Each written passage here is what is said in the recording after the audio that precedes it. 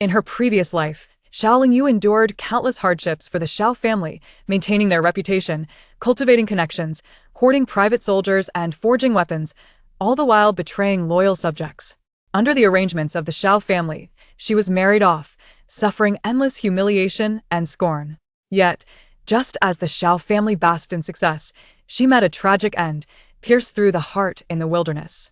As she felt the blade penetrate her heart, she questioned, "Why have you treated me this way?" Her parents and brother gazed at her with mocking disdain. Her husband, holding her sister, discarded the bloodied sword, declaring, "You were never the Xiao family's eldest daughter. You were merely a dog they picked up and pushed to the forefront. You should have died long ago." Upon her rebirth, Xiao Lingyu severed familial bonds, annulled her engagement, and, in alliance with the most treacherous traitor from her past life, meticulously plotted to uproot the Xiao family. On the day of her triumph, disguised in male attire, she slipped out of the city, only to be confronted by someone who blocked her path with fierce intent. Before she could utter a word, he hoisted her onto his shoulder and carried her back to the manor, tossing her onto a soft couch. He pinned her down, gritting his teeth in anger. "If you run away again, I'll break your legs." Chapter 1. Rest in Peace. From a very young age, I felt that my mother favored the maids around me more than she did me. She often scolded and beat me indiscriminately. I once asked Aunt Jean why this was so. Aunt merely said that no mother could possibly not love her own child. It was my own overthinking.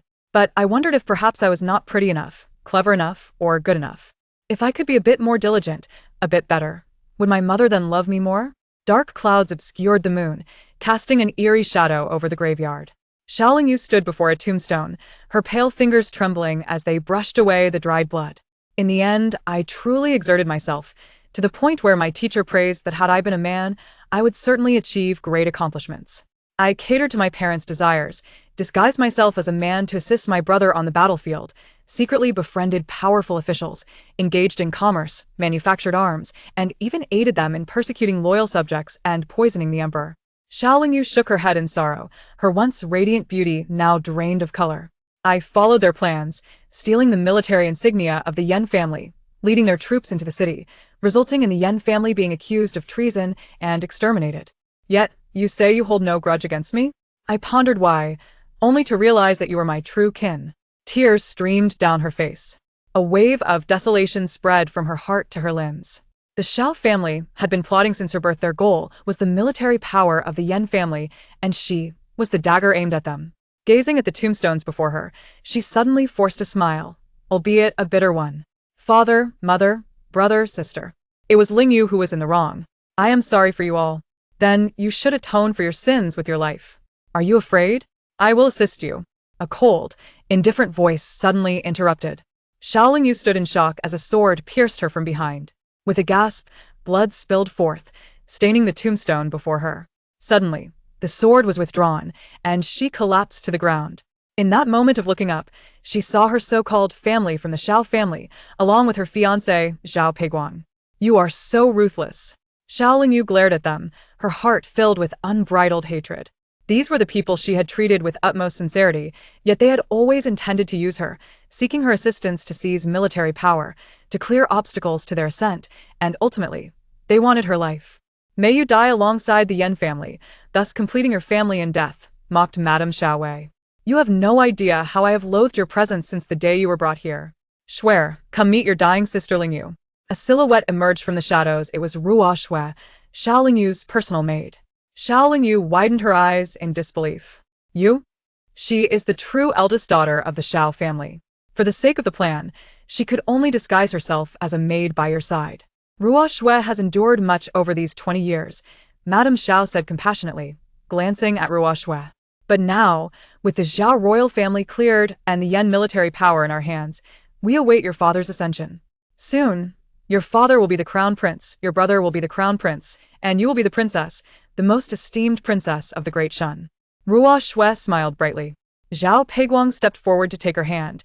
And our grand wedding is approaching. I shall be your husband. Ruo Shui provocatively glanced at Xiao Lingyu. The situation is set. Everything will return to its rightful place. Do not harbor resentment. Your fate is sealed. Rest in peace. Chapter 2. Who are you threatening? With reports of victories from the borders pouring in, the capital was alight with celebration, resembling a festive occasion.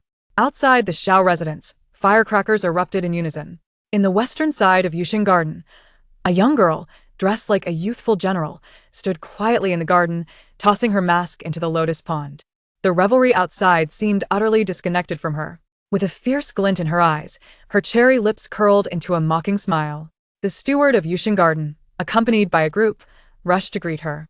Upon seeing her still in male attire, their faces drained of color. The steward hastily waved for the garden gates to be shut and approached her, saying, "Miss, you have taken your brother's place to accompany the Yen army to battle for 3 years.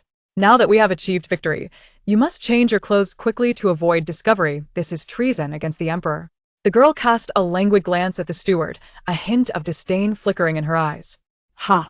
3 years ago, she had indeed donned a mask, disguised as a man to replace her brother on the battlefield, fighting alongside the Yen army. But now, no one knew that she had returned as a vengeful spirit, reborn. During those 3 years on the front lines, she had ample time to reflect on her past life and devise a plan to rectify the future yet to unfold. This time, she would not only preserve the Yen family, but would also uproot the Xiao family. How can you be so oblivious to the situation? Your brother has entered the palace. The rewards will soon arrive at the manor. Why haven't you changed yet? How will you receive the edict? A sharp reprimand came from the side of the drooping flower gate. It was Madame Xiaowei, adorned in luxurious garments, her head adorned with jewels. Upon seeing Xiao Lingyu in military attire, her face twisted in disgust. Following Madame Wei were the second son of the Xiao family, Xiao Wenling, and Xiao Lingyu's personal maid, Ruo Shui. Xiao Lingyu raised an eyebrow, her gaze settling on Ruo Shui. How had she not seen it before? Although Ruo Shui was ostensibly her personal maid, she had never performed menial tasks and lived far more lavishly than Xiao Lingyu, garnering respect from the household staff. Having been away for 3 years, Xiao Lingyu realized that Ruo Shui had effectively become the lady of the house, dressed in finery that surpassed her own. It was merely Xiao Lingyu's desperate yearning for familial affection that had blinded her to the truth. What is the matter with you? Your mother is speaking to you. Do you not understand? Xiao Wenling strode over, grasping her arm.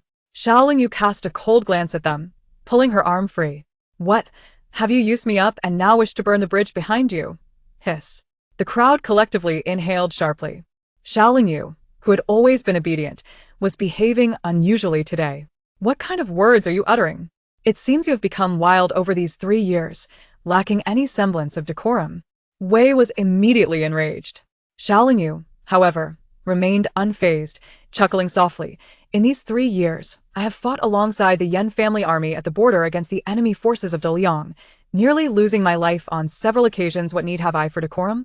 Yue was momentarily speechless, her eyes widening in disbelief as she gazed at her. Xiao Wenling grew anxious. Silence.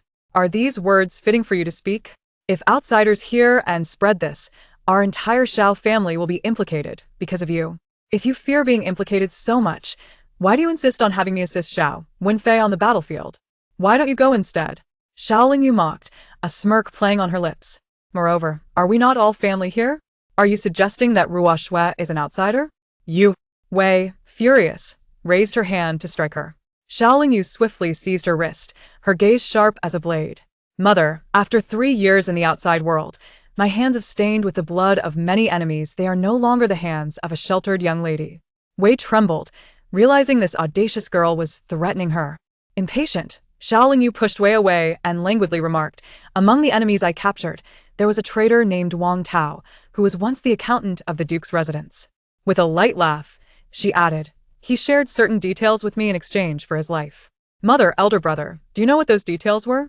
Wang Tao, though once associated with our Duke's residence, was expelled long ago for his moral failings. What he says bears no significance, and now he is a traitor who colludes with the enemy. How can you entertain his nonsense? Wei's face turned ashen with anger. Xiao Lingyu was unperturbed, her voice still soft. Wang Tao claimed that I am not the true daughter of the Duke's residence. Every son or daughter born into the Duke's family is marked with a special potion that bears their family's totem, yet to reveal it on the skin requires another potion to be applied. She observed the Xiao family's expressions shifting. This, she said, producing a small porcelain vial and shaking it, is the potion Wang Tao gave me. She continued, I have tested it on myself, and found nothing. But, mother, would you like to test it on Ruo Shui? Absurd. Do you truly believe the words of someone like Wang Tao?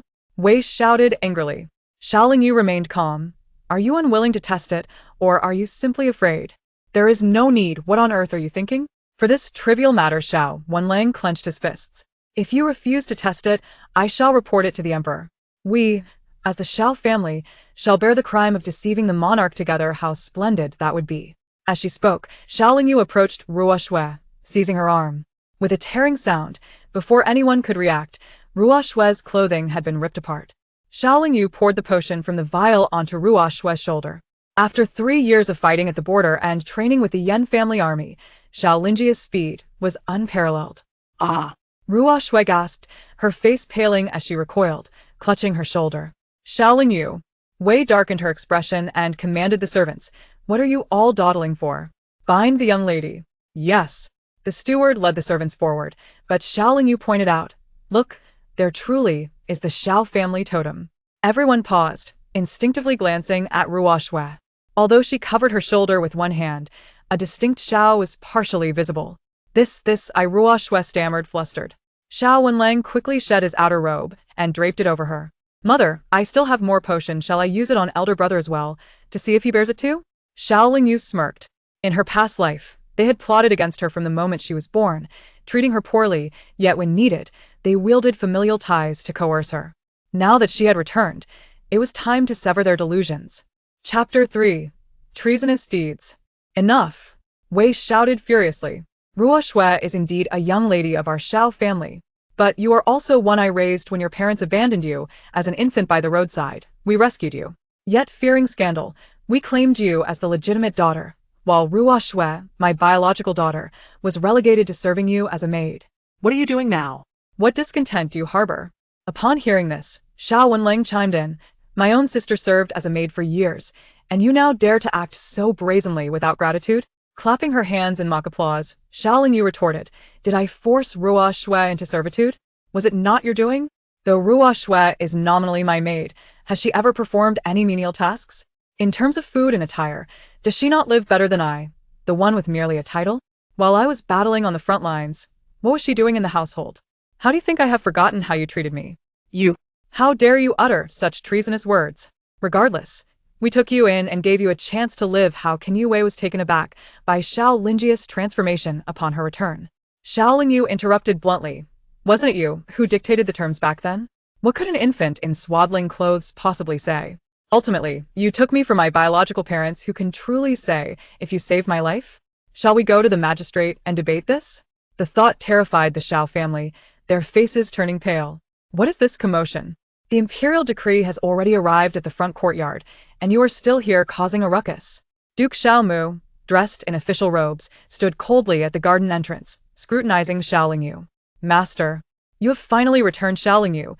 Wei rushed forward to lodge a complaint. Slap. Duke Xiaomu raised his hand and delivered a resounding slap to Wei, leaving her stunned. "Master, how could you?" Wei gasped, covering her face in shock. Duke Xiaomu snorted coldly. "Every day, there is noise and chaos. Now that the imperial decree is upon us, you still cause a ruckus without understanding the gravity of the situation. What use are you?" After a moment, he turned to Xiao Lingyu, his eyes revealing a hint of hostility, though his tone remained measured. It seemed that he had grasped the situation on his way back. Duke Xiaomu spoke. "Lingyu, do not let that scoundrel Wang Tao sow discord between us. Though you are our adopted child, we regard you as our own. If we have wronged you in the past, I apologize. However, you are still a member of the Xiao family, and we share both fortune and misfortune, understand?" Xiao Lingyu regarded Duke Xiaomu. While he outwardly appeared proper, he was, in truth, cunning and treacherous. To usurp military power from the Yan family and overthrow the Zhao dynasty, he could scheme and plot for over a decade. This old fox was indeed a formidable character. While she intended to settle accounts with the Xiao family, direct confrontation with Duke Xiaomu would be futile. It would be like striking a stone with an egg. Xiao Lingyu replied softly, "Thank you, father. Just now, in my anger, I spoke in haste. I shall return to change into proper attire and will not bring shame upon the Xiao family." The crowd was taken aback when Xiao Lingyu readily agreed, their expressions reflecting disbelief. Ignoring the others, Xiao Lingyu proceeded into the house to change her attire.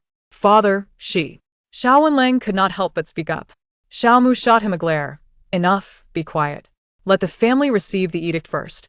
A moment later, Xiao Lingyu emerged wearing a simple, unadorned robe, her hair devoid of any embellishments, and her face free of cosmetics. Had it not been for her naturally exquisite features, one might easily mistake her for a commoner rather than the daughter of a noble family. You intend to receive the edict dressed like that? Xiao Mu's expression darkened.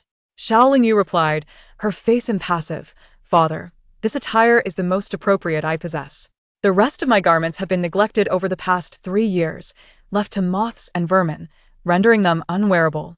The Xiao family fell silent, taken aback. It dawned on Xiao Mu that the garden where Xiao Lingyu resided was the most remote part of the estate, originally designated for storage, lacking even a maid for protection. Clearly, Wei had overlooked Xiao Lingyu to a great extent during her 3-year absence. Not only had no new items been added, but even those that existed had been neglected. Xiao Mu cast a fierce glance at Wei before speaking. Rushue, fetch a few new outfits for Lingyu.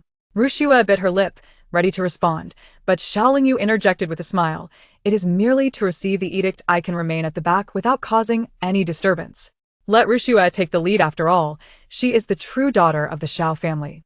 With that, Xiao Lingyu stepped out of the garden. Xiao Mu stood momentarily stunned, then, with a stern face, led the family outside. In the floral hall, Grand Eunuch Lu was enjoying refreshments while chatting with the eldest son, Xiao Wenfei. Upon seeing the Xiao family arrive, Lu quickly rose, Your Grace. Xiao Mu nodded. Thank you for your patience, Grand Eunuch. My family is assembled. You may announce the imperial edict. Grand Eunuch Lu surveyed the Xiao family, cleared his throat, and unfurled the edict. The edict has arrived. The Xiao family knelt in unison, with Xiao Lingyu among the last, head bowed, barely noticeable. She paid little heed to the proceedings. In her previous life, the events of this very edict had sown the seeds for her subsequent misfortunes. As the acknowledged legitimate daughter of the Xiao family, she had been dressed and arranged to kneel prominently to receive the edict. The eunuch announcing the edict was affiliated with the Duke of Su. Presently, the Xiao family was enjoying considerable favor in the capital, and the Duke of Su was interested in an alliance through marriage. Lu's presence was not merely to convey the edict but also to observe, as a proposal was expected to be made that very evening. In this instance, Xiao Lingyu, clad in plain attire and devoid of makeup, remained inconspicuous while kneeling at the back. Earlier, Xiao Lingyu had noticed Liu's gaze linger on Rushue, revealing a hint of satisfaction. After all, Rushue's appearance was undeniably that of a daughter from the Xiao family.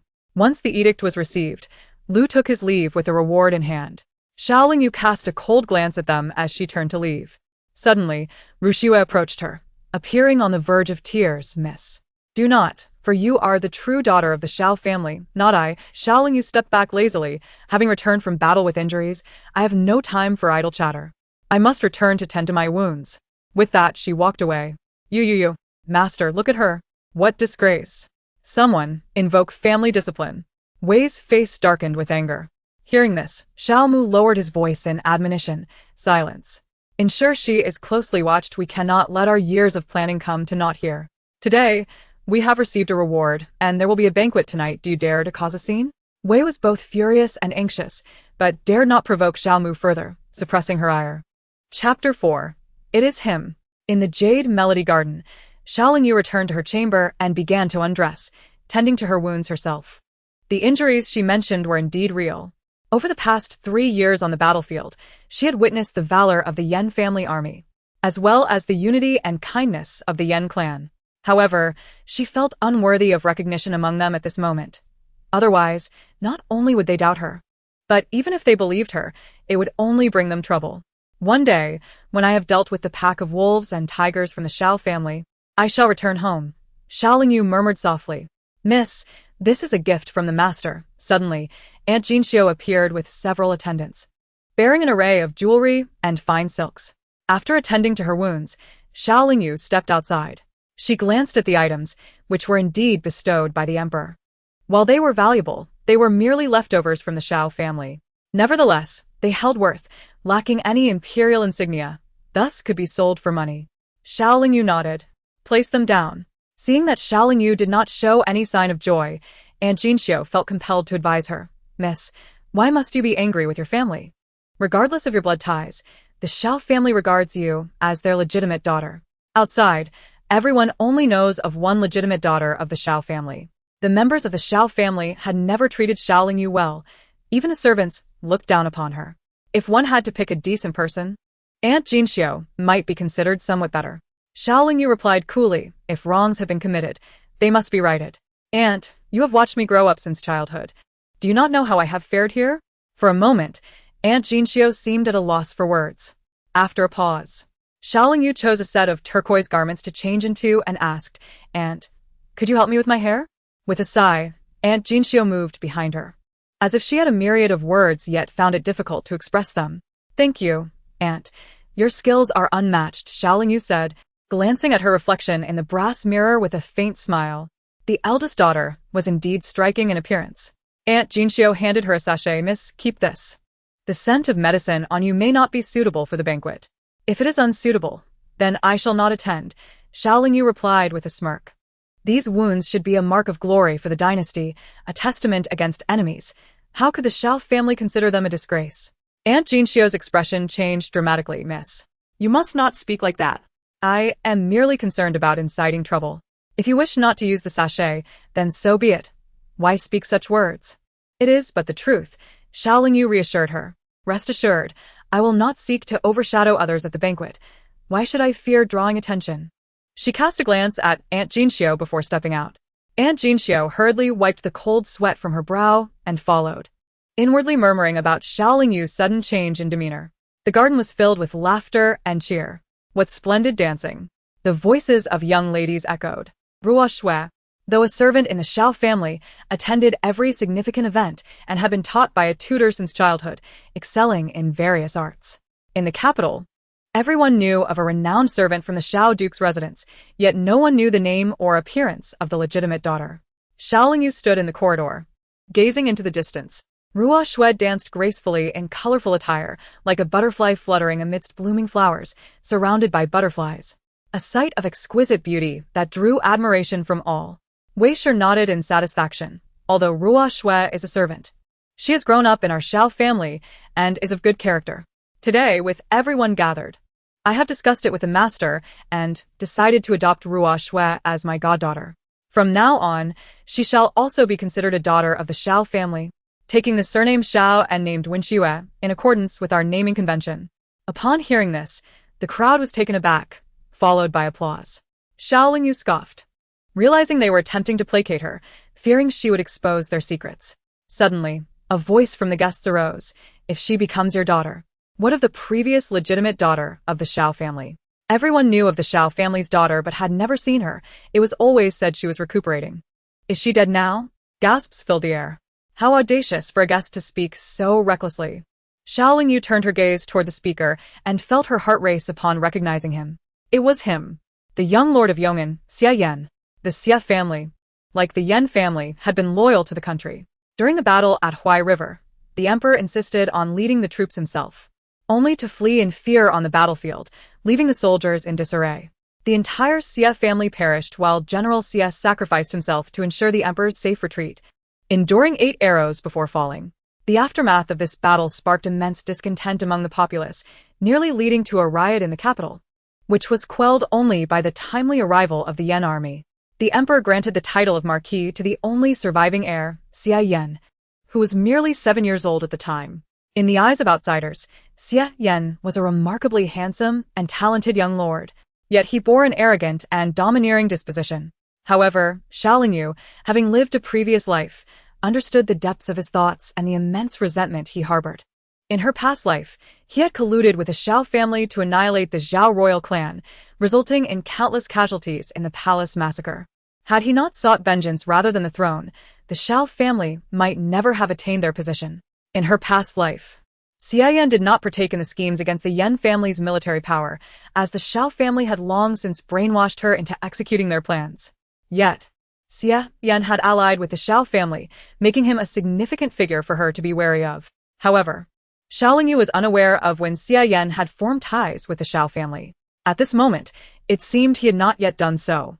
Xiao Lingyu pondered silently, oblivious to the fact that all the guests had turned their attention toward her. Wei Shi was visibly displeased but dared not voice her thoughts. Xie Yan was a favored confidant of the emperor and held the title of Yong'an Marquis. She could only endure for now. Wei Shi replied, in response to the Marquis, Lingyu is indeed the eldest daughter of our Xiao family. Aunt Jinxiu gently tugged at Xiao Lingyu's sleeve. Slowly regaining her senses, Xiao Lingyu raised her head and met Xie Yan's gaze. Suddenly, her heart tightened, and she stepped forward to bow. This humble daughter pays her respects to the Yong'an Marquis. Dressed in a light azure robe, Xie Yan exuded an air of elegance akin to clouds in the sky, and his strikingly handsome visage certainly drew attention. "Are you the elusive daughter of the Xiao family?" he inquired, a hint of appraisal in his eyes, noting their matching attire.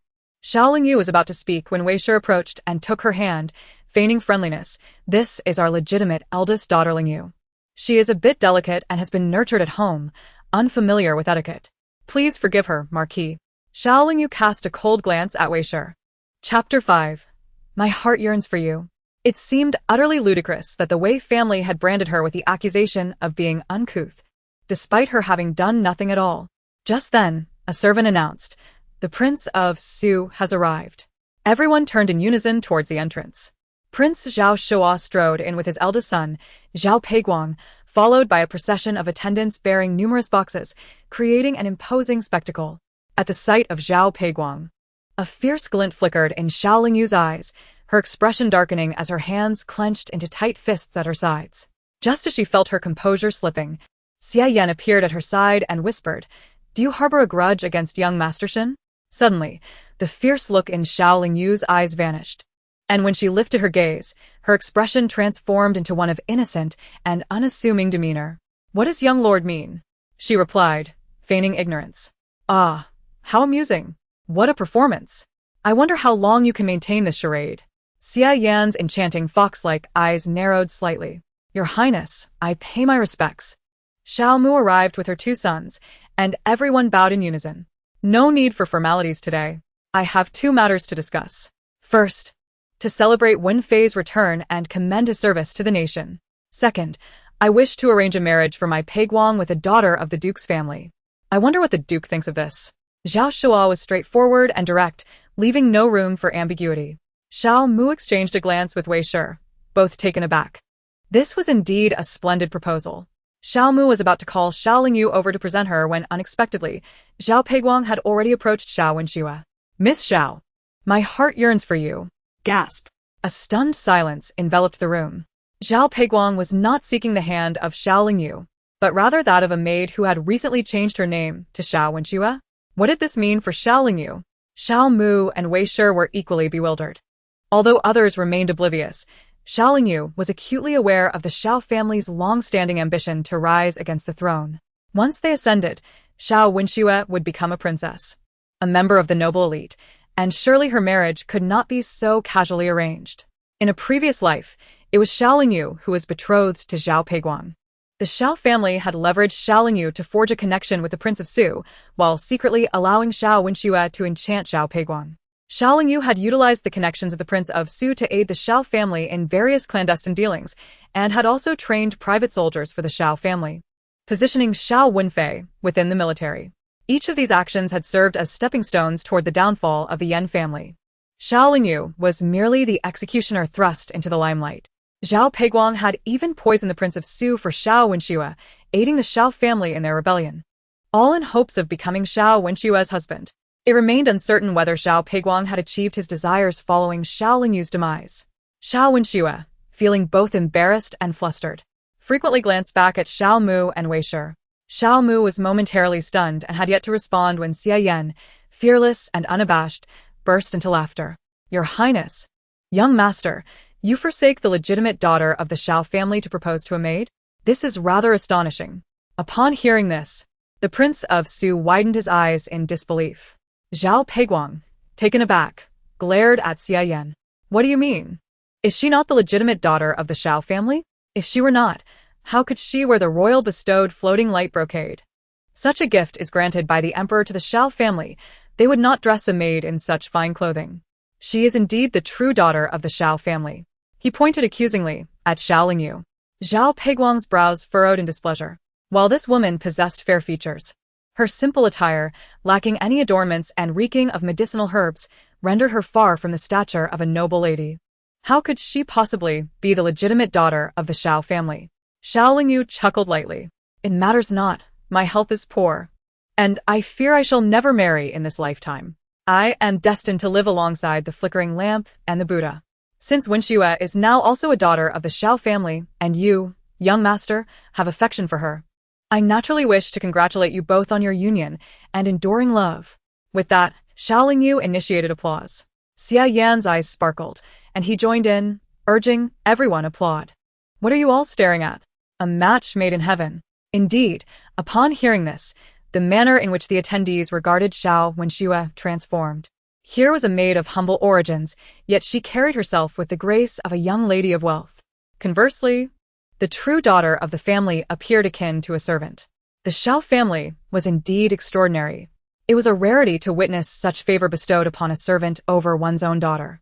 Whispers filled the air as Xiao Mu and Wei Shi's expressions darkened. The Prince of Su could not contain himself any longer. "Duke, what is the meaning of this?" Xiao Mu gritted his teeth, ready to speak. But before he could, Xiao Wenxue exchanged a glance with Wei Shi and suddenly collapsed to the ground. "Wenxue, what is wrong? Someone quick." Wei Shi rushed to support her. The Xiao family members hurriedly gathered around, creating a chaotic scene. They escorted the fainted Xiao Wenxue into the inner chamber. After a considerable time, Wei Shi emerged, assuring everyone, "Do not worry, Wenxue may have succumbed to the heat. She will be fine shortly. Let us move to the flower hall. We have invited a troupe from the capital to perform today." Seeing this, the crowd hesitated to pursue the unfolding drama, though their curiosity remained piqued. "You are the legitimate daughter of the Xiao family?" Zhao Peiguang approached Xiao Lingyu, his imposing demeanor exuding contempt. Xiao Lingyu replied nonchalantly, "Does it truly matter? Young master has already made his choice, has he not? Are you now to disdain Wenshue's origins?" At her words, Zhao Peiguang's face darkened with irritation as his thoughts churned. Though Xiao Lingyu possessed beauty, she lacked the grace of a refined lady, and her unpleasant odor rendered her unworthy compared to Xiao Wenxue. Despite being of humble beginnings, Xiao Wenxue appeared far more distinguished than this so-called legitimate daughter. The floating light brocade was ample proof of her prominence and favor within the Xiao family. It was evident that the legitimate daughter was overshadowed by a maid, revealing just how inadequate Xiao Lingyu truly was. Most importantly, was it not said that Xiao Lingyu was frail? Perhaps she suffered from an incurable ailment, prompting the Xiao family to favor a maid and adopt her as their daughter. With these thoughts, Zhao Peiguang's gaze towards Xiao Lingyu became increasingly disdainful. "Miss Xiao, do not harbor any illusions that I shall change my mind. Your pitiful demeanor will not earn you my regard. Save your breath." Xiao Lingyu's lips twitched. What had she done to provoke Zhao Peiguang's inflated sense of superiority? Suddenly, a chuckle erupted from Xia Yan, who had been leaning against a tree, observing the exchange. Zhao Peiguang, irked, directed his glare at him. Xia Yan. "What are you laughing at?" Chapter 6 Wounded. Xia Yan raised an eyebrow and pointed at Xiao Lingyu, saying, "I merely find it amusing that the young master overestimates himself. Clearly, Miss Xiao has no interest in you, yet you adorn yourself with false glory. What is it to you?" Xia Yan. "Do not presume that the Emperor's favor grants you the liberty to act with impunity. Who do you think you are? Merely someone who wields power thanks to a deceased father who conferred a title upon you." Zhao Peiguang shouted in anger. Xia Yan exhibited complete indifference, a mocking smile gracing his handsome face. "If you are envious, you could always send the Prince of Su to die on the battlefield, and then you too could wield power. You..." Zhao Peiguang's face darkened instantly, resembling the bottom of a pot. Xiao Lingyu gazed intently at Xia Yan. For reasons unknown, he had spoken those words with a smile, yet she sensed the deep-seated resentment lurking in his eyes. His current status was a result of the Xia family's sacrifice on the battlefield. However, if given a choice, none would desire such hollow glory. To others, it might signify the dynasty's honor, but for Xia Yan, it was a profound shame. "Young master, the troupe in the flower hall has begun their performance. Would you not care to take a look?" Xiao Mu strode over, effectively interrupting the two men, who were on the verge of confrontation. Xia Yan chuckled lightly. "Very well. I shall go at once." As he spoke, he cast a subtle glance at Xiao Lingyu before turning to leave. Xiao Mu sighed in relief. Xia Yan was a volatile character, but one best avoided. At that moment, the Prince of Su approached, his brow furrowed, seemingly displeased with the engagement between Zhao Peiguang and Xiao Wenxue. "Your Highness, it is my opinion that the young master should be paired with Lingyu." Xiao Mu could not help but interject. Zhao Peiguang reacted as if someone had stepped on his tail, responding fervently, "I have stated that I favor Xiao Wenxue. Are you implying that you look down upon me and would not wish to marry your cherished Wenxue to me? What is this young master saying? It is simply that Wenxue's background is not a match for your status, Xiao Mu stammered. Beads of sweat forming on his brow as he frequently shot glances at Xiao Lingyu, urging her to say something to appease Zhao Peiguang, as her beauty was undeniable. Yet, Xiao Lingyu remained aloof, quietly standing to the side. What does it matter where one comes from? What is important is that I am now a daughter of the Xiao family, am I not? My father and I are not the type to look down on others. Zhao Peiguang turned to the scowling Prince of Su. For a moment, Xiao Mu was left speechless as he shot an angry glare at Xiao Lingyu, as if blaming her for the situation. Xiao Lingyu suppressed the urge to smile, bowing slightly. Father, when Wenxue is fine, I shall take my leave now to rest. My health is poor, and I must return to take my medicine. Xiao Mu's brow furrowed deeply, as if he could crush a fly with it. Father, look at how frail Xiao Lingyu is, and she carries a strong scent of medicine. Who knows how long she can last? Zhao Peiguang could not help but murmur to the Prince of Su in a hushed voice. What good is beauty when she looks like she is on the brink of death? Marrying her would surely lead to her demise soon after, such ill fortune. The Prince of Su could not help but ask Xiao Mu, Your Grace, what is the matter with the eldest daughter? Xiao Mu's lips twitched in frustration. Damn it. Xiao Lingyu is not sick. She is in excellent health. The medicinal scent merely indicates she returned from the battlefield with injuries and is applying medicine. However, he could not voice this, for it would be tantamount to treason. Taking a deep breath, Xiao Mu could only say, She has been somewhat delicate since childhood, nothing more. A feigned cough from Xiao Lingyu interrupted as she pretended to struggle, blood appearing on her silk handkerchief. Goodness. Both the Prince of Su and Zhao Peiguang's eyes widened in shock. Xiao Mu, exasperated, stepped forward and grasped Xiao Lingyu's arm, pulling her aside. Why is there blood on the handkerchief? Xiao Lingyu blinked innocently. My wound bled earlier, so I had to use a handkerchief to wipe it. I had no other cloth to cover my mouth while coughing. What of it? You. If not for the Prince of Su and Zhao Peiguang's presence, Xiao Mu might have been tempted to strangle Xiao Lingyu. Father, I shall return to rest now. Xiao Lingyu withdrew her hand and walked away. Xiao Mu's head throbbed with pain. What was happening with Xiao Lingyu?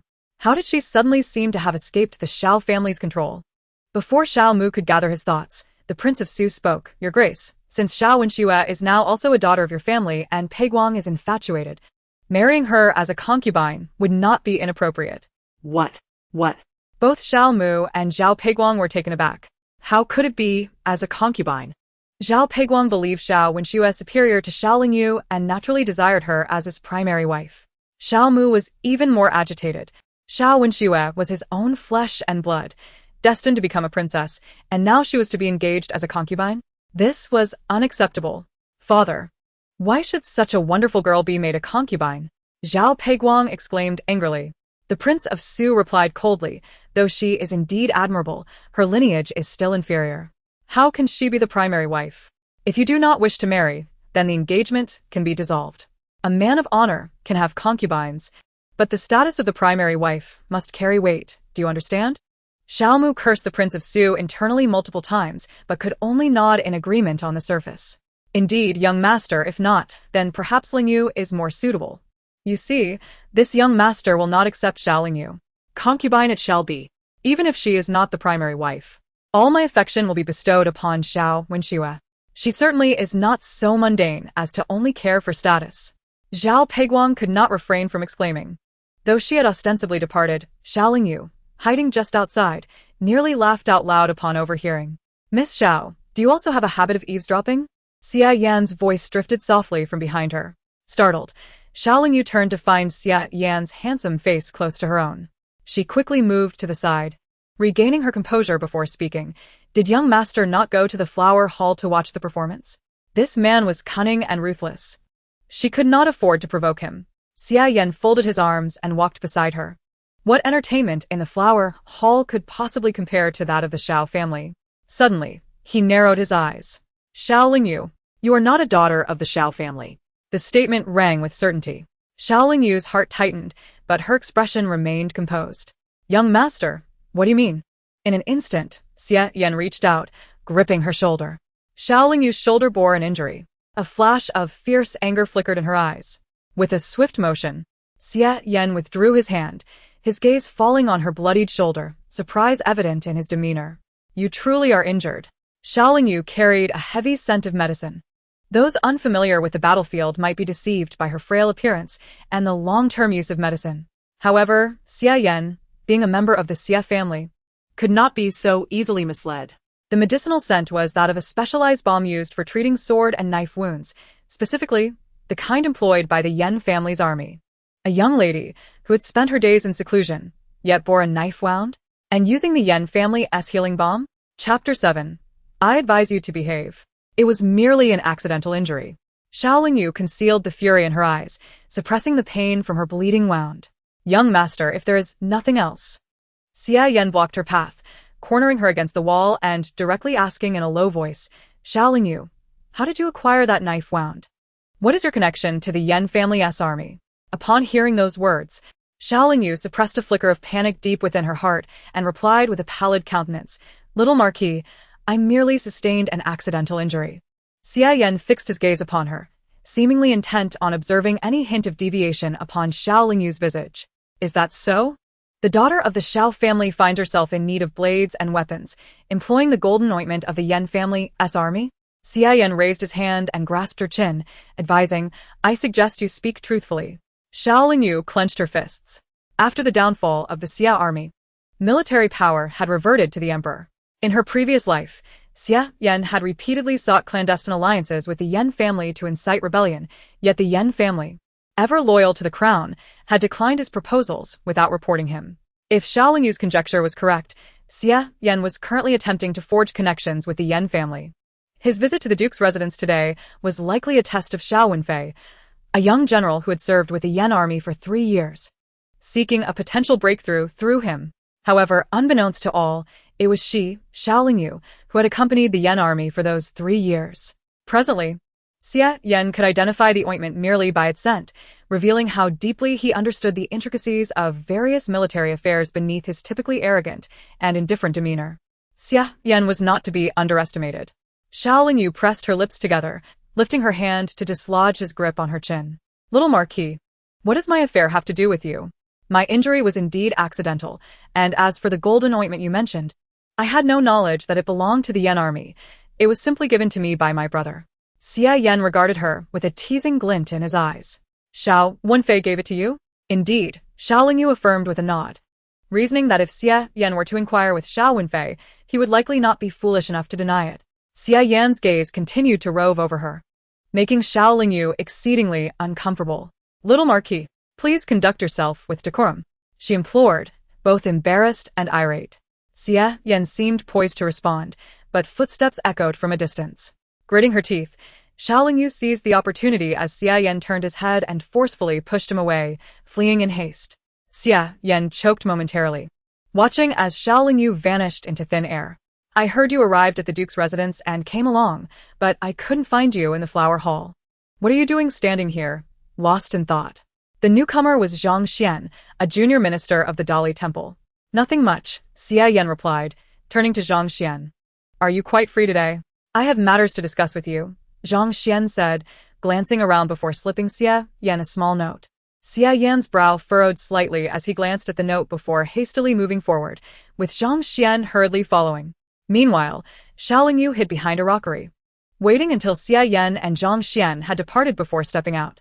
She meandered slowly along the lotus pond, contemplating the enigma that was Xie Yan. He was undoubtedly a formidable individual, akin to a lurking wolf. From her previous life, she understood that Xie Yan had no desire for the throne. His alliance with the Xiao family was solely for the purpose of exacting vengeance upon the Zhao dynasty. He was indifferent to who ascended as emperor. If Xiaolingyu could draw Xie Yan to her side this time, it might sever a significant support for the Xiao family. However, such an alliance would necessitate the Yan army taking action against the Zhao dynasty, which was fundamentally contrary to the Yan family's loyalist ideals. This would be no easy feat. Yet it was evident that Xie Yan harbored suspicions regarding Xiaolingyu. Miss, a sudden voice called from behind her.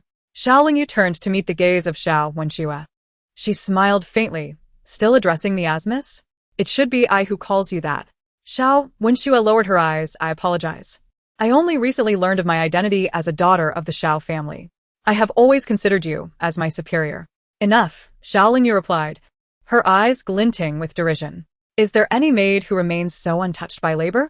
Since there are no others present, why not speak plainly? What is it that you seek from me? Xiao Wenxue's countenance paled slightly as she gritted her teeth and grasped Xiao Lingyu's hand, regardless of our circumstances.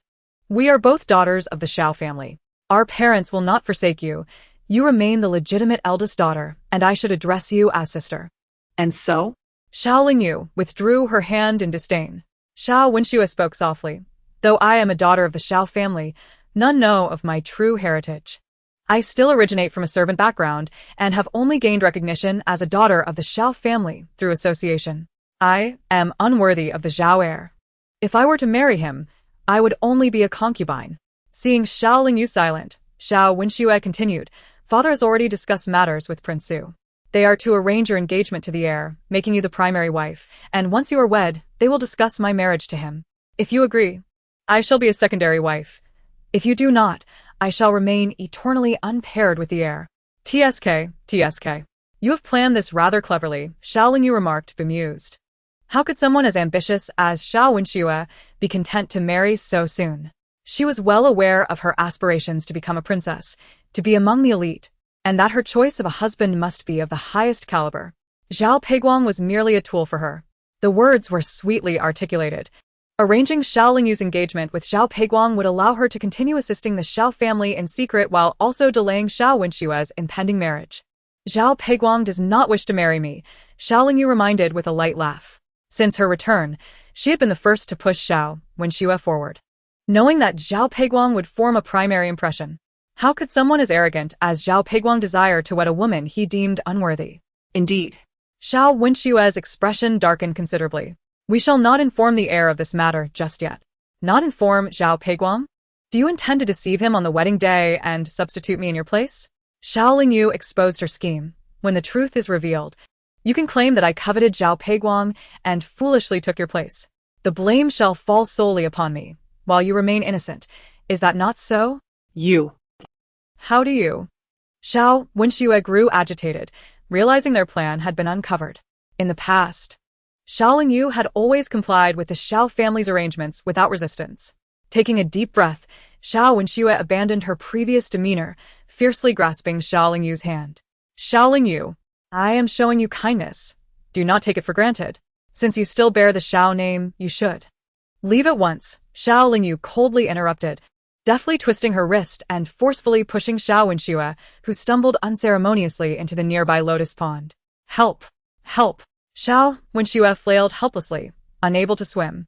Die, Xiao Lingyu murmured, stepping closer and gripping her head, forcefully submerging her in the water. Chapter 8. Quick, save her. You vile wretch. You shall not meet a good end. Xiao Wenxue spluttered, her face flushed from choking on water. Just as it appeared Xiao Wenxue was on the brink of drowning, Xiao Lingyu suddenly released her grip and leapt into the water herself, emerging thoroughly soaked and disheveled. Clinging to a tree branch that grew in the lotus pond, she shouted towards the side, Zhao Peiguang. Help! Help! Xiao Wenxue is about to drown. Having just finished enjoying a theatrical performance, Zhao Peiguang was strolling through the Xiao family's garden with a group when he suddenly heard the commotion. Without a moment's hesitation, upon learning of Xiao Wenxue's fall into the water, he dashed over and leapt into the lake. Young master, quickly save Xiao Wenxue. Do not worry about me. Xiao Lingyu feigned a demeanor of righteous indignation. Zhao Peiguang swiftly swam to Xiao Wenxue's side, rescuing her from the brink of drowning. What on earth was happening? Soon, Prince Su and Duke Xiao, among others, rushed to the scene. Upon arrival, they were met with the sight of Zhao Peiguang holding the drenched Xiao Wenxue. The two of them closely entwined, a scene quite scandalous. Wenxue? At that moment, Zhao Peiguang paid no heed to the curious onlookers, focused solely on the girl in his arms. Xie Yan, having returned to witness the spectacle, smirked subtly. He keenly observed, seemingly grasping the situation, before calling out to Xiao Lingyu, who was still in the water. Miss Xiao, shall I plunge in to rescue you? Xiao Lingyu, taken aback, clutched tightly to a tree stump and shouted, No need. Men and women should not have close contact. Mother, please send a few capable women to assist me. It was then that everyone finally realized Xiao Lingyu was still in the lake, and she had yet to be rescued. Wei's face turned pale with fury, and she ordered several women to pull Xiao Lingyu from the water, hastily providing her with a clean outer garment. What on earth was going on? Duke Xiao glared at Xiao Lingyu with exasperation. Xiao Lingyu wrapped herself tightly in the garment, feigning a trembling demeanor. Just now, when Wenxue slipped and fell into the water. I intended to save her, but alas, I cannot swim well. You lie. You clearly pushed me in. Xiao Wenxue, having regained her composure, was enraged by Xiao Lingyu's words. Why would I push you? What reason would I have? Xiao Lingyu stealthily pinched herself, her eyes welling with tears, portraying an image of utter grievance. You. Xiao Wenshue's eyes widened in fury. You are envious of my match with the heir. The heir and I are a match made by heaven. I harbor no thoughts of him whatsoever. Furthermore, my parents will surely seek a suitable match for me, as I am the legitimate daughter of the Xiao family. I could never marry beneath you. Why would I envy you? She turned to her parents, seeking their affirmation. Xiao Lingyu gazed at Duke Xiao and Wei with an expression of bewildered helplessness. Duke Xiao and Wei were nearly driven to the brink of tearing Xiao Lingyu apart. But with so many witnesses present, what could they say? The crowd began to murmur. No wonder a servant girl, once elevated, forgets her origins. Indeed, how could Xiao Lingyu, as a legitimate daughter, possibly marry poorly? Yet, it seems the Xiao family treats Wenxue far better. Could it be that Wenxue is the true daughter? If this continued, many secrets would surely be unveiled. Duke Xiao decisively interjected, enough of this nonsense. Wenxue apologized to Lingyu. Xiao Wenxue was incensed. How could she apologize when it was Xiao Lingyu who had pushed her into the water? Do you not understand the rules? Shall I resort to family discipline? Duke Xiao clenched his fists. Xiao Wenxue, feeling wronged, spoke up. Sister, I apologize. I was frightened and spoke thoughtlessly. Please do not hold it against me. At her words, Xiao Lingyu dramatically knelt and bowed her head, appearing as fragile as a willow in the wind, eliciting the sympathy of the onlookers. Xiao Lingyu softly continued. It was the heir who saved Wenxue. They are now intimately acquainted. Their marriage should be arranged soon, lest Wenxue suspect I covet her engagement, which would be quite unfortunate. Gasps of surprise filled the air. The Xiao family had hoped to bury the incident, yet Xiao Lingyu brought this up directly. Upon hearing this, Zhao Peiguang quickly asserted, I have already decided to marry Wenxue. This matter has long been settled. Do not think for a moment that I would cast a glance in your direction. Xiao Lingyu nodded earnestly. Of course, I wish the heir and Wenxue a lifetime of love and companionship. I swear before all present that I shall harbor no feelings for the heir. Should I betray this vow, may heaven strike me down. Gasps of astonishment rippled through the crowd. It appeared that this legitimate daughter of the Xiao family bore no feelings for Xiao Peiguang after all. It seemed that it was Xiao Wenxue, the maid who had risen to prominence, who had overthought the matter. Xie Yan, with a slight smile, also clasped his hands in congratulations. I wish to congratulate Duke Xiao and Prince Su on their alliance. When shall we celebrate with a drink? The crowd echoed their agreement. Yet, both Duke Xiao and Prince Su wore dark expressions. At this critical juncture, they had no choice but to force smiles, instructing that Xiao Wenxue be taken away. Though Zhao Peiguang insisted on following closely, Duke Xiao felt a headache coming on. Xiao Lingyu seized the opportunity to excuse herself to change clothes, discreetly returning to Yushin Garden. Within a short while, she re-emerged clad in male attire, carrying a small box as she exited through the back door. At the Yeoman Marquise, the young lady of the Xiao family had disguised herself as a man and ventured to the Huidong pawnshop in the city. A subordinate returned to inform the young Marquis that someone was watching her next move. Shadows reported to Xie Yan. He frowned slightly. Zhang Xian, nearby, inquired, Have you taken a liking to that frail girl? Why else would you have someone keep tabs on her? No wonder you slipped away from the Xiao family after witnessing the spectacle. It was for her, wasn't it? Before Xie Yan could respond, 2 shadow guards returned, battered and bruised. What in the world happened? Zhang Xian's eyes widened in shock. Xie Yan had always presented himself as a frivolous young man, perceived as lacking the martial prowess of his family. Yet Zhang Xian knew that this was merely a facade. Xie Yan had secretly trained private soldiers and weapons, and his strategic acumen was formidable. Even his shadow guards were categorized by rank. Though the ones sent after Xiao Lingyu were the lowest tier, they were still competent enough to handle an ordinary young lady. Who could have done this? Xie Yan's expression darkened. The shadow guards, looking aggrieved, handed over a note. Xie Yan furrowed his brow as he opened it. Just a glance made his temples throb with anger. Chapter 9. Do you not have any awareness? Zhang Xian curiously took the paper and glanced at it. It depicted a turtle and an egg, a simple and clear message. Turtle egg. The signature read Xiao Lingyu. So, it was indeed the young lady of the Xiao family who had taken action? Zhang Xian looked at the two shadow guards, puzzled. The girl appeared delicate and weak, and it was said her health was frail. How could she have bested you? The taller shadow guard replied, Miss Xiao did not strike.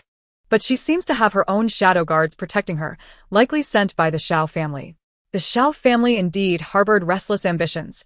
If it were their people, it would not be surprising. Zhang Xian muttered thoughtfully. Xia Yan coldly inquired, So what did you say? The shorter shadow guard replied.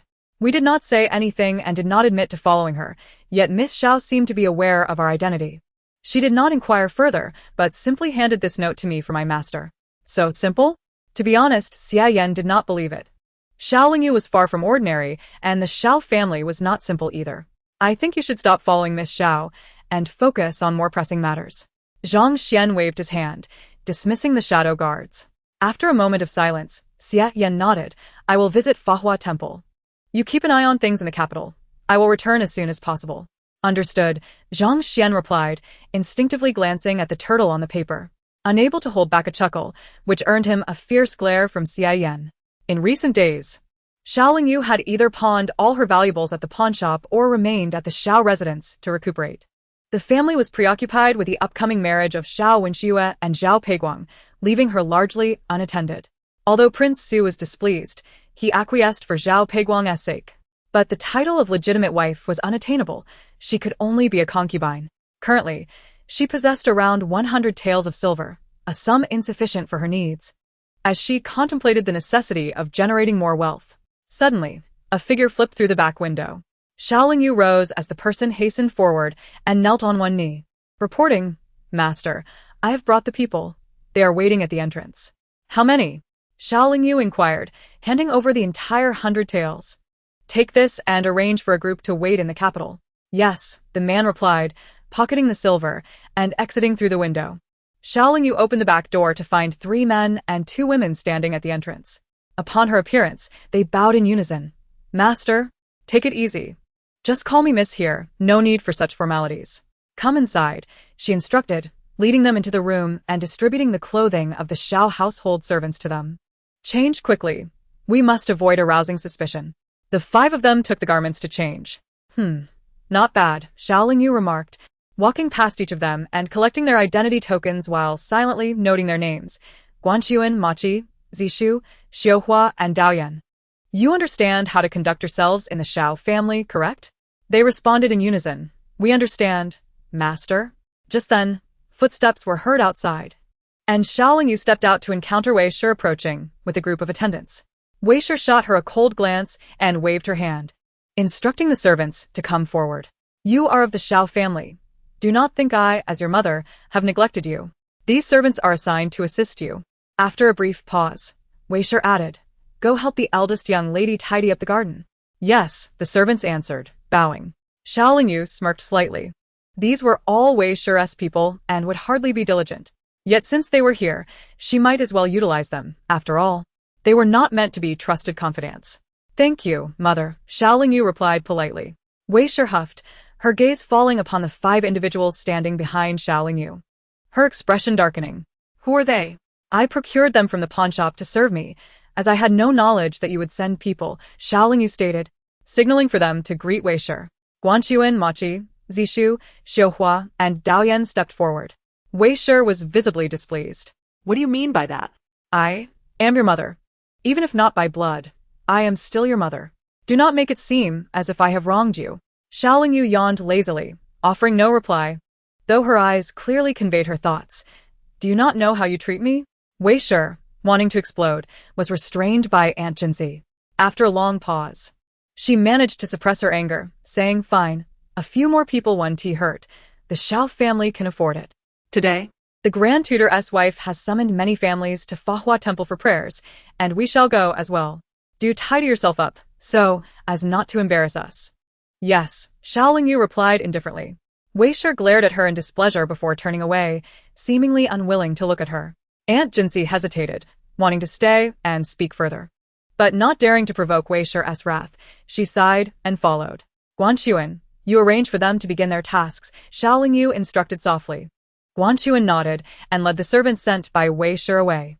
Master, should we make arrangements for Fahua Temple in advance? Ma Qi could not help but ask. Xiao Lingyu pondered briefly. In her previous life, she had indeed visited Fahua Temple during this period, for the Xiao family was secretly forging connections with powerful officials. The Grand Tutor's wife had a son with a notorious reputation, and no respectable family would marry their daughters to him, while his household was already filled with concubines. In her past life, although Wei Shi had betrothed Xiao Lingyu to Zhao Peiguang, she had secretly coerced her to seduce the Grand Tutor's son to ingratiate herself with the Grand Tutor's household. However, this time, Xiao Lingyu would not fall for the Xiao family's schemes, yet Wei Shi would likely act on her own, which posed a problem. Ma Qi and Zishu, you will follow Wei Shi. Report back to me if anything unusual occurs. We shall respond accordingly, Xiao Lingyu instructed. Ma Qi and Zishu accepted their orders and departed. Xiao Lingyu donned Xiuhua and Daoyan and changed into another outfit before stepping out. The Xiao carriage awaited her at the entrance, where Xiao Wenxue, adorned in gold and silver, exuded an air of nobility alongside Wei Shi. Upon seeing Xiao Lingyu emerge, Wei Shi impatiently remarked, "Everyone has been waiting for you. You have no sense of decorum." Xiao Lingyu responded calmly, "Mother informed me at the last moment, and as I reside in the most remote garden, it indeed takes time to prepare. Moreover, I am still unwell and cannot walk quickly." Wei Shi's lips twitched in irritation at her words. "Mother, it is getting late. We should depart." Xiao Wenxue reminded Wei Shi. Wei Shi nodded and, together with Xiao Wenxue, boarded the carriage. Xiao Lingyu hesitated briefly before approaching a mounted guard. The guard was taken aback. "Miss?" Xiao Lingyu succinctly instructed, "Dismount." The guard faltered, dismounting. "Sister, why are you not getting into the carriage?" Xiao Wenxue lifted the carriage curtain, peering out. Xiao Lingyu adeptly mounted her horse, grasping the reins with one hand. "I am unwell, constantly on medication, and I carry the scent of medicine. Furthermore, prolonged travel in a carriage causes discomfort and nausea, hence I shall ride." At her words, a look of disdain briefly crossed Xiao Wenxue's face. Wei Shi frowned and waved her hand dismissively. "Arrange another carriage for yourself. After all, you're still a daughter of the Xiao family. How can you ride alone?" Most importantly, their public stance was that Xiao Lingyu was unwell, convalescing at home, and hardly stepping outside. How could she possibly ride a horse? This must not be discovered, for if it were revealed that Xiao Lingyu was substituting for Xiao Wenfei on the battlefield, it would spell disaster. Xiao Lingyu smiled slightly. "I shall heed Mother's wishes." With that, she nimbly dismounted, taking Xiuhua with her to another carriage while Daoyan rode alongside to protect her. The journey proceeded without incident. With Xiuhua present, Xiao Lingyu felt at ease, leaning against the side and resting her eyes. By the time they reached Fahua Temple, it was already midday. Numerous carriages were parked ahead, with attendants unloading their belongings. Wei Shi, accompanied by Xiao Wenxue, had already approached the Grand Tutor's wife and a gathering of noble women and young ladies, exchanging pleasantries. Xiao Lingyu, along with Xiuhua and Daoyan, proceeded directly into Fahua Temple. Wei Shi had expected Xiao Lingyu to come and pay her respects, but to her surprise, she walked straight in, instantly darkening Wei Shi's expression. "Lady Xiao, is that your legitimate daughter?" a noblewoman inquired, unable to contain herself. Wei Shi awkwardly nodded. "Yes. She is not in good health and rarely brought out, so she is unfamiliar with the customs. I hope you all will be understanding." "No need for concern. Customs can be taught. Coming to Fahua Temple is about seeking blessings, not adhering to excessive formalities." The Grand Tutor's wife waved her hand, scrutinizing Xiao Wenxue. "Is this the adopted daughter you recognize?" "Indeed." Wei nodded proudly. Xiao Wenxue stepped forward and performed the proper etiquette, saying, "Wenxue pays her respects to the esteemed lady." It seemed she had taught her well. "I heard you are proficient in music, chess, calligraphy, and painting?" The Grandmaster's wife raised an eyebrow. Wei smiled lightly, replying, "She is quite good, a clever child." "That's wonderful. Could you assist me by copying a few volumes of scripture?" The Grandmaster's wife held Xiao Wenxue's hand, patting it gently. Xiao Wenxue felt somewhat nervous. Wei nodded. "That would be splendid." They all entered Fahua Temple, where Xiao Wenxue followed the Grand Master's wife to another area to transcribe scriptures. Wei, following the little novice's guidance, found Xiao Lingyu leisurely enjoying vegetarian dishes in the West Wing. You dare to eat here by yourself. What an unrefined act. If it weren't for Xiao Lingyu's usefulness, Wei would have preferred not to see her at all. Xiao Lingyu looked up and met her gaze. Is it wrong to eat when I'm hungry? You are the legitimate daughter of the Xiao family, representing its image. You don't even bother to greet anyone. Wei exclaimed in exasperation. Xiao Lingyu calmly wiped her mouth and stood up, saying, I thought it was Xiao Wenxue who represented the family image. Otherwise, why would mother only remember to take her to greet others and overlook me, the legitimate daughter? If you think I am a disgrace, then I shall keep my distance. How is that my fault? You. Wei was furious and raised her hand to strike. Xiao Lingyu chuckled softly. If you hit me, I shall retaliate against Xiao Wenxue. Suddenly, Wei's hand halted in midair, unable to descend. This is rebellion. This is rebellion. Wei was utterly exasperated. Xiao Hua impatiently gestured towards her. You should escort the lady out. It's a long journey, and there are many dignitaries at Fahua Temple. What if outsiders witness the lady's unwarranted rage against her legitimate daughter? How embarrassing. You. Wei trembled with rage, her eyes nearly bursting with fury. Xiao Hua stepped forward and firmly grasped Wei's arm, leading her out of the room without argument. Bang. Xiao Hua slammed the door shut. Xiao Lingyu, you wait for me. Wei shouted in anger, but fearing outside scrutiny, she swallowed her rage, glaring venomously at the closed door. No matter, she will have her reckoning tonight.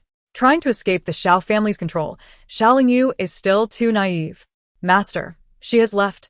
Xiao Hua reported after listening for a moment by the door. Xiao Lingyu was unconcerned. Xiao Wenfei hasn't yet helped me approach the Yan family army. So, she doesn't dare act against me. In her previous life, Xiao Lingyu had replaced Xiao Wenfei and returned from the battlefield with the Yan family army, achieving the position of vice commander within 3 years, uncovering numerous military secrets. Upon returning to the Xiao family, she conveyed everything to Xiao Wenfei, allowing her to imitate it thoroughly, blending in seamlessly. But now, Xiao Lingyu could not utter a single word. Xiao Lingyu casually picked up a scripture and began to leaf through it. A gray bird flew onto the windowsill. Xiao Hua hurriedly approached and retrieved a message tied to the bird's leg, handing it to Xiao Lingyu. Master, news from Mo Qi and Zishu has arrived. Xiao Lingyu unfolded the letter and glanced at it, her expression shifting. Wei is indeed calculating. Xiao Hua leaned closer to read, immediately fuming. I'll go deal with her. There's no rush. Since she dares to act this way, she shouldn't blame me for striking first. Xiao Lingyu smirked sarcastically. Xiao Hua swallowed hard, silently lighting a row of candles for Wei in her mind. Meanwhile, Wei was furiously smashing items within her chamber. Xiao Wenxue had just finished copying the scriptures for the Grand Master's wife and entered. Seeing the chaos, she quietly inquired with the servants to understand the situation before sending them away. Approaching Wei, she poured her a cup of tea. Mother, why get upset over her? I think her change stems from what Wang Tao said, and surely she resents you for arranging her to replace elder brother in the Yan family army. Wei gritted her teeth. And what of it? If she doesn't seize this opportunity to get close to the Yan family and uncover their secrets, how would Wenfei infiltrate the Yan family army? This is precisely what she ought to do. Despite her words, it was evident that Xiao Lingyu had distanced herself from them, revealing nothing about the Yan family army. Xiao Wenxue supported Wei to sit down, saying, now she possesses evidence to drag us down with her. A dark shadow flickered in Wei's eyes. After a long pause, she said, no matter. She dreams if she thinks she can control the Xiao family. Is everything arranged for tonight? Xiao Wenxue nodded. Yes, it's all set. Young Master Zhao is already on his way to Fahua Temple. Chapter 11. To capture and release. Xiao Lingyu rested for a while before taking Xiao Hua out for a leisurely stroll through Fahua Temple. She had just thoroughly infuriated Wei. At this moment, Wei was likely occupied with Xiao Wenxue, contemplating the plan for the evening, leaving her no time to cause trouble. In the garden, Xiao Lingyu collected several beautiful small stones, intending to fill a basket to take back as inconspicuous yet useful concealed weapons. What are you doing here? Suddenly, a disdainful voice came from behind her. Xiao Lingyu turned to find Zhao Peiguang's contemptuous gaze. Humph. She gave him a dismissive glance and continued walking forward with Xiao Hua. Zhao Peiguang felt as though he had been slapped in the face. Instinctively, he stepped forward to block her path. Xiao Lingyu, What do you mean by this? Is it a ploy to lure me in? I told you, no matter what you do, I will never look at you. Save your efforts. Xiao Lingyu frowned, regarding him as if he were a fool. Young Master Zhao, have you lost your mind? Zhao Peiguang was momentarily taken aback by her words. Xiao Lingyu took 2 steps back to distance herself from him. If not, it's evident that I am here to pray at Fahua Temple with the Xiao family, while you arrived later. Also, you are not some paragon of virtue. Why assume that everyone's attention is on you? You. Zhao Peiguang was furious. Am I not considered a paragon? In your eyes, who is? Xiao Lingyu casually replied, Xie Yan, the young Marquis Xie, is better than you. Zhao Peiguang's face darkened. In what way is Xie Yan better than me? The entire Xie family is loyal and valiant, sacrificing for the nation. They are heroes in the hearts of the people. His bloodline is far nobler than yours, and besides, he is also more handsome. Can't you see that? Xiao Lingyu said impatiently. You. Zhao Peiguang's forehead throbbed with anger. Thank you for the compliment, Miss Xiao. If it weren't for your words, I wouldn't have known I was so exceptional. Suddenly, Xie Yan emerged from behind a rockery. Xiao Lingyu froze, meeting his teasing gaze. Oh no, how could he be here? Her delicate face instantly flushed. Although she had been speaking the truth, it was merely to provoke Zhao Peiguang, who could not stand Xie Yan the most. In a previous life, the Xiao family secretly collaborated with the Xie family, and Xiao, when Xue often interacted with Xie Yan, affectionately calling him brother while gazing at him with starry eyes. Had it not been for Xie Yan's usual indifference towards her, Zhao Peiguang might have been driven to jealousy. Fortunately, it was Xiao Lingyu who mentioned Xie Yan. Who would have thought that Xie Yan was also at Fahua Temple? Clad in a cerulean garment, he astonishingly matched Xiao Lingyu's attire, creating a striking harmony between them. What brings you here, Xie Yan? Zhao Peiguang exclaimed upon seeing him, his demeanor resembling that of a ruffled rooster. Why, I've been at Fahua Temple for several days, assisting my family with lighting lamps and praying for blessings, while also discussing Buddhist scriptures with the abbot. What do you suppose I am here for? Xie Yan replied lazily, raising an eyebrow. His gaze drifting over to Xiao Lingyu for a moment, exuding an air of inscrutability. With a slight smirk, he turned and departed without further words. Xiao Lingyu furrowed her brow, feeling that Xie Yan's gaze upon her was peculiar. Zhao Peiguang's expression darkened further. Xiao Lingyu, have you no shame? Are you attempting to entice this prince after failing to win over me? A young lady should exhibit some modesty instead of staring at men. Xiao Lingyu frowned, retracting her gaze and casting an impatient glance at Zhao Peiguang, unwilling to exchange another word with him as she strode away. Zhao Peiguang's eyes widened in disbelief. He had never been so blatantly disregarded. Moreover, Xiao Lingyu's look had been akin to that of disdain towards a pile of refuse. Surely, she was acting this way because she could not attract him and wished to draw his attention instead. Bah. He would not be swayed by this impudent woman. As Xiao Lingyu made her way back to her quarters, she encountered Qing'er, Xiao Wenxue's maid. With an air of arrogance, Qing'er obstructed her path. Miss, the second young lady is in the side hall of Wenxin Pavilion copying Buddhist scriptures. Madam has stated that since we are all daughters of the Xiao family, you must join us in sincerely transcribing the scriptures to honor our family. Xiao Lingyu assessed her for a moment and replied coolly, very well, I understand. Without further ado, she followed Qing'er towards the side hall of Wenxin Pavilion. Upon entering, Qing'er pushed open the door and announced, second young lady. The eldest young lady has come to copy the scriptures as well, though I wonder how well she can write since the Xiao family has never hired a tutor for her. Xiao Wenxue quickly rose, affectionately linking her arm with Xiao Lingyu's before glaring at Qing'er. Stop your nonsense. The most important aspect of copying scriptures is the sincerity in praying for the Xiao family. As long as there is sincerity, it is more than sufficient. You need not worry, sister. Xiao Lingyu scrutinized her with a cold, shadowy gaze, causing an inexplicable chill to run down Xiao Wenxue's spine. Sincerity, is it? That is easily managed. However, before we proceed, let me remind you, you have only just become a Xiao family miss, and your maid displays such ignorance of propriety. She will surely bring you trouble. Xiao Lingyu scoffed softly, withdrawing her arm and seating herself at a nearby desk. Xiao Wenxue furrowed her brow, glaring at Qing'er. Did you hear that? You lack even the slightest understanding of decorum. Return to madam and accept your punishment. Qing'er choked back her indignation but dared not retort, bowing her head in a huff as she exited. Sister, I will teach her properly. Please, for my sake, Do not let yourself be angered by a mere servant. Xiao Wenxue personally poured tea for Xiao Lingyu and presented it to her. Xiao Lingyu glanced at the tea and smiled slightly. I am not angry with you. Much less with a lowly maid. Suddenly, Xiao Wenxue's expression shifted. However, she suppressed her anger, forcing a smile. Sister, please drink some tea. Is there something peculiar in this tea? Xiao Lingyu shook the cup. Xiao Wenxue clenched her hand within her sleeve. Sister, what do you mean? This is tea from Master Puhui. How could it possibly be tainted? I swear before the Buddha. That is unnecessary. I merely inquired, Xiao Lingyu replied, draining her cup in one gulp. Seeing this, Xiao Wenxue let out a slight sigh of relief. Sister, please begin copying the scriptures. I will fetch some snacks from the little monk in case you become hungry. Xiao Lingyu did not lift her gaze, casually doodling a turtle on the paper. Xiao Wenxue slowly approached the door, peeking to see if Xiao Lingyu had noticed her absence. From behind the screen, she quickly added something to the incense burner before exiting. A faint sound echoed as the door closed. Chapter 12. Violent Disassembly. Moments later, the recently closed door swung open once more, revealing Xiao Hua carrying the unconscious Xiao Wenxue inside.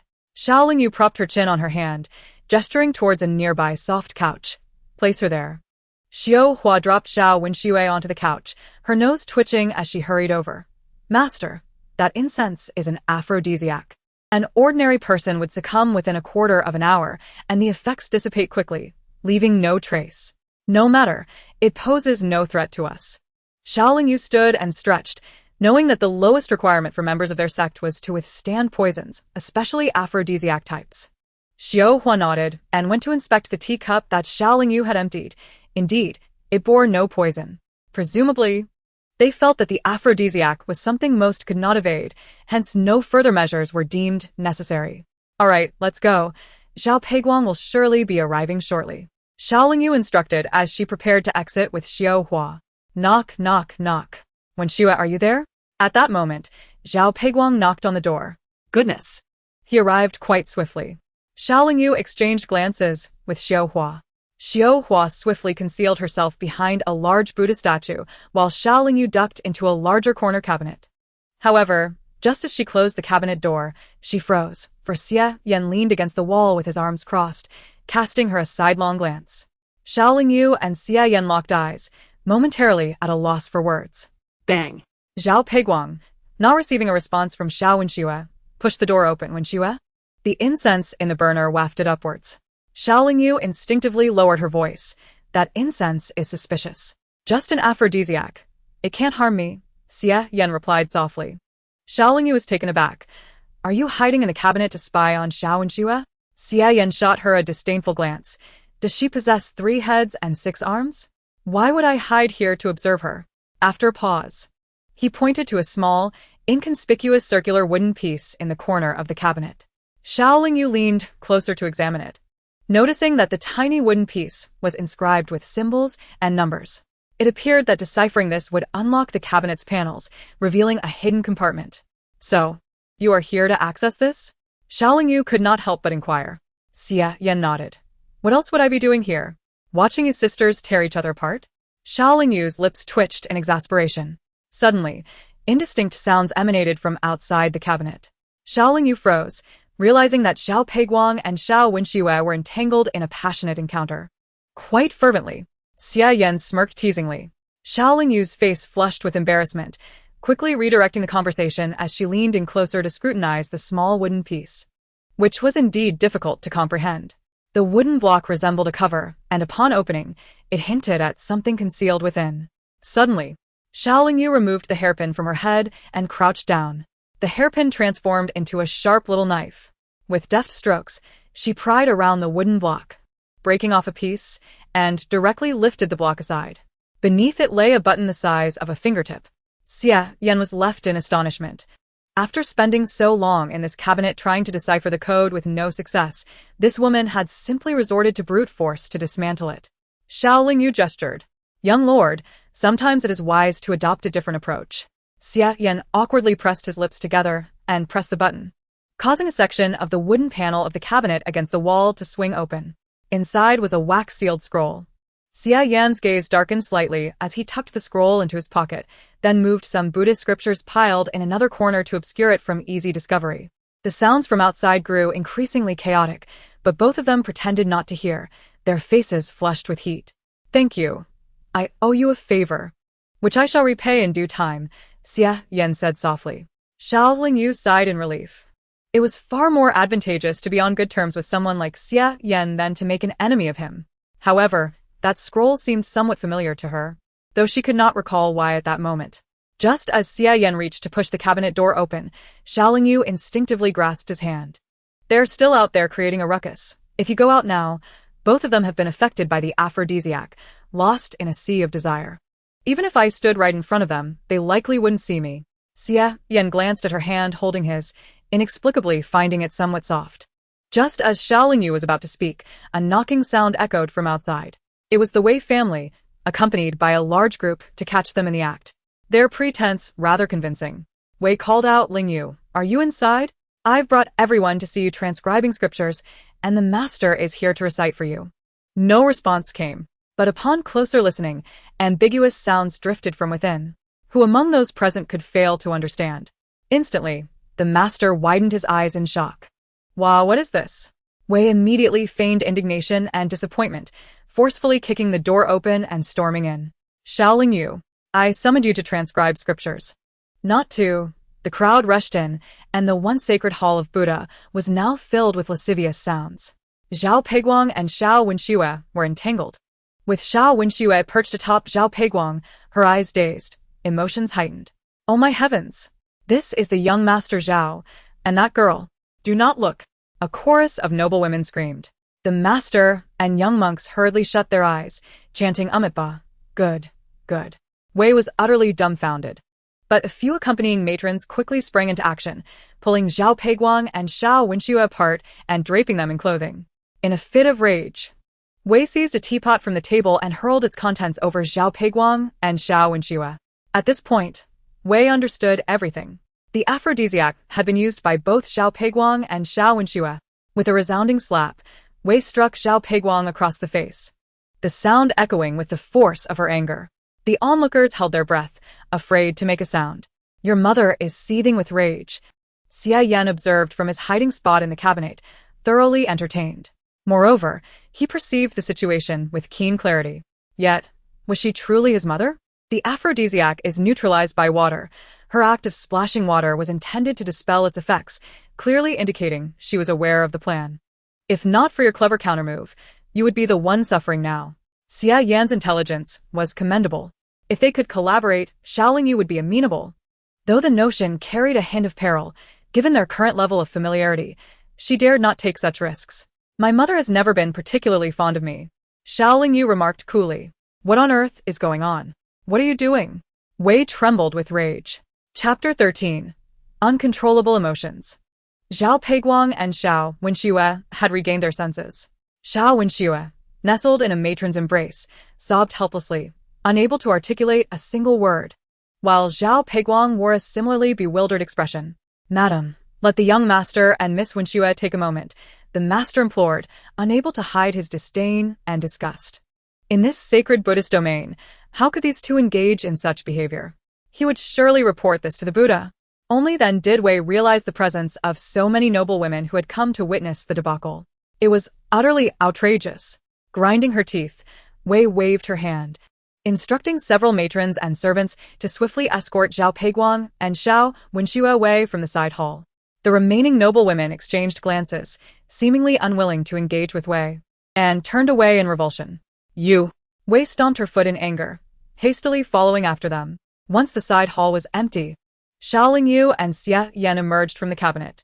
The embroidered painting followed suit, and upon seeing Xia Yan, Xiao Lingyu's eyes nearly popped out in astonishment. She turned to him and offered a bow. "Young lord, regarding today's incident, should it come up, simply say you were with me in the scripture repository." Xia Yan succinctly replied before making his swift exit. "Master, did the young lord remain with you all this time?" The painting inquired in a hushed tone. Xiao Lingyu poked her forehead lightly. "Do not ask what you should not." The two departed the side hall in haste. Slap. Wei's hand struck Xiao Wenshue's face. Xiao Wenxue's eyes were swollen from crying, and now her face was puffy. Mother, I was knocked unconscious, and after that, I don't know what happened. It must have been Xiaolingyu's doing. You useless girl. After all these years, have you forgotten everything I've taught you? In the end, you allowed someone to turn the tables on you. Wei was shaking with anger. Xiao Wenxue shook her head vehemently. It's all Xiaolingyu's fault. Mother, I refuse to marry Zhao Peiguang. I am of noble lineage. I am a princess, and my husband must be a man of outstanding merit. Zhao Peiguang is merely a second-generation heir. Once his usefulness is spent, he will surely abandon me. You refuse to marry? With so many witnesses to your actions together. In a sacred Buddhist place, should this get out, the entire Xiao family will lose face. Who would want you? Wei gritted her teeth, her head pounding. Madam. The young master seeks an audience, a maid rushed in. Upon hearing Zhao Peiguang's name, both Wei and Xiao Wenxue's expressions darkened. Yet, the Xiao family still needed the Zhao family. They could not afford to sever ties. Zhao Peiguang entered, bowing. Madam, today's incident was indeed a setup. Upon receiving news of Miss Wenxue, I came to the side hall, but upon entering, I felt dizzy and lost control of myself. After a pause, Zhao Peiguang added, however, Miss Wenxue and I were already meant to be engaged. I have sent someone down the mountain to inform my father, and I will soon bring Miss Wenxue into my household as a concubine. Boom. Xiao Wenxue felt as if struck by a thunderclap, gasping for air before fainting. Wenxue, Wei and Zhao Peiguang rushed forward to catch her, and chaos erupted once more in the room. As Xiaolingyu entered, she immediately spotted Zhao Peiguang forcefully wedged beside Xiao Wenxue's bed, wearing an expression of deep affection and concern. Madam, the young lady has returned, a maid whispered discreetly into Wei's ear. Startled, Wei turned abruptly, locking eyes with Xiaolingyu, and a surge of anger ignited within her. In a few swift strides, she confronted Xiaolingyu, raising her hand to deliver a slap. Xiaolingyu's gaze turned icy. The resounding crack of the slap echoed as it left a mark on Xiaolingyu's cheek. She did not flinch, enduring the blow, but silently took note. Where have you been? Such a major incident has occurred with Wenxue, yet you frolic outside. Speak. Did you cause Wenxue's misfortune? Speak. Wei's voice was frantic as she pointed accusingly at Xiaolingyu, her fury directed at the very person who should be suffering the consequences. Xiaolingyu's eyes flickered, and she covered her face, adopting an expression of utmost grievance before kneeling down. With tearful sobs, she implored, Mother, Wenxue sent someone to summon me to transcribe scriptures. But I have never been taught the arts of music, chess, calligraphy, or painting. I cannot comprehend or transcribe properly. Wenxue reassured me that sincerity was sufficient and that she would assist me in the revisions. However, I still found it exceedingly challenging. I had heard that the scripture pavilion housed many simplified scriptures for beginners, which would be easier for me to copy. Thus, I went to the scripture pavilion, where I coincidentally encountered Lord Xia. He happened to have time and personally helped me select several simpler scriptures, which is what caused the delay. I was not indulging in leisure. Furthermore, I have heard about the matter between Wenxue and the Crown Prince, but is it not a fault born from their mutual affection? What does that have to do with me? You. Wei's frustration peaked, as this situation was initially devised to ensnare Xiaolingyu and Zhao Peiguang. Yet it had spiraled out of control. Xiaolingyu, this matter can no longer be concealed. As the eldest daughter of the Xiao family, you must bear the responsibility. You must admit whether you have been secretly communicating with the Crown Prince or if you, unwilling for Wenxue to marry, took preemptive action against him. Silence. Madame Xiao, do you even comprehend what you are saying? Suddenly, the door swung open and the Grand Tutor's wife strode in, accompanied by several noble women. Despite her haughty demeanor, the Grand Tutor's wife was a person of integrity and discernment. Everyone could see that this incident stemmed from Zhao Peiguang and Xiao Wenxue's illicit affair. How could Wei project her wrath upon her own daughter, demanding that she accept blame for the disgrace? All to protect a servant girl who had risen to a favored position? What sane person would act in such a manner? Madam, what is the meaning of this? Wei was momentarily speechless, realizing that her audacity was only possible within the confines of this chamber, surrounded by familiar faces. Who knew what the Grand Tutor's wife and the others might say outside? Xiaolingyu lowered her gaze, a subtle smile gracing her lips. She refrained from engaging in battles without assurance. Xiaolingyu had summoned the Grand Tutor's wife under the guise of Wei's request. seeking their counsel on urgent matters and presenting lavish gifts, which Xiao Lingyu had clandestinely acquired from the Xiao family's treasury. Naturally, the Grand Tutor's wife accepted the gifts and came. Xiao Lingyu had timed her return precisely for this moment, enduring a slap from Wei for the sake of her current advantage. The Grand Tutor's wife supported Xiao Lingyu to her feet, pulling her behind herself with a frosty expression. Typically, it is you, Madame Xiao, who disparages your daughter, claiming she is uneducated and frail, devoid of any merits. Yet today, it appears that you, her own mother, are the one exhibiting undue bias. The other noblewomen nodded in agreement. Indeed, I recently spoke with Xie Yan, who confirmed he had been with Miss Xiao at the scripture pavilion. Miss Xiao, clearly a refined daughter of the Xiao family, has received no instruction in the arts, while that servant girl, Xiao Wenxue, has gained notoriety. What does this imply? To my eyes, it is Xiao Wenxue who resembles a true daughter of the Xiao family. Hearing the noblewomen's chatter, Wei's face turned an ashen hue. Chapter 14. The Inversion of Truth. Wei struggled to suppress her inner fury, her teeth grinding as she forced herself to speak. No, I merely spoke out of anger. Everyone now knows that Wenxue is also a daughter of the Xiao family. Her misfortune will undoubtedly tarnish our family's reputation, and the first to suffer will be Lingyu. If the Xiao family loses face, how will Lingyu find a husband? I thought it best for her to privately accept this, so we might negotiate with the Prince of Su to wed Lingyu first, then marry Wenxue as a concubine, thereby safeguarding Lingyu's future prospects. I am merely acting out of concern. Ha! What a preposterous fabrication. Wei's ability to twist truth and falsehood was truly remarkable. Noticing the silence from the gathered noblewomen, she continued tearfully, I only wish for the good of the Xiao family and Lingyu. If word of this incident spreads, it will be detrimental to both Lingyu and the Xiao family. Ladies, I implore you, for the sake of our past connections, and for Lingyu's sake, do not let this matter escape our walls. The Grand Tutor's wife regarded Wei with disdain. Who would wish to speak of such matters? I do not even want to be involved. I cannot fathom your reasoning. How can you acknowledge a servant girl as your daughter while having a biological daughter? Such a lowly mindset is inherently flawed, and I doubt anything respectable can arise from it. With that, the Grand Tutor's wife turned to leave. Yet after a few steps, she paused, glancing at Xiao Lingyu, who stood to the side with her head bowed, appearing weak and helpless.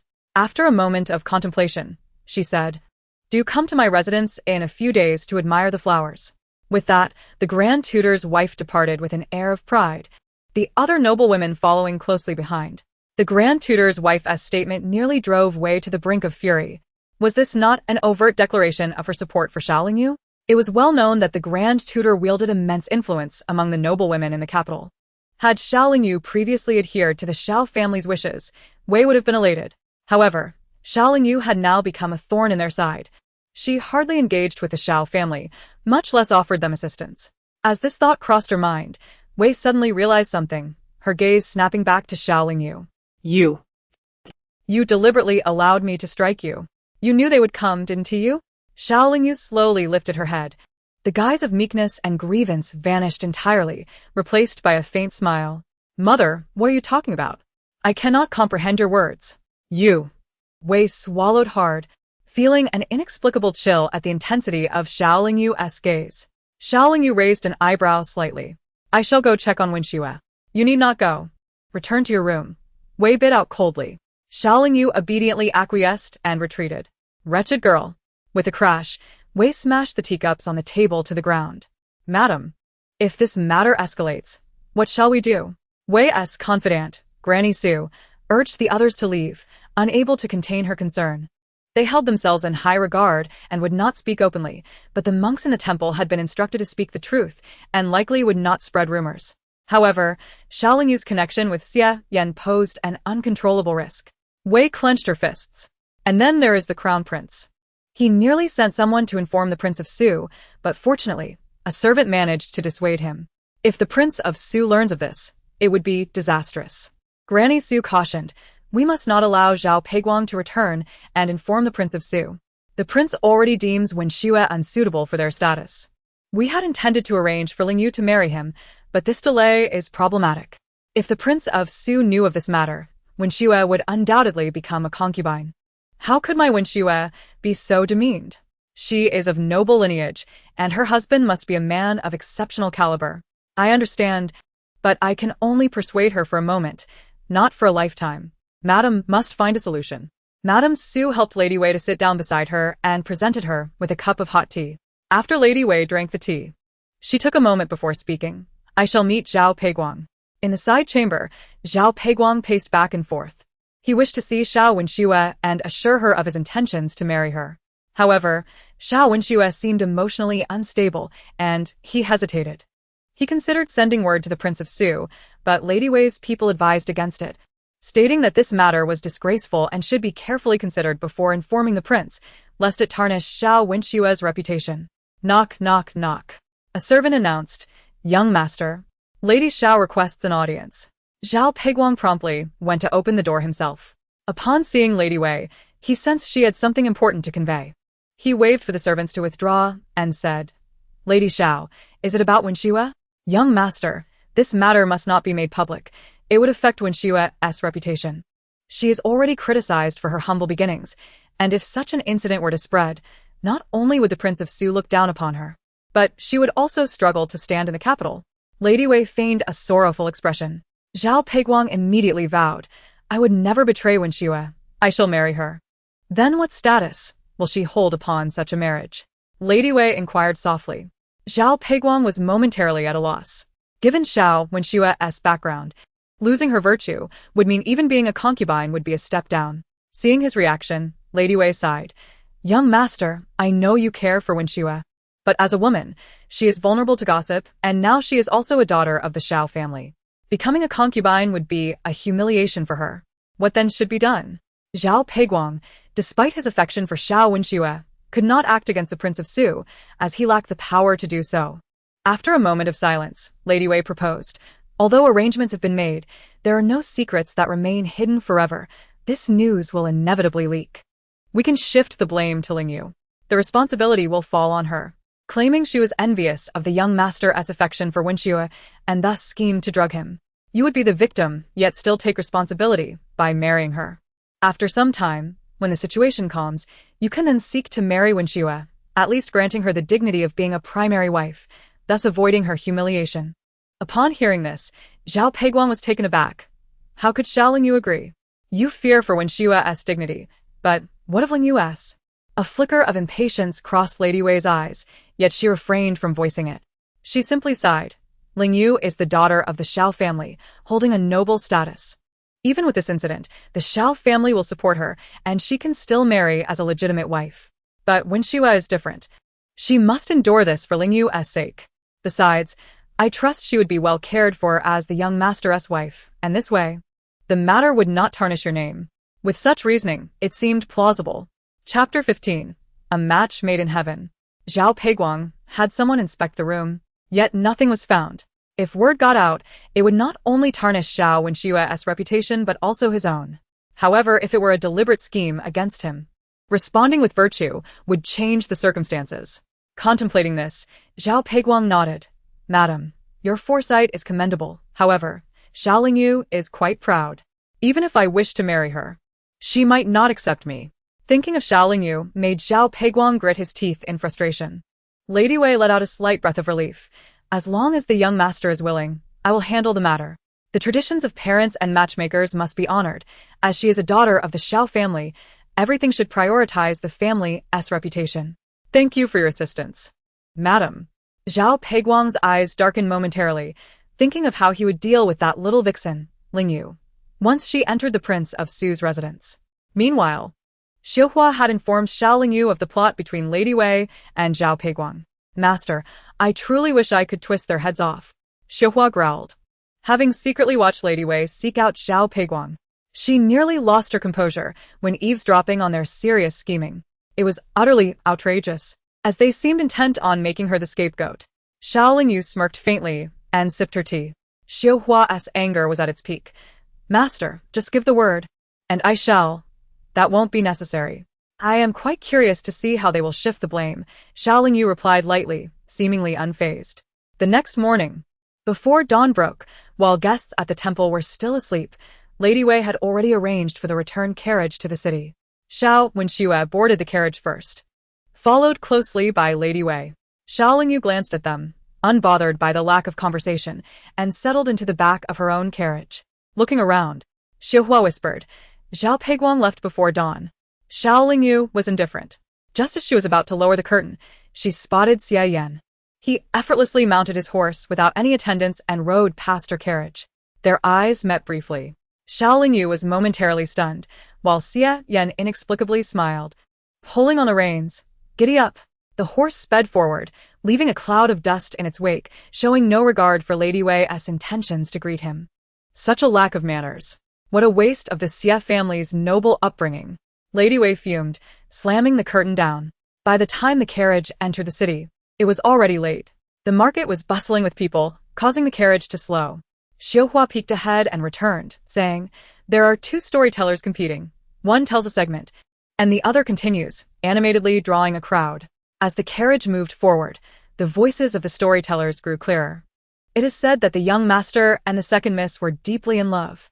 Yet, the eldest miss, feeling envious, drugged the young master in the temple, leading to a scandal that all have come to know. Now, it seems the young master will have to marry the eldest miss. What will become of the second miss? Shall she weep and accept becoming a concubine or return to being a maid? The common folk delighted in such gossip.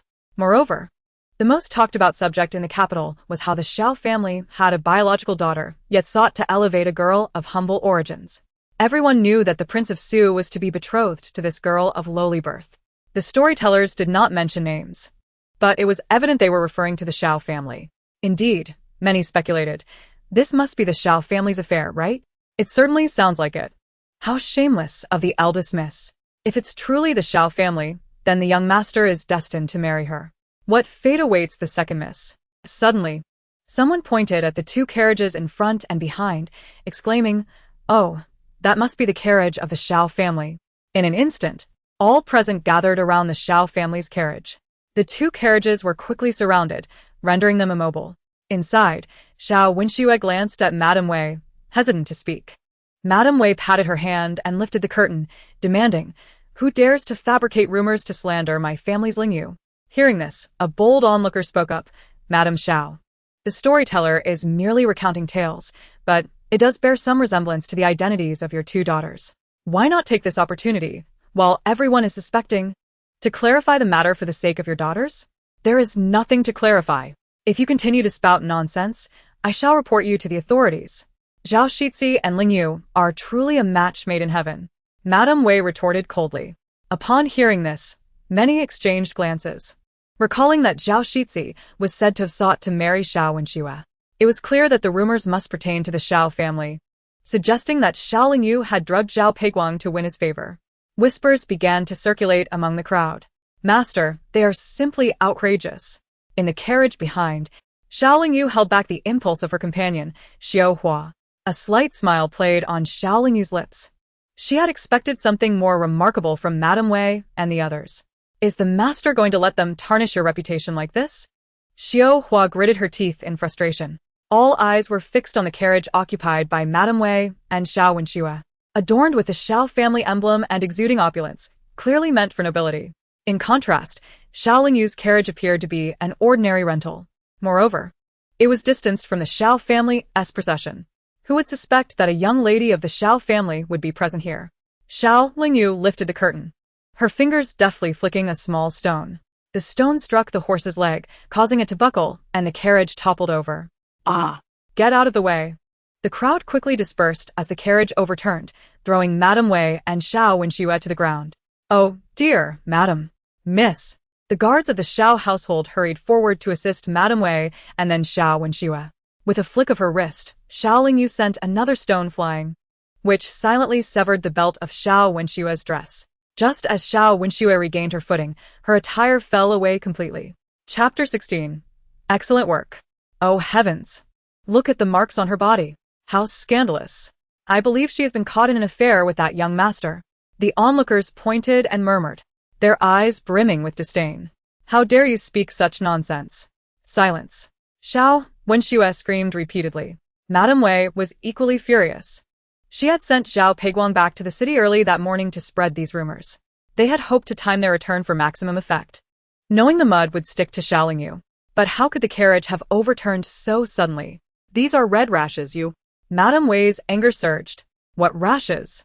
Not everyone in this crowd is an innocent young lady. Hearing Madame Wei's blatant lies only fueled their contempt. Let us return to the carriage. Madame Wei's face darkened. Surrounded by Xiao family servants, Xiao Wenxue found herself in a panic as they struggled to lift the overturned carriage. Now was the time to display my magnanimity. Xiao Lingyu, who had been watching the spectacle unfold, smirked slightly before stepping down from her carriage, feigning innocence as she approached the crowd, calling out, "Excuse me, everyone make way." The crowd turned to look at her. Oh, that's the young lady of the Xiao family. Why is she in such a carriage? That maid seems more like a lady. Xiao Lingyu reached Madame Wei and Xiao Wenxue, blinking innocently. Mother, Wenxue, what has happened? I was napping in the carriage, and just woke up. What's going on? Before Madame Wei could respond, Xiao Lingyu grasped Xiao Wenxue's arm and pulled her close. Lifting her sleeve, "Oh dear, Wenxue, how did you get hurt?" All eyes turned to Xiao Wenxue's wrist. As Xiao Lingyu held her hand, the contrast between her intact birthmark and the bruise on Xiao Wenxue's arm was striking. Oh, it's confirmed. The secret liaison is definitely Xiao Wenxue. Look at how Xiao Lingyu still has her birthmark. Exactly. Where are those storytellers? Many in the crowd turned to find the storytellers, only to discover they had long since fled. Hurry, get in the carriage. Madame Wei, flustered, urged Xiao Wenxue as they hurried toward Xiao Lingyu's carriage, desperate to escape this scandalous scene. Xiao Lingyu suppressed her laughter, donning a serious yet bewildered expression. Mother, Wenxue, what are you doing? Returning home. The carriage turned sharply and sped away, the crowd retreating to avoid being struck. Master, splendid work. Xiao Hua whispered beside her, seizing the opportunity amidst the chaos. Xiao Lingyu discreetly pulled Xiao Hua away from the other side. Crash. At the Xiao residence, in the starry pavilion, Xiao Wenxue sobbed, breathless and utterly aggrieved. Madame Wei was equally furious, her head pounding, yet she dared not speak. Xiao Mu, the Duke of Xiao, rushed back from the palace upon hearing the news. His face dark as a pot's bottom. Absurd. Who allowed you to act so shamefully? Hearing this, Madame Wei immediately retorted, My lord, how can this be blamed on me? It's all that wretched Xiao Lingyu. Since her return, she has refused to be governed, thinking she could disclose military secrets to Wenfei. Yet she hasn't uttered a word. She even opposed me regarding the marriage. If she refuses to wed Zhao Peiguang, does that mean Wenxue must marry him? Enough. Be silent. The situation is beyond control now. The union of Wenxue and Zhao Peiguang is a done deal. Xiao Mu pressed his fingers to his temples, feeling exceedingly vexed. He sensed that something had strayed far from its intended course. Father, I do not wish to marry that Zhao Peiguang. He is an incompetent fool, relying solely on his father, the Prince of Su. What qualifications does he have? You said my husband should be a dragon among men. He is unworthy of me. Xiao Wenxue exclaimed, desperation in her voice. Slap. Xiao Mu struck her across the face, his voice raised. How dare you speak? After all these years of nurturing you, your name is now synonymous with scandal, and you still dare to defy the marriage to Zhao Peiguang.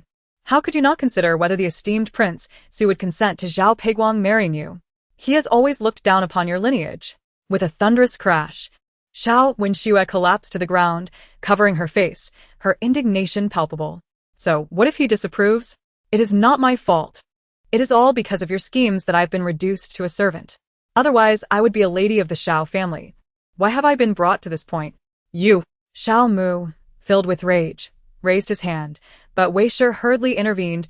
Master, you too must remain in the residence and refrain from causing further trouble.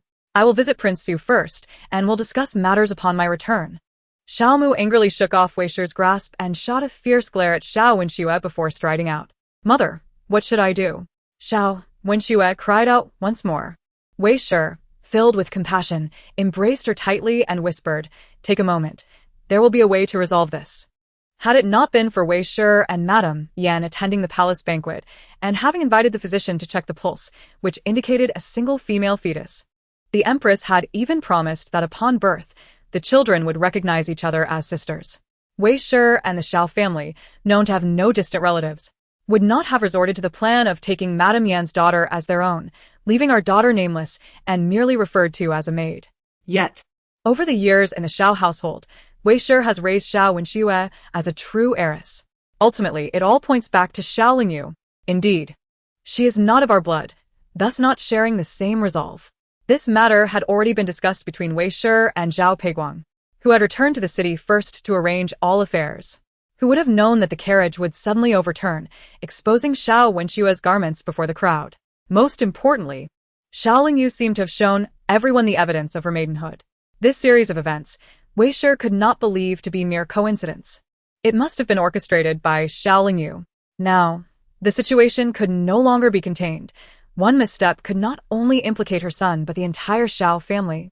Currently, Xiao Wen could not receive guidance from Xiao Lingyu within the Yan family's military, but he could not admit that Xiao Lingyu had taken his place in the army. He was forced to venture to the military camp in the outskirts of the capital, training with the Yan family troops, living in constant anxiety. Meanwhile, Xiao Wenlang was studying at the Imperial Academy, preparing for the upcoming imperial examination. Neither of them could afford to be affected by these events. With these thoughts, Wei Shi's anger erupted as she shouted, "Where is the eldest young lady? Has she returned?" A maid entered, trembling. "Eldest young lady has yet to return. Go immediately and fetch her back." Wei Shi's eyes darkened with a brewing storm. Chapter 17. How dare you strike me? As the maid rushed out in a panic, she encountered Xiao Lingyu gracefully entering. "The eldest young lady has returned," the maid exclaimed with excitement. Hearing this, Wei Shi dashed out of the room, confronting Xiao Lingyu's bright and profound black eyes. "After such a significant incident at home, you return only now?" Wei Shi shouted in anger. "What incident at home?" Xiao Lingyu smirked, her gaze laced with disdain. "Is it about Xiao Wenxue's premarital indiscretion? It hardly seems a grave matter otherwise. How would she and Zhao Peiguang be willing to proceed? The deities bore witness to it all." "Sister, how can you say such a thing?" Xiao Wenxue emerged, tears streaming down her face, resembling a fragile leaf on the verge of falling, evoking sympathy. If Xiao Lingyu had not glimpsed the fleeting malice in her eyes, she might have felt pity for her. "What else should I say?" Xiao Lingyu scoffed. "You have created this mess, and now, instead of hastily arranging the marriage to silence the gossip, you come to vent your frustrations at me? It's you. You must be the one who caused my misfortune." I was knocked unconscious at the door, and then Xiao Wenxue stomped her foot in desperation. Slap. Xiao Lingyu raised her hand and delivered a resounding slap to Xiao Wenxue. Ah! "You dare strike me?" Xiao Wenxue's eyes widened in disbelief. Wei Shi, exasperated, shouted, "Someone, take the eldest young lady." But before she could finish, Xiao Lingyu lazily interrupted. "What? Does she possess any evidence? Otherwise, based solely on her word, I could claim she is slandering me. A lowly maid daring to malign her mistress could be punished by law." Pausing, Xiao Lingyu seemed to recall something and added nonchalantly, "Oh, I almost forgot. Since she has gained our mother's favor, she now counts as a Xiao family lady. Nevertheless, she must still address me as sister, as there are protocols of age and hierarchy. As long as I am still Xiao Lingyu, the eldest young lady of the Xiao family, she ought to show me some respect. Why is it that I cannot strike her?" "You!" Wei Shi's eyes widened, trembling with rage. Yet she could not deny the truth in Xiao Lingyu's words. Xiao Lingyu smiled slyly. "It is now common knowledge about the affair between Xiao Wenxue and Zhao Peiguang. It would be wise to solidify the engagement soon to avoid further disgrace. If I recall correctly, the Emperor is set to personally inspect the Yan family troops in the western outskirts in a few days. Is my brother prepared?" In an instant, Wei Shi was left speechless, her anger lodged in her throat.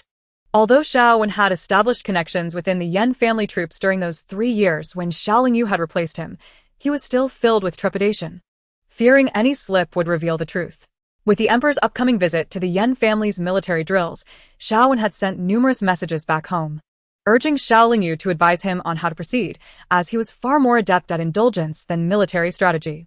Yet, the infuriating Xiao Lingyu, who had thrived in the Yan family army for 3 years, had devised many successful strategies, earning high regard among the troops.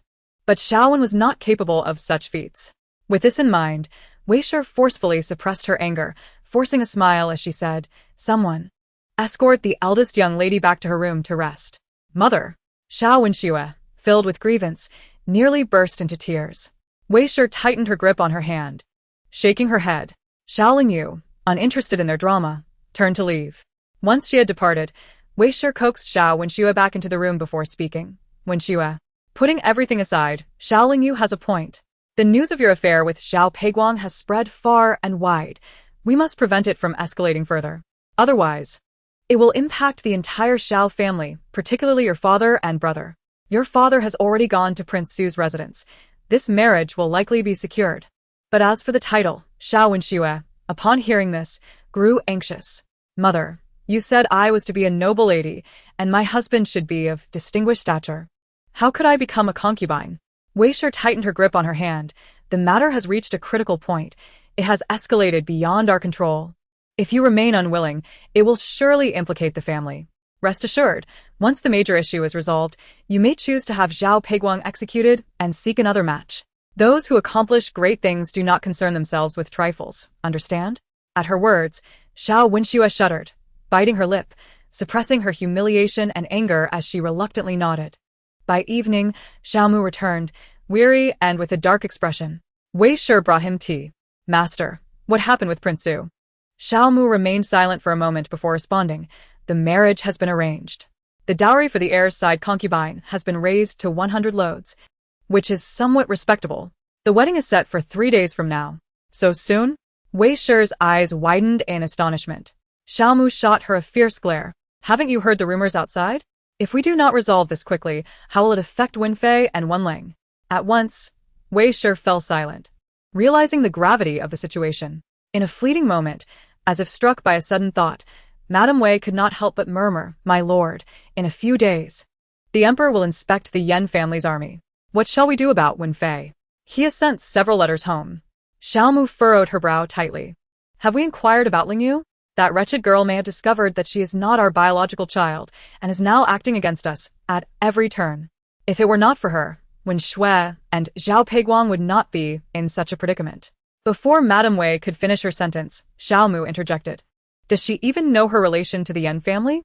She likely does not, as this matter is known only to us. Moreover, if she were aware, why has she not acknowledged her identity during the countless opportunities over the past 3 years with the Yan family army?" Madame Wei felt a tightening in her heart, realizing the validity of Xiaomu's words. Xiaomu let out a slight sigh of relief. "She has grown estranged from us, and it is partly due to your past treatment of her. She possesses leverage against us, and I fear we cannot control her within the Xiao household. We must consider another approach." Madame Wei was taken aback. "My lord, what do you mean?" Xiaomu replied coldly. "A woman relies on her family before marriage and on her husband and children thereafter. Since she is no longer constrained by her family, she must be married off.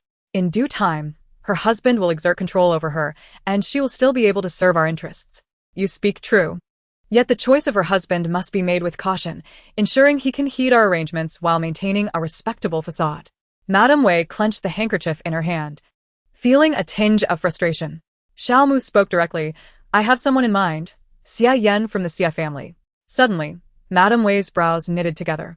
"But the Xia family has been extinguished. Their military power returned to the emperor. What use is Xia Yan's title of marquis?" Seeing her confusion, Xiaomu lowered her voice. "I have pondered this. Our plans, after so much time, cannot succeed through solitary efforts. We require someone to clear obstacles and charge ahead on our behalf. The best candidate for this role is indeed Xia Yan. He pretends to drown in indulgence, forgetting the vendetta against his family. While he can deceive others, he cannot deceive me. Rumors abound of him secretly raising private troops and forging weapons. Though concrete evidence eludes us, such whispers do not arise without cause. However, he is difficult to control, and our connections to him are tenuous. If we could arrange a marriage, regardless of his role, he would be obliged to cooperate. And we could reap the benefits from behind the scenes." Madame Wei finally understood but hesitated, recalling Xiao Lingyu's obstinacy. She would likely oppose this arrangement, wouldn't she? Chapter 18. A mixture of hatred and disdain. Now, as Madame Wei reflected on Xiao Lingyu's rebellious nature, she felt both hatred and disdain. "Did you think I was unprepared?" Xiaomu scoffed. "Before returning, I visited the palace. The emperor has already consented to issue a decree tomorrow granting marriage between Xia Yan and Lingyu. Even if she attempts to use the Yan family army to threaten me, it will be futile. After all, with an imperial decree in place, who would dare to defy it?" Madame Wei exhaled deeply, relieved. It is fortunate that you have considered everything, my lord. Outside, Emochi and Zishu listened intently, exchanging glances. Emochi continued to remain vigilant, while Zishu hurried back to report every detail to Xiaolingyu. Upon hearing the news, Dao Yan exclaimed angrily, "Master, I will go help you deal with that vile couple. Come back." Xiaolingyu set her cup down, her gaze deepening. Must you all resort to violence? The emperor's word is absolute. Since he has promised Xiao Mu to issue the decree tomorrow, it is evident that Xiao Mu has offered something to him. But why not issue it today? Perhaps he wishes to allow Xia Yan some time to navigate this marriage. We shall see whether Xia Yan's offerings please the emperor more than Xiao Mu's. Are we to remain passively waiting? Xiao Hua frowned. Xiaolingyu pondered for a moment before rising. Change your attire. I shall visit the yeoman marquis's residence. At the yeoman marquis's residence, Xiaolingyu donned a veil to conceal her features. Accompanied by Dao Yan and Xiao Hua, she knocked on the back door and presented her visiting card. The young servant scrutinized Xiaolingyu for a moment, revealing an awkward expression. "Miss Xiao, your visit is rather unexpected. I fear my master may not be in a position to receive guests today." "Not in a position?" Xiaolingyu frowned. With a marriage decree impending, Xia Yan, a man of his stature, should surely be aware. What could possibly hinder him from receiving me? Before Xiaolingyu could voice her inquiry, a commotion erupted from within the residence. "What are you doing? Today, the Marquis is to listen to my performance." "Nonsense. Who do you think you are?" "The Marquis wishes to see me dance." Xiaolingyu's gaze drifted past the servant's shoulder, catching sight of 4 or 5 beautiful young women jockeying for attention, while Xia Yan leisurely sat on the side, indulging in grapes. "Is this what you meant by your master being not in a position?" Xiaolingyu nearly laughed in exasperation. The servant scratched his head. "Isn't it inconvenient? Perhaps Miss Xiao could return tomorrow?" "Tomorrow will not suffice." Xiaolingyu pushed past the obstructing servant and entered. The servant hesitated, but upon seeing Dao Yan and Xiao Hua's formidable presence, he dared not obstruct them further. "Young Marquis Xia." Xiaolingyu approached Xia Yan directly. Xia Yan was taken aback, his gaze drifting over Xiaolingyu before breaking into laughter. "Why hide your face under a veil? Come, sit and enjoy some grapes." Xiaolingyu's lips twitched, a sudden urge to strike him rising within her. She suppressed it and said, "Young Marquis, I have come on serious business today." "May I? Who are you? Don't you know there should be order?" "Indeed. Today we, the young ladies of Hongxi Building, have come to the Marquis's residence." "Who are you to barge in uninvited?" The girls who had been bickering moments ago swiftly united in opposition. Xiaolingyu felt increasingly speechless, gritting her teeth. "Young Marquis Xia, if you do not intervene and grant me some time, after tomorrow, I shall be your wife, the mistress of this household.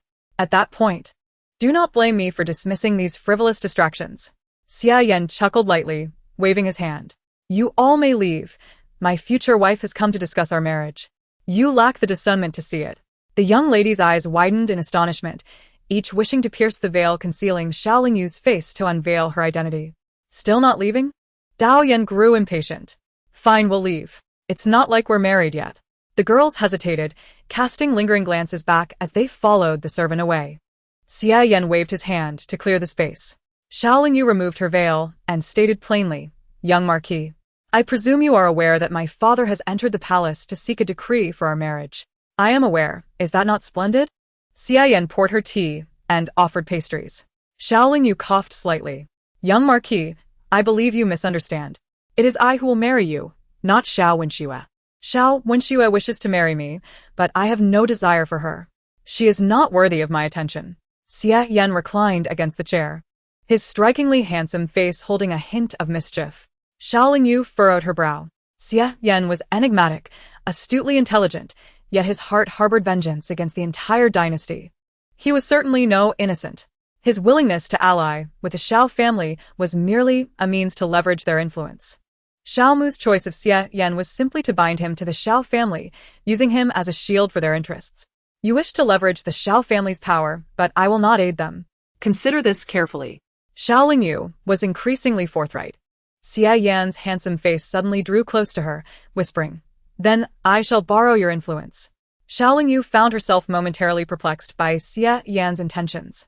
He continued, "When we first met, you bore injuries and used the Jin Chuang medicine from the Yan family army, claiming it was given to you by your brother Xiao Wenfei. Yet I do not believe it. Instantly, Xiao Lingyu's heart tightened. Xia Yan added in a low voice, "Later, I had someone watch over Xiao Wenfei. I discovered that during his time at the western suburbs camp, he concocted various excuses to evade training while secretly ingratiating himself with the people there. However, from what I know, Xiao Wenfei, who has fought alongside the Yan family army at the borders for the past 3 years, is not one to behave in such a manner. Most importantly, given the perilous nature of the battles fought, he must have sustained numerous injuries. Yet, my informant revealed that when Xiao Wenfei bathed at the western suburbs camp, he was entirely unscathed. Lingyu, what do you think?" The way he called her Lingyu made Xiao Lingyu feel a bit stiff. She sensed that Xia Yan was indeed not easily fooled. "Young Master Xia, I do not comprehend your meaning," Xiao Lingyu said, pursing her lips. Lingyu was not a foolish girl. Xia Yan's gaze remained fixed upon her. She pondered privately. If Xiao Mu intended to utilize Xia Yan to accomplish a grand scheme, then Xiao Lingyu and Xia Yan could naturally turn the tables on him. However, collaborating with Xia Yan felt akin to seeking the skin of a tiger. Suddenly, Xia Yan smiled and remarked, "In truth, this marriage is not a misfortune for you. It could facilitate your early departure from the Xiao family, and you could use my influence against them. Otherwise, if you do not marry me, you will have to wed another. As long as you are a daughter of the Xiao family, they will hold sway over your marriage. A different suitor might not be as accommodating as I am. Naturally, I can provide you with a divorce decree at the appropriate time. What do you think?" Chapter 19. Have you changed your ways? By the time Xiao Lingyu returned to the Xiao residence, the sky had darkened completely. Wei Shi, accompanied by a large group of people, had been waiting in her courtyard for quite a while and was growing impatient. Had it not been for Xiao Mu's instruction to refrain from causing any disturbances before Xiao Lingyu's marriage to Xia Yan, Wei Shi would have already stirred up trouble. "Where have you been, returning so late as a young lady?" Wei Shi scolded Xiao Lingyu upon seeing her. Aunt Jean Xiao hurriedly tugged at her sleeve, prompting Wei Shi to suppress her anger. Aunt Jean Xiao attempted to mediate. "Madam, it is only natural to worry that something might have happened to the young lady while she was out. A girl should be safe within the manor, and the eldest daughter ought to understand your concerns." Xiao Lingyu replied coolly, "I thought I was a boy. Otherwise, why would mother send me to replace my brother on the battlefield for 3 years without worry?" "You!" Wei Shi exclaimed in exasperation, furious that this impudent girl continually brought up the same topic. Xiao Lingyu glanced at her and yawned. "Is there something you need, mother? If not, I shall bathe and retire for the night." Grinding her teeth in frustration, Wei Shi finally said, "Your brother has sent several letters. In a few days, the emperor will personally inspect the western suburbs camp. If your brother's true nature is revealed, our Xiao family will suffer. You must think of a way to ensure your brother's safety. That is quite simple, just give him a packet of laxatives to swallow, and he can pretend to be ill and avoid participation." Xiao Lingyu replied succinctly. "Impudent! He is your brother. How dare you?" Wei Shi's face darkened. Xiao Lingyu, now impatient, responded, "Mother, if there is nothing else, please return." With that, she stepped towards her room. Wei Shi angrily blocked her path. "You may not care about your brother, but you must be concerned about your own matters. Your father treats you well. He personally went to the palace to request a marriage decree, which will arrive tomorrow. I understand, mother. Just prepare the dowry, for I am after all the legitimate daughter of the Xiao family. A grand bridal procession is necessary, otherwise I shall cause a scene," Xiao Lingyu said with a smile. Wei Shi was momentarily taken aback, exclaiming, "When Shui is also betrothed, she too requires a dowry. Do you expect me to elevate her above you, the legitimate daughter?" Xiao Lingyu raised an eyebrow. "Or perhaps you intend to announce that I am not a daughter of the Xiao family, and that when Shui is?" "Xiao Lingyu, do not push your luck." Wei Shi was both furious and anxious, realizing that this defiant girl had grown bold and was now opposing her at every turn. "Eldest miss, do not further provoke the madam. She will undoubtedly prepare your dowry," Aunt Jean Xiao advised, gesturing for Wei Shi to consider the greater good. "Then I shall trouble mother to prepare it, and it must be abundant, lest I still make a scene," Xiao Lingyu affirmed, blinking innocently, and without awaiting Wei Shi's response. She entered her room. Bang! The door slammed shut in front of Wei Shi. Glaring at the door, Wei Shi finally turned and left with her entourage. The following morning, the imperial decree of marriage arrived at the palace. As soon as the Xiao family received the decree, Xia Yan arrived at their door bearing gifts. He brought an astonishing total of 236 boxes, enough to make anyone's eyes widen in disbelief. Xiao Lingyu seized an opportunity to sidle up to Xia Yan and whispered, "Why send so much? They will not give me a single thing. It benefits them instead. You would be better off keeping it." Xia Yan replied softly, "They are merely cleverly crafted imitations. The average person cannot discern them." Hearing this, Xiao Lingyu struggled to suppress her laughter, shifting a little away. "Eldest miss, while the date of the marriage has been set rather hastily, do observe how Xia Yan's gifts demonstrate his seriousness regarding this union. You should express your gratitude. Were it not for the master and madam, you wouldn't have received such a favorable match," Aunt Jean Xiao remarked, having approached her side. "Regardless of what has transpired in the past, do not harbor doubts about your standing as the true daughter of the family. They raised you and treated their own daughter as a servant. Now, They cannot even rectify your status, so you owe them a debt of gratitude. Even after marriage, you must remember your roots. The fortunes of your family are intertwined.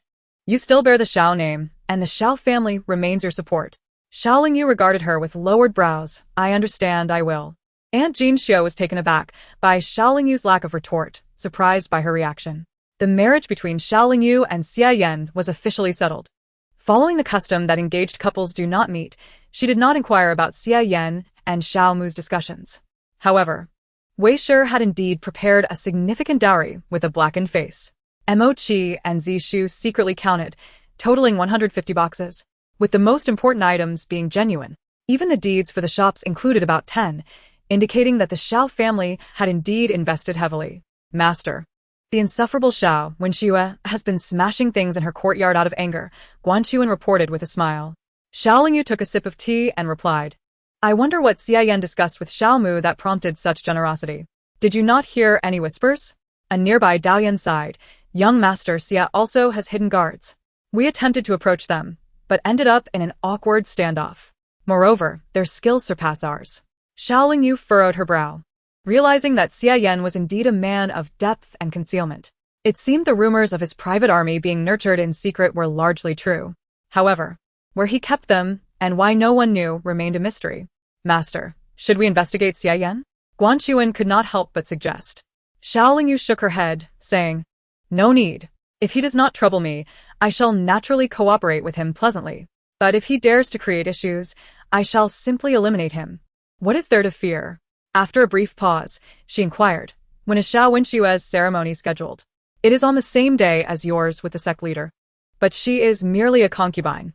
The Wei family insists on making a grand spectacle of it, even taking many of the betrothal gifts sent by young Master Xia and stuffing them into her dowry," replied Guanqin indignantly. Xiao Lingyu chuckled lightly and instructed, "Go tell the Wei family that the betrothal gifts from Xia Yan naturally belong to the Xiao family. It is by the Xiao family's fortune that I have obtained such a fortunate marriage, so those gifts can be used for Xiao Wenxue's dowry. There is nothing wrong with that." Upon hearing this, Guanqin's eyes widened in disbelief. "Sect leader, on what basis? Go ahead and do as I say. Do you think I am the kind of person who would willingly suffer losses?" A glint of cunning flashed in Xiao Lingyu's eyes. At that moment, Wei and Xiao Wenxue were busy counting the items on the dowry list when Guanqin approached to relay Xiao Lingyu's message. Both Xiao Wenxue and Wei were left dumbfounded. Wei, perplexed, remarked, "What is this? Has that girl suddenly changed her temperament?" Chapter 20. Open registration. Xiao Wenxue pondered for a moment and could not help but say, "Perhaps she realizes that being able to marry Xia Yan is due to the Xiao family's influence. In the future, she will still rely on the Xiao family. So she naturally seeks to ingratiate herself. Not to mention, Xia Yan is indeed handsome, and there are no other suitors in the Yeoman Marquise. She will have plenty of freedom once married." Wei detected the sourness in Xiao Wenxue's tone and patted her hand, saying, "Xia Yan may seem appealing, but he is bound to meet his end eventually. When that time comes, Xiao Lingyu will have to accompany him in death."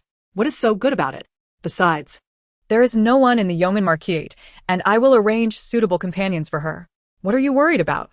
Upon hearing this, Xiao Wenxue felt elated. 3 days later, the Xiao family was to marry off a daughter, and Xiao Lingyu and Xiao Wenxue departed from their home, one following the other. Though Xiao Wenxue was merely a concubine, she was the side consort of the heir, thus enjoying a status slightly above that of an ordinary person, creating a spectacle that somewhat overshadowed Xiao Lingyu, the legitimate daughter. However, Xiao Lingyu paid it no mind, for her union with Xia Yan was merely a cooperation. Upon entering the marquee, a matron guided her step by step to pay homage to Xia Yan, then into the bridal chamber. Yet. Xiao Lingyu waited until late into the night without seeing Xia Yan lift her veil. Growing impatient, she lifted the veil herself, and Xiao Hua entered with refreshments. Her expression tinged with indignation. "What is the matter?" Xiao Lingyu asked while eating. "Where is Xia Yan? One must at least complete the ceremonial formalities." Xiao Hua replied sullenly. "Young Master Xia has gone to meet a beauty." Xiao Lingyu was momentarily taken aback. At this hour, he seeks out a beauty? Xiao Hua clenched her fists. It is said that the Xia family had arranged a betrothal for him since childhood, but when the Xia family fell from grace, the engagement was rescinded. However, young Master Xia has maintained close relations with that girl and even fought for her before. Just now, someone came to report that she fell into a lake. And young Master Xia rushed out in a frenzy and has yet to return. The guests have witnessed it, and the steward has sent them away. Xiao Lingyu suddenly understood, marveling at the revelation. In her past life, she had heard of Xia Yan's cherished white moonlight, but that moonlight seemed to have married her elder brother, Xiao Wenfei. Yet, she had never delved deeply into their relationship. Curious, Xiao Lingyu asked, "What is that girl's name?" "She is Li Zian, the daughter of the Minister of Revenue." Xiao Hua replied, pursing her lips in displeasure. "Ah, it is indeed her." Xiao Lingyu smiled, her eyes gleaming with curiosity. Seeing Xiao Lingyu's demeanor, Xiao Hua grew anxious. "Sect leader, why are you not angry? Today is the day of our wedding, and he goes seeking his old flame? Does he not realize how this reflects on you? What does it matter? My relationship with him is merely a partnership. Besides, that Miss Li would not marry him, so it has no bearing on me." Xiao Lingyu stretched lazily. "Since he is not coming, I shall retire for the night." Xiao Hua and others were left speechless. When she awoke, the sun was already high in the sky. Xiao Lingyu felt rejuvenated. After a simple wash and breakfast, she casually inquired, "Has Xia Yan returned?" Xiao Hua shook her head. "Not yet." "Oh, well then, I shall go myself." Xiao Lingyu changed her clothes and stepped out, with Xiao Hua and Dao Yan following behind. Dao Yan could not help but ask, "Sect leader, where are we headed?" The Xia family had no elders, and even the servants were few. The secret guards outnumbered them. Thus, Xiao Lingyu was not required to attend to her in-laws. However, given that it was only the second day post-wedding, and everyone knew her husband had spent the night with his white moonlight, venturing out at this time might invite scrutiny. Xiao Lingyu was unconcerned. "I am taking the dowry given by the Xiao family back to the sect to forge some practical weapons." The carriage moved slowly through the streets as Xiao Lingyu reclined against the side, closing her eyes to rest. Suddenly, the carriage came to a halt. Xiao Lingyu opened her eyes to hear Dao Yan's sharp voice. "Miss, what do you think you are doing? Charging in recklessly like this? Do you not fear being run over?" A weak, tearful voice replied, "I am a servant from the Minister of Revenue's residence. My young lady is deeply in love with young Master Xia, and they had a prior engagement. They are a match made in heaven. I implore Miss Xiao to acknowledge this." "What nonsense is this? My young lady was married to Xia Yan yesterday. She is now the young mistress of Yong'an Marquis.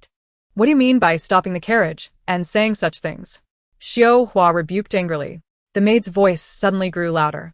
"Everyone knows that young Master Xia did not enter the bridal chamber last night and rushed to find my young lady instead. My master saw them inseparable and tacitly allowed them to resume their engagement. Thus, I came to inform Miss Xiao and request her understanding." "You—" Xiao Hua was so furious, she almost rolled up her sleeves to confront the girl. The onlookers gathered around, whispering amongst themselves, their comments growing increasingly harsh. Xiao Lingyu opened the curtain and regarded the maid. "How should I accommodate this? This marriage was sanctioned by the emperor himself. Even if we wish to part ways, we must present a divorce decree to the emperor for his seal." The maid was momentarily taken aback, then quickly responded, "Since Miss Xiao and young Master Xia's marriage has become a reality, it cannot be separated. My young lady is willing to accept the position of a concubine, and I ask Miss Xiao to grant her this." At this declaration, the crowd erupted in astonishment. Is this not too much? They were just wed. The groom fled on the first night, and now they wish to take in a concubine the next day? This a slap in the face for the Xiao family? It seems more like a slap in the emperor's face. If I were Xiao Lingyu, I would be furious. Xiao Lingyu appraised the maid thoughtfully, then nodded. "Very well. Go back and tell your young lady that I agree." Let her and Xie Yan choose an auspicious date to marry into the marquise. I will return shortly to have someone prepare the nearest courtyard for her." Gasp. At her words, everyone collectively inhaled sharply. How magnanimous must one be to make such a concession? Even the maid was left bewildered. Xiaolingyu surveyed the crowd and called out, "Are there any other young ladies present who share a story with Xie Yan and wish to marry into the marquise? Come forth and register your names with me, and I shall make arrangements for your entry into the residence." However, there is already someone holding the position of the primary wife, leaving only the option of becoming a concubine. For those who do not mind, feel free to come forth. Otherwise, I cannot possibly accommodate you all. A soft chuckle escaped someone in the crowd upon hearing this. Xiaolingyu, with a serious demeanor, instructed Xiao Hua, "Hurry and inquire. Take note of it. I shall arrange the rotation later, so as not to hinder the affections of the young ladies." Chapter 21. Truly infuriating. Xiaolingyu's recent actions have left everyone utterly dumbfounded. She lazily lowered the curtain and commanded Dao Yan, "Let us depart. Xiao Hua can handle matters here."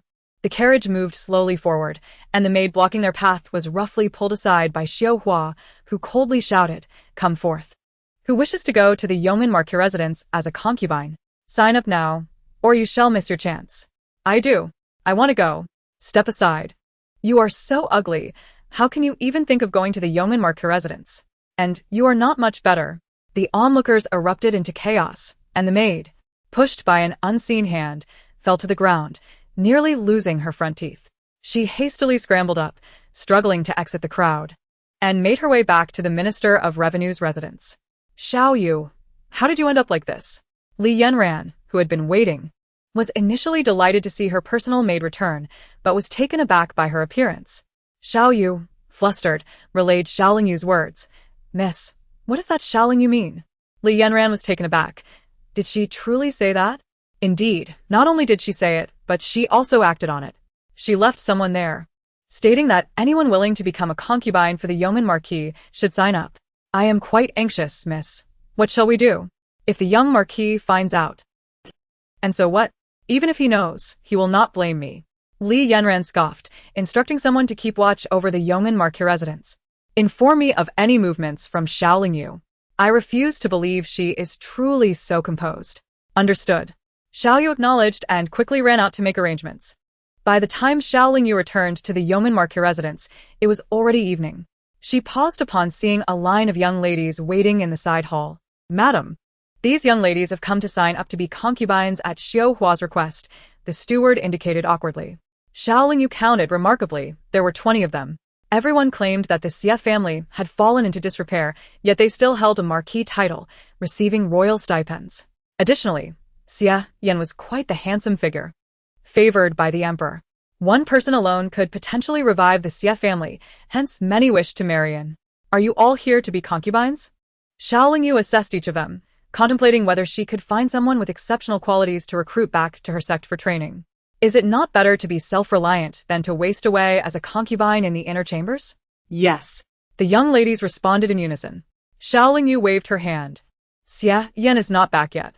Wang, please arrange for them to stay in the side courtyard." Wang, the steward, clicked his tongue. "Madam, are we truly keeping them? Since they have come, we should wait for Xie Yan to return and see if he likes them before sending them away. If I dismiss them hastily, it would reflect poorly on your graciousness." Xiaolingyu solemnly instructed. "Wang, I appreciate your help." With that, she turned and returned to her quarters. Guanqin and Xiao Hua had prepared warm water for her. Xiaolingyu undressed and settled into the bath, saying, "You both may leave. I can manage on my own." Just as she was beginning to relax in the tub, Xie Yan burst in, having returned in a flurry.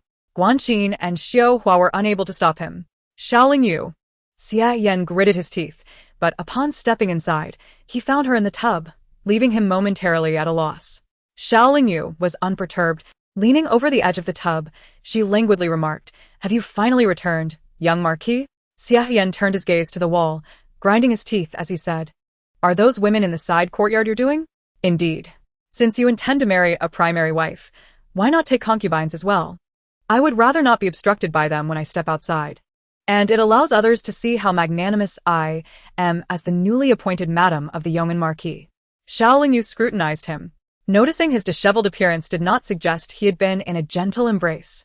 Taking a deep breath, Xia Yan coldly stated, "I was wrong last night. I should not have left you alone after we were wed. However, I was not seeking Li Yanran. It was unexpected for her to intercept your carriage and say those things." Ah? Is this an explanation? Xiao Lingyu chuckled lightly.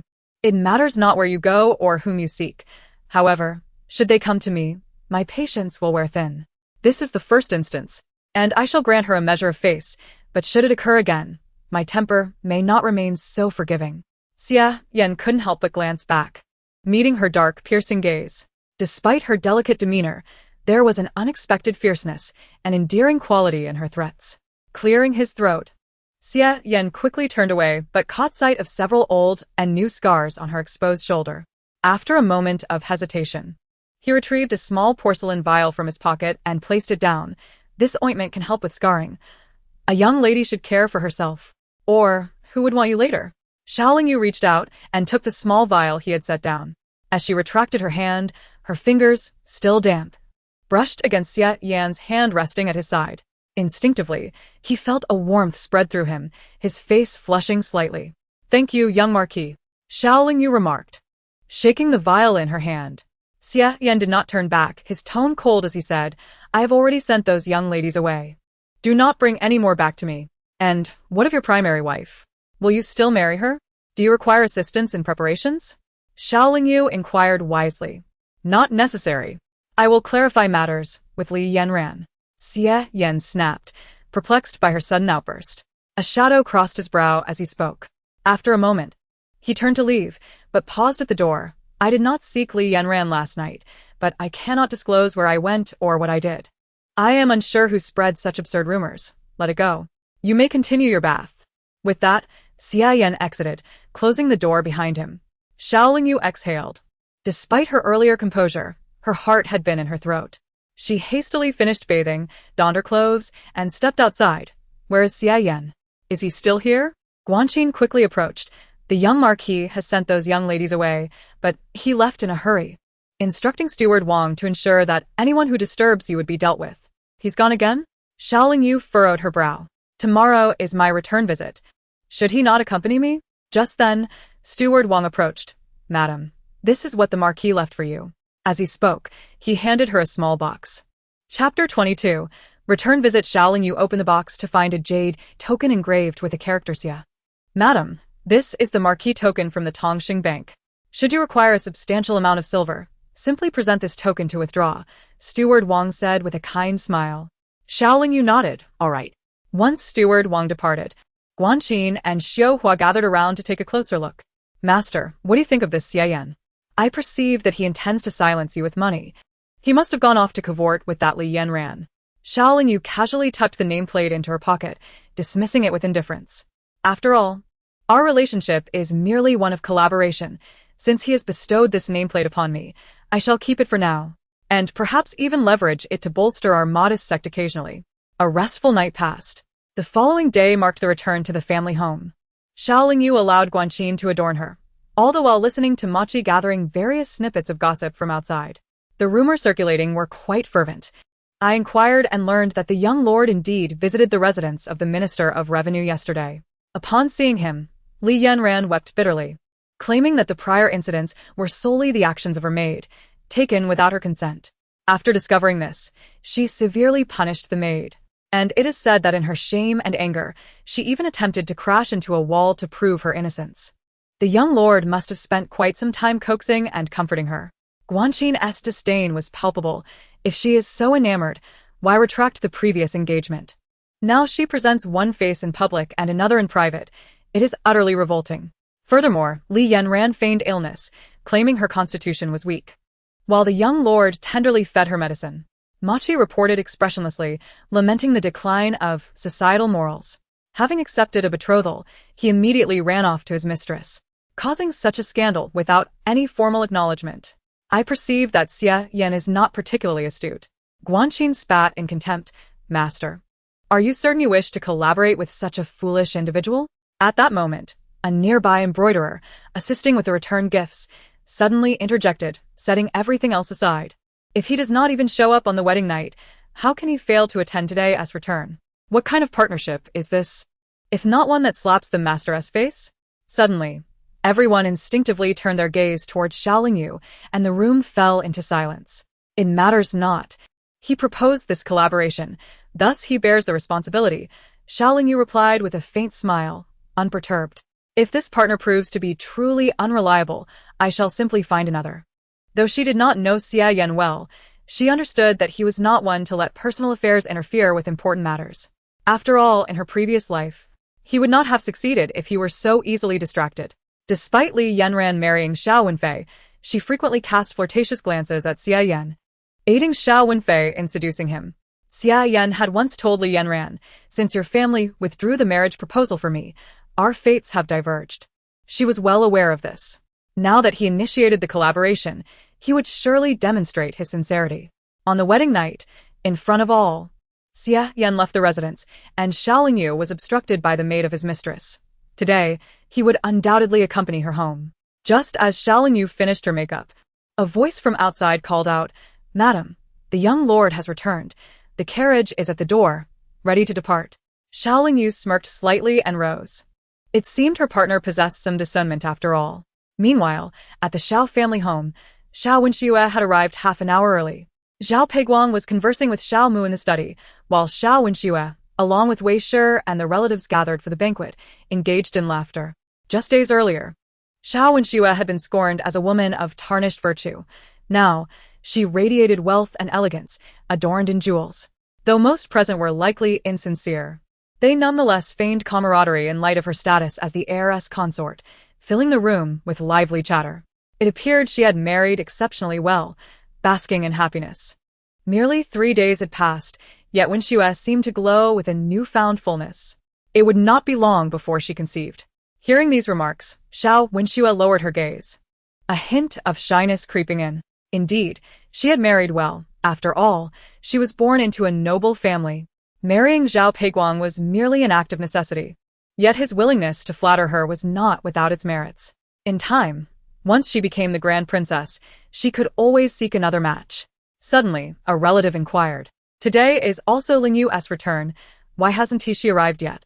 At this, a flicker of derision crossed Xiao Wenxue's eyes. Wei Shi had discreetly sent someone to seek out Li Yanran to vex Xiao Lingyu. It was unclear how Wei Shi had persuaded Li Yanran, but that very night, Li Yanran began to cause a stir, prompting Xia Yan to leave without even entering the bridal chamber. Li Yanran's maid had obstructed Xiao Lingyu's carriage. Even if Xiao Lingyu returned today, she would likely do so alone, bringing shame upon herself. Xiao Wenxue mused that Xiao Lingyu would hardly dare to oppose the Xiao family now. After all, a woman without her husband's affection or her family's support was hardly worth much. Wei Shi took a sip of tea, her expression calm as she remarked, "You have all heard the rumors circulating these past few days. Xia Yan did not enter the bridal chamber, and it is said he has not returned to the Yong and Marquis' residence in days. It is only natural for Lingyu to feel disheartened and not return. This young Marquisia is indeed quite unreliable." The gossipers began to murmur and speculate. Xiao Wenxue gently interjected, "I do not believe the young lord to be a reckless man. Surely there must be some misunderstanding. Who would abandon his bride on their wedding night?" Her words dripped with veiled sarcasm. While Xia Yan was not a foolish man, he had indeed acted foolishly. Xiao Wenxue's implication was obvious. It was Xiao Lingyu who had caused a rift, angering Xia Yan, leading to his apparent disregard. Upon hearing this, Wei Shi sighed. Lingyu has a difficult temperament and does not understand the ways of a wife. She thinks everyone indulges her at home. Perhaps this setback will serve as a lesson for her, so that their union may endure. If she returns today, I shall certainly have words with her. Before Wei Shi could finish, a servant announced, "The Yong and Marquis, and the Marquis' wife have arrived." As the words fell, Xia Yan and Xiao Lingyu entered together. They were clad in matching attire. Though simple, it exuded elegance and grace, far surpassing the gaudy adornments of Xiao Wenxue, who resembled a gift box festooned with jewels. Xia Yan offered his respects to his mother-in-law and greeted the gathered relatives. Xiao Lingyu did the same, hand in hand with him, radiating affection that belied any hint of discord. Chapter 23. Impressive acting. Everyone was momentarily taken aback, exchanging glances, instinctively looking towards Xiao Wenxue and Wei Shi. A hint of awkwardness flickered across Wei Shi's face. She cleared her throat, attempting to mask it. It is good that you have arrived. I was beginning to think you might not return today. We were just discussing recent events. Xiaolingyu was about to speak when Xie Yan interjected with a smile. What could possibly be more pressing than returning home?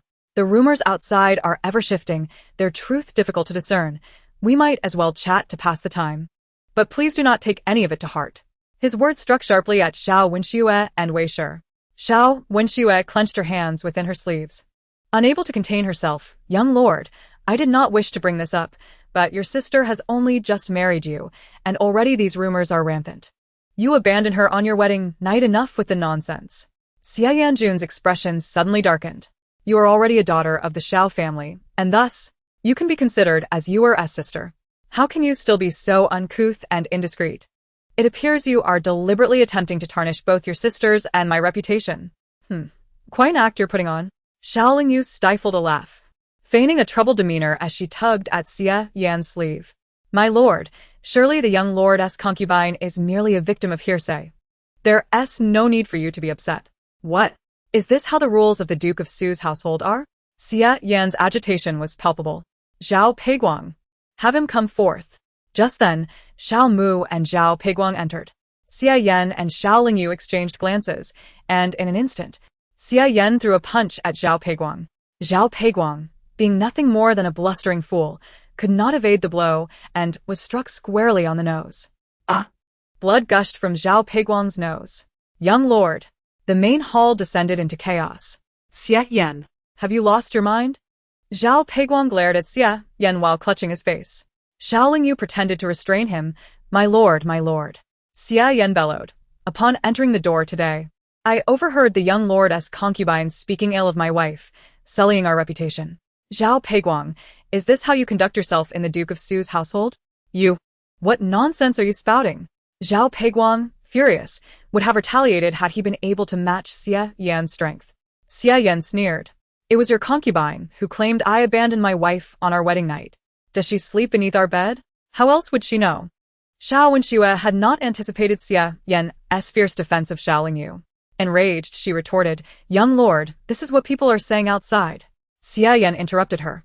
There are countless rumors circulating outside. Did they not say you two were cavorting in the temple, desecrating the divine? Should I also believe such slander and repeat it? You. Zhao Peiguang's face turned an ashen hue. He had indeed been in the temple with Xiao Wenxue.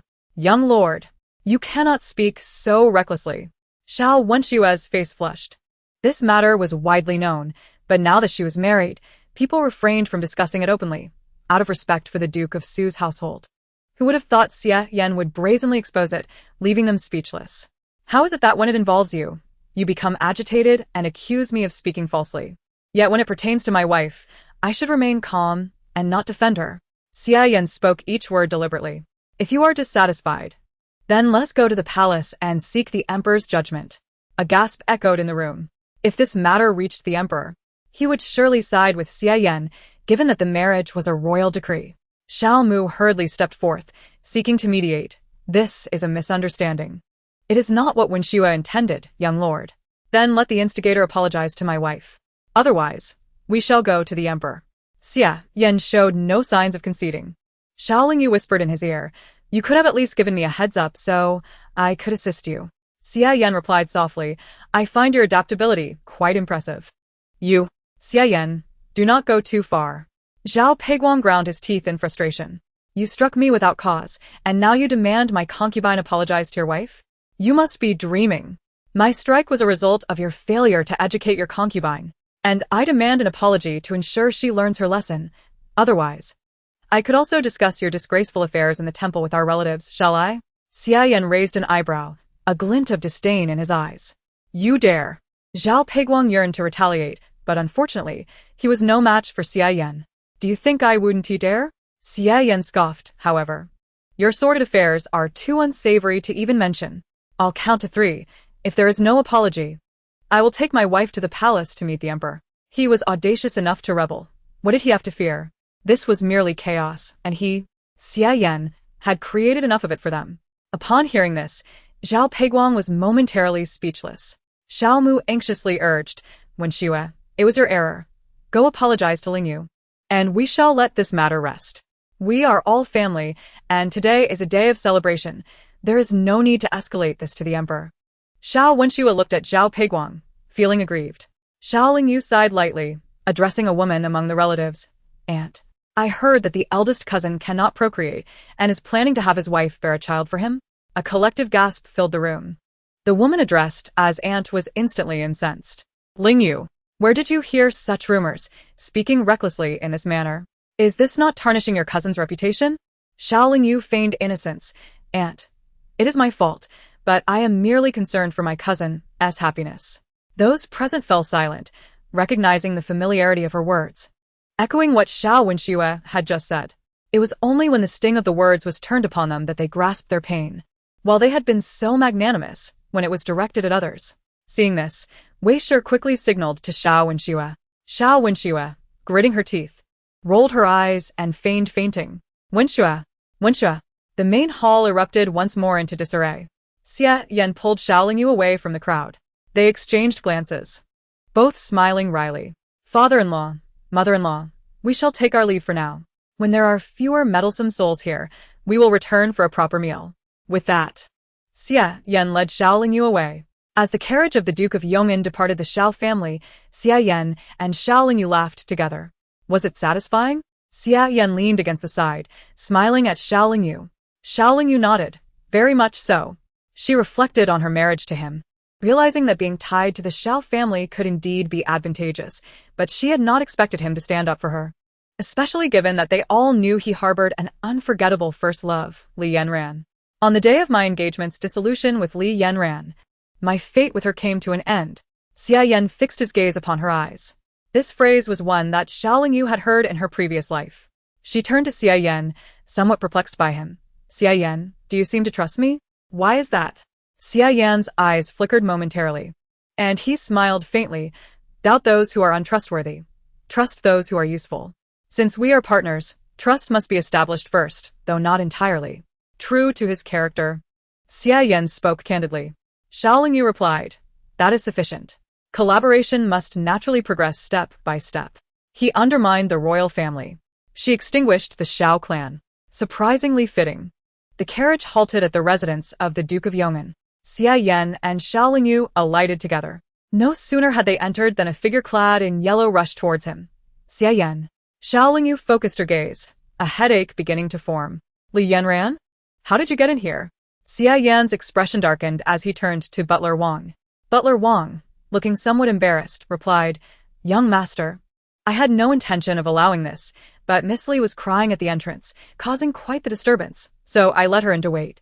Why did you not come to find me today? Li Yanran, with reddened eyes, seemed to ignore Xiao Lingyu as she gazed at Xie Yan. Xie Yan frowned. Today is the homecoming banquet. Naturally, I accompany my wife. Why would I seek you out? Li Yanran, have you lost your mind? How can you say such a thing? Li Yanran stamped her foot in anger. On the night of your wedding, you abandoned her to find me. I know your intentions. Xie Yan took 2 steps back, as though he had seen a ghost. I did not come to find you that night. Who spread this rumor? It seems you are the source. Xiao Lingyu could not contain her laughter, leaning against a nearby pillar to enjoy the spectacle. Li Yanran abruptly turned to meet Xiao Lingyu's gaze. What are you laughing at?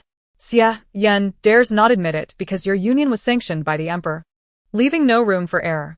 Do not think Xie Yan has any affection for you. Butler Wang, throw Miss Li out, lest she disrupt my wife's good mood. Xie Yan's patience wore thin. Butler Wang could only step forward with the others. Miss Li, please return. Li Yanran, furious, declared, I will not leave. Xie Yan. You cannot expel me. Just as Xie Yan was about to lose his temper, Xiao Lingyu stepped forward and struck Li Yanran at the back of her neck, causing her to roll her eyes and faint. Take her back, Xiao Lingyu instructed succinctly. Butler Wang hesitated, suppressing the urge to give Xiao Lingyu a thumbs up, and arranged for several maids to carry the unconscious Li Yanran out through the back door. Your method is quite effective, Xie Yan remarked, pressing his fingers to his temple. That night, did you visit the Minister of Revenue's residence? Xiao Lingyu was not inclined to delve into his affairs. Yet she did not wish to be cornered by others discussing her. Xie Yan looked at her, seemingly hesitating for a moment before saying, I did visit the Minister of Revenue's residence, but not for Li Yanran. For a partner to disclose this much. Xiao Lingyu considered it quite satisfactory. She nodded. All right, understood. Thank you for today's matters concerning the Xiao family. Just as Xia Yan was about to respond, a young servant rushed in, looking somewhat flustered. The servant whispered something in Xia Yan's ear, causing his expression to shift. Moments later, he looked at Xiao Lingyu. However, before he could speak, Xiao Lingyu had already interjected. If the young master has matters to attend to, please do so. Very well. I shall return promptly. Xia Yan swallowed back the words he had intended to say, and turned to leave with long strides. Madam, would you like to dine? Butler Wang approached, guessing that the couple had returned early, and likely missed the banquet. Xiao Lingyu agreed. She dined with her embroiderers in the room, also examining several confidential letters sent from the sect regarding the Xiao family. Just as she was speaking, Xiao Lingyu heard Guan Qin arguing with someone at the door. What is happening? Xiao Lingyu discarded the letters into the brazier to burn them before pushing the door open. Guan Qin, visibly upset, turned back and whispered, Madam, this young lady claims she was sent by the Wei family. Sent for what purpose? Xiao Lingyu frowned. I am Lin, a physician, specifically here to assist the madam. The physician said, cupping her hands. I have numerous prescriptions to aid in conception, which can help regulate your health and hasten pregnancy, ensuring you bear the Duke's legitimate son. The Xiao family is indeed swift in their actions. Having just been jointly outmaneuvered by Xia Yan and Xiao Lingyu, they now sent someone to the door. This so-called conception physician was merely a spy. Our madam does not require your services. You may leave. Guan Qin coldly rejected. Lin, the physician, remained unfazed, stating, Madam, now that you are wed into the Duke's household, the young master is protecting you, but how long can one rely solely on a man's affection? It is vital to prioritize offspring. Only by bearing a son can you truly establish a solid foundation. Regardless, the Xiao family will always be your support. They will never abandon or betray you. Today, you're seen at the homecoming banquet with the young master. Your parents bear you no ill will. They still think of you. Remember, you bear the Xiao surname. You are always tied to them in honor and disgrace. Seeing Xiao Lingyu's lack of response, Lin narrowed her eyes and continued. Moreover, do you know where I saw the young master earlier on my way to the Yong'an Duke's residence? Who was he with? Chapter 25. So much nonsense. Xiao Lingyu met her gaze with indifference, not displaying the urgency Lin had anticipated. After a while, Lin gritted her teeth and said, the young master accompanied a heavily pregnant woman into a residence in the western part of the city. They appeared quite intimate. Perhaps there was a misunderstanding regarding Li Yanran. Rumors can be miscommunicated, but I personally witnessed that heavily pregnant woman. So what? Xiao Lingyu smiled. If it were a concubine the Duke keeps outside, I would not mind him bringing her home. Once the child is born, it can be recorded under my name as a legitimate heir. What is wrong with that? Return to your parents and tell them there is no need for concern. I do not require it. With that, Xiao Lingyu waved her hand, and Guan Qin and Dao Yan stepped forward to usher Lin out. As Xiao Lingyu turned to enter, she heard Lin shouting, Miss, you are so ungrateful. If you are bullied later, do not come crying to your family. No one will help you then. My family? How ridiculous. Xiao Lingyu scoffed lightly. So much nonsense. Throw her out. By midnight, Xiao Lingyu had arranged for the dispatch of the planned confidential letters through Mo Qi and Dao Yan. As she stifled a yawn and prepared to extinguish the candles and retire, the door was pushed open. She looked up to see Xia Yan entering with a steady stride. She typically asked her servants to withdraw when she wished to rest and required no one to keep vigil. At that moment, there was no one else in the room. Leaning against the bed's edge, Xiao Lingyu gazed at him. I thought you would stay out late tonight as well. Xia Yan pressed his lips together, letting out a resigned sigh. What rumors have you heard today? Rumors. Xiao Lingyu rubbed her eyes and chuckled. It is not entirely inaccurate. The Wei family sent a physician claiming she could assist me in bearing a son, for she personally witnessed you supporting a pregnant woman into a residence in the western part of the city, where the two of you appeared quite close. Do you believe it? Xia Yan pressed his fingers to his brow, seated himself beside her, and poured himself a cup of tea, lost in his own thoughts. Whether I believe or not matters little. However, I think if you have someone outside, it would be better to bring them back. Leaving them outside only makes you run around, which is detrimental to our partnership. Xiao Lingyu's expression was earnest. Xia Yan found himself momentarily choked by her words. Unconsciously, he recalled the incident where Xiao Lingyu had people sign up to become concubines in the Marquis's residence, which only added to his headache. In the grand city of Beijing, Which woman could undertake such a thing? Was she truly here merely for collaboration? Strangely, Xia Yan felt a twinge of displeasure. You seem quite generous. Even if we are partners, others do not know that. Aren't you afraid of being mocked? Today, it is Li Yanran causing a stir. Tomorrow, if someone else creates a scene, will I not be the one ridiculed? Xiaolingyu grew impatient. Were it not for the fact that this man might achieve great things in the future, she would not bother cooperating with him. After some contemplation, Xiaolingyu decided to clarify things. Otherwise, if someone else came to her door, she would end up hurting someone. You say your fate with Li Yanran has ended. Then, what of the pregnant woman seen today? Xia Yan gazed at her intently, and after a moment replied, that is the wife of one of my aides. 3 months ago, on my way back to the city, I was ambushed and he shielded me from the blade, losing his life in the process. He entrusted me with the care of his wife and children. Thus, I arranged for them to reside in a manor in the western part of the city. Any intimate behavior is non-existent. Perhaps she merely twisted her ankle while walking, and I assisted her a bit. What about the night of your wedding? Xiaolingyu suddenly inquired. Xia Yan paused and said, I cannot disclose the events of that night to you, but I assure you it was not for seeking a woman. It was for serious matters. Serious matters? At this stage, Xia Yan was still secretly recruiting and garnering support. If it were serious matters, wouldn't that imply treason? Well, that is indeed something I cannot disclose. All right, I have but one request. Do not let your flocks of courtesans trouble me, Xiaolingyu stated succinctly, or I might just bring them all back to you. At her words, Xia Yan chuckled. I suddenly realized that marrying you, my lady, would be quite a relief. As Xia Yan stood up, preparing to push the door open, a servant's voice called from outside. My lord, my lady, someone from the palace has arrived. Xia Yan exchanged glances with Xiaolingyu, who swiftly rose from the bed. She opened the door to find Granny Li accompanied by a group of palace attendants. Granny Li bowed. Greetings, my lord, greetings, my lady. What brings you from the palace? Xia Yan furrowed his brow. Granny Li replied with utmost seriousness. There is nothing amiss in the palace. It is simply that the emperor has been thinking of you and your lady. This union was personally bestowed by the emperor, who holds the Xia family in high regard and fears any neglect. However, numerous rumors have circulated in recent days, creating a rather negative impact. The emperor has already reprimanded the Duke of Su and the Minister of Revenue. Yet, considering there are no elders in the Xia family, and this is your first marriage, my lord and lady, you would naturally be unsure of how to proceed, lest others take the opportunity to criticize or slander you.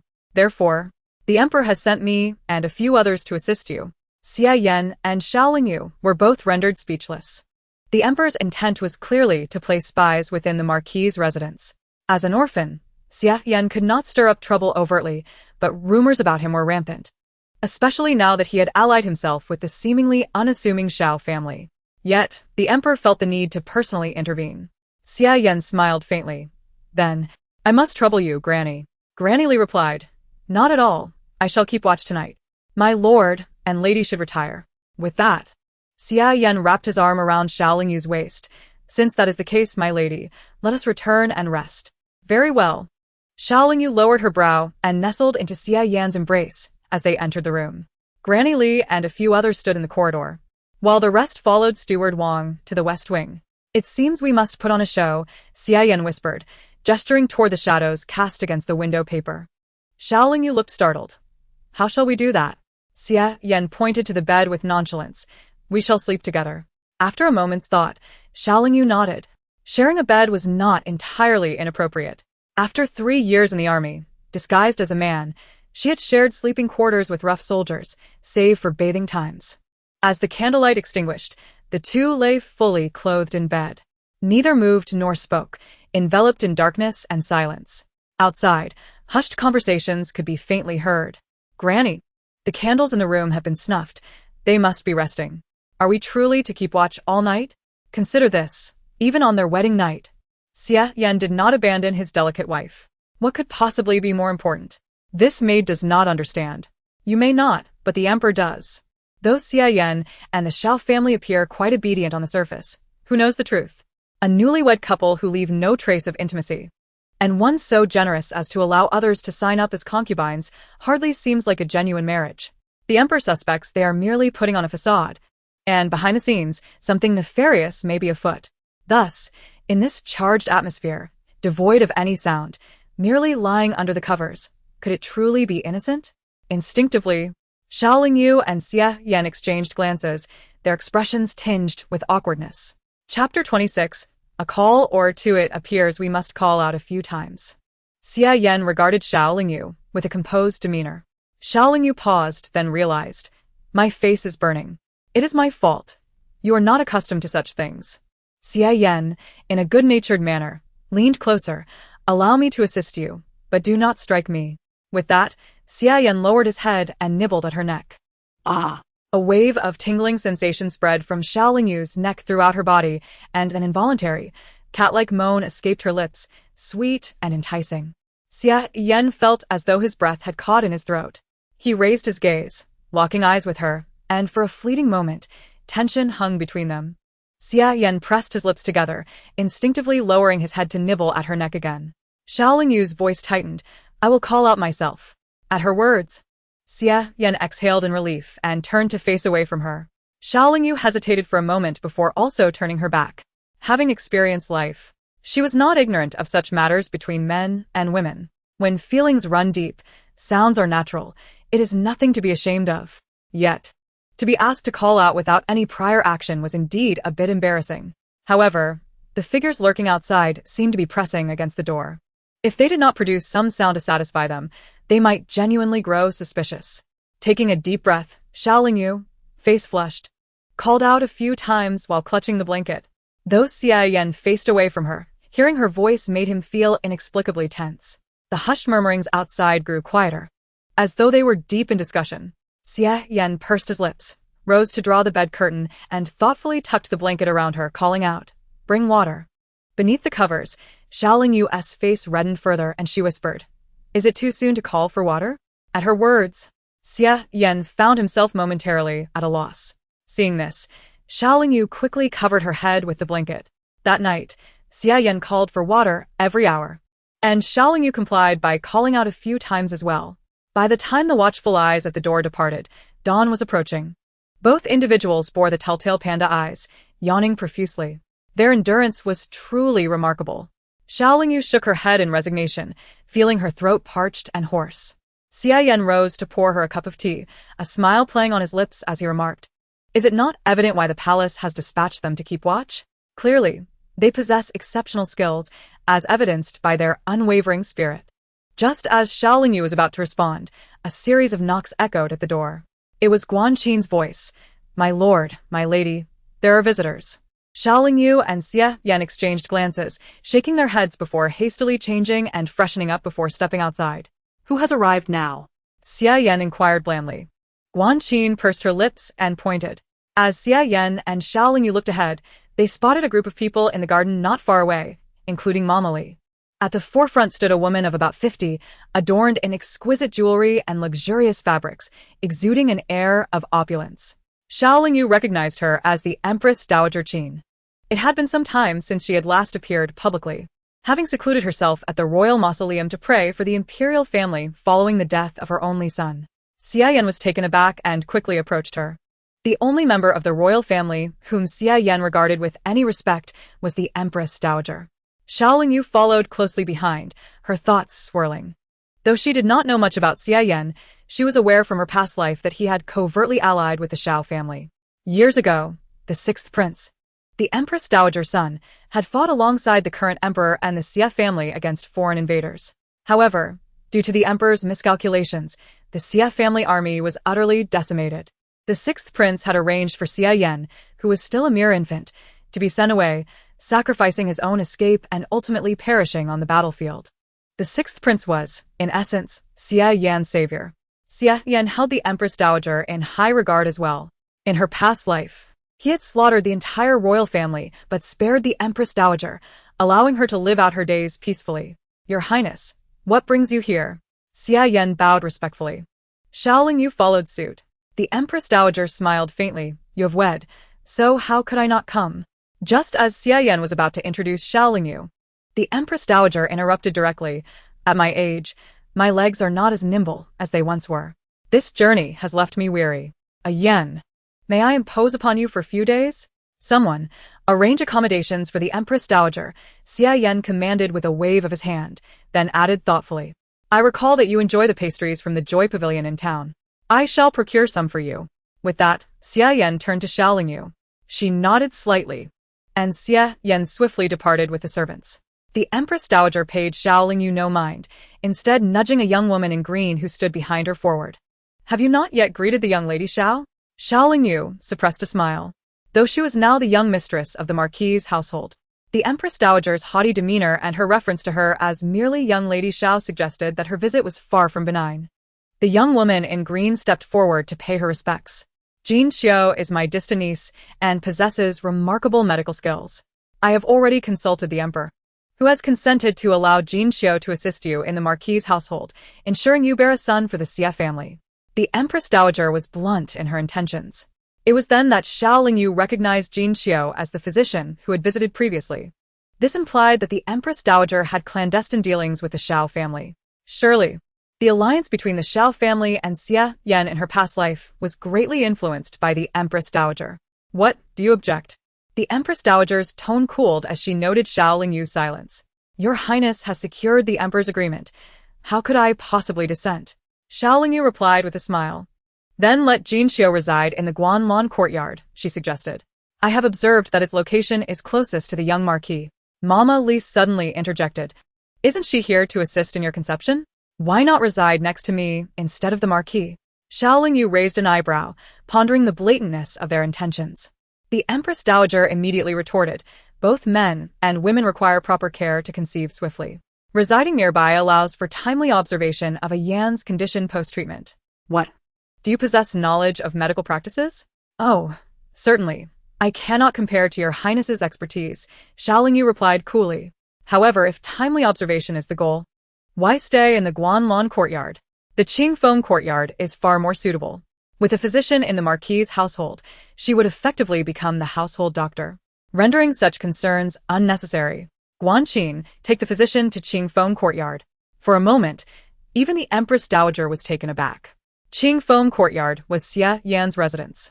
Was Xiaoling Yu truly indifferent, or did she harbor ulterior motives? The Empress Dowager narrowed her eyes, realizing that it was undoubtedly the latter. You dare, she rebuked, her voice laced with fury. Xiaoling Yu, as the young mistress of the Marquis's household, how could you arrange such a thing? Are you attempting to tarnish Jin Xiao's reputation? Chapter 27. Do as you please. Xiaoling Yu's gaze turned icy, and she was about to retort. Lin Jin Xiao quickly intervened, gently urging, Your Highness, please do not be angry. The young mistress meant no offense. If she has made such arrangements, I shall accept them and first help the Marquis with his health. Then assist the young mistress to ensure a successful pregnancy within the year. The Empress Dowager frowned at Lin Jin Xiao, seemingly reproaching her for her lack of prudence.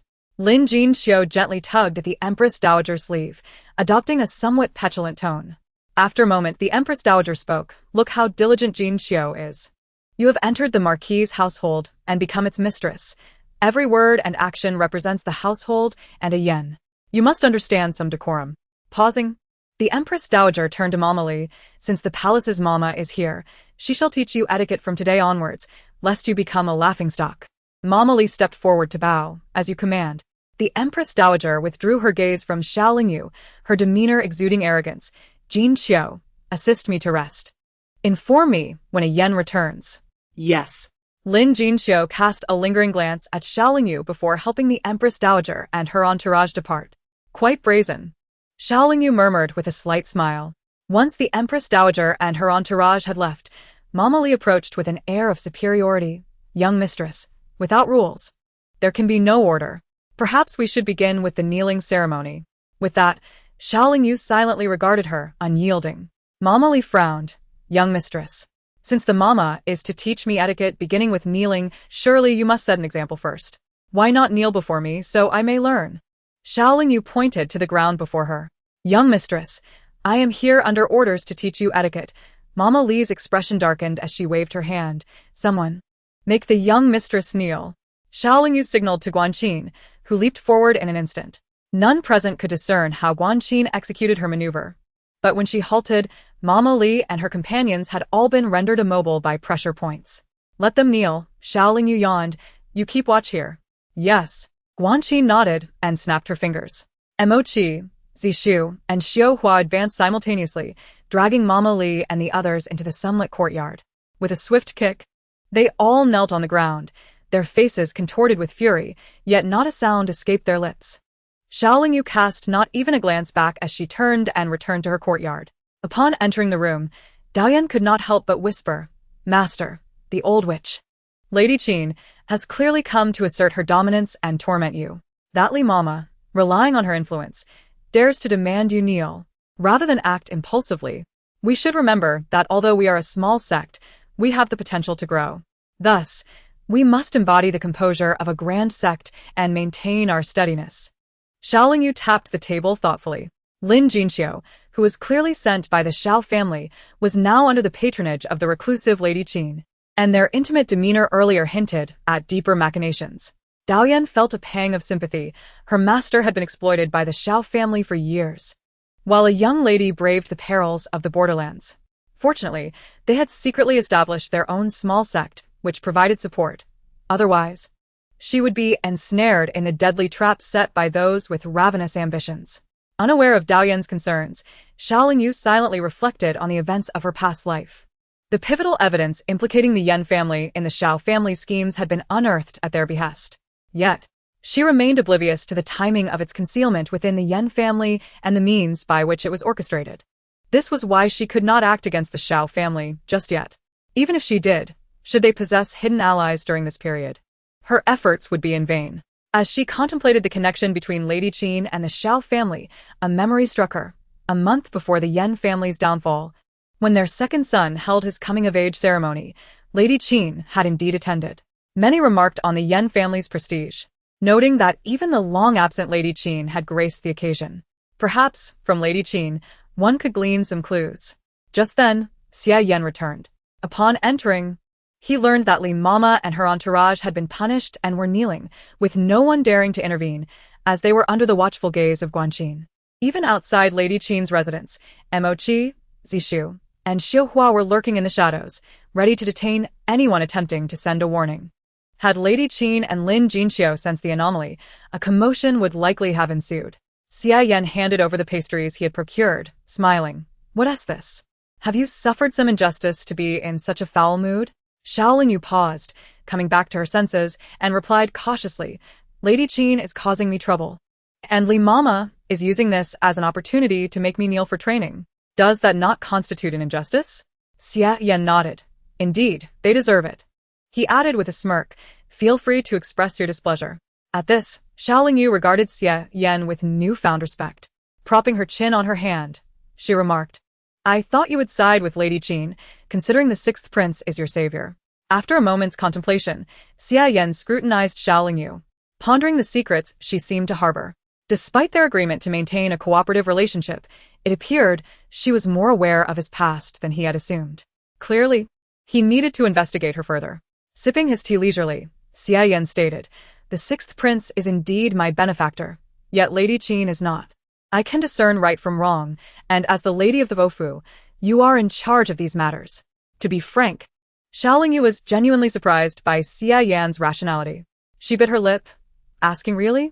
Xia Yan smiled. "Of course, as long as no one ends up dead, it should be manageable." "Very well, then.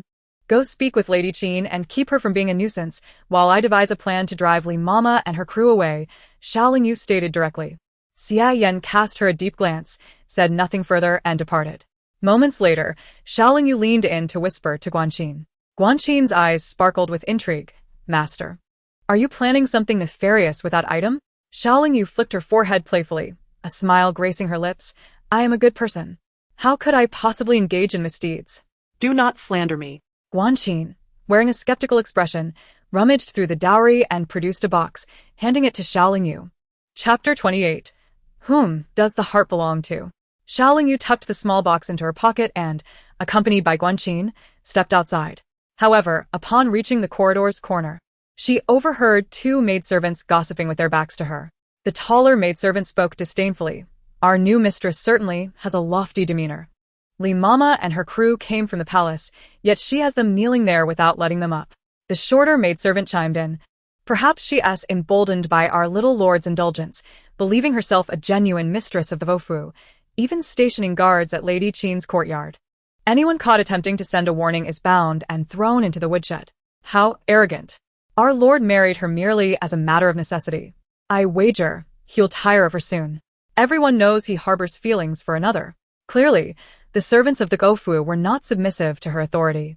Xiao Lingyu approached them slowly, her voice low. Who is the one whom your lord holds in his heart? Naturally, the taller maidservant began, but upon turning to see Xiao Lingyu, her words caught in her throat. Mistress, the other maidservant gasped, hastily pulling her down to kneel. Though the household staff might not respect the new mistress, they were aware that on the wedding night, Xia Yan had not even consummated the marriage before departing. How much regard could he possibly have for her? Nevertheless, Xiao Lingyu was publicly acknowledged as the Sal Furan of the Vofu. Should she choose to punish them, none would dare protest. Not even Xia Yan.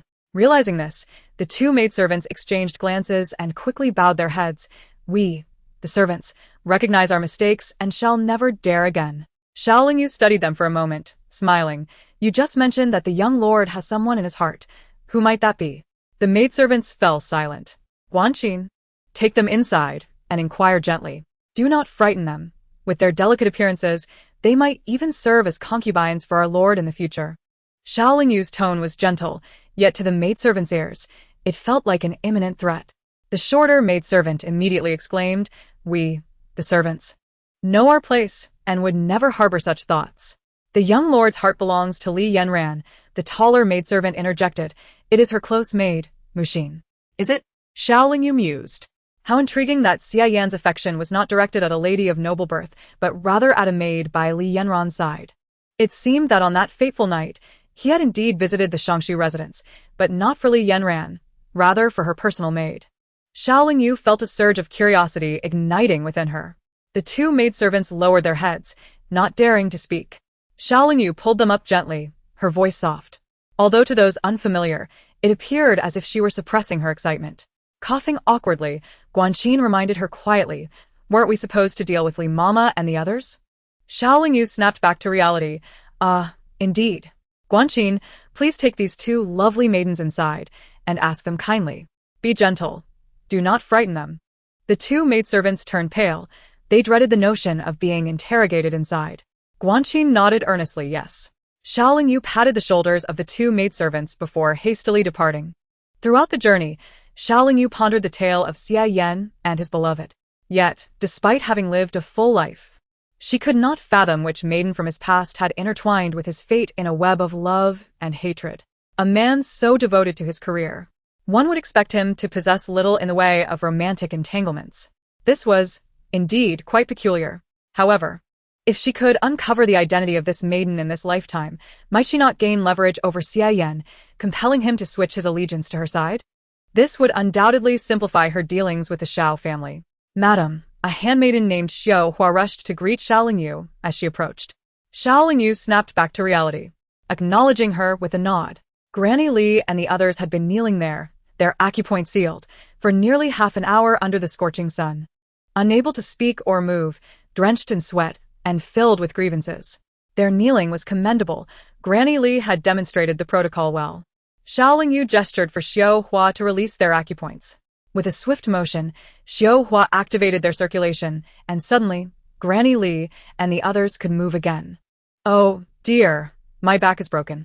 I feel so dizzy, they complained, swaying unsteadily. Granny Li took a moment to regain her composure, rising with a fierce glare directed at Xiao Lingyu.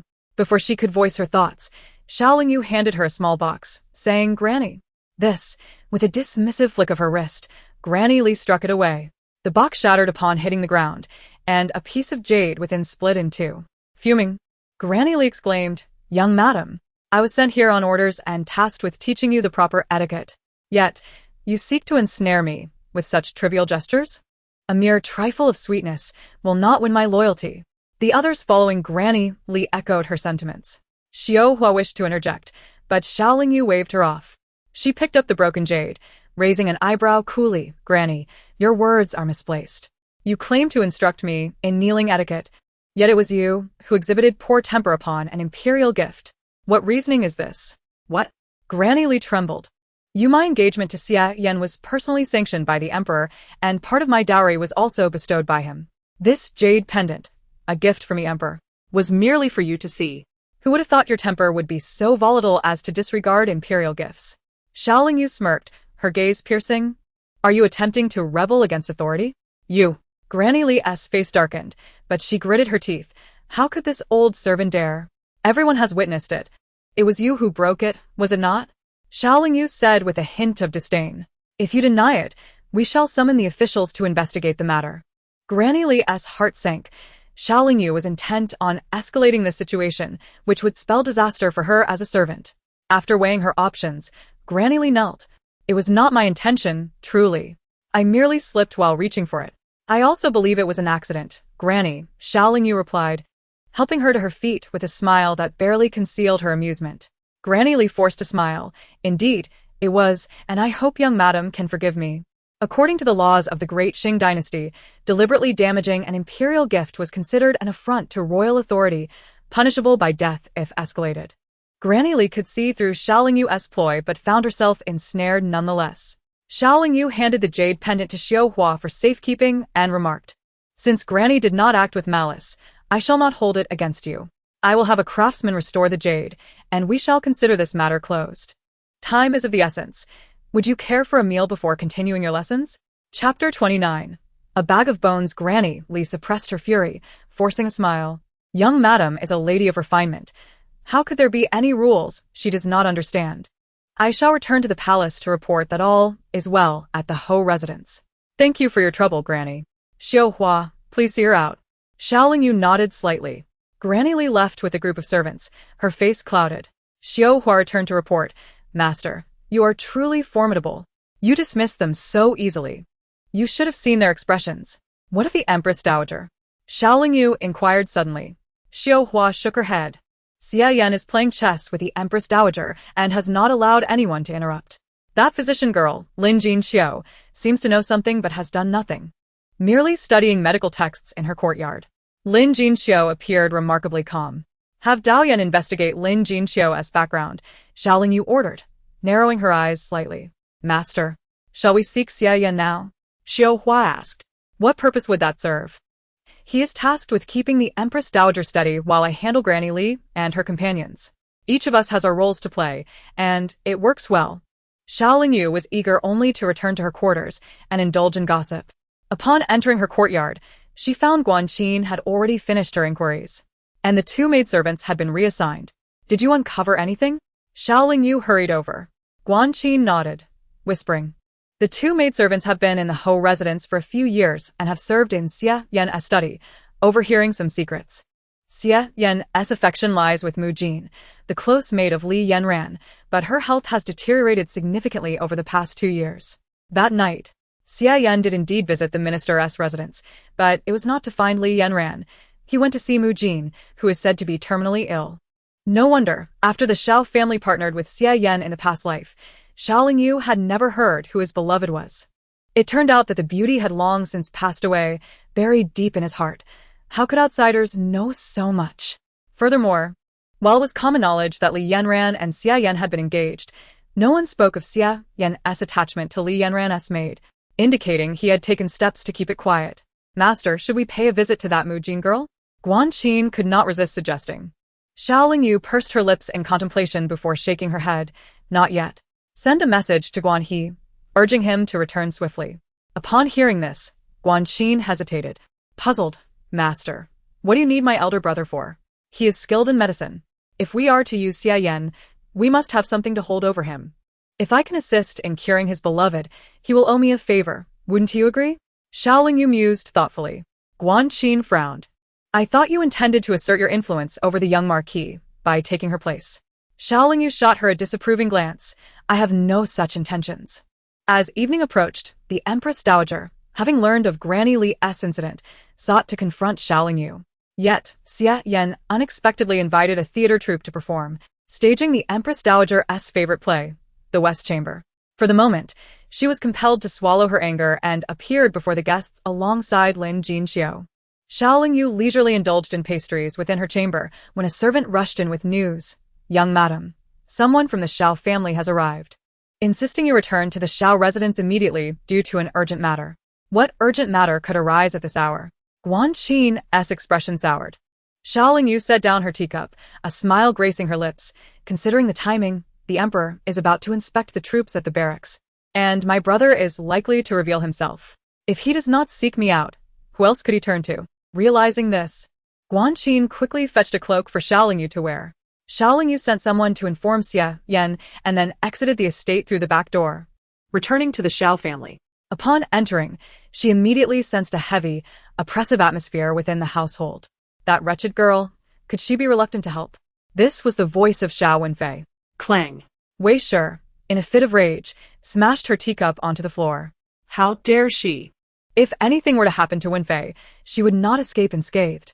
That would be treason. Mother, who are you so angry about? Xiao Lingyu entered the room. Wei Shi was taken aback and was about to scold her, but Duke Xiao intervened, waving his hand for a servant to bring forth a small chest. Upon opening it, dazzling jewels and ornaments gleamed within. Remarkably, Duke Xiao adopted a rare paternal demeanor, saying, "Lingyu, as you marry into the marquise, you will need to manage many affairs. This is all for you. Regardless of whether you are my biological daughter or not, you bear the Xiao surname, and we shall erase any past grievances. We are your family and your support." Before he could finish his sentence, Xiao Lingyu lazily interrupted, "Father, the reason I was summoned back today is concerning Xiao Wenfei, isn't it? The emperor is to visit the military camp the day after tomorrow, and Xiao Wenfei is worried about being exposed, isn't he?" At her words, Xiao Wenfei could no longer contain himself. "Aren't you afraid of being exposed? You think you can escape the charges of treason? So, it was you who insisted that I take your place on the battlefield. Now that you can't handle it, you wish to push me out instead. Even if I agree, I cannot go, for there are differences between men and women, and the mask has been removed, hasn't it?" Xiao Lingyu was entirely unconcerned. It was not her who was anxious at this moment. You. Xiao Wenfei gritted his teeth. "Then teach me a few quick techniques so I can at least feign my way through." "Quick techniques won't suffice, you, a mere drunkard. Cannot even stand firm in a horse stance. How do you expect to learn quickly?" Xiao Lingyu replied bluntly. Bang. Wei Shi could no longer restrain herself and slammed her palm on the table, pointing at Xiao Lingyu. "Then present a solution. We had you replace Wenfei in the Yan family army to familiarize you with their internal matters, not to seek glory for yourself. You neglect your duties and endanger yourself each time you follow the Yan family army, yet return with only a title of deputy general. If you had been a mere soldier in the Yan family army, Wenfei wouldn't be in such a predicament. You have returned with no intelligence about the military secrets, yet you risk your brother's life. How can you be so heartless?" Duke Xiao and the others remained silent, but it was clear they shared the same thoughts. Xiao Lingyu slowly sipped her tea, recognizing the malice hidden within the Xiao family, who did not even bother to conceal it from her. After a moment of silence, Xiao Lingyu suppressed her impulse to roll her eyes and said with utmost seriousness, "Even if I were to return all the secrets of the Yan family army, would it matter with Xiao Wenfei being a useless piece of mud? He has been idling away in the camp during the day and indulging in debauchery at night, neglecting his duties entirely. Does he not know what kind of son he is?" Xiao Lingyu. You. Wei Shi was exasperated. Xiao Lingyu scoffed. "You can evade initial scrutiny, but not the scrutiny of the 15th. Since Xiao Wenfei cannot remain in the military camp, it would be better to end it all." Xiao Wenfei frowned. "What do you mean by that? Isn't it obvious? Let him sustain some injuries, so he cannot remain in the military camp." Xiao Lingyu replied, placing her empty teacup down and getting up impatiently. "I shall take my leave. You cannot just leave like that. You think you can walk away?" Xiao Wenfei, exasperated, rushed forward and grasped her shoulder. Xiao Lingyu, irritated, seized his wrist and twisted it fiercely, flinging him to the ground. Thud. Xiao Wenfei fell heavily, clutching his waist and howling in pain. "Wenfei, Wenfei." Xiao Lingyu and Duke Xiao hurried over. "Father, mother, I can't move. It hurts so much." Xiao Wenfei cried out, his voice echoing through the room. "Xiao Lingyu, are you trying to kill him?" Wei Shi raised her hand to deliver a slap. Xiao Lingyu grasped her arm and pushed her away. It was a reflex. Who knew he was so weak? But isn't this fortuitous? If he is injured, he won't have to think of other ways to avoid responsibility, will he? Wei Shi was furious. "You wretched girl. Someone, bind Xiao Lingyu." A group of Xiao family guards immediately readied themselves, preparing to rush forward. Duke Xiao stared coldly, his gaze sharp. Father-in-law and mother-in-law, what do you intend to do? Suddenly, Xia Yan's voice rang out. Everyone turned to look. Xia Yan approached in dark attire, striding confidently. Xiao Lingyu was momentarily taken aback as Xia Yan stepped beside her and pulled her behind him. He raised an eyebrow and sneered, in broad daylight. Do you intend to bind my wife? What is the meaning of this? Wei Shi and Duke Xiao exchanged glances, momentarily speechless. Xiao Wenfei, supported by servants, could not help but shout, Xiao Lingyu assaulted me, her elder brother. Shouldn't she be taught a lesson? Then why did Lingyu strike you? Give a reason. Xia Yan scrutinized Xiao Wenfei, clearly filled with disdain. She is disrespectful. Disrespectful to her elder brother. Disrespectful to her parents. Such behavior invites divine retribution. If this gets out, it will also be her fault and she will be scorned. Xiao Wenfei clenched his fists, truly feeling the pain in his back. Instinctively, Xiao Lingyu felt the urge to speak. Xia Yan instinctively held her hand and squeezed it gently, saying, since you mentioned disrespect, I have also heard that the esteemed young Master Xiao has been secretly leading some soldiers in the military to indulge in debauchery. Wouldn't that be considered disrespectful to the Yan family army and the emperor? If this were to spread, wouldn't he face military punishment? Wah, how do you know this? Xiao Wenfei's face paled, realizing he had been discreet about his escapades, and the soldiers who benefited from it would not speak out. Moreover, he had only done this to foster connections. Yet, he had not anticipated the Yan family army to be so disciplined. Aside from a few new recruits he had tempted, the rest had firmly refused, remarking on how he had changed. Otherwise, why would he seek Xiao Lingyu's assistance? As Xiao Wenfei pondered this, he wondered how Xia Yan also knew. Clearly, Xiao Lingyu must have whispered in Xia Yan's ear. Thinking this, Xiao Wenfei said, Young Marquis, tread carefully. Do not tarnish the reputation of the Yan family army. Is that so? Then when will you settle the debts accrued at Feihe Tavern these past few days? Xia Yan said with a mocking smile. Xiao Wenfei was taken aback. That is my tavern. I just happen to have brought along a stack of your outstanding bills. Duke. Could you please assist the esteemed young Master Xiao in settling his debts? With a snap of his fingers, a servant beside Xia Yan presented a thick stack of bills. Duke Xiao knew well the nature of his son, but he had not expected that in just a few days, the bills would amount to such a hefty stack. Furthermore, they were from Feihe Tavern, the most expensive tavern in the city. Most importantly, this was Xia Yan's territory. It was utterly shameful. Taking a deep breath, Duke Xiao gritted his teeth and waved his hand. Call the accountant to settle the bills for the young Marquis. Wei Shi could not help but interject, My lord, you should take Wenfei back and find a doctor to tend to his injuries. At his age, he should know to watch where he is going. How could he fall like this? Such a disgrace. The Duke of Zhao's furious exclamation caused both Wei and Xiao Wenfei to choke on their words. His declaration signified a refusal to discipline Xiao Lingyu. Father, it was clearly Xiao Lingyu who caused me trouble. Xiao Wenfei was infuriated. The Duke glared at him darkly, prompting Wei to swallow the words that had almost escaped her lips. She could only motion for the servants to assist Xiao Wenfei in departing, and after a moment's consideration, she hastened to follow. My young lord, our families are connected by marriage. We are, in essence, one family. There is no need for such hostility. Wouldn't you agree? The Duke of Xiao remarked. Xia Yan raised an eyebrow. Yet just moments ago, you intended to employ familial discipline against my wife? Upon hearing this, the Duke felt a surge of indignation, though he concealed it well. After all, their choice of Xia Yan as the son-in-law of the Xiao family was part of a larger scheme. Patience is a virtue in grand schemes. I must endure, the Duke asserted. This is all a misunderstanding. Lingyu is my daughter. I naturally feel pained when she is struck or scolded. Now that the misunderstanding is resolved, there is no longer an issue, is there? Xia Yan scoffed softly and turned to the silent Xiao Lingyu, who had been under his protection throughout. What do you think? Xiao Lingyu understood the importance of yielding and nodded slightly. Since Lingyu has consented, I shall too, Xia Yan said, glancing at a nearby servant who was tallying the accounts with the family accountant. You remain here to finalize the bill and collect the payment before you leave. Yes. The servant replied with a bow. Xia Yan then squeezed Xiao Lingyu's hand gently. Let us go. Xiao Lingyu obediently followed him like a little kitten, and the two exited the Xiao residence. Duke, will you allow the young lady to depart so easily? The steward could not help but murmur in the Duke's ear.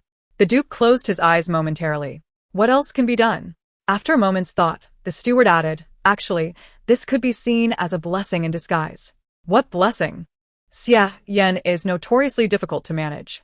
Our engagement with him was intended to win him over, but now, the Duke trailed off, realizing the steward's implication. Are you suggesting that Xia Yan's relationship with Lingyu? The steward whispered, indeed, Duke. Observe how, despite his arrogance and capriciousness, he is exceedingly protective of the young lady. The last time he came to her aid, he made quite the spectacle. It is evident that she has already managed to secure his favor in just a few days of marriage. As long as she maintains our family's relationship with her, all will be well. At this, the Duke's eyes flickered with a glint of insight. Chapter 31. Do not resort to violence. The carriage moved forward slowly. Once they could no longer see the gates of the Xiao residence, Xiao Lingyu clasped her hands and bowed to Xia Yan. My young lord, I appreciate your assistance today. Xia Yan chuckled lightly. You display a greater air of a general than your brother, who has served in the military for 3 years. Have you never seen a pig run after having eaten one? Xiao Lingyu replied nonchalantly. But today, my young lord, you invited a theater troupe to your residence. What brings you here? The abrupt shift in topic felt somewhat awkward. Xia Yan explained, the Empress Dowager greatly enjoys their performances. I merely invited them to occupy her attention. As you are, after all, my publicly acknowledged wife, and behind the scenes, we are partners. Aiding you is no trouble at all. His sincerity was palpable. Xiao Lingyu tilted her head, scrutinizing the man who had, in a past life, overthrown the Zhao dynasty and held immense power, yet showed no attachment to his lofty position. My young lord, your thoughts diverge greatly from mine, she remarked with a slight smile. Suddenly, Xiao Lingyu recalled the matter regarding Mu Jin. Just as she was about to speak, the carriage came to an abrupt halt. What is the matter? Xia Yan lifted the curtain, frowning slightly.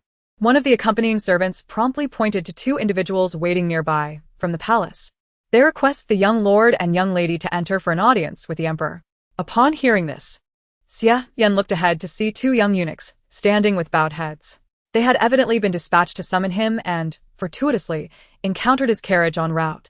Xia Yan nodded, lowering the curtain, and turned to Xiao Lingyu. Are you afraid of going to the palace? Xiao Lingyu raised an eyebrow. With a partner like you, why should I be fearful of merely entering the palace? I am well aware of my conduct, and will be cautious not to trouble you. There's no need for concern. What trouble could arise? Xia Yan replied, returning his gaze to the tassel hanging from his waist. The carriage halted before the palace gates, and Xia Yan and Xiao Lingyu alighted one after the other. Zhou Gonggong, a servant close to the emperor, was already waiting at the palace entrance. Upon their arrival, he hurried to greet them. My lord, young lady. Let us proceed. Xia Yan naturally took Xiao Lingyu's hand, and she, taken aback for a moment, reciprocated, walking alongside him. Zhou Gonggong observed their tightly clasped hands. It appears that the young lord and young lady are newlyweds in blissful harmony. Even the emperor would be pleased to see this. As they walked along the palace path, a strikingly beautiful woman in palace attire approached. Greetings, Consort Shu. Zhou Gonggong bowed. Consort Shu waved her hand dismissively, her sharp gaze fixed upon Xia Yan. Young lord, it has been a while. I trust you are well. I have matters to discuss with you. Would the young lady kindly excuse us? She then turned her attention to Xiao Lingyu. Xia Yan squeezed Xiao Lingyu's hand. Xiao Lingyu inclined her head slightly. Please go ahead. My time is limited. I must see the emperor, so please keep your words brief, Consort Shu. After a pause, Xia Yan added to Zhou Gonggong, take Lingyu ahead. I will join shortly. Understood. Zhou Gonggong led Xiao Lingyu towards the Yangxin Hall. Xiao Lingyu instinctively glanced back. At a distance, she couldn't hear the conversation between Xia Yan and Consort Shu. She recognized Consort Shu as the emperor's favored concubine, who had perished in a past life while shielding the emperor from an assassin during an autumn hunt. Considering the timing, the autumn hunt would occur next month. She wondered about the nature of Consort Shu and Xia Yan's relationship and whether she should offer a warning. Noticing Xiao Lingyu's furrowed brow, Zhou Gonggong assumed she was displeased about Xia Yan speaking privately with Consort Shu. After a moment, he whispered, young lady, Consort Shu is the emperor's favorite concubine, and her family has distant ties to the Xia family. If one were to pursue this seriously, the young lord would have to call her cousin. Such a connection exists? Xiao Lingyu blinked, intrigued. Zhou Gonggong nodded, indeed. After the Xie family fell, Consort Shu's family sent people to care for the young lord for a time. They referred to each other as brother and sister until he entered the palace. Then why did it seem that Xie Yan was somewhat impatient when he looked at Consort Shu? Xiao Lingyu pondered internally, but refrained from voicing her thoughts, as Zhou Gonggong was careful not to say more. Young lady, the Yangxin Hall is just ahead, Zhou Gonggong indicated. Instinctively, Xiao Lingyu lifted her gaze and, to her surprise, saw Zhao Peiguang kneeling before the entrance of the Yangxin Hall. His expression was a mixture of anger and frustration, yet he dared not act out, merely rising to kneel, his features betraying his discontent. Xiao Lingyu's curiosity was piqued. Zhou Gonggong, is that not young Master Zhao? Has he angered the emperor? Prince Su, the emperor's younger brother, had only Zhao Peiguang as his legitimate son, and the emperor had always treated Zhao Peiguang with kindness. Otherwise, the Xiao family would not have previously agreed to the marriage alliance with the Prince of Su, paving the way for their future plans. After a moment of contemplation, eunuch Zhou whispered, I heard that the heir went to a brothel with the brother of the young lady, Wen Fei, a few days ago, and got into a conflict with several young masters from the Wuchang Marquis' residence and the minister's residence. The heir took it upon himself to intervene and ended up injuring someone, who is now still bedridden. This morning, the Prince of Su was presented with several memorials, and in a fit of anger, he demanded the emperor personally deal with the heir. The emperor, considering the past relationship, merely ordered him to kneel. But for 2 full hours, Xiao Lingyu almost laughed out loud. Zhao Peiguang was indeed looking for trouble. It was deserved. She walked past Zhao Peiguang without sparing him a glance. Zhao Peiguang was momentarily taken aback. Before he could react, Xiao Lingyu had already entered the Yangxin Palace. Before long, when Xiao Lingyu emerged again, she was holding a small box, clearly a reward from her audience with the emperor. Why does she get a reward while I am left kneeling? Xiao Lingyu. Zhao Peiguang grabbed her skirt tightly. Xiao Lingyu frowned, only now noticing the person kneeling on the ground. She disdainfully swatted his hand away and stepped back a few paces. Zhao Shizi, please conduct yourself with dignity and refrain from physical contact. You. Zhao Peiguang gritted his teeth. What are you doing in the Yangxin Palace? I came to express my gratitude to the emperor for bestowing upon me a splendid marriage, Xiao Lingyu replied, handing the box to a palace maid beside her, feigning ignorance. The emperor is busy with state affairs, so I would not dare to disturb him for long. After expressing my thanks, I shall take my leave. But the emperor, being benevolent, has also rewarded me with fine gifts. Did you not receive anything? Zhao Peiguang's face turned green with anger. Everyone could see he was kneeling here because he had offended the emperor and was being punished. This wretched woman was doing this on purpose. Suddenly, Zhao Peiguang stood up, blocking Xiao Lingyu's path. Chapter 32, a humiliating display. What do you mean, Zhao Peiguang? Xiao Lingyu frowned, now looking at him as if she were observing a fool. How could she have been so foolish in her past life as to be attracted to someone like him? He dared to rise without an imperial command while kneeling before the Yangxin Palace. He truly wanted to get himself killed without dragging her down with him. Zhao Peiguang, filled with indignation, exclaimed, Did you encourage Xie Yan to incite the people of the Wuchang Marquis' residence to petition the emperor regarding the matter at the Yanji building? Yanji building? Wuchang Marquis' residence? Petition? While Xiao Lingyu did not fully grasp Zhao Peiguang's thought process, she did catch those keywords. After all, eunuch Zhou had just mentioned that Zhao Peiguang had gotten into a fight at a brothel, which was why the Prince of Su had been jointly petitioned by the Wuchang Marquis and others this morning. It seemed he had indeed been to the Yanji building. Xiao Lingyu regarded him as if he were an imbecile. Zhao Peiguang, you have already embarrassed yourself by visiting a brothel, to then injure someone. Does the Wuchang Marquis' residence need anyone's encouragement to complain to the emperor? Their son is still bedridden. You should just kneel and be glad, instead of barking like a mad dog at everyone you see. You dare insult me?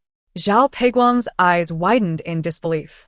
This woman must harbor resentment for being forced to marry Xie Yan, and now she sought revenge. How outrageous.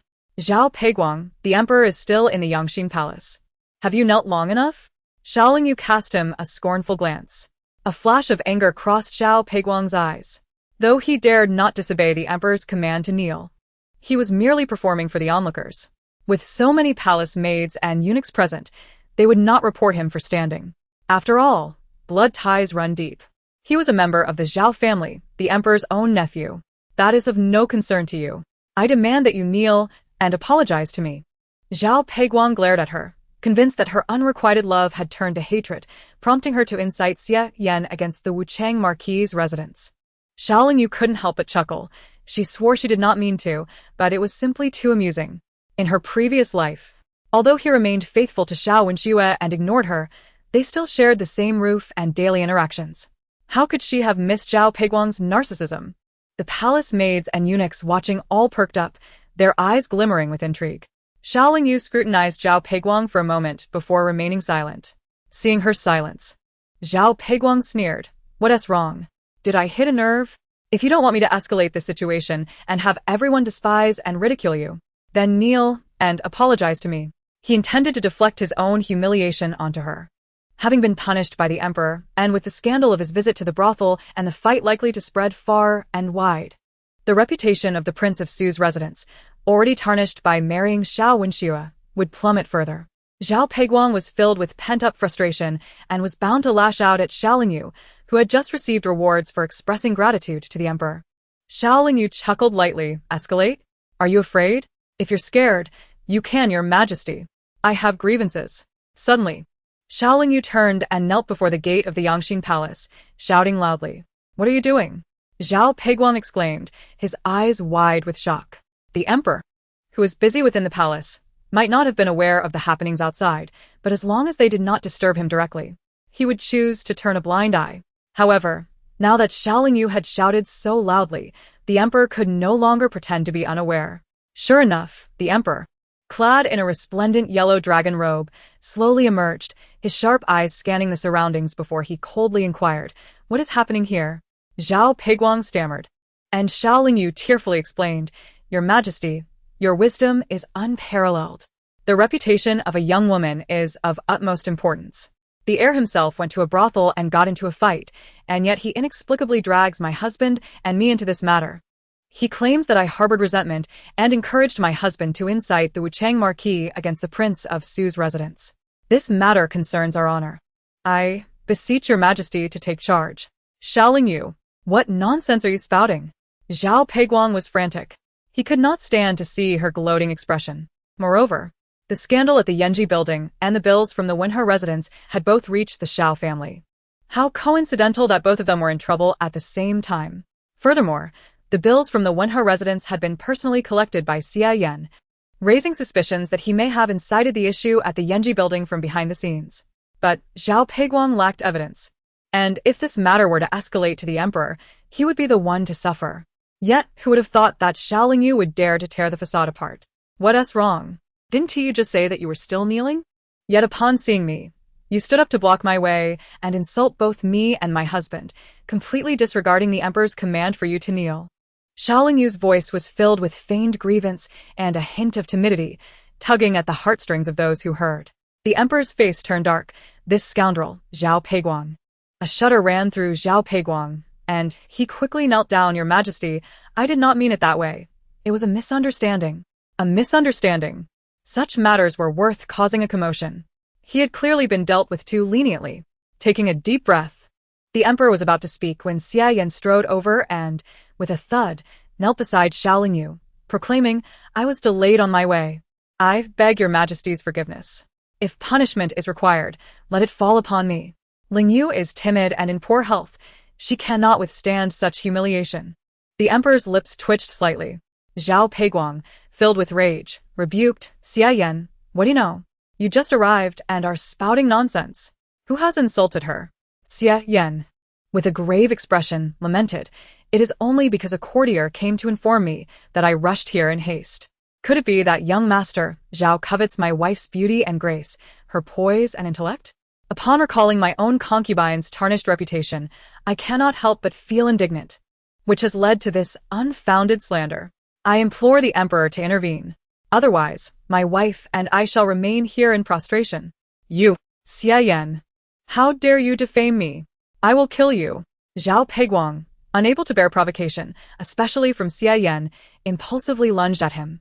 Before anyone could react, Xiaolingyu subtly moved her hand, and a small stone swiftly struck his ankle. Hiss! Pain radiated from Zhao Peiguang's ankle, causing him to stumble and collide directly with the emperor. Thud! Zhao Peiguang had inadvertently knocked the sovereign to the ground. Your Majesty! Your Majesty! The nearby maidens and eunuchs screamed as they rushed to assist the fallen ruler. Zhao Peiguang was momentarily stunned, forgetting to rise even while sitting atop the emperor. Steward Zhou, accompanied by the eunuchs and maidens, pulled Zhao Peiguang away. The emperor, nursing his sore backside and disheveled crown, found himself in a most humiliating predicament. Exposed to the eyes of so many subordinates. This is utterly outrageous. Both Xia Yan and Xiao Lingyu, still kneeling, reproached Zhao Peiguang in unison. You have gone too far. Taking your frustrations out on the emperor. I. This is not how it is. Zhao Peiguang, flustered, stammered. The emperor, furious, commanded, seize him. Zhao Peiguang has committed an offense against the crown. Administer 30 strikes and expel him from the palace. From now on, he shall not enter without imperial decree. Chapter 33. A severe punishment. Steward Zhou promptly gestured, and the maidens and eunuchs advanced to restrain Zhao Peiguang, pressing him onto a prepared long bench. Your Majesty, Your Majesty, they are the ones who have wronged me. Zhao Peiguang struggled desperately, shouting. The emperor, still seething with anger, ordered, gag him. Strike him hard. Yes. Steward Zhou personally took a handkerchief and stuffed it into Zhao Peiguang's mouth. The heavy board came crashing down upon him. The emperor glanced at the still kneeling Xia Yan and Xiao Lingyu. He recognized their feigned innocence. However, it was indeed Zhao Peiguang who instigated the matter, giving rise to this scandal. If it escalated further, it would tarnish the royal family's reputation. With a sigh of exasperation, the emperor declared, Rise. I understand this does not concern you. Xia Yan and Xiao Lingyu exchanged glances, expressing their gratitude as they stood. Thank you, Your Majesty. Your wisdom is unmatched. The emperor, with a cold expression, angrily waved his sleeve and retreated into the Yangxin Hall.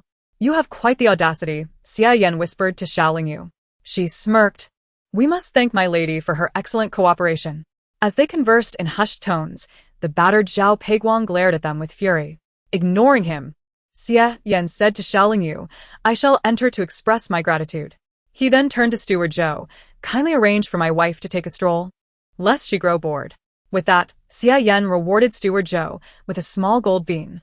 The steward, delighted by such generosity, beamed, Rest assured.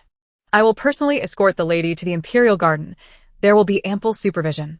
Thank you, steward, Xiao Lingyu replied as she followed him toward the garden. Passing by the gasping Zhao Peiguang, she walked straight ahead, not sparing him a glance. This infuriated Zhao Peiguang, who coughed up blood and fainted on the spot. What? This is outrageous. In the Marquis's residence, having just enjoyed a performance, the Dowager Qin's face turned pale upon receiving news from a spy. Lin Jinxiu looked at the informant. Not only did the young Marquis assist Xiao Lingyu, but he also defended her in the palace? Indeed, young Master Xiao Wenfei has injured his waist, and Zhao Peiguang has been punished. The outside world is now abuzz with rumors of the young Marquis's fury for the sake of a beauty, the servant reported swiftly. Absurd. The Dowager Qin slammed her palm on the table in frustration. You may leave. Lin Jinxiu signaled to the reporting servant, and once he exited, she poured tea for the Dowager, presenting it respectfully. Your Grace, the young Marquis is impetuous. Although Xiao Lingyu may not compare to the refined ladies of the capital, she is still quite beautiful. It is only natural for the young Marquis to be drawn to her. This cannot be. If Xiao Lingyu were still obedient to the Xiao family, working to further their interests, it would be ideal for her to win the young Marquis's heart. However, it is evident that she has severed ties with them. She will not be ours, the Dowager Qin replied, tightening her grip on the teacup, her eyes darkening. Suddenly, she turned to Lin Jinxiu, her voice chilling. As for you, I spent a fortune to bring you from the Qinhuai River, arranging a position for you as a physician within the Marquis's residence. Yet you failed to enter initially, and I had to personally bring you in. Now you merely confine yourself to reading and writing in your quarters. What use is this frail horse I purchased? Lin Jinxiu quickly knelt. Jinxiu believes that haste makes waste. The young Marquis is clever. If I push too hard, he will become wary. A frail horse trained from childhood to serve and manipulate men. When I bought you, they claimed you could ensnare any man within 3 days. Are you deceiving me? The Dowager Qin reprimanded sharply. Lin Jinxiu trembled, rapidly bowing her head. Your Grace, the Marquis is no ordinary man. I simply wish to await the right moment. The Dowager Qin mocked. No matter how extraordinary, he is still a man. What use do I have for you otherwise? I give you 5 days. If you achieve nothing, your life will come to an end. Understood, Lin Jinxiu replied. The Dowager Qin disdainfully glared at her. Enough. Get out. You offend my eyes. Lin Jinxiu exited and returned to her chamber. Hey mate, Hongya. Closed the door and couldn't help but ask, Miss, what are your plans? Lin Jinxiu replied impassively. What plans can I have? My life is not my own. I am bound to obey and be controlled. Hunger sighed. The young marquis, though frivolous, does not engage in excessively outrageous behavior. He has only recently married Xiaolingyu, and they appear to be in a loving and protective relationship. Can one truly interfere at such a time? Ultimately, as the Dowager Qin stated, Xia Yan is still a man. Being a man, he cannot resist such a lure. Lin Jinxiu narrowed her eyes. However, I find Xiaolingyu to be no simple character. It has been little time, yet old Madame Li has been summoned back to the palace, and both Xiao Wenfei and Zhao Peiguang have encountered misfortune. She is not to be trifled with. Hunger frowned. I believe she merely relies on the young marquis's favor to act so boldly. Without his affection and support, what can a mere woman accomplish? After a pause, Hunger expressed her confusion. But I do not understand. Why would the Xiao family, who clearly has their own daughter, collaborate with the Dowager Qin to send you here? Lin Jinxiu frowned. I do not know their affairs, but I see the Xiao family as those who prioritize their own interests. I suspect they view Xiaolingyu merely as a stepping stone to fulfill their desires. Their evident favoritism towards the girl of humble origins is rather perplexing. Suddenly, Hunger leaned closer and said, Miss, I observe that Xiaolingyu has now fallen out with the Xiao family. The young lord seems to be protecting her. If you have no desire to heed the commands of the Dowager Empress, perhaps you could consider approaching Xiaolingyu instead? Startled, Lin Jinxiu turned to Hunger. What do you mean? Lowering her voice, Hunger whispered into her ear. Why not pledge your loyalty to Xiaolingyu? She may very well assist you in extricating yourself from this predicament. Lin Jinxiu could not deny that the suggestion stirred something within her. Yet she pondered whether Xiaolingyu would truly be willing to extend her help. That remained uncertain. Just as Lin Jinxiu was lost in contemplation, a knock echoed from outside. Miss Lin, the young lord has returned. The Dowager Empress requests that you attend to him and check his pulse, to improve his health and ensure that he and the young lady can soon have children. Lin Jinxiu pressed her lips together, hesitating for a moment before reaching for a small box on the table and stepping out. Chapter 34. Attending to your rest. My lord, Miss Lin has come. Sent by the Dowager Empress to take your pulse. The servant poured a cup of tea for Xia Yan. He paused for a moment, let her in. Shortly after, Lin Jinxiu entered slowly, a faint fragrance wafting around her. This humble servant greets the lord. She performed a courteous bow. The remaining servants in the room quietly withdrew, closing the door behind them. After all, this was a matter of the lord's health. Should the physician have anything to say, it would not be appropriate for them to overhear. Therefore, unless called, they dared not intrude and stood guard outside instead. Xia Yan acknowledged her with a sound. Lin Jinxiu approached his side, and he instinctively frowned. As she drew near, he caught a whiff of that fragrance again, but when he attempted to focus, it seemed to dissipate. Could it be merely his imagination?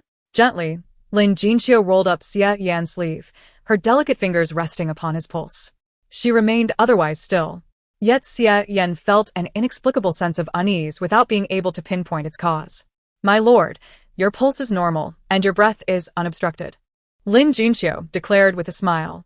However, since you wish for offspring soon, I shall prescribe some nourishing medicine to aid in conception. I will also prepare suitable remedies for the young lady. As she finished speaking, Lin Jinxiu tidied her medical tools. Just as she prepared to leave, a sudden wave of dizziness struck her, causing her to stumble and fall directly into Xia Yan's embrace. The faint scent enveloped him once more. Xia Yan instantly sensed something was amiss. My lord. Lin Jinxiu's cheeks flushed as she reached to wrap her arms around his neck, but Xia Yan swiftly pushed her away. Thud. Lin Jinxiu fell to the floor. Xia Yan quickly sealed several acupoints on his body. Did you apply the medicine on yourself? No wonder there is such a strange fragrance. Lin Jinxiu, momentarily stunned, disregarded the pain in her backside and scrambled to embrace Xia Yan once more. My lord, I am smitten with you, at first sight. I ask for nothing more than your compassion. I am willing to get lost. Xie Yan shouted in anger. Lin Jinxiu clung to him stubbornly. The fragrance around her lingered by his side, gradually clouding his senses, even as he sealed his acupoints. My lord, I am here to attend to your rest. Seeing Xie Yan seemingly relent, Lin Jinxiu released her grip and moved closer, preparing to act. Xie Yan raised a hand, gripping her neck, his gaze fierce. You are courting death. Xie Yan tightened his hold around her throat. Lin Jinxiu's face turned crimson from the pressure. Just as it seemed she might lose consciousness, Xie Yan released her, gritting his teeth. If you want to live, then leave. Coughing, Lin Jinxiu clutched her throat, terror evident on her face. Faced with either being choked to death by Xie Yan or maneuvering through the treacherous waters with the Dowager Empress for her life, Lin Jinxiu, being no fool, chose the latter. With that thought, she crawled towards the door, gasping as she flung it open, colliding with Xiaolingyu. Miss Lin. You. Before Xiaolingyu could finish, Lin Jinxiu dashed past her, as if encountering a ghost. What happened? Xiaolingyu asked, bewildered, stepping inside to find Xie Yan sitting on a stool, with his eyes closed. My lord, you get out. Xie Yan's cold voice interrupted her before she could finish. In a foul mood? You were laughing and chatting on your return from the palace. Why the sudden change? Xiaolingyu furrowed her brow in confusion. Xie Yan took a sip of tea, gritting his teeth. Someone. Go fetch a doctor. Are you ill? Xiaolingyu approached, noticing an unusual flush on his face. I told you to leave. What are you still doing here? Xie Yan's headache intensified at her presence. He felt as though he could no longer contain the surging heat within him. Xiaolingyu waved her hand, signaling the curious servants to step back. Once the door was closed again, she straightforwardly asked, Xie Yan, have you been drugged? It appears so, hence my insistence that you leave. Xie Yan clenched his fists. It's just an aphrodisiac, I'll help you with it. No need for a doctor, Xiaolingyu stated earnestly. You can? Xie Yan looked at her in astonishment. Xiaolingyu nodded. It just requires some effort. Come, remove your clothes and lie down. Xie Yan's expression turned incredulous. Was she implying they would consummate their marriage? Quickly. Take off your clothes and lie on the bed, Xiaolingyu pointed. Xie Yan pursed his lips. It would be better to find a doctor. It's inappropriate for you. A young lady. Enough. By the time you fetch a doctor, I will be driven mad. Hurry. Are you not a man? We are at least nominally husband and wife. I have a responsibility to save you, Xiaolingyu said impatiently. Isn't this a bit too improper? Xie Yan reluctantly began to remove his outer garment. Xiaolingyu noticed Lin Jinxiu's medicine box still left behind, likely forgotten in the rush, and realized it could come in handy. This will do. She picked up a silver needle and approached him. Lie down. Xie Yan was taken aback. You're going to give me acupuncture? Yes, it may be painful. But it's effective, she replied. This method was taught to her by Guohe, useful for dealing with common aphrodisiacs. Xie Yan hesitated, then slightly exhaled. You truly know how? Stop with the nonsense. Xiaolingyu pressed him onto the bed and swiftly began to needle a few acupoints on his back. It hurt. It hurt so much that his limbs felt numb. With a cough, Xie Yan spat out a mouthful of dark blood, feeling utterly weakened. How do you feel? Xiaolingyu dared not mention how she had nearly miscalculated the acupuncture points. Xie Yan lay on the bed, taking a moment to recover. The pain had come swiftly, but vanished just as quickly. Aside from feeling drained, the other sensations had disappeared without a trace. I feel better. How did you learn this? He asked, turning his head weakly. Xiaolingyu gently wiped the corner of his mouth with a handkerchief and then proceeded to clean the dark blood from the ground. Oh. In my idle time at home, I used to enjoy reading various obscure books. This method is something I discovered in those texts, she explained. Xie Yan raised an eyebrow. So, this is your first time trying it on me? Indeed, but it seems the book was not wrong. Fortunately, it was merely a common aphrodisiac. Otherwise, it would have been more difficult. However, if you were to fall under an aphrodisiac spell again, I have an even better method. Xiaolingyu winked. Instinctively, Xie Yan felt skeptical about her claims, yet curiosity got the better of him. What other method do you have? It's quite simple, really. Just bind you and soak you in ice-cold water until you endure it, she laughed. Xie Yan's mouth twitched at her words. He should not have asked. What kind of method was that? Xiaolingyu poured him a cup of warm tea. Drink this to warm your body. You lost some blood earlier, so you will need time to regain your strength. Rest for a while, or you might truly harm your vitality. He drank it in one gulp and leaned against the bed. Did you come to see me for something? Xiaolingyu nodded. That aphrodisiac was given to you by Lin Jinxiu, wasn't it? I was careless. Xia Yan pressed his fingers to his temples. Have you looked into her background? I haven't had the chance yet. She came with the Empress Dowager Qin, so it's clear there is something amiss. He had not expected Lin Jinxiu to act so hastily, attempting to take action within just a couple of days. It was truly reckless. Here, take this. Xiaolingyu handed him an open secret letter. Xia Yan glanced at it, his expression darkening. A skinny horse from Chu Garden? Yes. There is a place by the Qinhuai River known as Chu Garden, where they take in children abandoned or sold by their families. They raise them from a young age, teaching them to serve and manipulate others, Xiaolingyu explained. Since we are partners, I feel it is only right to share some information with you. She came to the Marquis residence a few days ago under my mother's name, but I turned her away. I didn't expect her to come back with the Empress Dowager. Xia Yan immediately grasped the implication. You mean the Empress Dowager has a private connection with the Xiao family, and it's south quite close?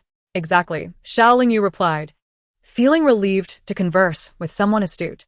After a moment of silence, Xia Yan looked at her intently. You and the Xiao family. I'm not the true daughter of the Xiao family. That would be Xiao Wenxua, Xiaolingyu stated candidly. Upon hearing this, Xia Yan furrowed his brow. Meanwhile, on another side, the Empress Dowager Qin delivered a resounding slap to Lin Jinxiu. Kneeling on the ground, Lin Jinxiu desperately knocked her head. Your Majesty, it's not that I am unwilling. It's just that the Marquis is too vigilant, and he nearly took my life. You useless wretch. I spent so much money on you. The Empress Dowager fumed. Suddenly, a thought struck her. Since the Marquis has been drugged, is there anyone else in his chamber? Lin Jinxiu trembled. When I ran out, the young madam had just entered. Fool. The Empress Dowager was so furious that she smashed an inkstone on the floor, shattering it into pieces. Someone, drag Lin Jinxiu out and give her 20 lashes. She ordered. Lin Jinxiu felt weak all over. 20 lashes would surely take half her life. Several servants rushed in, forcibly silencing Lin Jinxiu as they dragged her away. Taking a deep breath, the Empress Dowager marched towards Xia Yan's courtyard. Inside. Xia Yan and Xiaolingyu were deep in conversation when they heard hurried footsteps approaching. Someone is coming. Xiaolingyu quickly pushed Xia Yan down onto the bed. Bang. The door was flung open from the outside, and the Empress Dowager stormed in with her entourage. The moment they entered, everyone froze in shock. Oh, dear, Your Majesty. Please wait. I haven't finished with the Marquis yet. Xiaolingyu hurriedly drew the bed curtain to block the outside view. They exchanged glances, nearly bursting into laughter. The Empress Dowager's face was dark as thunder. In broad daylight, you should both hurry and tidy yourselves up. I have matters to discuss with you. Yes. Both Xiaolingyu and Xia Yan stifled their laughter and responded in a muffled tone. They quickly straightened their clothes. Xia Yan still felt a bit weak, and Xiaolingyu, noticing this, helped him to the door. Outside, a crowd was gathered, their expressions a mix of confusion and intrigue. When they saw Xia Yan and Xiaolingyu emerge, their eyes widened in surprise, and whispers began to circulate among the servants. The young madam is impressive. The Marquis looks utterly drained.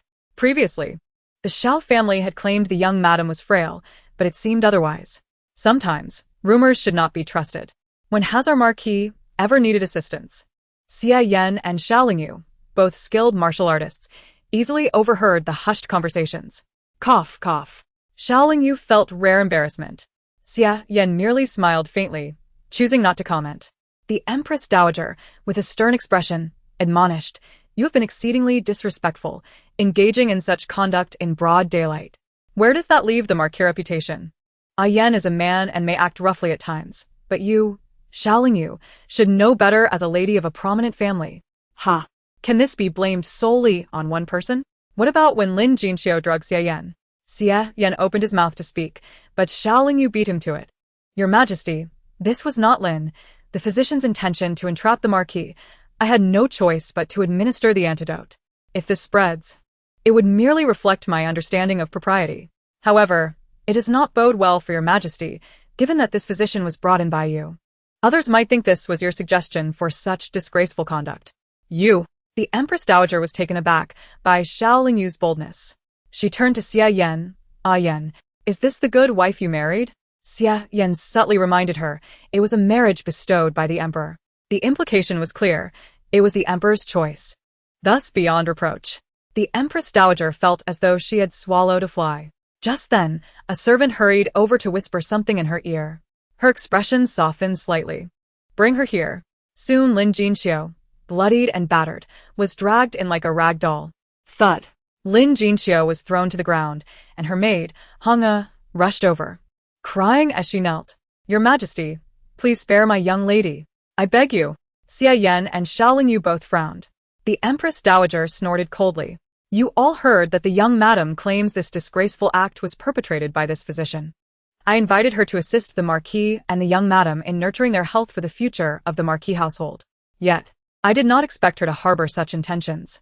Now that she has been punished, whether she lives or dies is for the young madam to decide. This was clearly an attempt to put Xiaoling Yu in a difficult position. In merely a few days since Xiaoling Yu's marriage into the Marquis' residence, news of a fatal incident had spread. Although the individual in question had resorted to underhanded means to seek power, a death was a grave matter, and it would be challenging to control how the rumors would evolve. However, should Xiaoling Yu spare Lin Jinxiu, it would likely align with the desires of the Dowager Duchess Qin. Chapter 36. The Enigmatic Fox. Xia Yan seemed to grasp this nuance as he turned to Xiaoling Yu and softly inquired in her ear, Would you like me to assist you? After all, as the Marquis, he had always been perceived as a notorious libertine by outsiders, indifferent to his reputation. Xiaoling Yu smiled slightly, her lips curving gracefully as she replied. It is only natural for the Marquis, with his striking elegance, to attract the admiration of countless young ladies. Lin Yinyan's affection for you is therefore entirely understandable. Had she approached me earlier to express her intentions, I could have seamlessly facilitated your entry into the Marquis' residence without fuss. As I previously mentioned, any lady wishing to join the Marquis without concern for status is welcome to register with me. Upon hearing her words, the expressions of those present varied significantly. Indeed. Xiaoling Yu had previously compiled a considerable list of ladies desiring to enter the Marquis' residence as concubines. Had Xia Yan not torn the list apart and dismissed those applicants, the Marquis' residence would have been bustling by now. Xia Yan recalled that incident, and his handsome face darkened instantly. Even the scheming Dowager Duchess Qin found herself momentarily at a loss for words. What on earth was this girl trying to imply?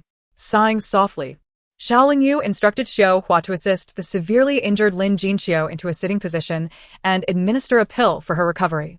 She spoke with a measured tone, however. Lin Yinyang, it is entirely unacceptable for you to have poisoned the Marquis. Such treachery is despicable and detrimental to his health. As the young mistress of the Marquis' residence, I cannot abide any harm coming to him. Lin Jinxiu looked nervously at Xiaoling Yu. After a pause, Xiaoling Yu continued. Let us consider this. The Dowager has already reprimanded you. I believe your actions stemmed from a moment of folly, and given that you nearly lost your life, we can consider it a balance of merits and demerits. I shall send you to Shuiwen Monastery to reflect and transcribe scriptures, thereby accumulating merit for the Marquis' well-being and offering you a chance for redemption. What say you? Upon hearing this, Lin Jinxiu nodded hurriedly. Thank you, young mistress. I acknowledge my mistake and will diligently transcribe scriptures at Shuiwen Monastery to pray for the Marquis and yourself. Suddenly recalling something, Xiaoling Yu smiled as she turned to the Dowager Duchess Qin. Your Grace, do you find this resolution satisfactory? The Dowager Duchess Qin forced a smile, her lips twitching, naturally. It is quite satisfactory. Then, Xiao Hua, please arrange for someone to escort Lin Yinyang, Xiaoling Yu said calmly. Internally, the Dowager Duchess cursed Xiaoling Yu's ancestors for her unorthodox methods. What woman, faced with such a situation, would not wish to eliminate someone attempting to ascend in status? Now, by sending Lin Jinxiu away, Xiaoling Yu not only showcased her magnanimity, but also highlighted the Dowager Duchess's meddlesome and malicious nature, especially since Lin Jinxiu had been brought into the residence by her, and it was she who had nearly beaten the girl to death. Xiao Hua arranged for Lin Jinxiu to be escorted out of the Marquis' residence. As the atmosphere finally settled, the Dowager Duchess could not restrain herself from speaking again. I truly did not foresee that Lin Jinxiu harbored such a vile intent. It seems I misjudged her character. Nevertheless, I shall seek a more suitable physician to come into the residence. Before she could finish her thought, Xiaoling Yu interrupted with a smile. Your Grace need not worry. I have already found the best physician, who is currently waiting at the back entrance. Just moments ago, Guanqin had approached with news of their arrival. The Dowager Duchess was taken aback. What kind of physician? The well-being of the Marquis' lineage is paramount. We cannot simply hire anyone. Beside her, Xia Yan frowned. Who have you found? It wouldn't be another woman seeking to poison him, would it? Xiao Yu truly seems unconcerned for his safety. A surge of anger welled up within him inexplicably. Xiao Yu snapped her fingers, and Guanqin arrived with their guest. The newcomer, dressed in pristine white robes and wielding a feather fan, possessed an extraordinary appearance and ethereal demeanor, reminiscent of a celestial being descending from the heavens. As he approached, the onlookers collectively gasped in astonishment. It was none other than the renowned divine physician, known as the Jade-Faced Fox, Lu Guanch. This individual was infamous, having turned down an emperor's generous offer of 10,000 taels of gold to join the Imperial Medical Institute, remaining elusive and untraceable. Yet here he was, making a grand entrance. My goodness, is that Lu Guanch? The one the emperor could never find? He is truly handsome. Aside from our marquis, he is the most striking man I have seen. Xia Yan's expression darkened further, recalling his persistent invitations to Lu Guanch, who had always refused, claiming he desired a life of freedom. What was this sudden change? Lu Guanch stepped forward to bow. I am Lu Guanch, here to serve as the physician for the Yeoman Marquis' residence. Your Grace, may I inquire if Lu Shini is willing to take on this role? Xiao Yu asked with a slight smile. The Dowager Duchess gritted her teeth. Since it is Lu Shini, it is naturally acceptable. However, it is said that he is difficult to find, even refusing the Emperor's summons. Why would he agree to serve at Yeoman Marquis' residence now? Lu Guanch replied earnestly. In the past, I was quite affluent. Now, faced with poverty, I naturally seek to earn a living. Everyone exchanged glances, their expressions a mix of disbelief and disdain. Even Xiao Yu's eyes flickered with exasperation. Your Grace, would you allow this humble servant to diagnose your pulse for peace of mind? Lu Guanch offered with a polite bow. The Dowager Duchess scrutinized him for a moment before nodding. Very well, thank you, Lu Shini. Your Grace is too kind, Lu Guanch responded, following her as they exited. He turned back to exchange a knowing glance with Xiao Yu. Once they had departed, Xia Yan asked, How do you know Lu Guanch? Xiao Yu pondered how to respond, as the man was indeed the vice leader of her faction. Noticing her hesitation, Xia Yan narrowed his eyes. Is it too difficult to articulate? Perhaps a little. Xiao Yu admitted candidly. Xia Yan studied her with curiosity. He was aware that Xiao Yu was exceptional. Yet it seemed there was much more to her than met the eye. After a moment he said, No matter. You may share when you are ready. Now please rest. I must step out. Pausing, Xia Yan addressed the waiting servants, raising his voice. Remember, the mistress of the residence is the young mistress. Should any of you dare to disobey, do not blame this marquis for being merciless. Upon hearing this, the servants hurriedly acknowledged his command. This was Xia Yan's public acknowledgement of Xiao Yu's status and his assurance to her. Naturally, Xiao Yu accepted this gesture with grace. Seeing this, Xia Yan said nothing further and quickly took his leave. Suddenly, Emochi approached Xiao Yu and whispered, I just saw Xia Yan's shadow guards. She pointed discreetly to a shadowy corner. Earlier, the shadow guards had been there, and Xia Yan's hurried departure likely meant he had received news from them. Ordinary individuals would not notice the shadow guards, as they were adept at concealing their presence and utilized unique signals for communication, but Xiao Yu's entourage was anything but ordinary. In a hushed tone, Emochi suggested, Mistress, should we follow Xia Yan discreetly to see where he is headed? Chapter 37. I shall enter. His anxious demeanor resembled that of their wedding night. Leaning against the doorframe, Xiao Yu reminisced. Emochi was taken aback and patted his head. Master? Your words do seem to strike a chord. It was evident that there was some urgent matter concerning his beloved. Xiao Yu stretched lazily and remarked, To be honest, I am quite curious about this Mu Jin. Should we follow them? They've already gone quite far. Emochi's inquisitive demeanor was unmistakable. Xiao Yu tapped his head lightly. That person has a beloved. What purpose do we have in following them? Was it not said that their beloved is gravely ill? Guanhe has returned, and if Xia Yan wishes to save someone, he will naturally come to me. There is no need for haste. Upon hearing this, Emochi gave Xiao Yu a thumbs up. Xiao Yu was about to turn and head inside for a rest when Zishu hurried over, presenting her with a note. What is this? Xiao Yu inquired as she opened it, a smile brightening her face. In her 2 lifetimes, she had but one confidant, the esteemed young lady of the royal merchant family, Lian Luocheng. Years ago, Lian Luocheng's mother, Chen, had given birth simultaneously with a concubine, but Lian Luocheng was a girl. Chen cruelly announced to the outside world that she had borne a son, raising her daughter as a son instead. Given that Lian Luocheng's father spent most of his time abroad for business, he was completely unaware of the truth. Thus, Lian Luocheng grew up as a boy and now accompanied her father in commerce, gaining considerable experience. In her previous life, Lian Luocheng had been the only one who truly cared for Xiao Lingyu, privately warning her to be wary of the Xiao family and not to assist them in everything. For Zhao Peiguang was also unreliable. Yet, Xiao Lingyu had remained unconvinced. Tragically, Lian Luocheng had met an untimely demise, ambushed by bandits while traveling with her father and brothers, ultimately suffering a horrific fate. Only after her death did people realize she was a girl, prompting widespread lamentation. Initially, everyone assumed the bandits were responsible. But Xiao Lingyu later learned that a concubine from the Lian family had conspired with Lian's second uncle, giving birth to a son who was not of Lian's lineage. Together, they had colluded with the bandits, ambushing the Lian merchant convoy and brutally killing both Lian Luocheng and her father, leaving their bodies to rot in the wilderness. Now that Lian Luocheng had returned, Xiao Lingyu vowed that she would not allow her soul friend to meet a tragic end again. I will visit Tianxiang Pavilion. When Lu Guanhe returns, ensure he has a proper place to stay. Remember to offer him incense. He is quite particular about that. As she instructed, Xiao Lingyu swiftly made her way out.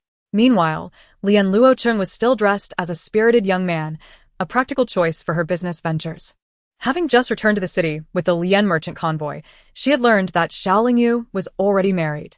Hearing various rumors about Xiao Lingyu circulating outside, Lian Luocheng could hardly sit still, hastily composing a visiting card to send to the Yong'an Ho residence. In the private room, Lian Luocheng paced anxiously. The moment the door swung open, she spotted the long-missed Xiao Lingyu entering with a radiant smile, looking far from aggrieved. Lingyu! Lian Luocheng exclaimed, stepping forward to grasp Xiao Lingyu's hand, scrutinizing her closely. Seeing Lian Luocheng again, and a lively Lian Luocheng at that, even Xiao Lingyu, who had experienced life and death, felt a pang of emotion. I am quite well. Do not worry, Xiao Lingyu said, forcing back the tears that threatened to spill. Lian Luocheng bit her lip, her eyes glistening. Why did you suddenly get married? In her previous life, Xiao Lingyu had wed Zhao Peiguang during a time when Lian Luocheng was away from the city. In this life, her marriage to Xia Yan occurred nearly a year earlier, leaving Lian Luocheng unaware. It is a matter of imperial decree. And Xia Yan regards me with respect, Xiao Lingyu responded, pulling Lian Luocheng to sit beside her. You have just returned to the city, and you haven't even had time to change out of your male attire. Lian Luocheng was exasperated. Everyone assumes I am a man. It does not matter whether I change or not. But enough about me. What is going on with you? After finally returning from the borders, I hope to have some time to relax. Yet, upon entering the city, I hear all sorts of rumors about you and the Xiao family, including that you are already married. How can I not be worried? Have those scoundrels from the Xiao family schemed against you again? I told you. You cannot let them bully you. Xiao Lingyu poured her a cup of tea. I have severed ties with the Xiao family, but they certainly will not miss any opportunity to exploit me. Therefore, Xia Yan and I have agreed to a cooperative relationship. We will part ways in the future. Puffed. Lian Luocheng nearly spat out her tea. Are you serious? Others might not know. But Lian Luocheng was aware that Xiao Lingyu was the sort of woman who would risk her life to take Xiao Wenfei's place on the battlefield, fighting alongside the Yan family army for 3 years. To call her foolishly filial would be an understatement. Yet now she claimed to have cut ties with the Xiao family? Lian Luocheng's expression reflected disbelief, and she could not help but reach out to touch Xiao Lingyu's forehead. Are you sure? Xiao Lingyu pinched her cheek. Absolutely certain. I am not the biological daughter of the Xiao family, Xiao Wenxue is. At this revelation, Lian Luocheng sprang up. You mean indeed? I cannot reveal too much of the details to you, lest you become embroiled and face danger, Xiao Lingyu gently cautioned. Lian Luocheng opened her mouth, wanting to inquire further. But upon hearing this, she grasped the gravity of the situation. After a moment's silence, Lian Luocheng pulled out a stack of silver notes from her bosom and thrust them into Xiao Lingyu's arms. No matter. Just tell me when you are ready to share more. Here, take this. People are unreliable, but silver is dependable. With the Xiao family no longer supporting you, you still have me, and you have silver. Xiao Lingyu's lips twitched. Goodness. This was indeed a generous sum. 5,000 taels. Luocheng, this is too much. Xiao Lingyu stammered. What's the big deal? Did you not give me 300 taels to start a business before? Consider this as your share from this trip, Lian Luocheng declared boldly. Xiao Lingyu's eyes widened as she contemplated the possibilities of using such a fortune to expand her own faction. As they conversed, a commotion erupted outside. Miss Li, you truly cannot enter, exclaimed a servant from the tea house. Get out of my way, came a familiar voice. Xiao Lingyu frowned. Bang. The door was kicked open from the outside. Li Yanran stormed in, accompanied by a group of people. Lian Luocheng was momentarily taken aback, instinctively pulling Xiao Lingyu behind her. What is the meaning of this, miss? Upon seeing Lian Luocheng, Li Yanran's excitement surged. Oh, so the informant was correct. You two are indeed here rendezvousing. Chapter 38, An Old Flame? Miss, please show some respect. Lian Luocheng's expression turned frosty. Xiao Lingyu, standing behind her, whispered into Lian Luocheng's ear. Be careful, she is Li Yanran from the minister's residence. I heard she was once betrothed to Xie Yan, but their engagement was broken off after the Xie family fell into decline. Upon hearing this, Lian Luocheng raised an eyebrow and chuckled. I thought who it was. Turns out it is the esteemed young lady from the minister's residence, who is so eager to become a concubine for the young Marquis of Yong'an. Lian Luocheng had barely returned to the city, yet had already heard many rumors, including the most scandalous tale of Li Yanran blocking Xiao Lingyu's carriage, only to be publicly humiliated when Xiao Lingyu declared that any young lady could come to the Marquis residence to apply for a position as a concubine. You deceitful scoundrel. What nonsense are you spouting? Li Yanran exclaimed, her foot tapping in frustration. Xiao Lingyu, do you think you can hide behind the scenes and escape unscathed? In broad daylight, you dare to meet with a man and act so brazenly. A group of onlookers, drawn by Li Yanran's dramatic display, began to murmur among themselves. In a private room, a solitary man and woman were shut away, whispering sweet nothings. What else could this be but a clandestine meeting? Xiao Lingyu had only just married Xie Yan a few days prior. Was she already yearning to stray? It seemed that Xie Yan would henceforth wear the hat of betrayal. I recognize him. That is Lian Luocheng, the heir of the Lian family.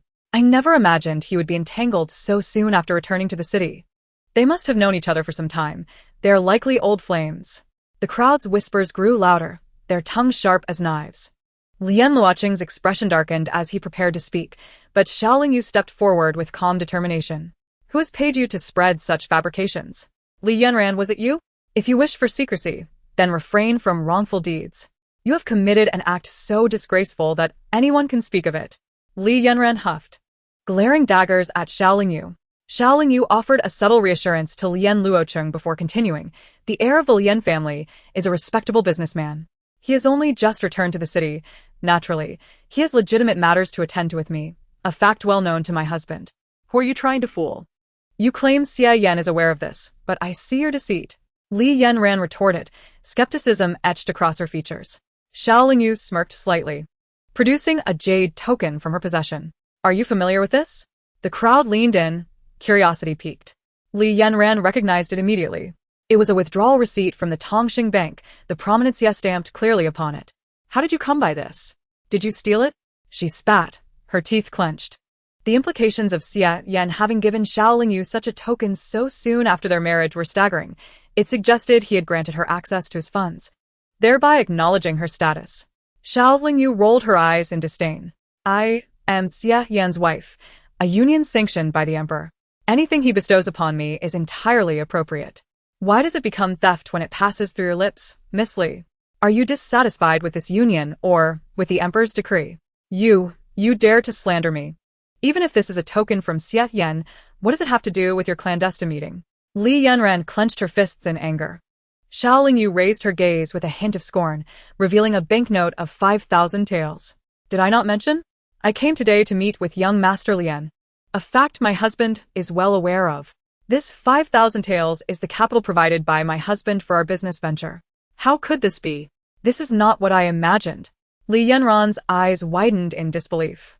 Though she was the legitimate daughter of the minister's household, her family's influence had waned. and her parents favored her two brothers, reserving the finest for them. Li Yanran lacked nothing in terms of basic necessities, but her dowry certainly did not amount to 5,000 taels. Previously, Xiao Lingyu had lived modestly with the Xiao family, and Li Yanran had heard that she had not fared much better. Yet now, just days after marrying into the Yongmen Marquis, Xiao Lingyu boldly produced such a sum, and the jade token remained in her possession. Li Yanran had no choice but to believe it. The onlookers were equally astonished. They were indeed discussing business. Remarkably, despite his youth, Lian Luocheng was quite accomplished. The Lian family was a royal merchant, and their business acumen was commendable. I am tempted to join in their enterprise. Several murmured, casting envious glances towards Xiao Lingyu. Li Yanran, in a fit of rage, protested, I refuse to believe that Xia Yan would. What has transpired? Suddenly, a cool yet slightly arrogant voice cut through the tension. The crowd parted as Xia Yan entered. Xiao Lingyu raised an eyebrow. Xia Yan. Li Yanran's eyes sparkled with a mix of excitement and trepidation as she rushed to his side. Someone informed me that your new wife was seen meeting a man at Tianxiang Pavilion. I came to investigate, and indeed, I found it to be true. Yet she still denies it, claiming she took your jade token and 5,000 taels to meet with young Master Lian for business. It is utterly absurd. Xia Yan's gaze drifted past Xiao Lingyu and landed on Lian Luocheng. Noticing this, Li Yanran grew bolder. Xia Yan, such a promiscuous woman is unworthy of you. Cast her aside. I shall accompany you to the palace to clarify matters with the emperor. She has brought shame upon the Xia family. Continue to slander, and you may wish to reconsider your future, Xiao Lingyu warned, her patience wearing thin. Lian Luocheng, unable to repress his irritation, shifted forward, but Xiao Lingyu gently restrained him. Her demeanor calm as she regarded Xia Yan. After a moment, Xia Yan's handsome face darkened as he turned his attention to Li Yanran, his voice cold as ice. Seize Li Yanran and take her to the authorities. To publicly malign my wife is to defame me and the Xia family. Xia Yan. You. Li Yanran gasped, taken aback. Xia Yan snorted softly. What? Do you dare not to own your actions? I have pressing matters today, and could not attend to young Master Lian personally. So I set my wife in my stead. What is wrong with that? Why should you insult her for it? How can this be? This is impossible. Li Yanran refused to relent. Xia Yan's disdainful tone cut through her protests. She is my wife. My affairs are hers, and my possessions are hers. What is implausible about that? You. Li Yanran trembled with fury. Remove her. I find her presence intolerable. Xia Yan waved dismissively, and the guard stepped forward to forcibly escort Li Yanran out. As she struggled and shouted, Xia Yan, you dare treat me this way? I will not let you off so easily. Take her away. To the authorities. Xia Yan commanded. Li Yanran was dragged away, and the remaining onlookers, wary of incurring misfortune, hastily departed. The door shut once more, leaving only Xiao Lingyu, Lian Luocheng, and Xia Yan in the room. A peculiar atmosphere of awkwardness settled among them. Lord Marquis, regarding this matter, Lian Luocheng began, hoping to clarify on behalf of Xiao Lingyu. Xia Yan, without glancing at him, addressed Xiao Lingyu directly. Speak. Just as you witnessed, I am merely a friend of young Master Lian, here to discuss a business partnership. The 5,000 taels are profits from my previous investments. Today was merely a disruption caused by Li Yanran, and I utilized your name for this purpose. Xiao Lingyu sighed, contemplating whether to share some of the profits to silence him. After all, one must be mindful of those who offer assistance. A soft hand can often yield favors. 5,000 taels? Young Master Lian is indeed accomplished for his age.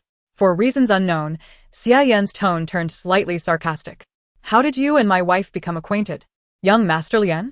We are childhood friends, Xiao Lingyu replied succinctly. In truth, she spoke no falsehood. The Lian and Xiao families had once lived side by side, with Xiao Lingyu being marginally older. In their youth, the Xiao family prioritized cultivating the elegance of their eldest daughter, Xiao Wenxue, largely neglecting Xiao Lingyu. As they had no immediate need for her, her interactions with Lian Luocheng went unmonitored. Later, when the Lian family relocated, Lian Luocheng accompanied his father into business, and the Xiao family, dismissive of merchants, lost contact with them. Yet privately, Xiao Lingyu and Lian Luocheng continued to correspond regularly. Currently, apart from Lian Luocheng's mother, only Xiao Lingyu seems to be aware of Lian Luocheng's daughter status. Xia Yan paused momentarily, rendered speechless. Xiao Lingyu continued, young Master Lian is indeed talented and promising. If you are interested, Duke, you could consider partnering with her in business. I previously provided her with capital, and she has since multiplied it several times. I have already given you my jade token. Is it not enough for you to spend? Xie Yan felt an inexplicable displeasure. Xiao Lingyu, with utmost seriousness, remarked, who would resent having too much money? I certainly do not. Moreover, you, Duke, strike me as someone destined for great endeavors. And you will require even more funds in the future. Why not plan ahead? Upon hearing this, Xie Yan furrowed his brows, finding her words somewhat peculiar. Duke, I am a friend of Lady Lingyu. I hope you won't make things difficult for her today. Any grievances should be directed at me instead. Lian Luozhan suppressed her anger and clasped her fists. Xiao Lingyu sighed. If Lian Luozhan were a man, I would gladly marry her. She is far more reliable than many men. Xie Yan cast her a sidelong glance and replied coolly. Since young Master Lian is a friend of my wife and engaged in legitimate business, I shall not heed the vile rumors circulating outside. However, I have matters to discuss privately with my wife. I wonder if young Master Lian could excuse us. Lian Luozhan bowed and, as she departed, shot Xiao Lingyu a meaningful glance, clearly indicating that if Xie Yan dared to cause trouble, Xiao Lingyu should seek her assistance in rectifying the situation. Xiao Lingyu's lips curled into a subtle smile. What exactly is your relationship with her? Once Lian Luozhan had left, Xie Yan instinctively inquired. Xiao Lingyu rested her chin on her hand, gazing at him. Duke, I have known her since childhood. She has always taken good care of me. If one must define our relationship, we are akin to siblings, having sworn an oath of brotherhood in secret. During our childhood games, we indeed formed a sisterhood. Siblings? Are you certain she harbors no other feelings for you? Xie Yan questioned, his brow furrowing. Xiao Lingyu chuckled lightly. Of course not, Duke. Rest assured. Although we are business partners, I would not dare to tarnish your reputation by straying. After a moment, Xie Yan looked at her and asked, are you not afraid that I will not assist you in maintaining this facade today? Xiao Lingyu shook her head. Duke, you are now tied to my fate. Even if I were to secretly meet another man, you would help me cover it up. Otherwise, it would reflect poorly on you. You certainly have a clear understanding of the situation, Xie Yan replied, a hint of resignation in his tone. But in matters of business, one cannot always expect to profit. Be cautious, as the young mistress of my household. If you find yourself in need of money, simply retrieve it from the treasury. Thank you for your generosity, Duke. Xiao Lingyu said, smiling brightly. Suddenly, as if recalling something, she asked, Duke, what brings you to Tianxiang Pavilion? At her words, Xie Yan's handsome face flushed with a hint of embarrassment. Just then, the door was forcefully swung open again. Xie Yan's attendant, Mo Sheng, rushed in, panting, Duke, I have procured the items. What items? Xiao Lingyu swiftly stretched out her hand, receiving a box of rouge. Is this the rouge from Jinbao Pavilion? Although Xiao Lingyu typically did not concern herself with such matters, Jinbao Pavilion was highly sought after by noble ladies in the capital.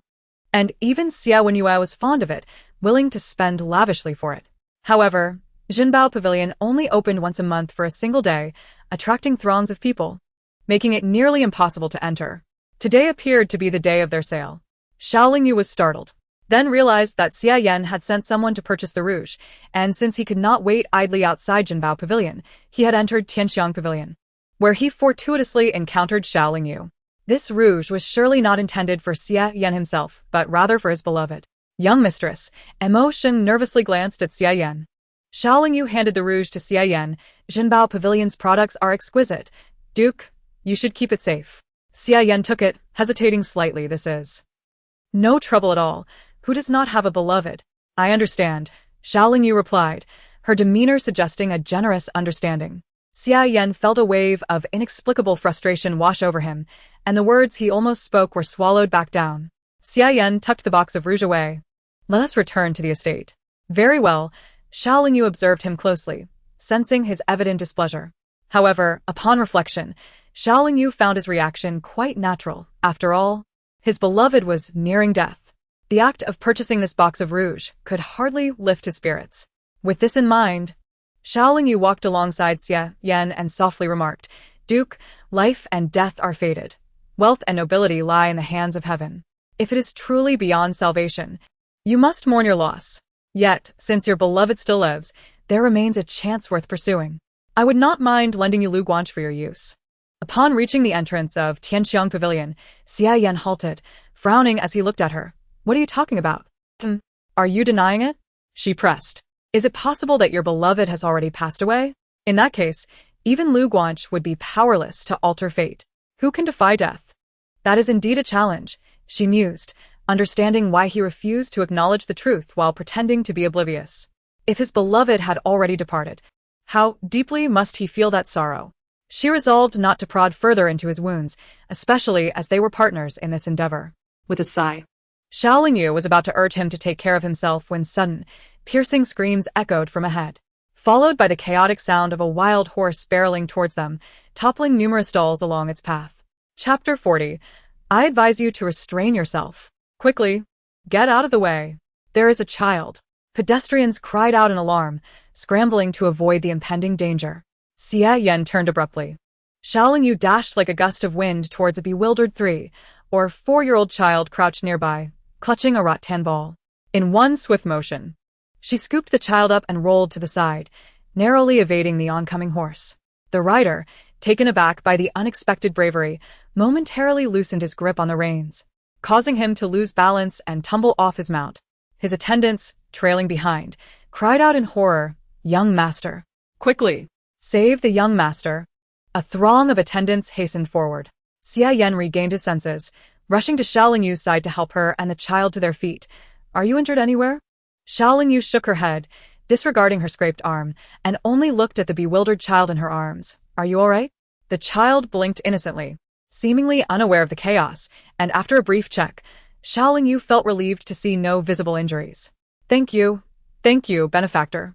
A woman rushed over from the side, taking the child into her arms, her eyes red with emotion. The woman was about to kneel to express her gratitude, but Xiao Lingyu stopped her. "No need for that. The child is still young and needs to be watched closely. If anything happens, it will be too late for regrets. Return home.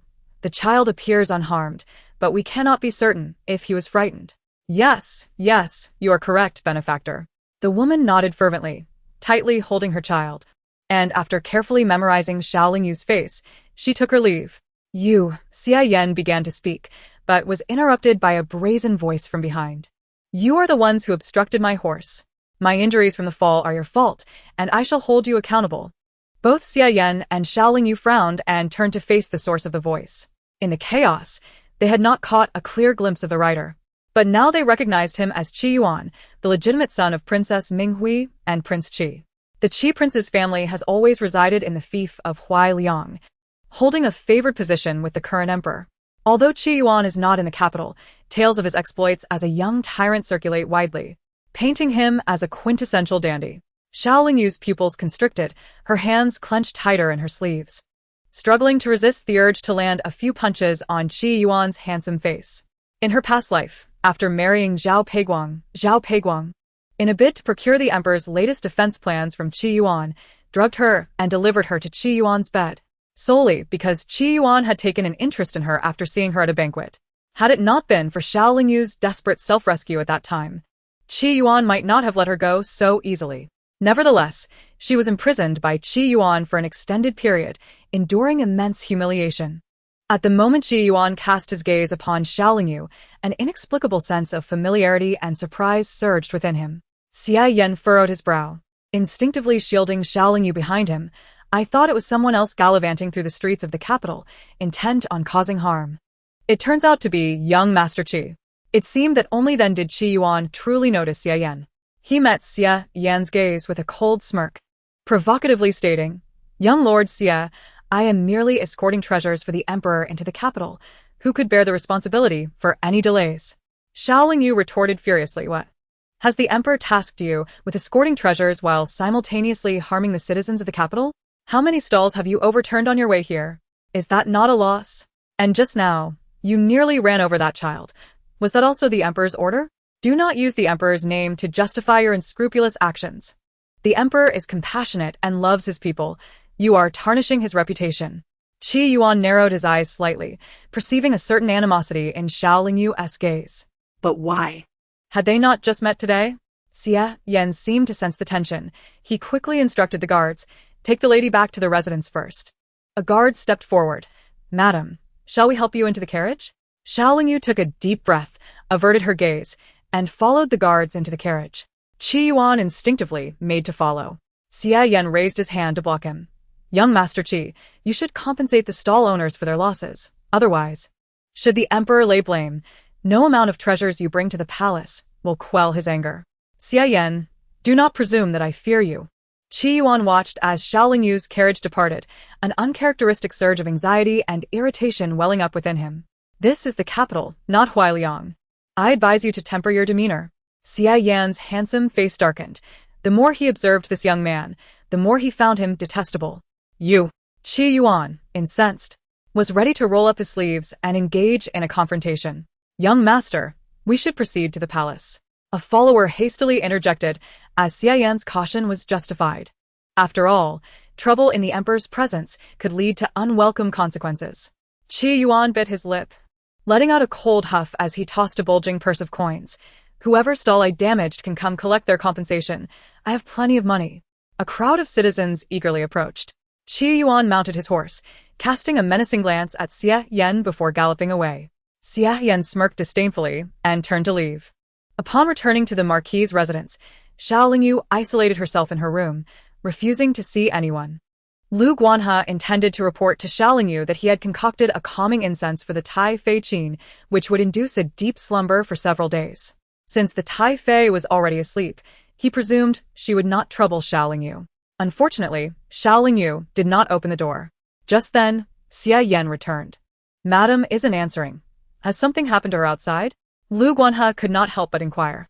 Xia Yan paused for a moment, recalling the look in Xiao Lingyu's eyes when she encountered Qi Yuan. I will check on her. He knocked on the door. Xiao Lingyu remained silent. Xia Yan pushed the door open and entered. Although he had not known Xiao Lingyu for long, she had always appeared invincible in his eyes. Yet today, as Xia Yan rounded the screen, he found Xiao Lingyu sitting on the bed, hugging her knees, her head bowed. What troubles you? Xia Yan reached out to touch her, hesitating before withdrawing his hand. After a moment, Xiao Lingyu lifted her head. It's nothing. I just need a moment to collect myself. Her words rang true. She could harbor resentment towards the Xiao family, towards Zhao Peiguang, and all who had mistreated her.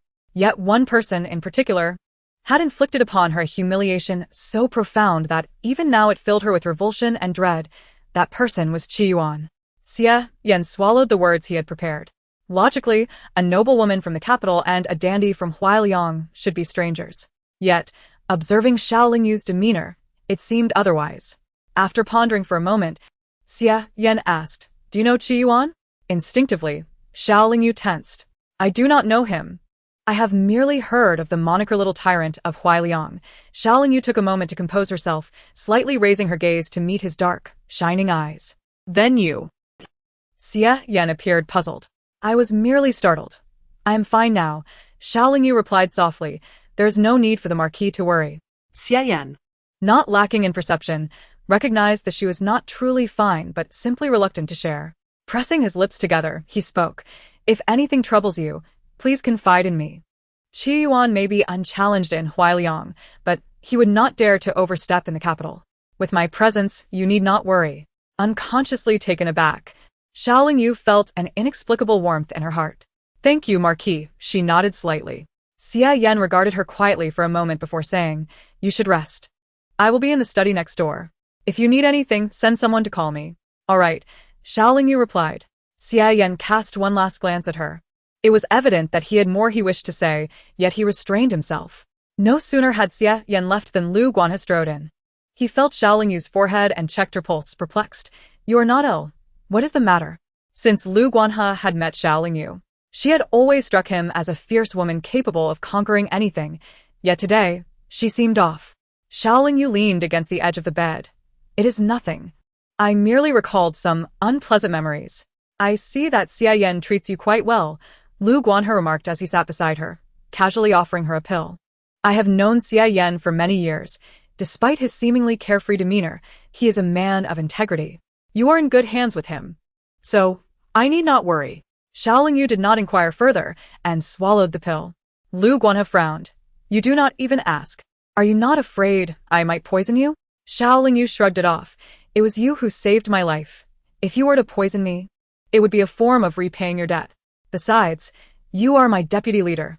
If I perish, you must ensure the sect is well managed and thrives. You should also nurture the disciples, otherwise.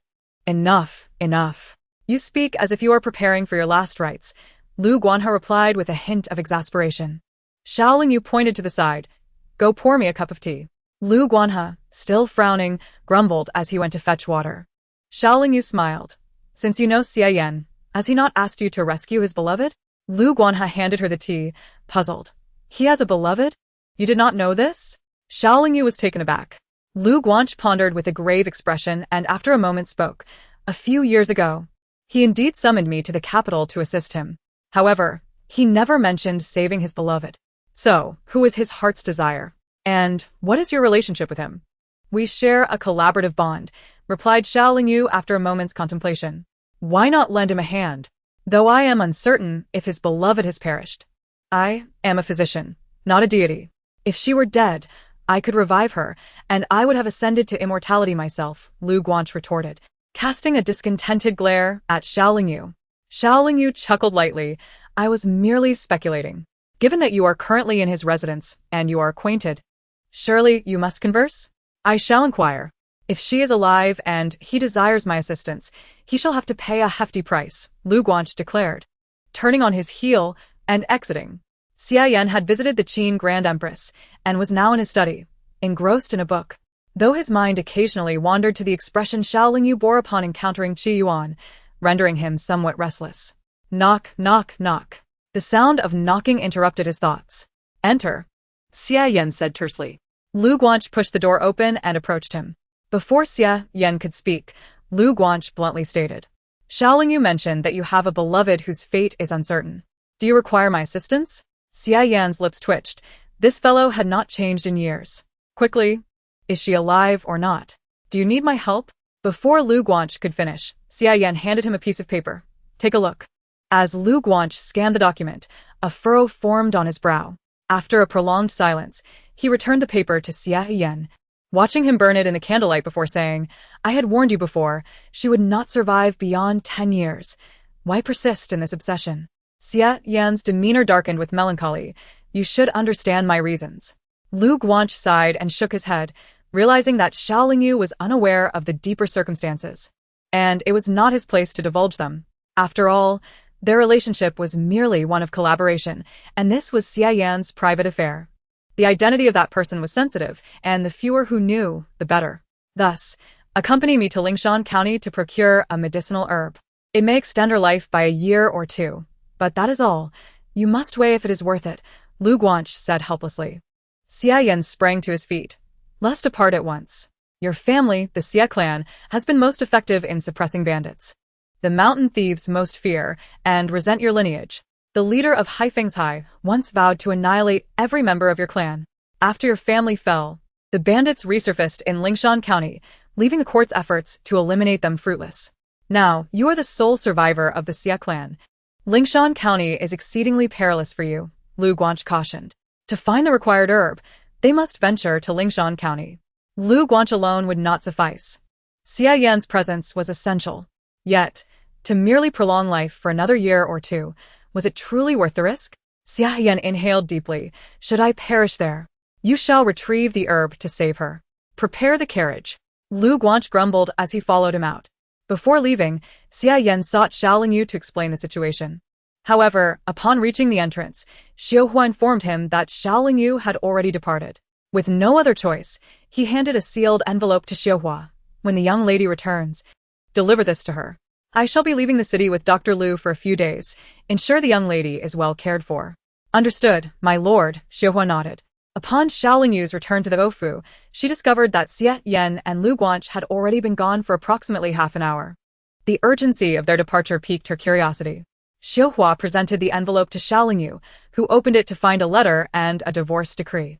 The letter simply stated that should he encounter misfortune and be unable to return, she could take the divorce decree to the authorities to leave without fear of reproach.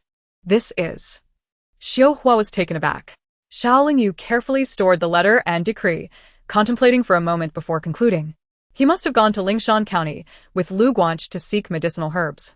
Everyone knew that Lingshan County was an extremely dangerous place for Xia Yan, hence the contents of his letter and the pre-prepared divorce decree.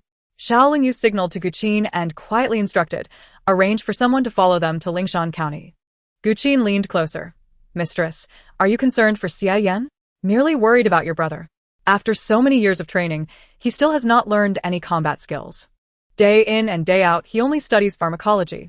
If he ventures to Lingshan and cannot protect his own life, what good will that do? Xiao Lingyu replied, shaking her head in exasperation. Guqin swiftly exited to make arrangements. Xiao Lingyu had anticipated that the Qin Grand Empress might seek to trouble her in Xia Yan's absence. To her surprise, the Empress claimed to be unwell and sought solace at the Dazhao Temple the day after Xia Yan's departure from the Wofu. While the Xiao family remained unusually quiet, this abnormal calm only heightened Xiao Lingyu's unease, as if it were the calm before a storm. Meanwhile, Lian Luocheng discreetly sent several individuals to check on her well-being at the Wofu. Given that outsiders believed she was a man, she could not personally visit to avoid rumors. After several discussions, Lian Luocheng finally eased her worries. Within a few days, Lian Luocheng left the city to engage in business with her father.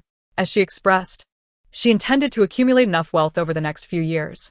By then, even if she restored her identity as a woman and separated from the Lian family, no one would dare to speak against her.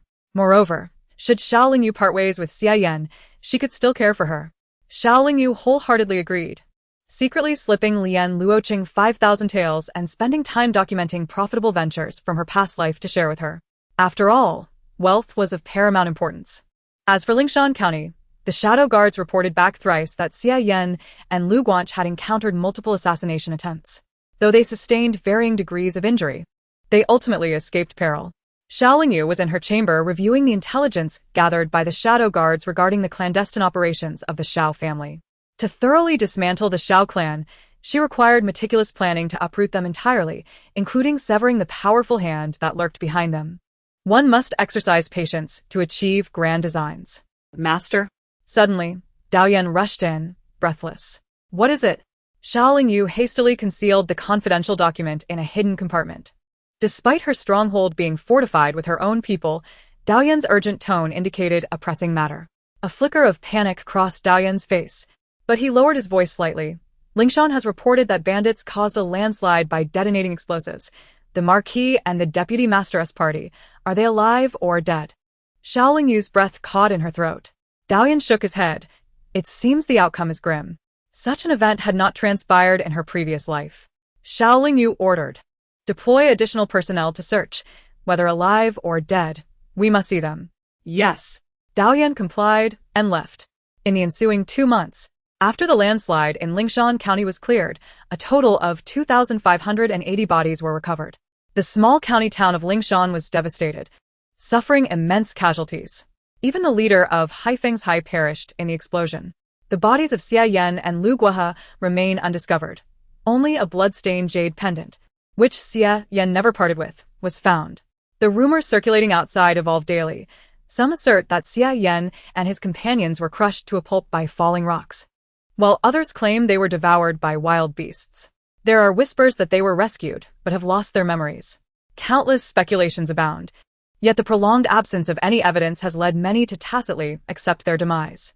At this moment, the Dowager Qin, accompanied by the Wei family and several noble women, made a grand entrance into the Ho residence. Xiao Lingyu immediately sensed their ulterior motives. Indeed, before she could even greet them, the Dowager Qin spoke. Lingyu, with a Yan's fate uncertain and whereabouts unknown, you must consider the Xia family. I have diligently sought a child for you to adopt in his name. This boy is Xia Yan's legitimate son, thus ensuring the continuation of the Xia lineage and providing you with some support.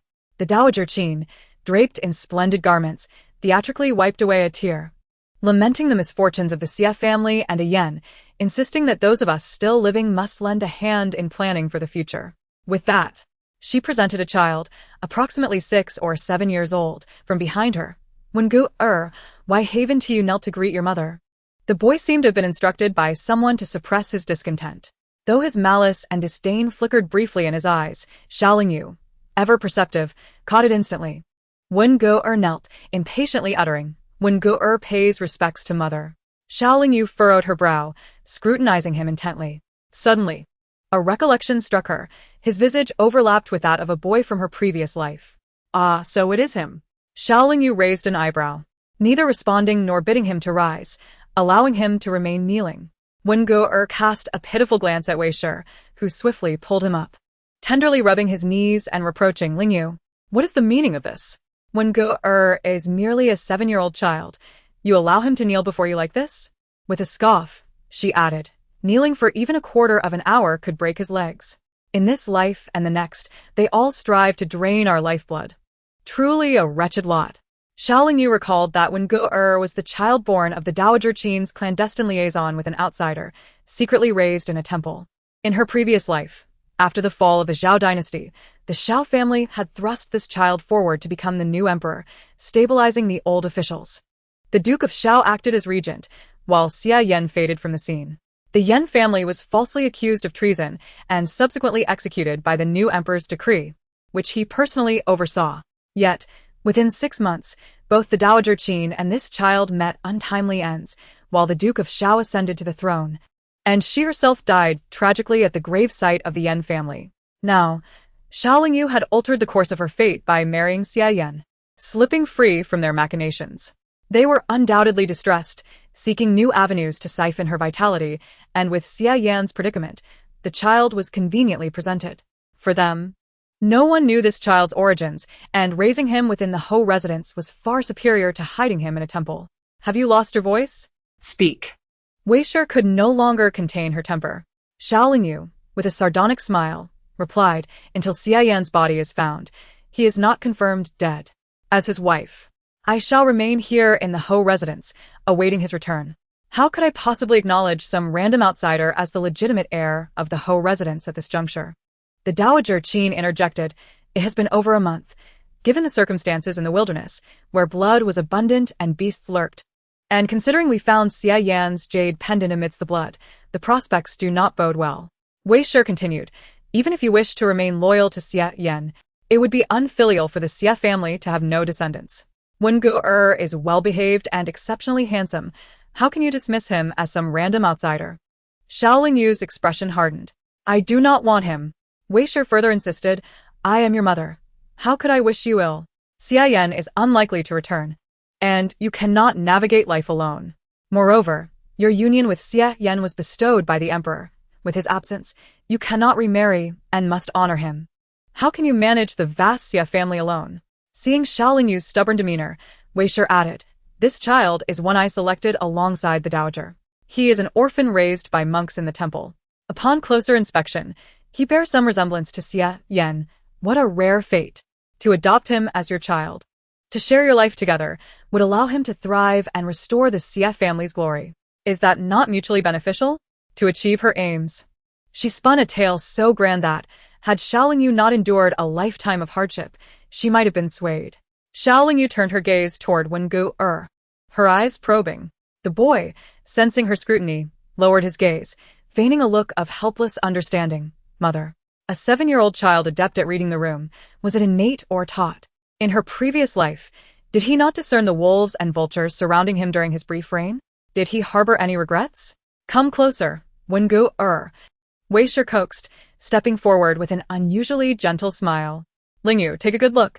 Does he not bear some features of Xia Yan? Xiao Lingyu recoiled slightly, wiping her hand with a silk handkerchief where Wen Gu'er had touched her. What is the meaning of this? Wei Shi barked, her temper flaring. Even the Dowager Qin, standing nearby, felt the urge to rage, but restrained herself. Xiao Lingyu cast a disdainful glance at her. He is already 7, having lived in a temple, chanting scriptures daily. He must be quite detached from the mundane world. Forcing him back into it, how could he possibly adapt? Furthermore, if he bears no resemblance, it is irrelevant. Yet you insist he resembles the Ho Lord. If word of this spreads, people will think this is the Lord's illegitimate child, tarnishing his reputation and that of the Xia family. This child cannot be adopted. If you truly have affection for him, perhaps you should reclaim him for the Xiao family? If that is inconvenient, the dowager can raise him. After all, she has reached an age where she might enjoy grandchildren. You. Wei Shi's face turned an alarming shade of green. The Dowager Qin trembled with fury. This was her son.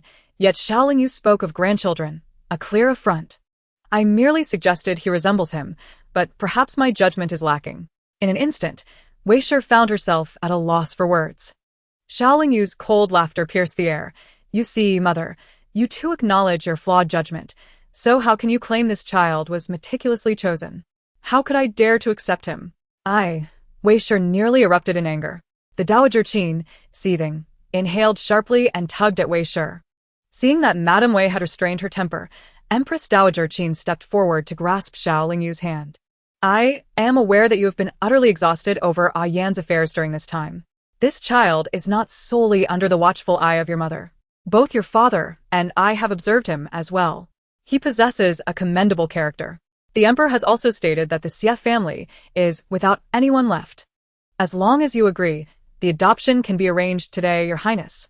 Xiao Lingyu coldly withdrew her hand from the Empress Dowager's grasp. I do not wish for this child. Why not?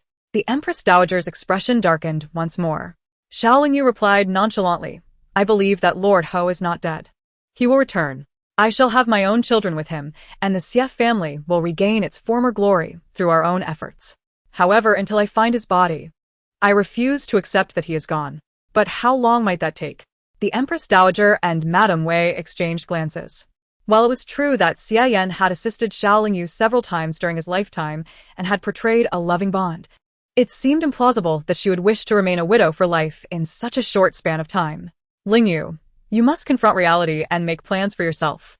Adopting a child will not hinder your future, the Empress Dowager attempted to persuade. Your Highness, please do not counsel me. Lord Ho will certainly return. I can wait 10 or 20 years. If by then he has not returned, I can personally choose a child to adopt, and it will make no difference.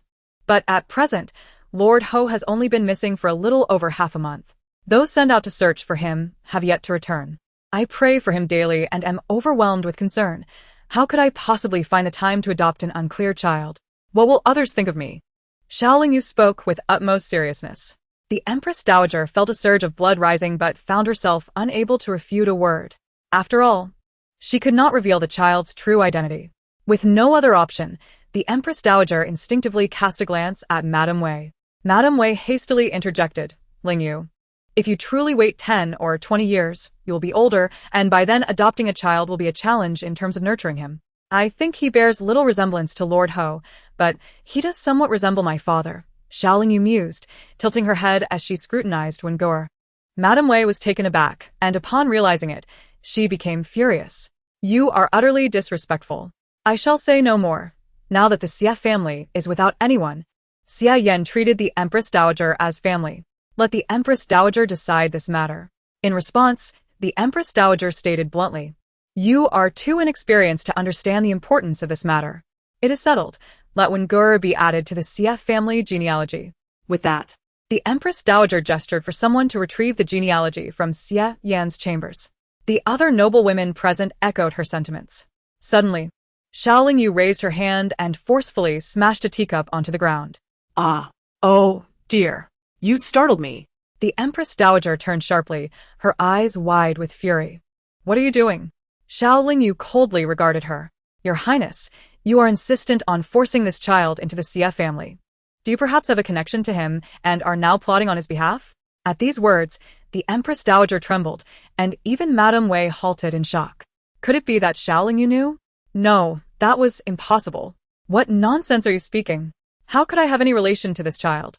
I merely find him clever and endearing, the Empress Dowager hastily retorted, but was interrupted by Xiao Lingyu.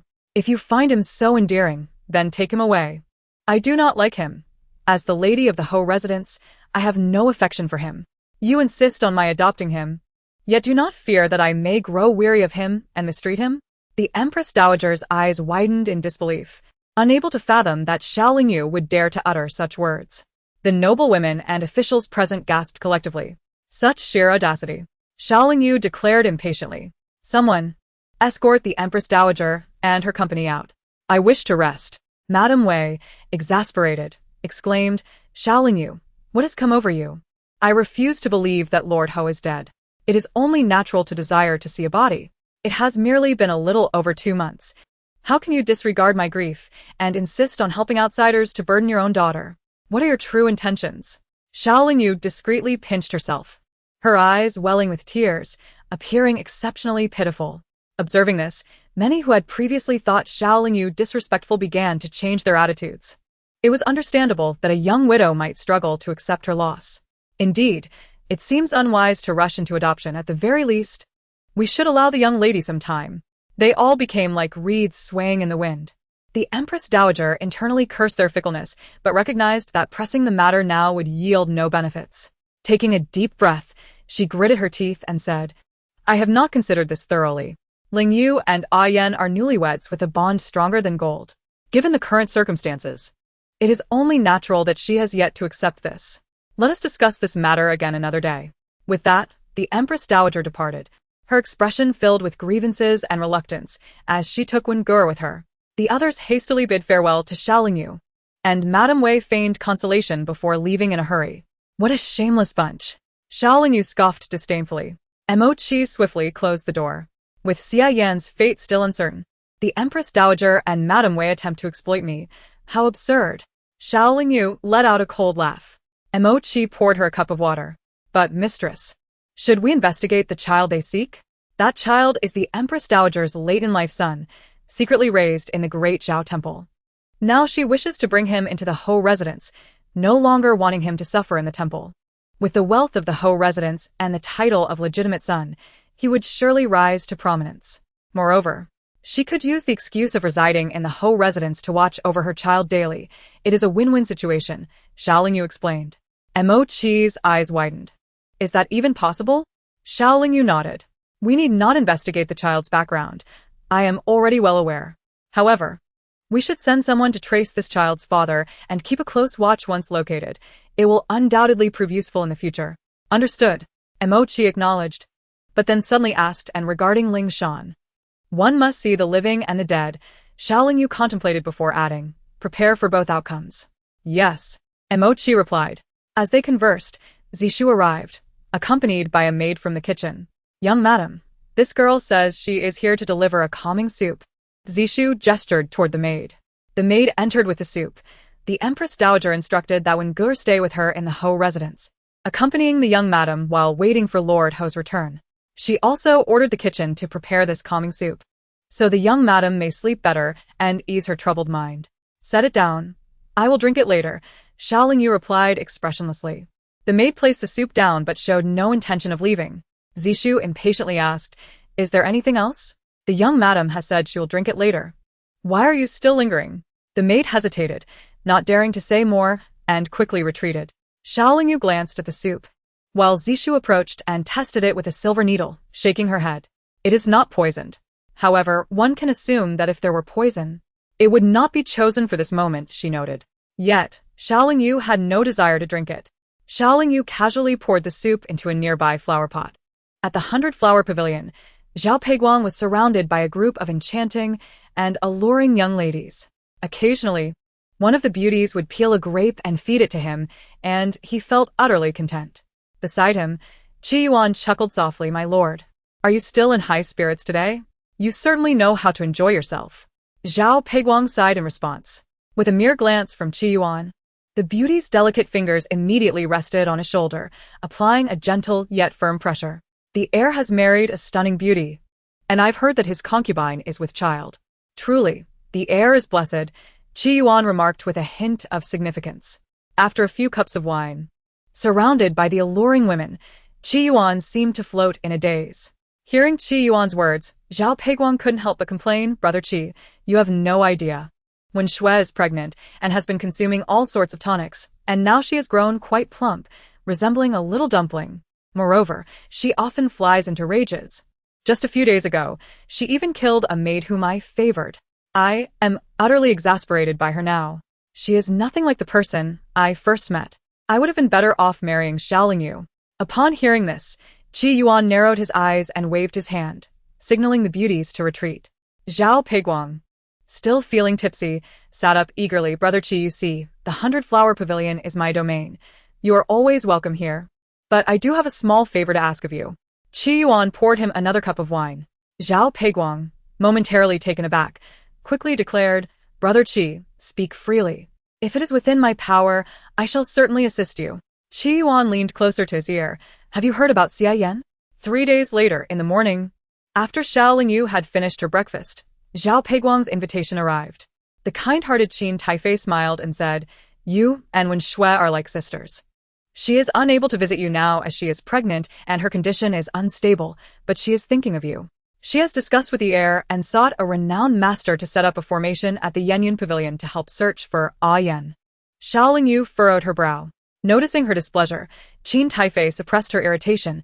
There has been no news of Yan, and despite sending out many people, nothing has been found. Perhaps employing some arcane methods might yield some clues. So what?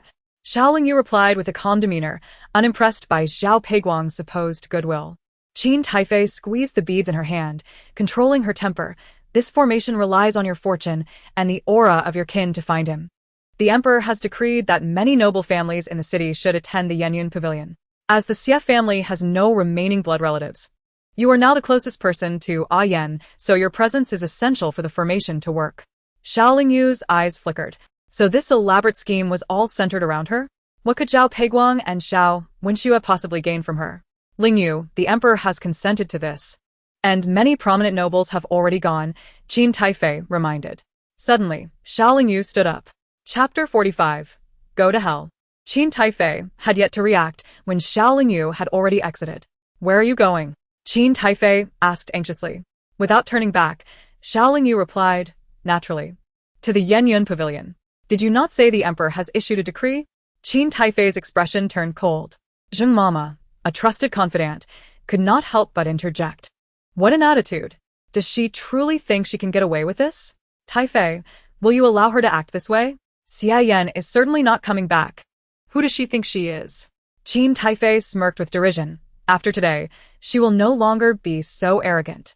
When I have leverage against her, I will not worry about keeping her in check. In the carriage, Guanqin hesitated for a moment before softly speaking. Master, this feels like a banquet of betrayal. Xiuhua nodded heavily. I feel the same. Zhao Peiguang and Xiao Wenxue are not good people, and now they show such kindness? Who would believe them? No matter. I am curious to see what they concoct, Xiao Lingyu said lazily, leaning back. Guanqin grew anxious. Master, you know they have set a trap for you to fall into. What if something goes wrong? If that happens, just have the people waiting outside set the Yanyan Pavilion ablaze. When the flames reach the sky, who will care about anything else?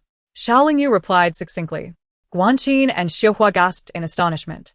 After a long pause, Guanqin finally said, Master, you are truly formidable. The Yanyan Pavilion is royal territory. And so what? In dry weather, a fire is quite reasonable. Xiao Lingyu closed her eyes to rest. Guanqin and Xiuhua exchanged glances and fell silent. Truly, the emperor might be anxious, but the master never undertakes actions without assurance. They dared to set up a trap against their own master. They were courting death. The carriage stopped in front of the Yanyan Pavilion. Xiao Lingyu, accompanied by Guanqin and Xiuhua, entered. Inside, many individuals had gathered, indeed from the city's esteemed families. An elderly man dressed in a Taoist robe, with a beard, sat cross-legged on a mat, chanting incantations with several disciples. The young lady has arrived, he remarked. I wonder if this formation will be effective. I have never seen one for searching like this. A female disciple hurried to Xiao Lingyu. Young lady, the formation has been activated, but you must bathe and purify yourself first. Xiao Lingyu obediently nodded. Very well. The female disciple led her away. After walking for a while, the disciple noticed Guanqin and Xiuhua following closely and said, Ladies, please remain here. The bathing ritual has special methods that outsiders cannot witness. Guanqin and Xiuhua looked at Xiao Lingyu, who nodded, allowing them to step back. The female disciple's face brightened. She hadn't expected things to go so smoothly. Wasn't it said that Xiao Lingyu was hard to deal with? This was quite easy, wasn't it? How much longer must we walk? The Yanyan Pavilion is so vast. I am growing weary, Xiao Lingyu remarked. The disciple quickly regained her composure. Once we cross that bridge, there will be attendants waiting to assist you with the bathing and purification. Aren't you coming with me? Xiao Lingyu inquired, eyeing her. The disciple lowered her gaze. I cannot accompany you. I will wait here for you to finish. All right. Xiao Lingyu assessed her for a moment and simply replied with a single word of consent. The disciple breathed a sigh of relief and stepped aside to wait. Xiao Lingyu smiled subtly and walked onto the somewhat rickety wooden bridge. Creak. The wooden bridge emitted a fragile sound. Xiao Lingyu paused slightly, surveying the boards and ropes around her. After a moment, she appeared as if unaffected and continued walking forward. Crack. When Xiao Lingyu reached the middle of the bridge, it suddenly snapped, and she fell into the water as if caught off guard. The observing female disciple immediately screamed, "Help! Help! The young lady has fallen into the water." A figure hidden in the shadows suddenly sprang forth, diving into the water. Upon seeing this, the female disciple shouted even louder, "Help! Help!" Xiao Lingyu sank to the bottom, and recognizing the figure that had jumped in after her, she immediately identified him. It was Qi Yuan, this scoundrel. It seems that this entire scheme was devised for Qi Yuan. Excellent. Very well. Xiao Lingyu held her breath, feigning unconsciousness as she submerged. Qi Yuan swam towards her, just as he was about to grasp her arm. Xiao Lingyu suddenly opened her eyes, her fingertips piercing swiftly into his neck with a silver needle. You. Qi Yuan's eyes widened, paralyzed in an instant. D. Xiao Lingyu swiftly seized the nearby water plants, deftly binding his limbs before turning and swimming away. She hastily reached the eastern rockery, emerging onto the shore. Qi Yuan could hardly believe he had been caught in such a predicament. Now immobilized and entangled in water plants, despite his superior breath-holding skills, he was bound to drown here. Suddenly, a cacophony arose from the water surface, led by Xiao Peiguang and Xiao Wenxue. The young lady has fallen into the water. Qi Yuan, go save her. What? How could this be? The young marquis's fate was uncertain, and if Xiao Lingyu lost her virtue here with Qi Yuan, this was unacceptable. Wait, why hasn't she been rescued yet? Someone in the crowd sensed something amiss. Quickly, those who can swim, go check. Xiao Peiguang urged, fearing both might drown. Several capable individuals leaped into the water. Ah, Qi Yuan. Hurry, cut the water plants. Before long, the nearly lifeless Qi Yuan was hoisted up. Heavens!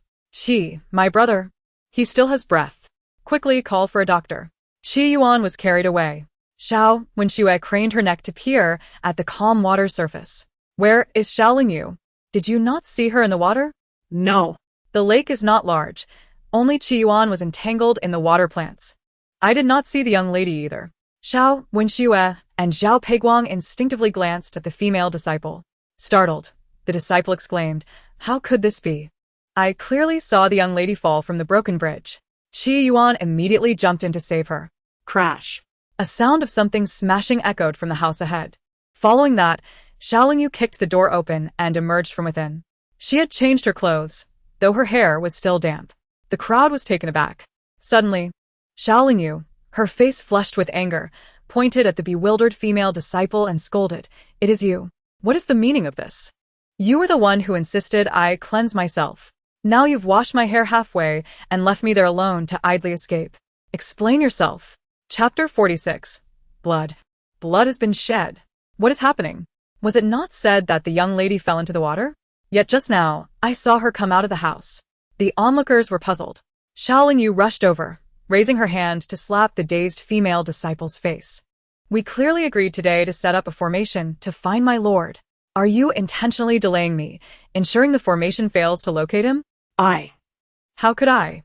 The disciple covered her face, disbelief etched upon her features. "I saw you fall into the water. I suspect you are doing this on purpose.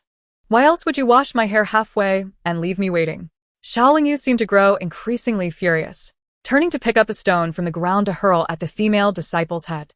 "Oh no, do not. Do not. Young lady, calm down. Calm down. We must avoid bloodshed." Someone quickly restrained Xiao Lingyu. "You all tell me, what is the meaning of this? Are they taking advantage of my lord's disappearance to treat me so dismissively? Why else would I be left alone in the room for so long? She said the bridge broke, and you fell into the water. Qi Yuan jumped in to save you." A voice could not help but interject. How could that be? The bridge was perfectly intact. Did someone deliberately break it?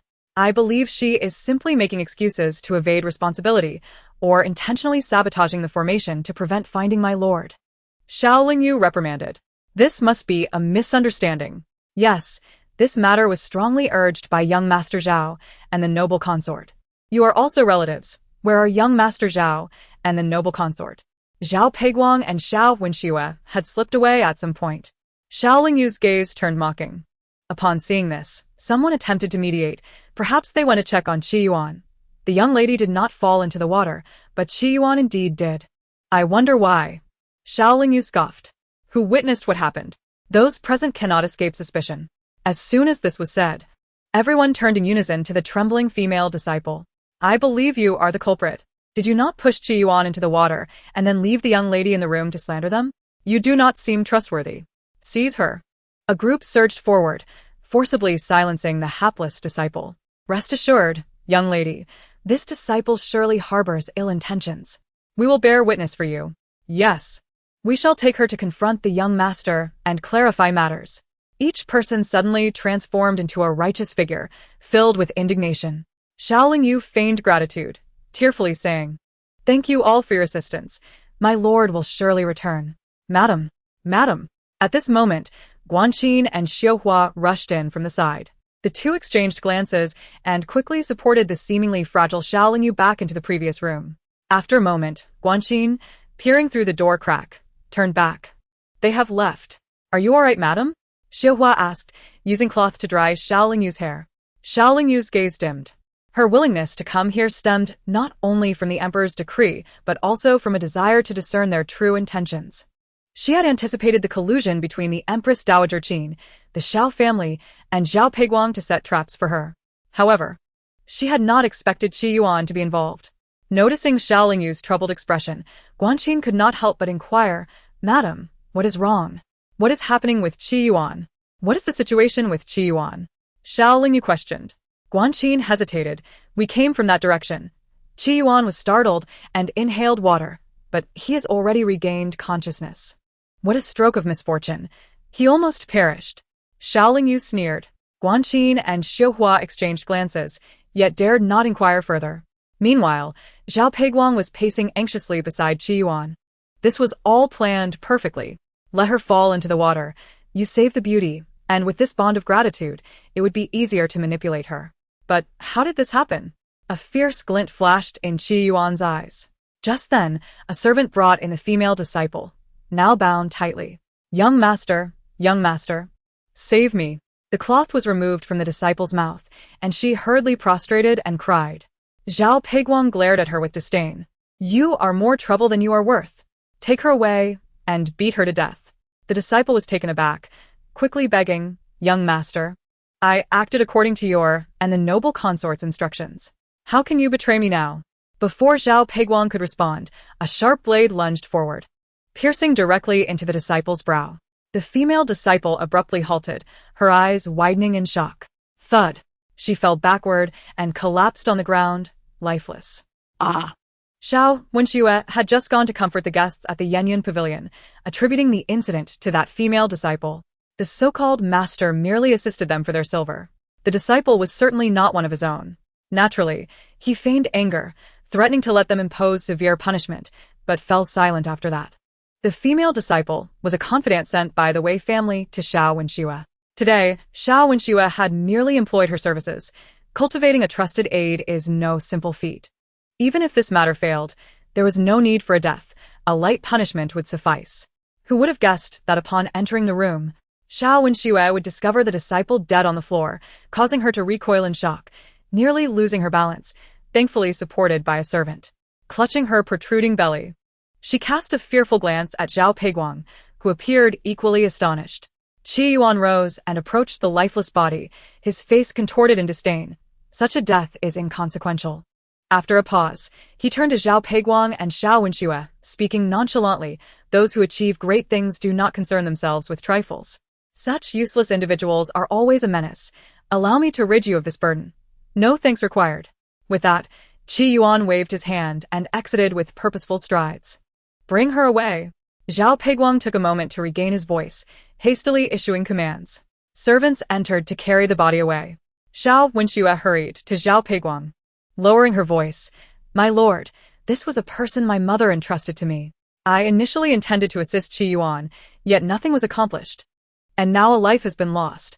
Surely I must seek some benefit from Qi Yuan. Zhao Peiguang, growing impatient, retorted, And what of it? You could not even handle this matter. If she is dead, then so be it. I see no use in the person your mother provided. She only caused trouble. With you pregnant and your condition unstable, stay at home. Marrying you is less appealing than marrying Xiaoling Yu. You possess no discernment. Move aside. You're as obstructive as a ball. With that, Zhao Peiguang stormed out. Upon hearing this, Xiao Wenxue felt a sharp pain in her abdomen. Instinctively, she grasped Zhao Peiguang's arm, but he disdainfully shrugged her off and hurried away, causing her to collide with the wall. Ah! Your Highness, you are bleeding, a servant exclaimed in alarm. Chapter 47. Why should I save? Master, look. Guanqin halted, pointing to a short distance away.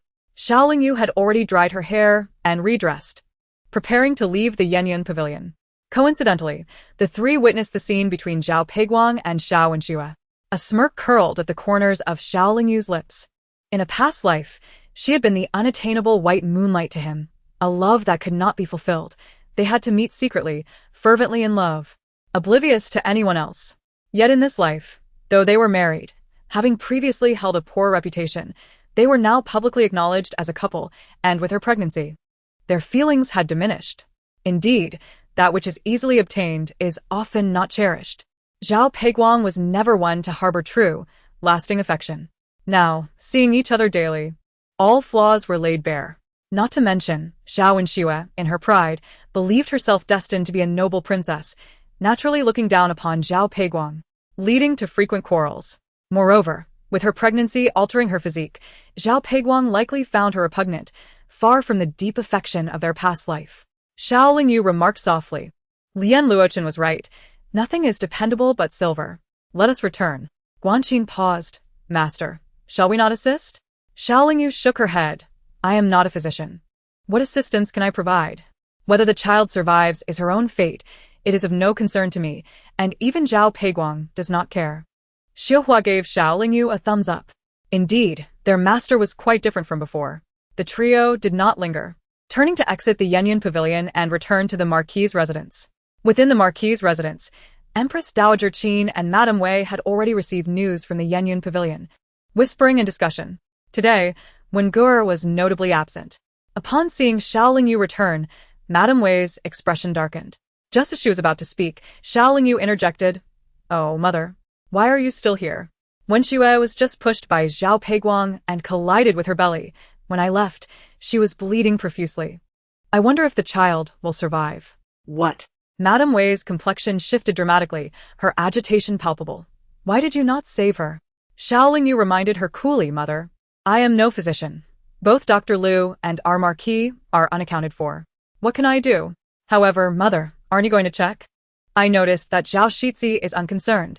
If the doctor they find is not diligent, it is possible for both mother and child to perish. Hearing this, Madame Wei hastily rushed outside. Empress Dowager Qin fixed her gaze intently on Xiaoling Yu, as if trying to discern something from her. Xiaoling Yu performed a respectful bow. Your Highness, I shall return to rest. After taking a few steps, she paused, turning back to speak deliberately. Your Highness, one should always strive to do good deeds, lest retribution befall one's descendants, especially when children are young. Experiencing retribution at 7 or 8 years old is rather unfortunate. Wouldn't you agree? At that moment, Empress Dowager Qin felt a chill run down her spine. Xiaoling Yu said no more and returned to her quarters. Is there any news from Xia Yan and Lu Guanch? Xiaoling Yu poured herself a cup of tea. Xiuhua sighed. Not yet, master. Do you think it is inappropriate? Even if Lu Guanch is dead, Xia Yan should not meet his end at this time. Xiaoling Yu frowned in silence. Suddenly, she turned her head. Bring me the map of Ling County. Xiuhua immediately turned to rummage through the cabinet, retrieving the map from a stack of parchment and handing it to Xiaoling Yu. She studied it closely, pointing to several locations. These areas are where landslides predominantly occurred. They did not find Lu Guanch or Xia Yan. But look here, a hidden gorge that connects to the secret path of Heifeng's stronghold. Xiuhua and Guanqin leaned in. Master, do you mean? Guanqin's eyes widened. Xiaoling Yu replied, This place can be accessed, but the winding paths are numerous. Those unfamiliar with the terrain might become trapped. If we consider this, it is indeed possible. The blood-stained jade pendant they found was nearby. I shall arrange for someone to search there immediately. Guanqin and Xiuhua exchanged glances, their expressions brightening. Xiao Lingyu pressed her hands down to calm them, send people discreetly, avoiding those dispatched by the court. Why?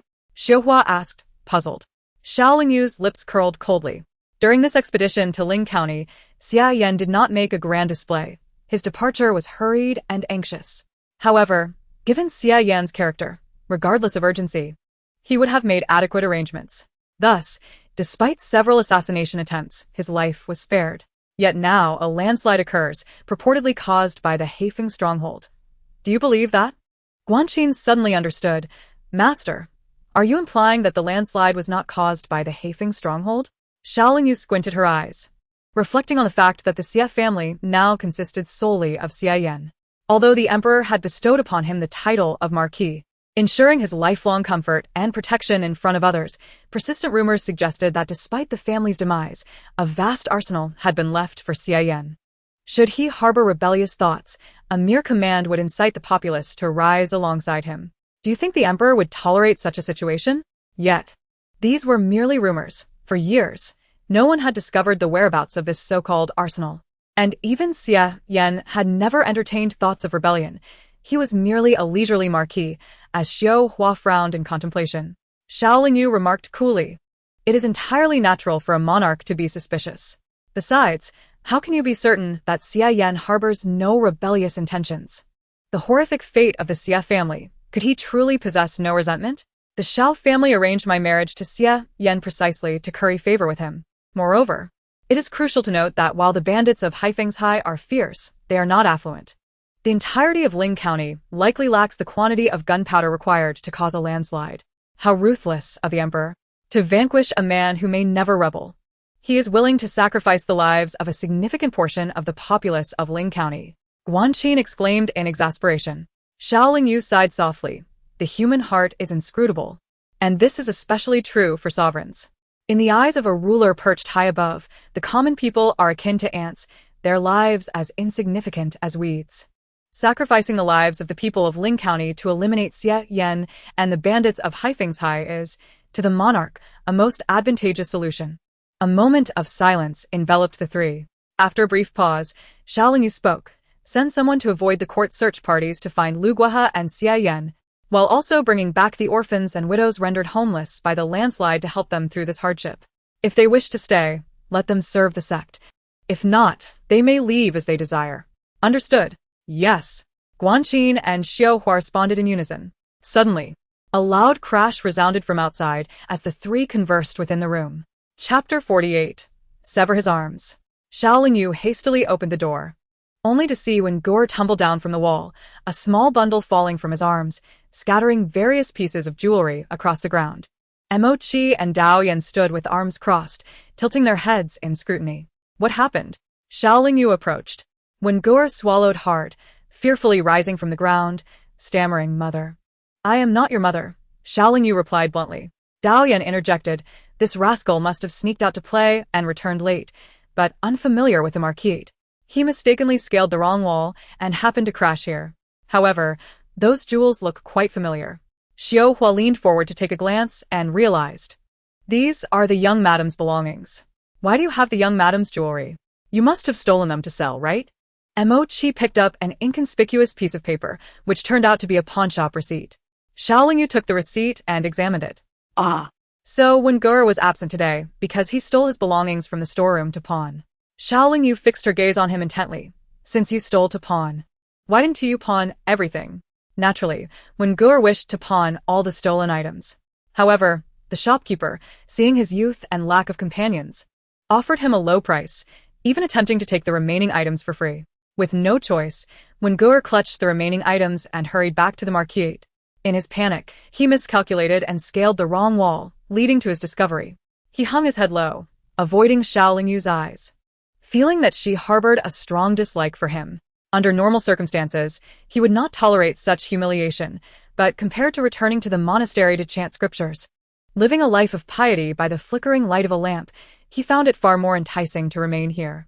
After all, Wei and the Dowager Qin had assured him that if he won Xiao Lingyu's favor, he would be adopted under her name, becoming the legitimate son of the marquis, inheriting all its possessions. The luxury and indulgence awaited him. At that point, he would eliminate Xiao Lingyu. Bury her alive. He would show her who was in charge. With such thoughts swirling, Wengur shook his head in distress. A man should not cry over such matters. Xiaolingyu raised an eyebrow in irritation. Wengur, startled, suddenly knelt down, exclaiming, "Mother, I was wrong. I won't take your things anymore, woo-woo." Slap. A crisp slap landed on his face. Wengur shot his head up. The few tears he had instantly evaporating, and the hatred in his eyes was laid bare. "I have already stated that I am not your mother.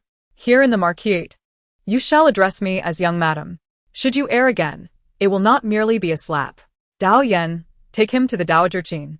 Bring the pawnshop receipt, account for the damages, and have the dowager compensate me. If she refuses, send him back to the De Zhao monastery. I do not keep thieves in my household." Xiaolingyu wiped her hands with a handkerchief. "Yes." Dao Yan and Emochi stepped forward to drag Wengur away. Suddenly, he lunged forward, clinging to Xiaolingyu's leg, crying, "Mother, no, no, no. Young madam, I know I was wrong. Please keep me in the marquise. I will behave and fulfill your requests. Why do you insist on staying with me?" Xiaolingyu narrowed her eyes. Wengur avoided her gaze and weakly replied, I don't know. But when I first met young madam, I felt a familial connection." This line had been drilled into him multiple times by Dowager Qin. At present, while Wengur spoke those words, his mind was concocting plans to take Xiaolingyu's life once he seized control of the marquise. "Will you treat me well?" Xiaolingyu asked knowingly. Wengur hastily nodded. "Of course. I will treat young madam as if she were my own mother. In that case, you must demonstrate your worth to me." Xiaolingyu smiled slyly. "You will return to Dowager Qin and, in addition to seeking compensation, ensure she pays me monthly allowances. Otherwise, with her and her numerous subordinates relying on the marquise for their needs, it seems as though they have come to scrounge rather than to recognize kinship." Wengur nodded vigorously. "Yes, I will go right away." Observing Wengur's retreating figure, Guanqin whispered, "Master, do you think he will comply?" Xiaolingyu shrugged nonchalantly. The Dowager Qin is most concerned with wealth, and since Wengur is her son, any discord between them over money would be hardly unfortunate. Dao Yan and the others widened their eyes, marveling at how perceptive their master was. In the dead of night, Xiaolingyu reclined on her bed, perusing a secret letter. "Master, there has been a commotion between Dowager Qin and Wengur. It is said that Wengur nearly caused her to lose her breath, and he received a beating. Their courtyard is in disarray." Zishu entered with a tray of tea. Xiaolingyu burned the letter, saying, "Let them make a fuss. As long as they do not disturb me. Master, rest early. Reinforcements have been dispatched to Ling Mountain. News should arrive in a few days." Zishu tidied the bedding for Xiaolingyu. She nodded, settling down. As time passed, Xiaolingyu felt a faint noise in her hazy state. A dark figure leapt through the rear window, seemingly assessing its surroundings before stealthily approaching her bedside. Suddenly, a large net fell from above, ensnaring the figure that was about to reach her. Xiaolingyu sprang to her feet and delivered a powerful kick. Thud! The unfortunate soul ensnared in the net was sent flying, crashing through the door and landing hard on the courtyard ground. "Xiaolingyu, you shameless wretch! How dare you kick me?" It was the voice of Qi Yuan. Xiaolingyu felt a surge of blood rush to her head. This scoundrel again! A deep-seated hatred flashed in her eyes. She approached him, placing her foot firmly on his shoulder, forcing him back down. "You truly bring shame upon Prince Qi and Princess Minghui. Haven't you suffered enough from your previous escapades at the Yanyan Pavilion?" Suddenly, Qi Yuan recalled the near-fatal incident in the water, where Xiaolingyu had almost killed him. Enraged, he retorted, "I had no intention of pursuing the matter of you nearly killing me, and yet you dare, call someone, break both of his arms." Xiaolingyu interrupted him coldly. "Yes, yes." Dao Yan and the others immediately moved in closer. Qi Yuan's eyes widened in shock. "What do you intend to do? Do you know who I am? If you dare to touch me, my Qi family will not let you off lightly." "Xiaolingyu, you dare?" Chapter 49. How shameless. What is there that I would not dare? According to the law, if a rogue intrudes upon a lady's chamber with ill intent, the master of the house is entitled to break his arms. Am I to understand that Master Qi does not recognize the law? Xiaolingyu longed to end him with a single stroke. However, given Qi Yuan's status, if she were to act on her impulse, it could lead to dire consequences. Qi Yuan found himself at a loss for words, stammering. Who had ill intent? I merely made a wrong turn. Is that so? Xiaolingyu countered. At the dead of night, Master Qi, why are you not in your own residence, but instead have wandered into the yeoman marquis's estate, entering my chamber through the back window? How can this be explained as merely a mistake? Your excuse is rather flimsy. Xiao Yu fixed her gaze upon him with unwavering intensity. Act now. Qi Yuan gritted his teeth. Wait. I was summoned by the Empress Dowager. I had a few too many drinks and mistakenly entered the wrong room. If you do not believe me, ask the Empress Dowager. Enough of your nonsense. Act. Xiao Yu's eyes glinted with determination. Stop. Just as Dao Yan and the others were about to act, a sharp reprimand echoed from afar.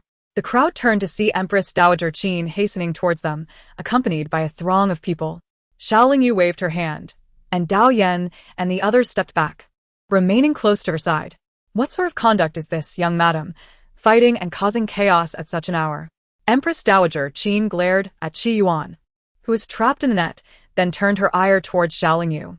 Xiao Yu responded with a cold smile. Your Highness, are you aware that it is the middle of the night? Master Qi intruded upon my chamber with ill intent. He disregarded all decorum. So, why should I be bound by it? If my lord were present, his life would be in jeopardy. You, Empress Dowager Qin's face turned ashen with fury. Today, her son Wen-ge had already been driven to the brink of insanity. After much inquiry, she had discovered that Xiao Yu had planted seeds of discord between them. She had secretly sent someone to find Qi Yuan and orchestrated this scene. Today, at the Yanyan Pavilion, Qi Yuan had been caught off guard by Xiao Yu's cunning. However, if Qi Yuan were to subdue Xiao Yu while she was in a daze, she would have no choice but to endure it for the sake of her dignity and reputation. Once Qi Yuan succeeded, she would have leverage over Xiao Yu. But who would have thought Xiao Yu would show no mercy? At this moment, it was evident to everyone that Xiao Yu was willing to risk her reputation for a grand confrontation. Yet, despite her disregard for her own dignity, she still valued her reputation. And who could predict how this would be twisted when it spread? Taking a deep breath, Empress Dowager Qin forcibly suppressed her rage. You are mistaken. Master Qi is not that sort of person. He simply drank too much and entered the wrong room. Lingyu, grant me this favor, and let it go this time. It would not reflect well if this were to spread. So, your Highness is vouching for Master Qi? Xiao Yu raised an eyebrow in mockery. Empress Dowager Qin's lips twitched, gritting her teeth as she replied, naturally. Very well, then let him go. Xiao Yu agreed without hesitation. The onlookers, including Qi Yuan trapped in the net, were taken aback. How had she suddenly become so accommodating? Dao Yan raised his hand and swiftly severed the net, allowing Qi Yuan to scramble to his feet. Xiao Yu's demeanor remained cold. See him out. Qi Yuan, furious, attempted to advance, but Empress Dowager Qin quickly blocked him. Shaking her head. Humph. I will have her in my grasp. When that time comes, I shall make her suffer. Qi Yuan shot a fierce glare at Xiao Yu, seething with anger as he stormed off. Empress Dowager Qin said nothing further and departed with her entourage. Master, are we simply letting him go? Guan Qin fumed, her teeth clenched in frustration. Xiao Yu gazed at the crescent moon hanging in the night sky, narrowing her eyes as she spoke softly, in the stillness of the night. If bandits were to intercept and take his life, who would know? Wouldn't that be entirely reasonable? Gasp. Guan Qin and the others collectively inhaled sharply. Truly, the master was formidable. Just moments ago, she had only desired his arms, and now she was demanding his life. When Qi Yuan stumbled out of the yeoman marquis's estate, he made his way to the 100 Flowers Pavilion. As he drunkenly exited the establishment, the first light of dawn began to break on the horizon. Staggering, he ambled toward his residence with a few attendants in tow, muttering to himself, Xiao Yu, you shameless hussy. Just wait until I have you in my grasp. I will torment you to no end. You think you can wait for Xie Yan to return? I'll tell you, Xie Yan is already dead. Let us see who comes to your aid. To dare reject me, you truly have a death wish. Suddenly, a group of black-clad figures surged forth, surrounding Qi Yuan and his attendants. Realizing the perilous situation, Qi Yuan's intoxication dissipated significantly. Who are you? What do you want? Attack. The black-clad assailants wasted no time, swiftly drawing their swords. Help! Stop them! Qi Yuan shouted, shoving one of his attendants forward. Outnumbered and outmatched, his attendants, though somewhat skilled, were easily subdued by the black-clad figures in mere moments. Retreating step by step, Qi Yuan unsheathed the soft sword at his waist. However, he understood that even his skill was inadequate against such a formidable force. Clenching the sword tightly, he demanded, "Who are you? Do you know who I am? If you dare to touch me, I will ensure you regret it. This is the Emperor's domain." Attack. The black-clad figures moved with extraordinary speed. Qi Yuan realized they were not common robbers. They were here to take his life. In a panic, he produced a signal flare and ignited it, sending a burst of smoke into the sky. "Act quickly. We need to finish this." The leader of the black-clad figure shouted. "Damn it." Qi Yuan cursed under his breath, engaging in a fierce struggle with the assailants. Yet, they were numerous and skilled. After only a few exchanges, Qi Yuan found himself wounded. Thud! A sword pierced his left shoulder. Another blade struck his back. Qi Yuan staggered, blood spilling from his mouth as he found himself pinned in place, facing the imminent threat to his life. The leading figure clad in black thrust his sword directly towards Qi Yuan's heart. With wide eyes and his body tense, Qi Yuan yearned to resist, yet found himself utterly immobilized. As the blade approached his chest, his mind went blank. At that critical moment, a stone flew in, deflecting the sword from the black-clad assailant's grasp. "Young master, our hidden guards are arriving from all directions." The black-clad man struck Qi Yuan's chest with a palm and decisively commanded, "Retreat." Without hesitation, he and his companions swiftly withdrew. "Young master." The Qi family's hidden guards arrived just in time. With a thud, Qi Yuan collapsed, exhausted, into a pool of blood. Chapter 50. Who dares to touch my people? When Dao Yan returned, Xiaolingyu was leisurely enjoying breakfast brought back by Zishu. "Master." He knelt on one knee, seeking punishment. Xiaolingyu set down her food. "Did you fail to kill him? That brat lingered at the Baihua Pavilion for quite some time. By the time we lay in wait, dawn was approaching. We aimed for a swift resolution, but he called for reinforcements. I was afraid of provoking further trouble, so we withdrew." Dao Yan's expression remained solemn. "Did you injure him?" Xiaolingyu rested her chin on her hand. "Indeed, he was injured. Given his wounds, it's likely he won't be able to rise from bed for over a month, and there's a chance his right arm may not be saved." "That doesn't mean the mission was unfulfilled," Xiaolingyu said softly. She desired Qi Yuan's life, yet she knew he was no innocent lamb. The Duke of Qi and the Princess Minghui were working for the Emperor, and the Qi family was the Emperor's right hand. Severely injuring Qi Yuan beneath the Emperor's gaze was already commendable. "Please, master, impose punishment," Dao Yan insisted. Xiaolingyu rose. "Let him redeem himself through merit. Keep a close watch on Qi Yuan and see which physician he seeks for treatment." Ah? Dao Yan appeared confused. Xiaolingyu smirked. "Didn't you just say his right arm might not be saved? I intend to ensure that uncertainty becomes certainty." Go and keep a close eye. "Yes." Dao Yan retreated. "What is the situation at Lingshan?" Xiaolingyu turned to Guanqin. Guanqin replied softly. "They have located the canyon and have entered with a local villager to search. They indeed found bloodstains and footprints left behind, but the terrain is complicated and further search will take time." Hearing this, Xiaolingyu commanded, "Remember, whether alive or dead, we must see the person or the corpse." "Understood," Guanqin nodded. "Young madam, Lady Wei and the Dowager Empress have arrived." At that moment, Zishu hurried in to report. No sooner had he spoken than Lady Wei and Dowager Empress Qin entered, accompanied by several others, their demeanor imposing. A flicker of impatience crossed Xiaolingyu's eyes but quickly vanished. She stood and greeted them slowly. Lady Wei rushed forward, raising her hand to strike Xiaolingyu. With a graceful sidestep, Xiaolingyu narrowly avoided the blow, causing Lady Wei to nearly stumble. "You dare to evade!" Lady Wei shouted angrily. "Mother, you barged into my residence early this morning without a word and attempted to strike me. Are you taking advantage of my husband's absence?" "You..." Lady Wei's expression darkened. "Do not use Xie Yan to intimidate me. Even if you are married and commit such vile acts as your mother, it is only natural for me to strike you." Xiaolingyu raised an eyebrow. "What vile act have I committed? Yesterday, you watched your sister Wen Xue fall and bleed without a word, and this morning, Qi Yuan was ambushed, surely. That is your handiwork." Lady Wei glared at her. Xiaolingyu narrowed her eyes. "I already stated my position regarding Wen Xue yesterday. I am not a physician. How could I assist her? I informed you that you must have found the best physician for Wen Xue's treatment. Why cast the blame upon me? As for Qi Yuan, he is notoriously arrogant and disregards others. infamous for his tyranny in Hualiang. On the very day he arrived in the capital, he rode through the streets causing mayhem. This is common knowledge.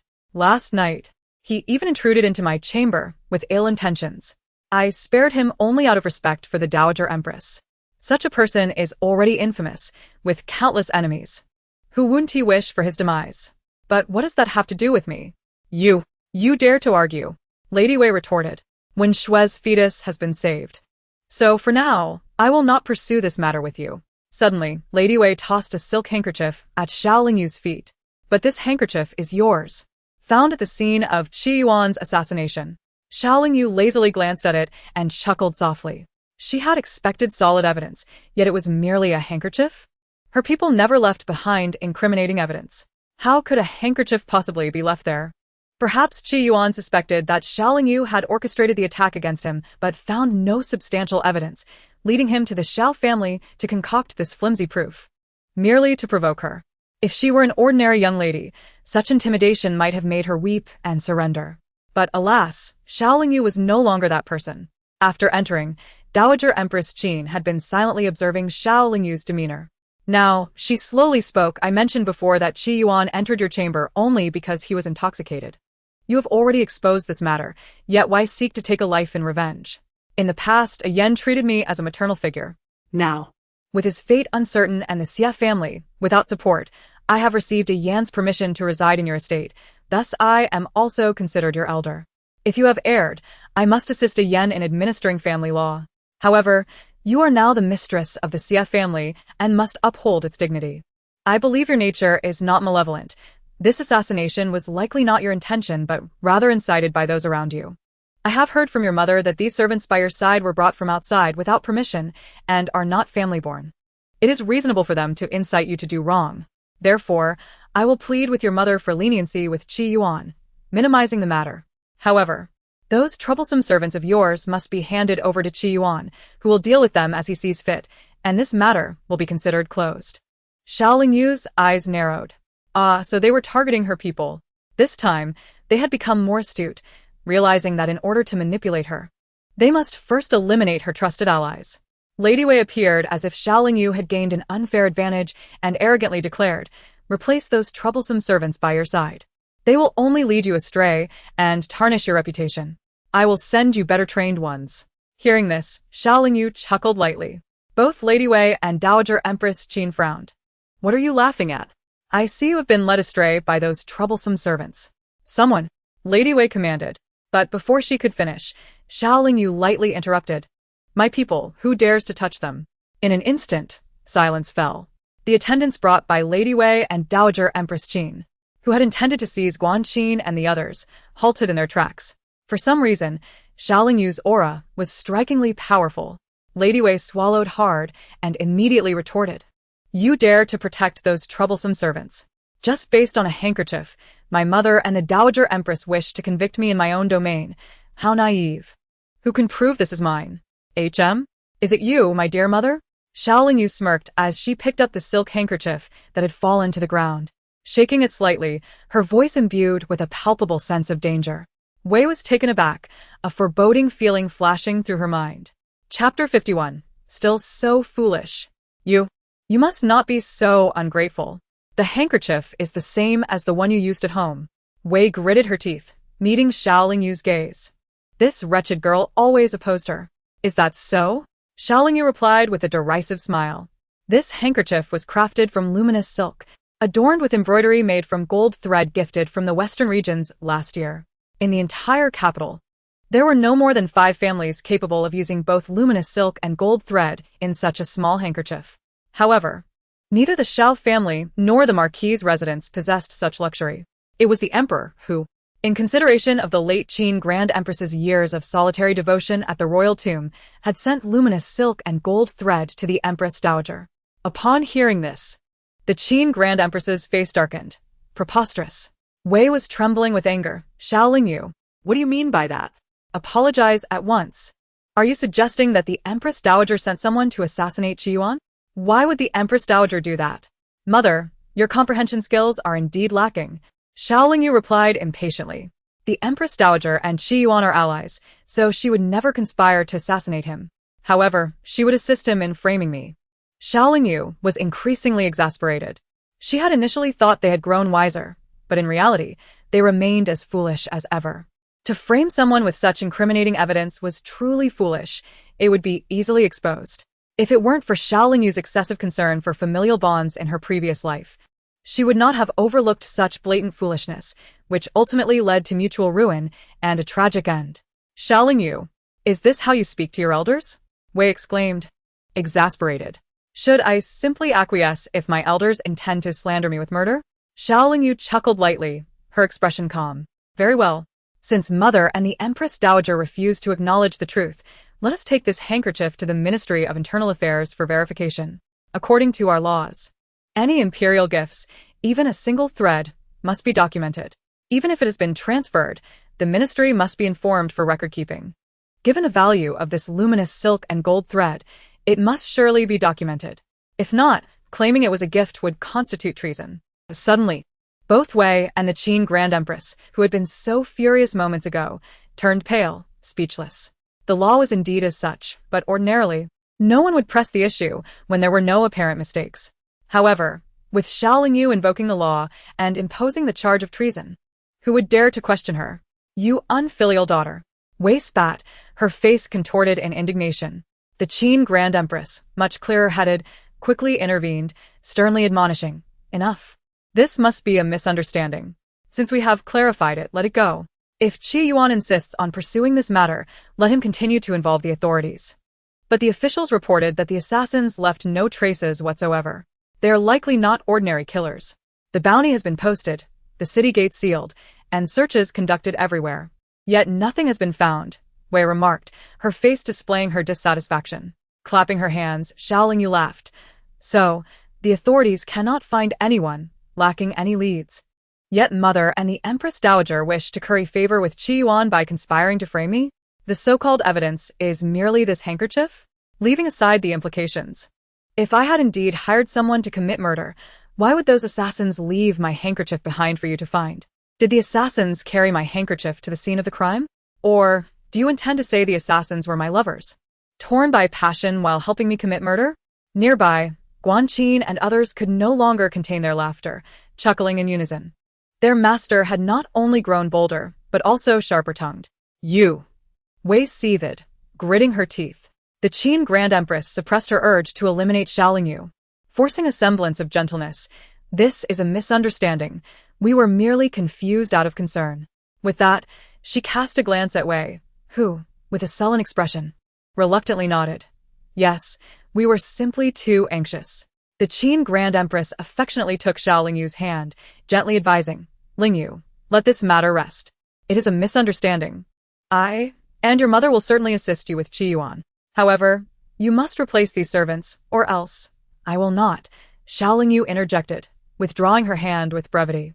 The Qin Grand Empress and Wei were nearly choked by her defiance. Truly exasperating. Stubborn as a mule, the Qin Grand Empress ground her teeth, realizing that no matter what she said, it bore no effect, and Wei's expression was equally grim. Lingyu, we are your family. Please consider our words. We will return once you have calmed down. Taking a deep breath, the Qin Grand Empress left with the handkerchief in hand, along with Wei, who walked away dejectedly. Back in their quarters, the Qin Grand Empress dismissed the servants before turning coldly to Wei. Did you not say that any flimsy evidence would suffice to intimidate her into submission? How was I to know she would care less about her reputation and dare to speak so freely? Wei replied, perplexed. Over the years, what had she experienced in the Yan army on the frontier? It could not simply be due to the knowledge of her not being the true daughter of the Shao family. There must be something they had overlooked. But what could it be? You need to have a serious discussion with the Duke of State and devise a solid strategy. Xiaolingyu has now escaped your control, impervious to both soft and hard measures. If she truly grows independent, how can our grand plan succeed? The Qin Grand Empress's expression darkened. Wei nodded slightly. After a moment, the Qin Grand Empress expressed her dissatisfaction. The Duke of Su and the Duke of Qi are the Emperor's confidants. Now that Zhao Peiguang of the Duke of Su has married Wen Shui, we can count on Wen Shui to keep the Duke of Su in line. Eventually, the Duke of Su will surely align with us. Initially, We had planned to marry Xiaoling Yu to Xia Yan to gain control over the Yong'an Marquise, pulling Xia Yan into our camp to act as our frontman in public affairs. Furthermore, the long-rumored armory of the Xia family has eluded the emperor for years. Perhaps we can find a breakthrough through Xiaoling Yu. Moreover, Wen Fei's assumption of Ling Yu's identity in the Yan army will allow us to gradually gain insight into all their circumstances, significantly increasing our chances of success. However, look at the current situation. Wen Shui and Zhao Peiguang have barely been married for a short while before tensions arose. And Wen Shui nearly suffered a miscarriage due to Zhao Peiguang, while Wen Fei has ostensibly withdrawn from the Yan army to recuperate from injury. She is privately indulging in debauchery and frivolity. Xiaoling Yu and Xia Yan seem promising, yet Xiaoling Yu has resolutely opposed us. All of this is contrary to our previous plans.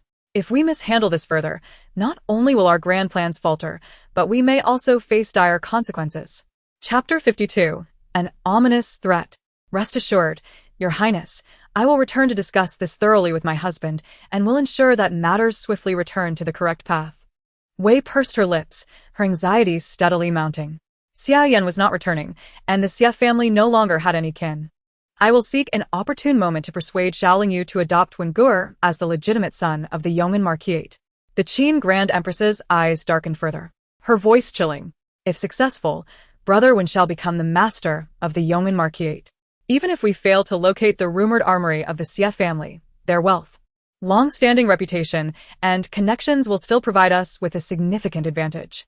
At that point, should Xiaoling Yu prove to be of no use, we could simply dispose of her.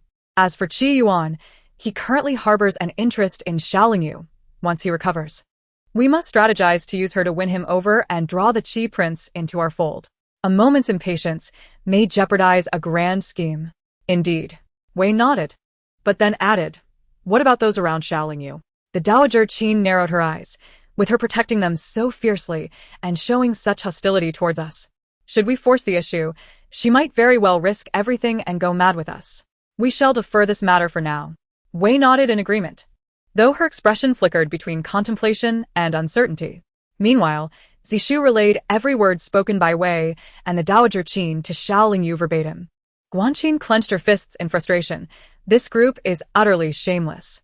Xiaoling Yu was busy accounting. Lian Luocheng had discreetly sent back the profits and correspondence, informing her of Xia Yan's situation.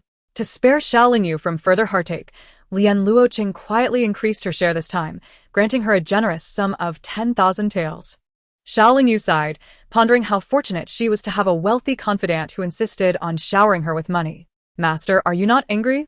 Guanqin furrowed her brow, noticing Xiaoling Yu's lack of reaction. Xiaoling Yu chuckled lightly. They have always sought to drain my resources, stepping on me to ascend. I am fully aware of their intentions. Rather than waste my emotions on them, I would prefer to relish the silver Lian Luocheng has bestowed upon me. Guanqin's lips twitched. Daoyan, return the silver to the sect. But be cautious not to reveal our trump cards. Since the Dowager Qin and Wei cannot act against me for the time being, they will likely arrange for someone to keep a close watch on me and those around me. Xiaoling Yu secured the banknotes and handed them to Daoyan, who tucked them close to her person. Rest assured, Master. In the entire capital, there is hardly a soul capable of tracking my movements. The following morning, as dawn broke, the Dowager Qin was still waking from her slumber when Lu Mama rushed in, flustered. Your Grace. The young madam has searched the estate for all the servants just half a stick of incense ago, claiming that several items from the young Marquis's study have been stolen. Several culprits have been identified as those we recently placed in the household. Lu Mama wiped the cold sweat from her forehead. Upon hearing this, the Dowager Qin sat up quickly. This is deliberate. At that moment, Guanqin and Xiuhua entered with the account books, bowing respectfully. Guanqin presented the ledger with utmost seriousness. Your Grace, I wonder if Brother Wen has clarified matters with you. He has taken jewelry belonging to our young madam from the storeroom to pawn, and this loss must be compensated by Your Grace. Furthermore, the living expenses incurred by Your Grace, Brother Wen, and a multitude of servants residing in the Marquise also fall under the Marquisite's expenditures, necessitating payment of monthly silver.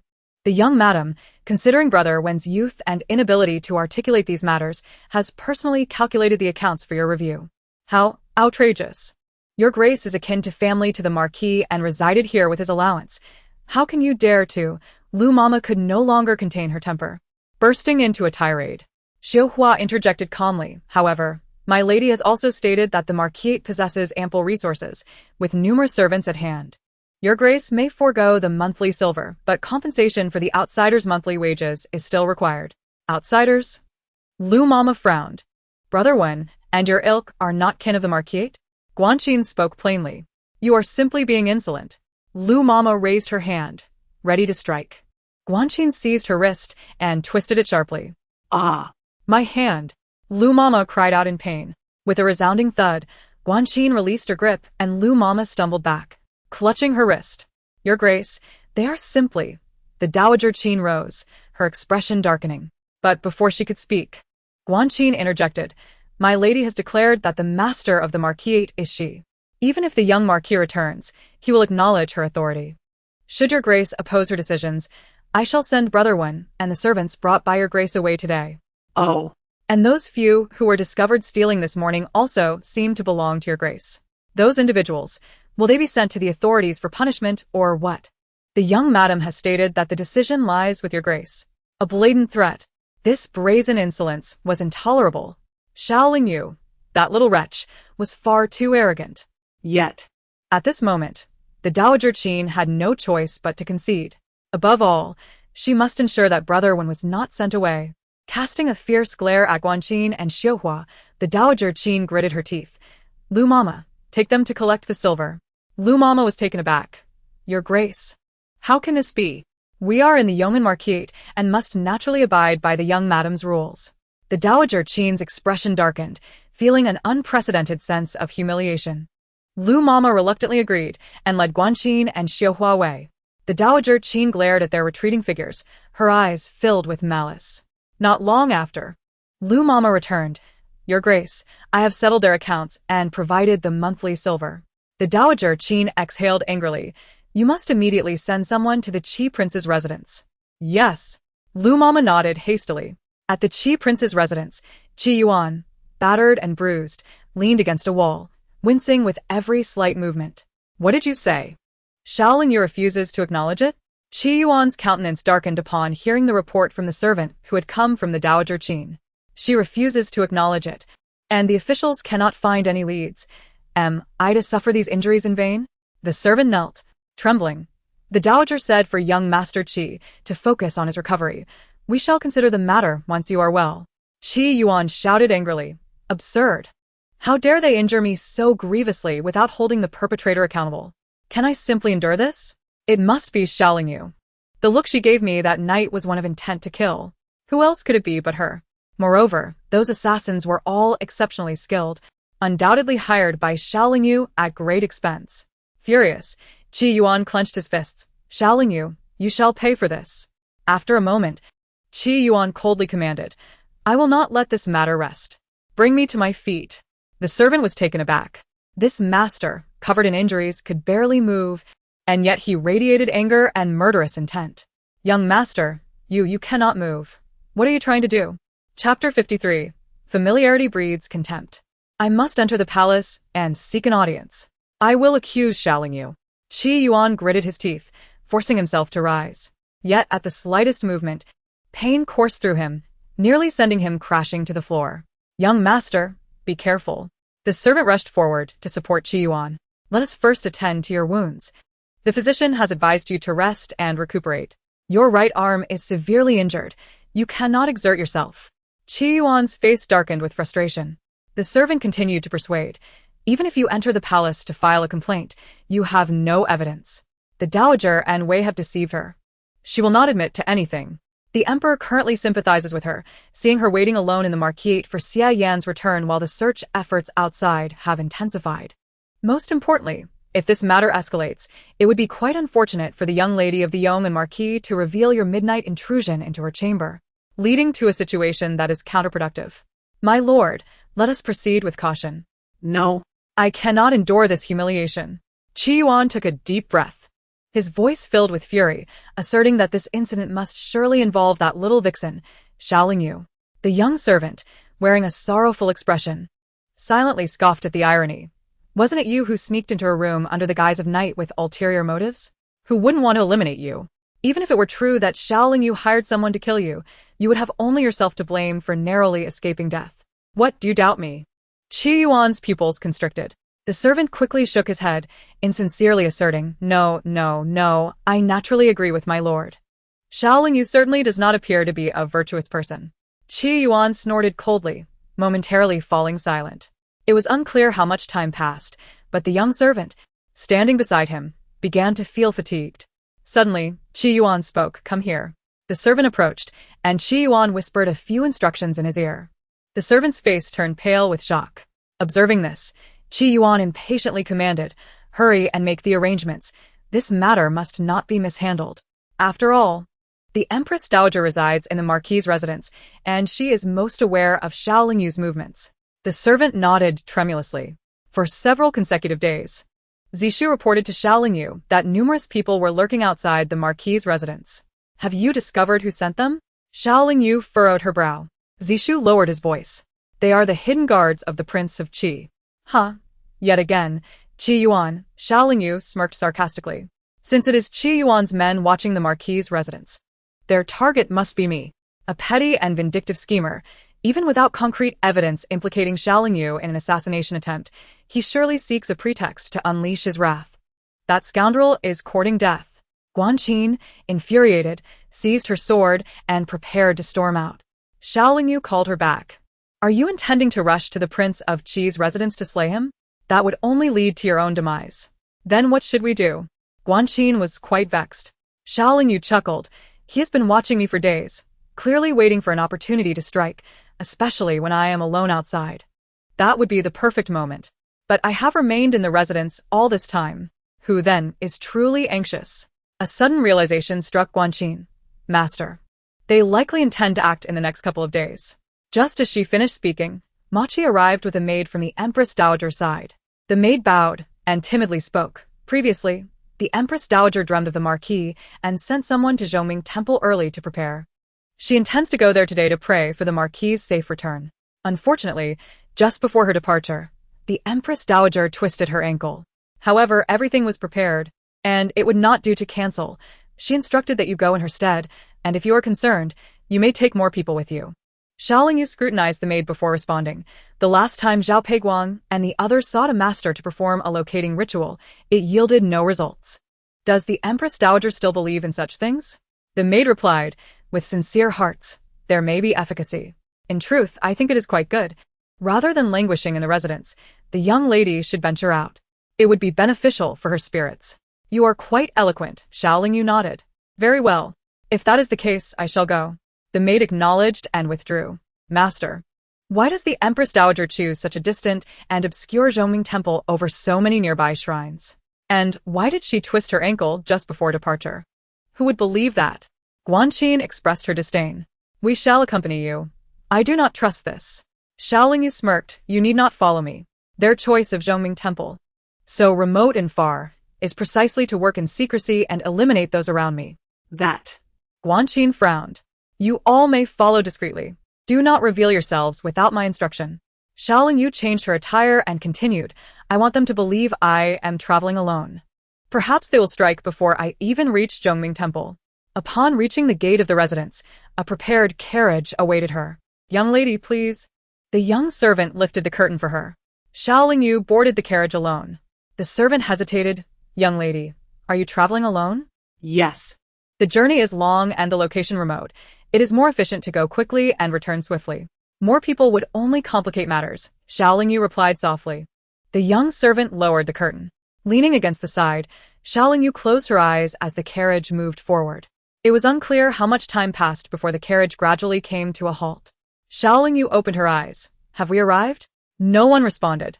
She lifted the curtain, only to find the outside devoid of any presence. Both the servant and the driver had vanished without a trace. Gazing into the distance, Xiao Yu spotted a courtyard ahead. Suddenly, a tremor coursed through her entire being. This place was all too familiar. In her previous life, Xiao Yu had been confined here by Qi Yuan, enduring prolonged humiliation and torment. It seemed her suspicion was correct. The trip to Zhongming Temple was merely a ruse to avoid drawing attention while executing their plans elsewhere. Today. However, she had ventured out alone without any companions. In Qi Yuan and the Empress Dowager's eyes, she must appear insignificant, making it feasible for them to alter their plans and strike within the capital. Moreover, this residence was Qi Yuan's private abode, meant for clandestine affairs. Before her confinement, rumor circulated of numerous young women being taken out from here, their numbers well beyond counting. An intense wave of hatred surged within her, and Xiaolingyu clenched her fists to regain her composure. "Young lady, you have arrived." Suddenly, a voice broke through the silence. Xiaolingyu turned to see the door of the courtyard swing open, revealing a throng of individuals. Leading them was a man she recognized, Qi Yuan's close confidant. Known as Akai, he was certainly no virtuous character. Akai waved his hand, and Xiaolingyu's carriage was surrounded from all sides. Chapter 54. Who would have thought such madness? "Young lady, please." Akai's shifty eyes brazenly scrutinized Xiaolingyu. She coldly curved her lips, her voice devoid of emotion. "You possess quite the audacity. Who grants you such confidence, the Empress Dowager or Qi Yuan?" Upon hearing this, Akai was momentarily taken aback, expecting to see some sign of anxiety on Xiaolingyu's face. Instead, she remained composed, as if she were fully aware of their intentions. This flustered Akai, who quietly instructed, "Go check if anyone followed her." Why else would Xiaolingyu show no signs of fear? Xiaolingyu remained silent, appearing to grant him the time he needed to investigate. No one. Soon, those who had gone to check returned. Akai let out a significant sigh of relief. "Young lady, you have offended our young master. Such matters cannot be easily resolved. Our young master is injured and unable to greet you. He likely wishes to invite you inside to discuss." After a brief pause, Akai added, "You go and request the young lady to disembark from the carriage." Xiaolingyu withdrew her gaze and alighted from the carriage. Akai squinted, stepping aside, yet his eyes remained fixed on her. What confidence did this woman possess that allowed her to remain unafraid? Surely, she could not be waiting for the arrival of the uncertain Xie Yan to rescue her? "Did you not say your young master wishes to see me?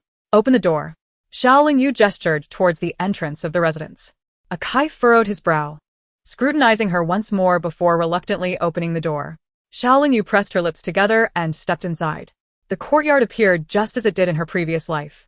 With each step, she felt as though she could witness scenes from her past, her breath becoming increasingly labored. Hatred surged within her like a tidal wave, yet her expression remained impassive. Qi Yuan was pushed out in a wheelchair. Xiaolingyu halted, her gaze fixed on him. With injuries all over his body, he still sought trouble. Indeed, such was Qi Yuan's character. "You are not the least bit afraid," he remarked, looking at her with a strange mix of familiarity and excitement. It was puzzling. He felt an odd sensation upon seeing Xiaolingyu. Xiaolingyu raised an eyebrow in mockery. "Young Master Qi, did you bring me here for a specific purpose?" Qi Yuan chuckled softly. "Naturally, I wish for you to stay and help me recuperate. After all, Xie Yan will not be returning, and you are still so young. Would you rather remain a widow? Accompany me, and let bygones be bygones. What do you say?" "Accompany you? What benefit do I gain from that?" Xiaolingyu met his gaze with a hint of provocation. Qi Yuan frowned. "What do you desire?" "Your engagement to Xie Yan was bestowed by the emperor himself. Even in death, without the emperor's consent, you cannot remarry. Do you expect me to marry you? The wife of a tyrant? What honor is there in that?" Xiaolingyu regarded him with disdain. "You!" Hiss. Qi Yuan winced, the pain from his injuries causing his face to turn pale. Xiaolingyu glanced around.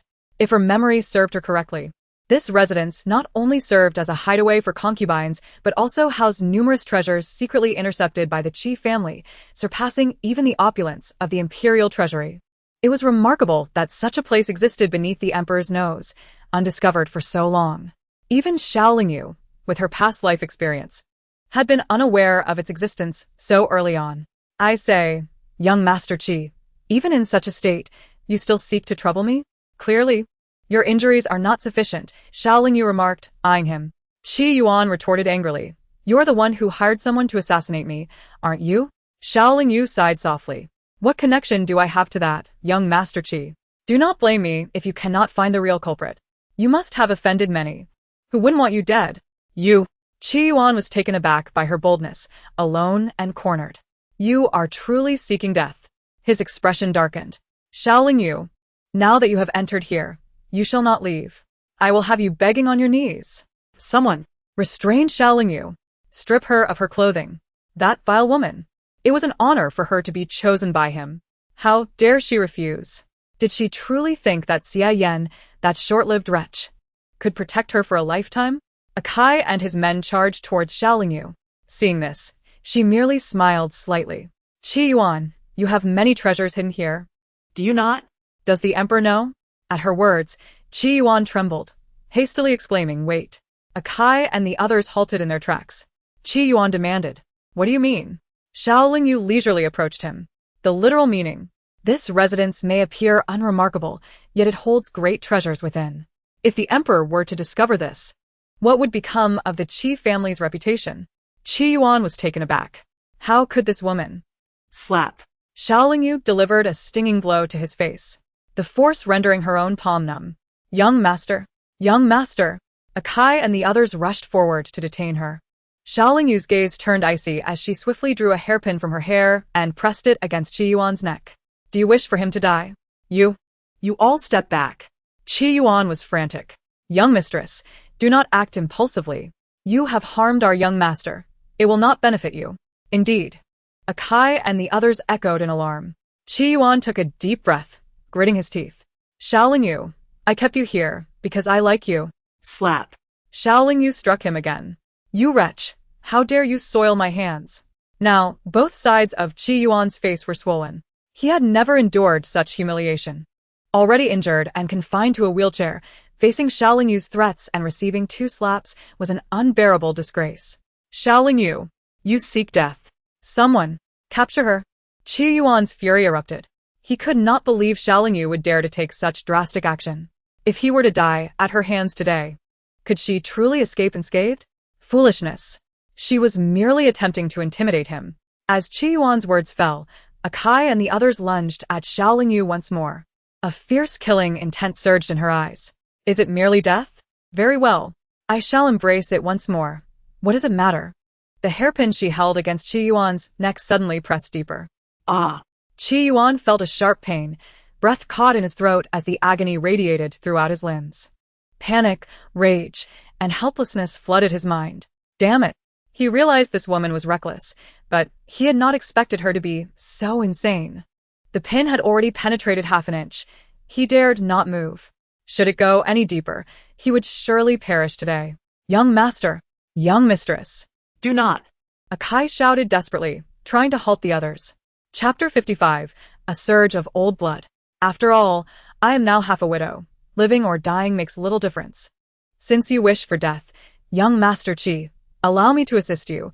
Xiaoling Yu tightened her grip on the hairpin. Qi Yuan stifled a cry of pain, pleading no. No, do not kill me. You all, retreat. Akai and the others hastily stepped back, not daring to move. Xiaoling Yu chuckled lightly, producing a small porcelain vial from her robe. She grasped Qi Yuan's chin, pried his mouth open, and poured the contents of the vial down his throat. Cough, cough, cough. Qi Yuan nearly choked.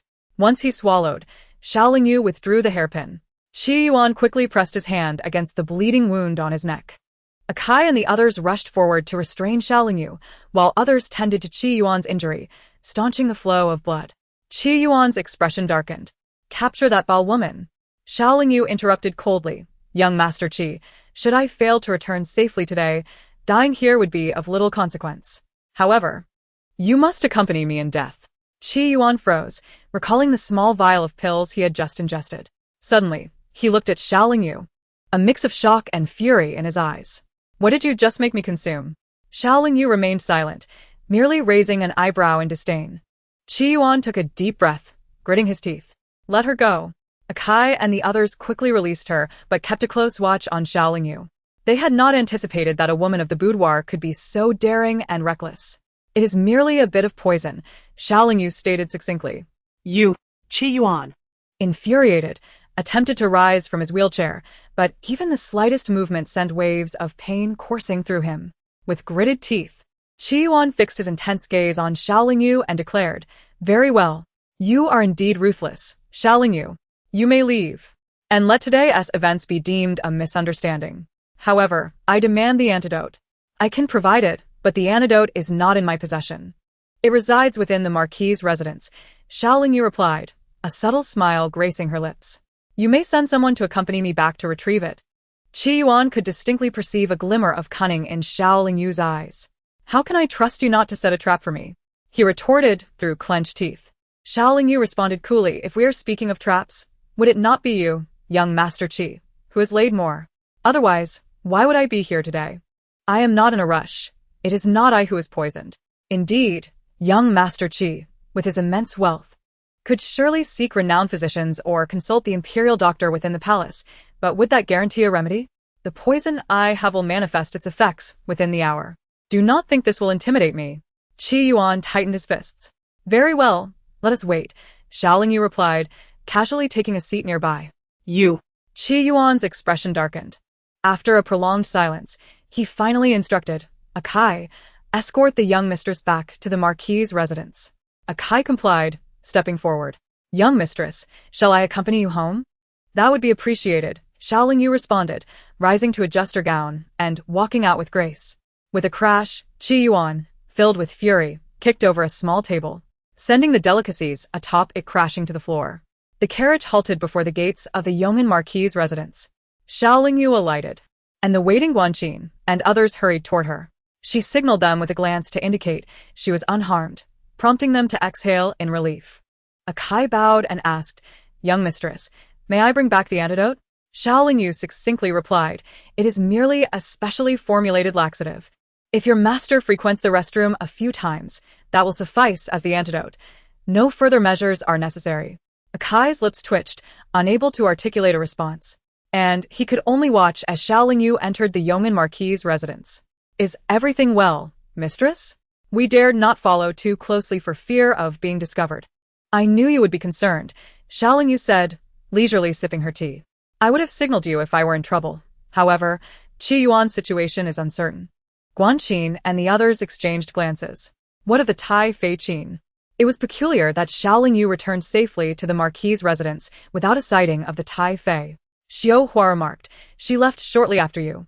I heard she went to visit Xiao Wenxue at the Su Prince's residence with Wengu'er and the Wei family, claiming to have sprained her ankle. Yet, she appeared quite spry. She likely anticipated my return would be delayed. Xiao Lingyu leaned back in her chair, with a soft chuckle. Even if I did return, she would have leverage over me. Thus she no longer needs to feign concern. Pausing, she inquired, what news of Xiao Wenxue? The fetus is stable, but she remains very weak. The Su Prince has been summoned away from the city due to an official reprimand and has yet to return. Meanwhile, Zhao Peiguang visits the Hundred Flowers Pavilion daily, showing no regard for Xiao Wenxue, leaving the Su Prince's residence in chaos. Xiao Hua pondered for a moment before saying, Mistress, did you not instruct us to investigate which physician treated Qi Yuan? Interestingly, he did not summon a court physician but instead relied upon the household doctor from the Su Prince's residence, introduced by Zhao Peiguang. A nest of snakes and rats, none of whom can be trusted. Xiao Lingyu's eyes glinted as she took up a pen and paper to write a letter. Ensure this is delivered to the palace. Throughout the day, Qi Yuan found himself making frequent trips to the restroom, feeling utterly depleted, leaving him with little energy to berate Xiao Lingyu.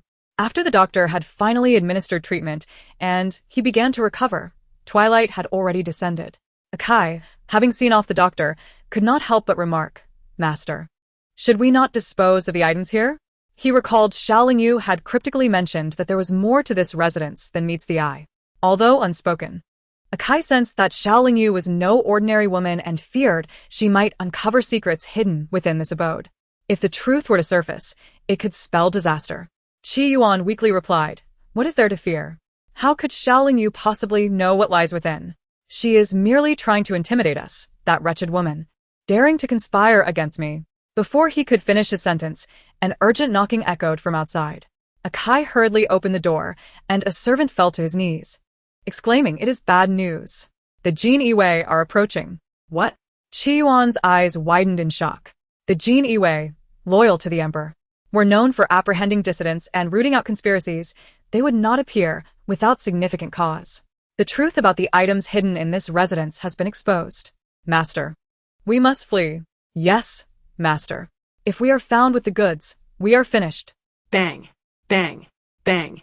The sound of heavy footsteps echoed outside as the door was forcefully struck. Qi Yuan gritted his teeth. Quickly, help me escape through the secret passage. Crash.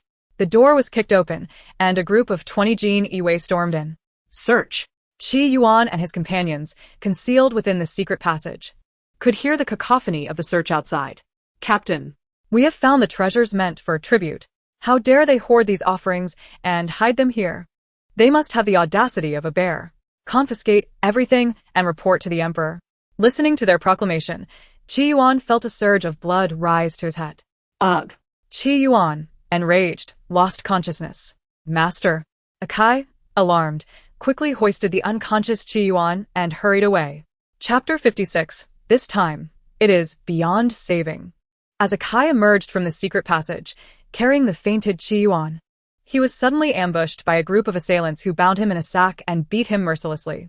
The blows were relentless, as if intended to inflict fatal harm. Bang. Bang. Bang. Akai fought desperately to shield Qi Yuan, seizing a moment to fire a signal flare, which prompted their attackers to retreat. Master. Akai cried out in terror, gazing at Qi Yuan, bloodied and battered. The Duke of Qi and Princess Minghui received word of Qi Yuan's predicament and rushed back to the capital from Huailiang. The lights in the Duke of Qi's residence burned through the night as the palace physicians arrived in waves. The Tai Fei Qin and members of the Shao family were also present, their faces pale as they witnessed the basins filled with blood being carried out. What has befallen my Yuan? Princess Minghui was filled with shock and rage. How dare anyone commit such an act beneath the emperor's gaze? Akai, bruised and battered, knelt on the ground. Your Highness, I do not know, but this is the second occurrence, and the officials are utterly clueless. Useless wretches. Princess Minghui kicked out, sending Akai crashing into the wall, causing him to spit blood and lose consciousness. Who dares to lay such a malicious hand upon my Yuan? I will find out and ensure they are not spared. The Duke of Qi slammed his fist onto the table in frustration. As they spoke, the Jin Iwei entered, prompting the Duke of Qi to rise abruptly. What brings you here? The commander of the Jin Iwei, Song Ming, bowed respectfully and replied coldly, Your Highness, the Emperor has commanded your immediate presence in the palace. What? At this hour? What has transpired? The Tai Fei furrowed her brow. Song Ming spoke with a hint of calmness. We have received a report indicating that someone has been hoarding tribute in Chiuyue residence, located in the west of the city. Upon investigation, this has indeed been confirmed. Chiuyue residence belongs to Qi Yuan. The emperor, considering that Qi Yuan has been severely injured and cannot enter the palace, naturally intends to summon the county lord and the county princess. A sharp intake of breath was heard as both county lord Qi and Princess Minghui trembled in response. This matter, having been conducted so discreetly for many years, how could it be exposed at this moment? Furthermore, even if it were revealed, the Jin Iwei would not necessarily uncover anything during their search. The hidden chamber where the treasures were stored was a well-concealed secret room, not easily discovered by an ordinary person, unless someone possessed intricate knowledge, including the method of accessing that secret room. It would be impossible for the Jin Iwei to find it. But who could possibly have such knowledge? County Lord Qi, please, Song Ming gestured. The County Lord and Princess Minghui exchanged glances, knowing they could not defy the Emperor's orders, and thus complied. Please, Duke, keep a closer watch on Yuan's situation, the County Lord Qi remarked as he turned to Xiao Mu. Rest assured, Xiao Mu replied as he rose. Princess Minghui, holding her lavish skirt, escorted Xiao Mu and the others out. What on earth is happening? Who could have caused Qi Yuan to be ambushed twice right under the Emperor's nose? Leaving no trace for the authorities to investigate? Xiao Mu furrowed his brow deeply. The Empress Dowager Qin's expression darkened as she waved her hand, dismissing the servants before speaking. Xiaolingyu has been with the Yan family army for years, entirely out of your sight. Have you investigated her background? Suddenly, Wei Shi exclaimed, Your Majesty, are you implying that this is all the doing of Xiaolingyu? But how could she possess such capability? Even if she spent 3 years on the battlefield with the Yan family army and gained some renown, she is still just a woman. How could she possibly achieve this? Empress Dowager Qin shook her head. I do not know, but my instinct tells me that Xiaolingyu has completely escaped your control and could even turn against you. Otherwise, how could she have emerged unscathed from Qi Yuan's hands today? Her expression was cold as she continued. She must have someone backing her. We must uncover the truth and expose the forces behind her. Otherwise, our grand plan will be thwarted by her. My lord, what shall we do? Wei Shi could not help but glance at Xiao Mu. With a composed demeanor, Xiao Mu took a moment before responding. Ling Yu is indeed suspicious. Further investigation is necessary. Just then, a pained scream echoed from within the room where Qi Yuan was being treated. What has happened to young Master Qi? Xiao Mu quickly turned to the physician who had just exited. The physician shook his head. His life has been spared, but his right arm, which was already severely injured, cannot be saved this time. What? Princess Minghui, who had just entered after seeing off the county Lord Qi and Song Ming, felt a wave of dizziness wash over her. If not for her maid's instinctive support, she would have collapsed to the ground. Dr. Gu, use any precious medicine you require. Just ensure Yuan's recovery. Princess Minghui implored, her eyes reddening. Dr. Gu sighed helplessly. Given the severity of young Master Qi's injuries, it is already commendable that his life has been preserved. His right arm is beyond my help. After a pause, he added, perhaps it is my lack of skill. The princess might seek out renowned physicians. If we could find a master like Lu Guanjia, there might still be hope for young Master Qi's right arm. Princess Minghui grew increasingly anxious upon hearing this. Dr. Gu was already the most skilled physician in the imperial hospital. If he could not help, it seemed hopeless for any other physician in the capital. As for Lu Guanjia, he had accompanied Xia Yan to Ling Mountain and was now missing, unaccounted for. How could they possibly find him? Moreover, the devastation from the explosion had claimed the lives of a significant portion of Ling Mountain's population. The emperor had taken such drastic measures to eliminate Xia Yan, the last heir of the Xia family, intending for him never to return. Others may be unaware, but she knew this plan was proposed by her husband, County Lord Qi, precisely to ensure Xia Yan would not come back. Now. To suggest finding a physician of Lu Guanjia's caliber for the hope of saving Qi Yuan's arm was nothing short of ironic. Princess Minghui closed her eyes and commanded, see Dr. Gu out. Princess, we should offer a reward for a master physician. Surely there are many capable individuals who could save young Master Qi, Wei Shi urged. Princess Minghui gritted her teeth. Yuan must be saved, but we must also investigate the assailant. Twice has an attack occurred beneath the emperor's nose. I refuse to believe we cannot uncover a single trace. The group kept vigil over Qi Yuan for almost an entire night before he finally began to awaken, albeit weakly. However, due to his grave injuries, he did not utter a word before slipping back into unconsciousness. Princess Minghui's heart shattered at the sight of her only son, who had always been cherished and pampered, now in such a fragile state. Unconsciously, she began to weep softly. Both Wei Shi and Empress Dowager Qin approached to offer comforting words. After a moment of contemplation, Empress Dowager Qin suddenly spoke, I have a suspect in mind. I am just unsure if it is indeed the case, for I fear I may misjudge. Wei Shi paused, feeling a sense of unease. Who? Your Majesty, please speak. I cannot let any suspicion go unchecked. Princess Minghui's gaze sharpened, her eyes glistening with intensity. Chapter 57. The Great Deceiver. Empress Dowager Qin hesitated for a moment before stating, recently, the only person who has had a conflict with young Master Qi and is openly known is the young lady of the Yeoman Marquise. Princess Minghui instinctively looked at Wei Shi. Duchess, is not the young lady of Yeoman Marquise your legitimate daughter? Wei Shi quickly responded, indeed, she is my legitimate daughter. But this child has always been unruly and difficult to discipline. While she may have had some conflicts with young Master Qi, it should not lead to hiring someone to commit murder. What conflicts did they have? Princess Minghui inquired, her brow furrowing. Empress Dowager Qin sighed. It is said that on the day young Master Qi returned, he hurried to the palace to present treasures to the emperor and inadvertently bumped into the Yeoman Marquise. At that time, Xia Yan was present and had already intervened on his behalf. Later, when Xia Yan encountered misfortune, young Master Qi visited the Yeoman Marquise to offer condolences, but after drinking a few cups, he mistakenly entered her room, which she interpreted as a nefarious plot. That night was when young Master Qi was first attacked. The second attack occurred yesterday, when Xiao Lingyu went to Zhongming Temple to pray but returned unusually early, coinciding with another incident involving young Master Qi. I am not asserting that she hired someone to commit murder, but the conflicts are indeed apparent. The mixture of truth and falsehood in her words, while not directly accusing Xiao Lingyu, heavily implied her involvement. Princess Minghui remained silent for a moment before stating, hiring someone to kill, not once but twice. And the authorities finding no trace of the assailants indicates that these are not ordinary killers. However, to engage such individuals would require a considerable sum of money. Duchess, Does your daughter possess such wealth to hire assassins? Wei Shi opened her mouth, but was preempted by Empress Dowager Qin. Xia Yan has given her the Xia family's jade token, with the Xia family now in disarray. If she wishes to use money, she can have as much as she desires. What do you think of this matter, Duchess?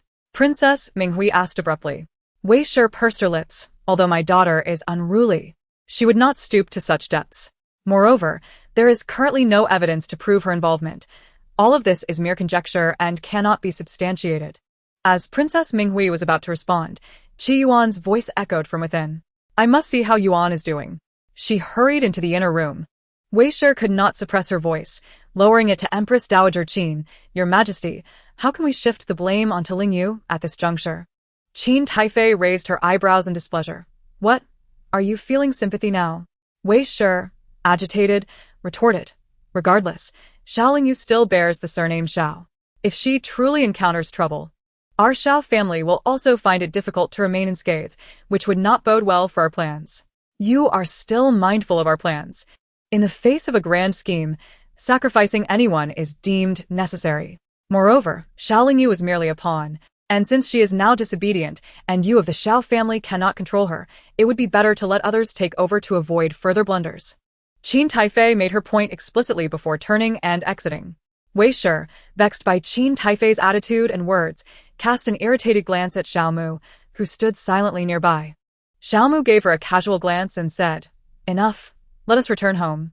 We have wasted an entire evening here. We must thoroughly investigate Ling Yu's situation to avoid jeopardizing our plans. Hearing this, Wei Shi could only follow Xiao Mu, maintaining a stoic expression. Mother. Qi Yuan struggled to rise. Yet every part of him ached, leaving him devoid of strength. Princess Minghui, filled with concern, quickly supported him. All right, just lie down. No matter how Qi Yuan lay, discomfort enveloped him. Unable to contain himself, he gritted his teeth and declared, Mother, you must help me seek vengeance. How could anyone dare to attempt assassination twice under the emperor's nose? Princess Minghui tightened her grip on his hand.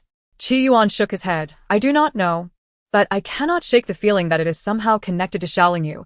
She is far too peculiar. Upon hearing this, Princess Minghui's expression darkened. Wang Qin, she called, as she entered with a steaming bowl. Xiao Lingyu took a few sips, feeling the warmth soothe her. Are Qin Taifei and the others still at the Qi Prince's residence? They have already left. It seems they have gone to the Xiao family to discuss strategies, Guang Qin whispered. Given how doting Princess Minghui is towards her only son, she will surely assist Qi Yuan in a thorough investigation. Xiao Lingyu's expression remained indifferent. It does not matter. They will not uncover anything substantial. Moreover, the Qi Prince is still within the palace, and the matter of the concealed tributes will occupy their attention.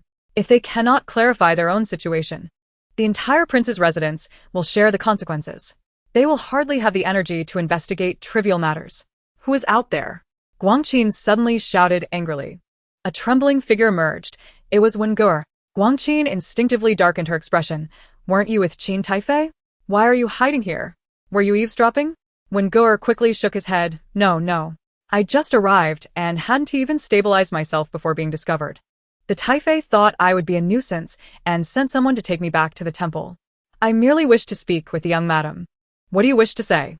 Guang Qin glared at him warily. When Gur knelt down, his eyes red with tears streaming down his face. Earlier, he had pestered Qin Taifei for candied hawthorn, and in her annoyance, she had scolded him for being useless and unable to win over Xiao Lingyu, threatening to send him back to the temple. When Gur was adamant about not returning to that austere life, so he had come to find Xiao Lingyu. Through his sobs, he asked, Young madam, why do you not wish to acknowledge me as your son? What have I done wrong? I will change. A child of 7 or 8, kneeling and weeping, appeared quite pitiful. Guang Qin could not help but glance back at Xiao Lingyu. Having finished her soup, Xiao Lingyu approached him, gently inquiring, Why should I acknowledge you? I am capable of bearing my own children. Why would I need to adopt you? When Gur was taken aback, they all said Xia Yan had died and would not return, making Xiao Lingyu a widow. So, with whom would she bear children? He believed he was the most suitable candidate to be her adopted son. No. Xia Yan must not return, and Xiao Lingyu must not have her own children. This residence of Yong'an Ho must belong to him. Xiao Lingyu could sense Wen Gur's thoughts without even looking. For the young emperor from her previous life had also been ambitious and cunning, willing to endure countless humiliations to achieve his goals. However, in this life, he would not have that opportunity. Xiao Lingyu softly coaxed, "In truth, I find you quite likable. You are good-looking and intelligent. Everyone says my lord will not return, that he is dead, but I refuse to believe it. He will surely come back. Hence, I cannot adopt you. However, you are welcome to live with Qin Taifei. After all, she resides in the Marquis's residence, and by staying with her, you will also have a place here and enjoy all the comforts of the Marquis's estate. Moreover, I have stated that I shall wait for my lord for decades. If he still does not return by then, I will reconsider the matter of adoption. If you remain closely by Qin Taifei, won't you be able to stay in the Marquis's residence until that time?" When Gur was stunned. Chapter 58. Not a single good person. Just moments ago, Qin Taifei had advised him to stay close to Xiao Lingyu. And now her words seemed to echo Xiao Lingyu's sentiments. Xiao Lingyu gently helped him to his feet. "When Gur, you are a good child. But I also have my own difficulties. If you truly wish to be my son, you must wait. To wait, you must follow Qin Taifei, which provides a reason for you to remain here temporarily. I am considering your well-being." It was rare for Xiao Lingyu to speak to him so gently and calmly. Her words seemed to weave a spell around Wen Gur's heart. Yet, he could not help but voice his concern. "But the Taifei says I should not stay close to her, fearing that rumors may spread and harm me." Xiao Lingyu chuckled softly, her voice laced with persuasion. "If you do not stay with her, what identity or reason will you have to remain in the Marquis's residence? She does not want you to be with her. Perhaps she wishes to find another child to adopt in your place. Otherwise, as just one child, and given her age, who could object to it, right?" At her words, a flicker of resentment flashed in Wen Gur's eyes. "Return now, and think carefully about how to be yourself. You need not reveal everything to her." Xiao Lingyu waved her hand, instructing Guangqin to escort Wen Gur back. Moments later, Guangqin returned, unable to restrain herself from giving Xiao Lingyu a thumbs up. "Mistress, you are truly impressive. Just a few words and Wen Gur's demeanor has changed completely." "Has Wen Gur's biological father been found?" Xiao Lingyu inquired softly, aware that even the most cunning child could be easily swayed. "Not yet," Guangqin shook her head. "That is of no consequence. Let the rumors spread. Qin Taifei is so idle, conspiring with the Xiao family to trouble me. It is high time I give her something to occupy her." In recent days, various rumors had circulated in the capital, providing ample fodder for the townsfolk's conversations. Some claimed that the eldest son of the Xiao family, Xiao Wenfei, was feigning illness to avoid military service. Others suggested that he was merely a substitute sent by the Xiao family during his time in the Yan family's army. There were whispers that the Qi prince's residence was hoarding numerous tributes and treasures, and that Qi Yuan had been gravely injured in 2 assassination attempts due to failed negotiations over these treasures. However, the most talked about subject was the Qin Taifei, who had voluntarily guarded the imperial tomb for years, with rumors suggesting she was secretly engaging in illicit affairs outside, giving birth to Wen Gur. The myriad of rumors flowed with conviction, creating an uproar. In an instant, the Xiao family, the Qi prince's residence, and Qin Taifei found themselves engulfed in chaos, each consumed by their own troubles. It was indeed a rare few days of tranquility. "Has there been any news from Ling Mountain?" Xiao Lingyu calculated the time. It had been over 3 months since Xie Yan's disappearance. If he could not be found soon, the situation would indeed be dire. Yet, could it be that such a formidable hero from a previous life was thrown off his path solely by her intervention? "Master, there is news." Dao Yan hurriedly entered, producing a letter from his bosom. Xiao Lingyu was taken aback and quickly took the letter to open it. A wave of relief washed over her. Both Xie Yan and Lu Guanch were still alive. Dao Yan and Guanqin exchanged glances, their faces lighting up with joy. However, given their severe injuries and the need to evade the Emperor's search party, it was indeed a challenge. They would wait until their conditions stabilized before seeking another route home. Xiao Lingyu succinctly stated this. That's good.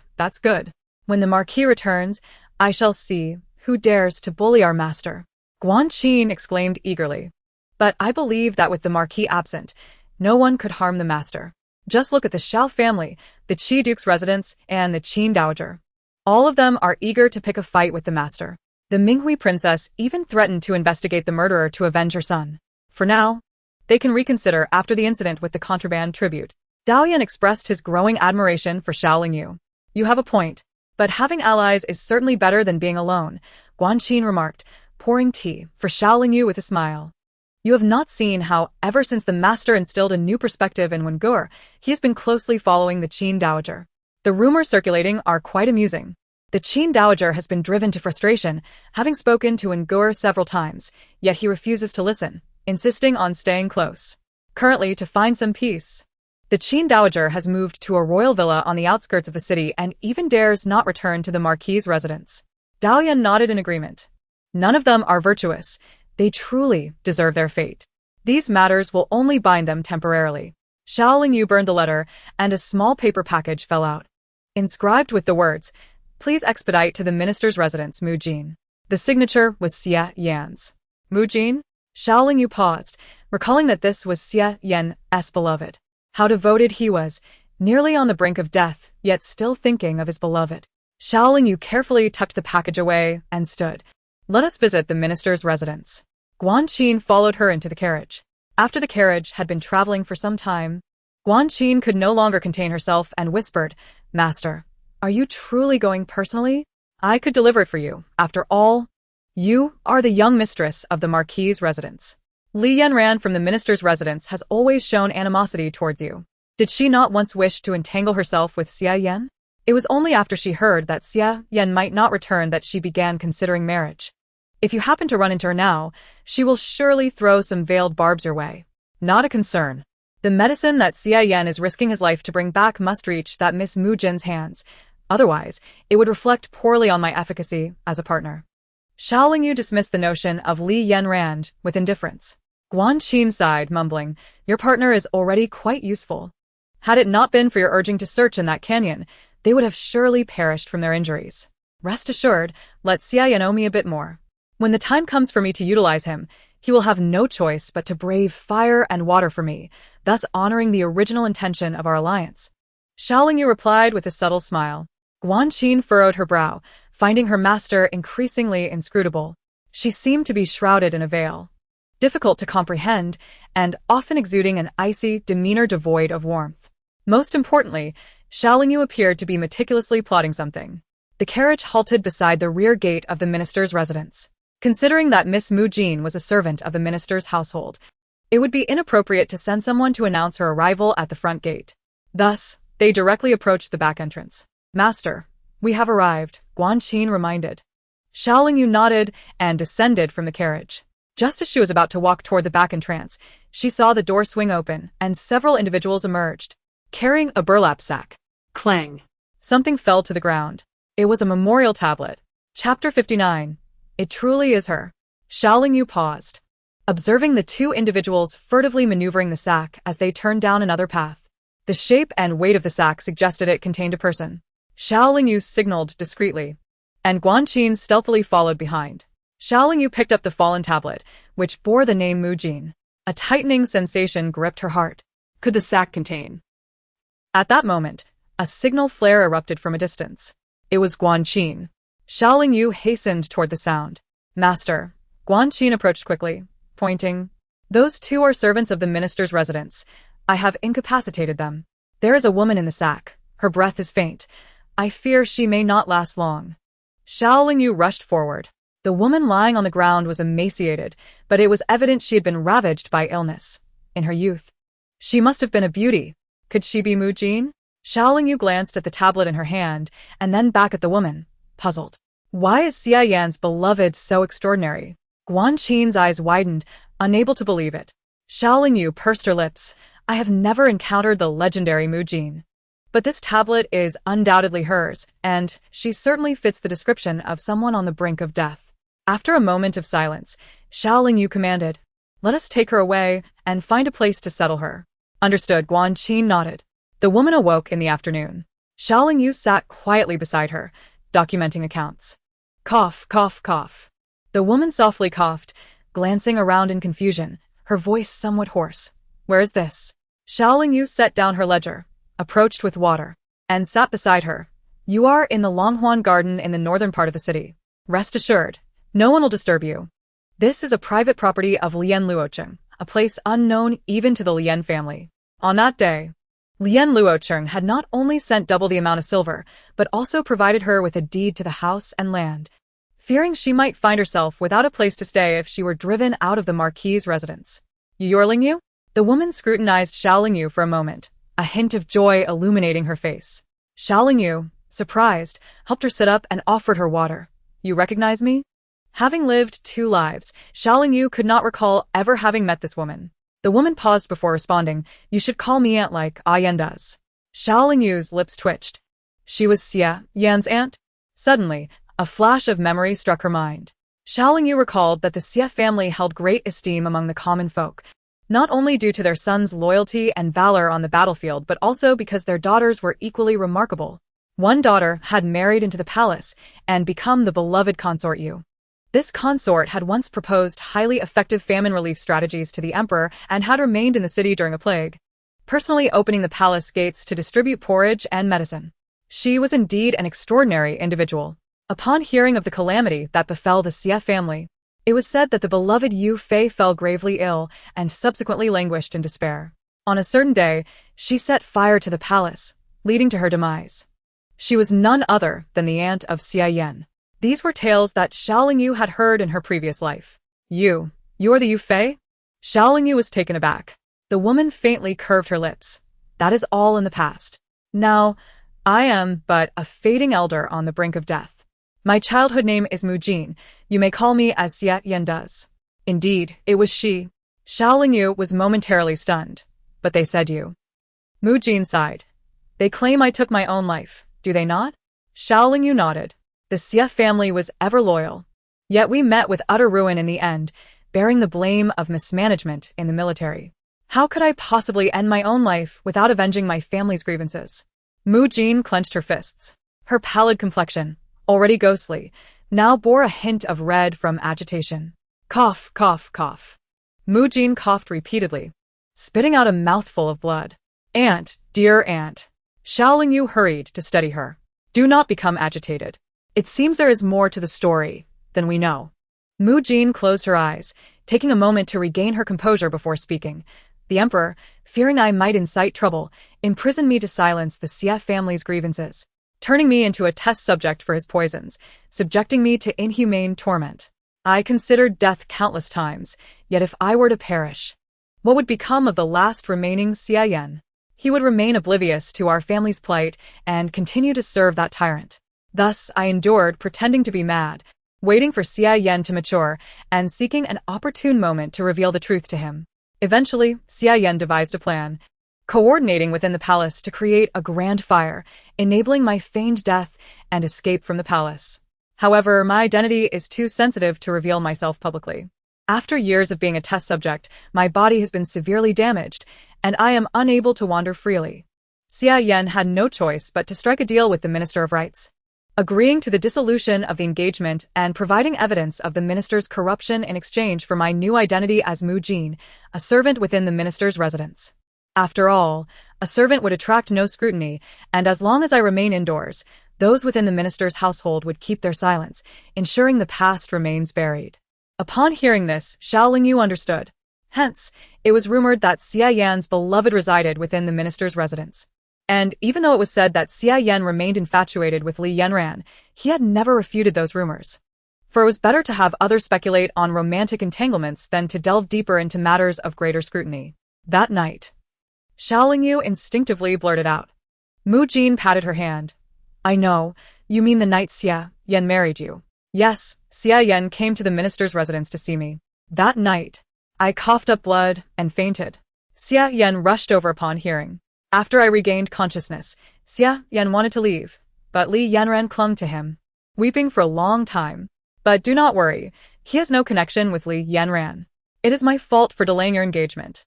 It is all right. You are Xia Yan's only kin, and I understand. If I were in your position, I would do the same. Xiao Lingyu comforted her. Mu Jin shook her head. I used to be unable to let go, always thinking about how lonely Xia Yan would be if I were to leave. He bears so much on his shoulders. It pains me to think of it. I kept hoping to hold on a few more days, but now it is different. You are here. You are also kin to Xia Yan, and you can take good care of him in my stead. But I... Xiao Lingyu hesitated to mention her cooperative relationship with Xia Yan. However, looking at Mu Jin, it seemed she was unaware of the incident involving Xia Yan in Ling Mountain. Perhaps it was better not to mention it. Xiao Lingyu swallowed her words. Mu Jin softly inquired, "But has Xia Yan mistreated you? You may tell your aunt." No. "The Marquis treats me very well," Xiao Lingyu could only reply. "Then why have I not seen Xia Yan?" Mu Jin glanced around. "Is it that he is too busy today, so he sent you to help me relocate?" Chapter 60. A Great Fury. Upon hearing this, Xiao Lingyu realized that Mu Jin seemed unaware of her earlier ordeal, where people from the minister's residence had attempted to carry her away in a sack for burial. At that moment, Mu Jin had fainted, and those from the minister's residence must have long harbored disdain for her presence in their household. Seeing her unconscious and with Xia Yan absent, no one would question the wrongdoing, and the evidence of the minister's corruption could be conveniently buried. They likely simply sent her away to be buried without further ado. The memorial tablet was likely prepared long ago. If they were to bury the person, the tablet would naturally be discarded as well. However, it was sheer fortune that Xiao Lingyu happened upon the scene. Xiao Lingyu gently said, "Aunt, Xia Yan has gone to fetch you medicine. Here, this is the medicine he sent back. You must hold on until he returns." With that, Xiao Lingyu produced a small paper package. Inside were 2 pills. Mu Jin smiled bitterly and shook her head. "My body is already beyond repair. Living another day is a blessing from the heavens. Yet, Xia Yan persists in seeking remedies for me, but what good does it do? Every day counts. We must wait until Xia Yan returns," Xiao Lingyu insisted, stubbornly pressing the pills into her hand, her voice tinged with a hint of coaxing. "Aunt." Mu Jin paused, then nodded. All right, I will take it. You are a good girl. Xia Yan is fortunate to have you. If I am blessed to live long enough to see you and Xia Yan have children, I will have the face to meet the ancestors of the Xia family. Aunt, please rest well, and do not overthink. We will discuss everything when Xia Yan returns," Xiao Lingyu said, attempting to divert the conversation as she helped her lie down again. Mu Jin's health was exceedingly frail. After speaking for so long and taking the medicine, she was utterly exhausted, merely putting on a brave face. With Xiao Lingyu saying as much, she no longer pressed the matter. Once Mu Jin fell asleep, Xiao Lingyu stepped outside. Guan Qin approached. "Master, her identity is too sensitive to be revealed publicly. You must stay here to watch over her." Xiao Lingyu pressed her lips together. As for the minister's residence, even if they discovered the body and the memorial tablet were missing, they would dare not speak out, for they did not wish to be implicated. Guan Qin pondered. From the looks of her, she does not seem to regain consciousness often. I wonder if the medicine from the Marquis has any effect. Xiao Lingyu replied helplessly. It may only prolong her life a little longer. We can only do our best to help, hoping she can hold on until Xia Yan returns. In the Xiao family's courtyard, Xiao Wenfei lay in bed, pulling the quilt over his head in anguish. "Mother, I still feel unwell. Very uncomfortable. I will fetch the doctor for you." Wei Shi hastily rose. The figure beneath the quilt quickly sat up. "Mother, there is no need for a doctor. I just need to rest well. Perhaps it was the last time when Xiao Lingyu's little wretch caused me to fall too hard. I need to recuperate." "Did you not say you were still unwell and uncomfortable? You should see a doctor. What if there are any aftereffects?" Wei Shi could not help but interject. Bang! Just then, the door was forcefully kicked open from the outside. Duke Xiao strode in, seething with rage. "What are you doing, old master? You scared both me and Wenfei." Wei Shi complained, patting her chest. Duke Xiao glared at his son lying in bed. "Get up. Have you not heard what they are saying about you outside? You still dare sleep." Xiao Wenfei jumped in surprise. "Father, what is wrong with me? I am injured and cannot rest." "Injured? How long have you been recuperating from your injuries? I previously mentioned that if you cannot remain in the Yan family army, you must retreat under the guise of illness. Therefore, I arranged for you to stay in a separate residence, away from the noise of the crowd. Yet here you are, gallivanting daily with Xiao Peiguang to indulge in pleasures at the Baihua Tower. Is this how one should appear while recovering?" The Duke of Xiao, filled with ire, raised his hand and delivered a resounding slap. The sound echoed as Xiao Wenfei fell from the bed, landing on the floor with a thud. "Oh, Wenfei," Wei, distressed, hurried to help her son up. The Duke of Xiao had faced repeated censure at court lately, with accusations that Xiao Wenfei was feigning illness to avoid military service. Rumors swirled, some even suggesting that the young master of the Xiao family who joined the Yan family army was not Xiao Wenfei himself. The emperor was already furious over the Qi County prince's secret hoarding of tribute and the scandal involving the Qin Empress Dowager and her alleged illegitimate child. Xiao Wenfei, unrepentant, had been seen in Baihua Tower consorting with courtesans on numerous occasions. Today, during the morning court session, the emperor chastised the Duke of Xiao harshly, declaring that Xiao Wenfei would only be granted another half-month of respite before being sent back to the military. Should he find any further excuses at that time, he would not be spared. You are a worthless wretch. A path has been laid out for you, yet you exhibit no ambition or desire for improvement. You are on the verge of ruining the Xiao family. The Duke glared at him, raising his foot as if to kick again. Wei quickly intervened. My lord, Wenfei is still young. Still young? He is already 25. Others have established families and careers. The Duke of Xiao trembled with rage. I am destined to become the crown prince. Which woman in the capital is worthy of me? Xiao Wenfei muttered, unable to restrain himself. Silence. Is that something you can casually claim? The Duke's head throbbed painfully. The grand plans were still unfulfilled, and should such words leak out, their doom would be certain. Xiao Wenfei fell silent, his eyes brimming with defiance. It is all your fault. Look at the arrogant offspring you have raised, devoid of any capability, merely dragging us down. When Xue cannot win over Zhao Peiguang, Wenfei cannot penetrate the Yan family army, and Wenling, even in the academy, is constantly causing trouble. The Duke of Xiao fumed. If only Xiao Lingyu were still here, matters might not have devolved to this point. Upon hearing this, Wei burst into tears. My lord, I have devoted myself tirelessly every day. How can you speak to me like this? It was meant to be Xiao Lingyu who married Zhao Peiguang. When Xue was harmed by her. As for Wenfei, it should have been Xiao Lingyu who shared everything about the Yan family army with him, aiding his integration. Yet she not only failed to assist but even injured him. Regarding Wenling, he struggles in the academy not because he listens to the slander of the Xiao family and worries for home. I say it is all Xiao Lingyu's lack of cooperation that has led to this. How can you place the blame on me? You. The Duke of Xiao closed his eyes. Truly, there is no virtuous wife in this household. Oddly, the image of Xiao Lingyu flashed through his mind. After a long pause, he grit his teeth and said, Enough of this nonsense. Let us not linger on Xiao Lingyu any longer. Suddenly, a young servant stumbled in, breathless. My lord, madam, young master, something terrible has happened. What is going on? You are in such a fluster. Where are your manners? The Duke of Xiao bellowed. The servant hastily replied, The news from the Duke of Su's residence states that Zhao Shizi and Miss Wenxue have quarreled again. Zhao Shizi said. What did he say? Speak quickly. Wei urged, anxious. The servant pressed his lips together and cautiously said, He accused her of being jealous and intolerant, implying he might consider divorce. Miss Wenxue, in a fit of anger, has left the Duke of Su's residence and returned to the Xiao family. This is outrageous. How can such a thing occur? I must go now, Wei exclaimed, furious. The Duke of Xiao's expression darkened as he blocked her path. What do you think you are doing? Wei questioned, puzzled. You dare ask me? The Duke shot her a fierce glare. Given the rumors surrounding Wenfei, I face censure at court daily. If we involve ourselves in the affairs of others at this critical juncture, what good can possibly come of it? But she is our daughter. Wei's eyes widened in disbelief. A married daughter is like spilled water. She is now part of the Duke of Su's family. Moreover, she cannot win over Zhao Peiguang's heart and dares to quarrel with him.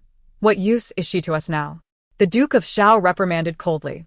Wei, feeling weak, sank to the ground. Xiao Wenfei quickly extended his hand to help her up. Mother, I believe father is not wrong. She is a married woman who should know to be modest and submissive to her husband.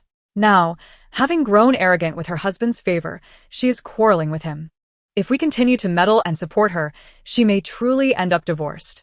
But Wei still felt reluctant. She is carrying Zhao Shizi's child, and there are no other proper wives or concubines in the household. Even if Zhao Peiguang were to consider divorce, he would not do so at this time. Once the anger subsides, things will return to normal. There is no need for us to intervene, Xiao Wenfei stated earnestly. The Duke of Xiao nodded. You have a clearer understanding than Wenfei. If she is at home, I must return to speak with her and alleviate her worries. Last time, she nearly had a miscarriage. She must be upset again, and her body cannot endure any more turmoil. Wei wiped her tears, feeling for her daughter. The Duke of Shao, with a stern expression, ordered, "Send her back to the Duke of Su's residence. She is married now. She cannot keep returning to her parental home. We are in a precarious position, and if she stays here, who knows what rumors will arise. I will face even more censure at court tomorrow. But her pregnancy is unstable.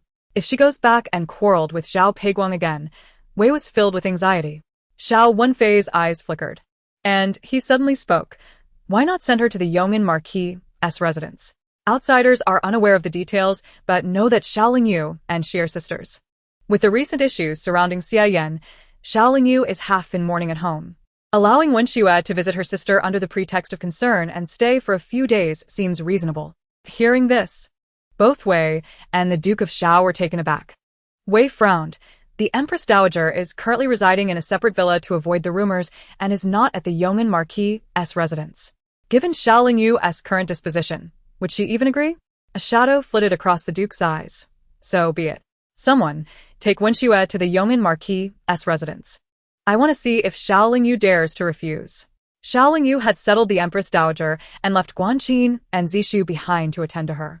Just as she returned to her residence, still warming her seat, Xiuhua informed her that members of the Xiao family had sent word that Wen Xue had arrived, wishing to stay a few days. BFF. Xiao Lingyu spluttered her tea. They are truly shameless. Xiuhua seethed. Where is she? Xiao Lingyu frowned. She is in the flower hall, eating pastries. I did not want her to enter, but she, with her large belly, is crying and attracting the attention of many, so I had no choice. No matter. You did the right thing. Xiao Lingyu pressed her fingers to her temples, arranging a place for her to stay. Are we really letting her stay? Xiuhua was taken aback, clearly displeased. Xiao Lingyu pondered for a moment, as if struck with a thought. If I truly force her out, she might stage a scene outside, crying and causing a commotion that could lead to her losing the baby, and then the blame would fall on me. Rest assured, she cannot stay for long. Send someone to fetch Zhao Peiguang, and also seek out a seamstress named Bi Tao at a place called Lanji Embroidery Studio in the southern part of the city. Understood. Although the embroiderer felt puzzled, she complied. Xiao Wenxue settled into the bamboo green courtyard of the Yong'an Marquis mansion. It was relatively tranquil and elegant, yet it could not compare to the residence of the Duke of Su. Xiao Wenxue reclined against a soft cushion, leisurely caressing her slightly protruding abdomen. The Duke's residence is so splendid. Why have you come to my place? Xiao Lingyu entered just in time to overhear Xiao Wenxue's words. A flicker of disdain crossed Xiao Wenxue's face, but she was acutely aware of her current predicament. The Xiao family would not allow her to return home, and her pride forbade her from going back to the Duke's residence. Thus, she could only reside here. With a sigh, Xiao Wenxue reverted to her usual pitiful demeanor. Sister Lingyu, the Marquis has encountered trouble. I have long wished to come and accompany you, but I simply lacked the time. Fortunately, now. Stop pretending. I have already severed ties with your family multiple times. How can you continue this charade? If you could endure a bit longer in front of Zhao Peiguang, perhaps you wouldn't have been cast out in such a state, seeking refuge under my roof. Xiao Lingyu leaned casually against the doorframe, casting her a languid glance. Xiao Wenxue's face darkened with fury. Do not cling to your perceived superiority. Zhao Peiguang is unworthy of you. You suffer for following him, and he dares to entertain thoughts of other women. Know when to retreat, Xiao Wenxue. Do not lose your greatest support. Xiao Lingyu pointed at her abdomen. Xiao Wenxue trembled with rage. Xiao Lingyu, you cannot bear to see me thrive. You dwell in my space.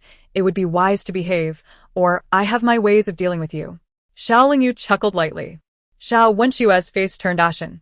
You dare? I am the side consort of the heir, carrying the Duke's legitimate grandson. You are not my consort. Nor is it my grandson you bear. I am unconcerned.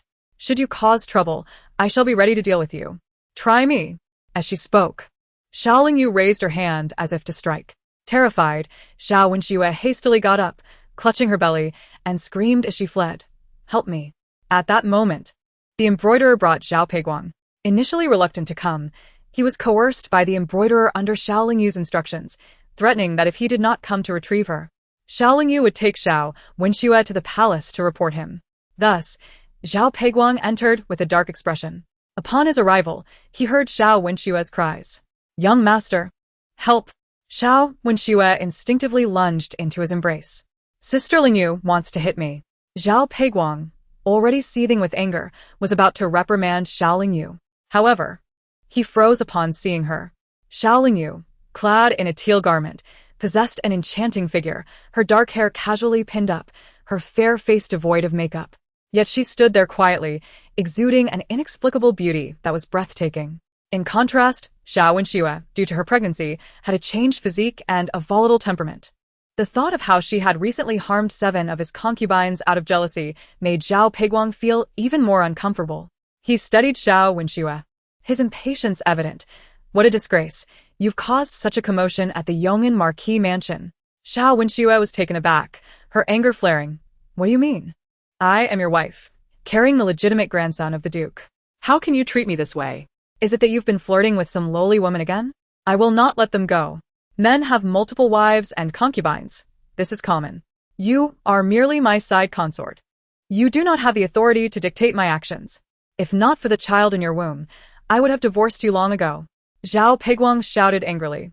You dare to divorce me? Do you think you are so desirable? Xiao Wenxue could no longer contain her temper. Standing by, Xiao Lingyu exchanged a knowing glance with the embroiderer. The embroiderer nodded, and while the two argued heatedly, she discreetly slipped into the backyard to bring in the seamstress named Bi Tao, whom she had just fetched. The person is ready, the embroiderer whispered to Xiao Lingyu. Xiao Lingyu nodded slightly. Bi Tao adjusted her attire, took a deep breath, and hurriedly approached Zhao Peiguang, throwing her arms around him. Brother Peiguang, I missed you so much. I never expected to see you again. The sudden appearance of a woman displaying such audacity stunned not only Zhao Peiguang, but even the still fuming Xiao Wenxue. Xiao Lingyu feigned confusion. I intended to have a scripture embroidered for my lord to pray for his swift return, but my skills are lacking. I sought a seamstress. And how is it that you two know each other? At that moment, Zhao Peiguang regained his wits and pushed Bi Tao away, glaring at Xiao Lingyu. While Xie Yan is away, you are in charge of the Yong'an Marquis mansion. How is it that you allow a mere seamstress to embrace guests so casually? Even an ordinary seamstress would not dare to act so brazenly towards the heir, especially after expressing her longing for him. Given the recent rumors surrounding Zhao Peiguang's romantic entanglements, it was not surprising that he might have had a fleeting relationship with this seamstress that he had forgotten.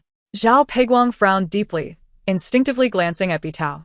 Just now, when she had suddenly thrown herself at him, he hadn't seen clearly, but now, as he focused, he recalled. Years ago, he indeed shared an intimate moment with Bi Tao. However, he had long since dismissed it from his mind. You.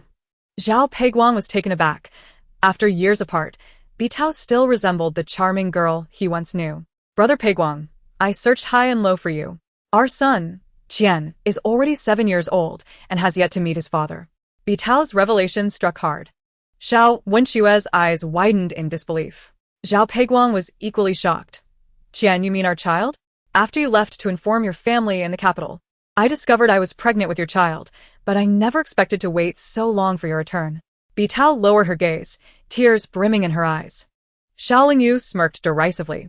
In a previous life, Zhao Peiguang married Bi Tao but secretly pursued Xiao Wenxue, while Bi Tao had come to him with their son, pleading for recognition. At that time, Xiao Wenxue had advised Xiao Lingyu to be magnanimous, as it was common for men to have multiple wives and concubines and so on. Yet, now that the situation had turned on Xiao Wenxue, she found herself unable to maintain such a perspective. Bi Tao was indeed a woman of considerable cunning. She had encountered Zhao Peiguang in Jiangnan and was well aware of his status. After becoming pregnant, she had refrained from informing him, fearing the Duke's family would reject her child due to her lower status.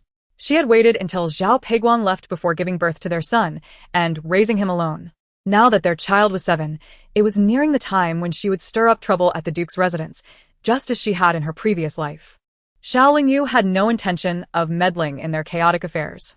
Xiao Wenxue arrived here by her own doing, while Xiao Lingyu had sent someone to summon Zhao Peiguang under the pretense of requesting an embroidery.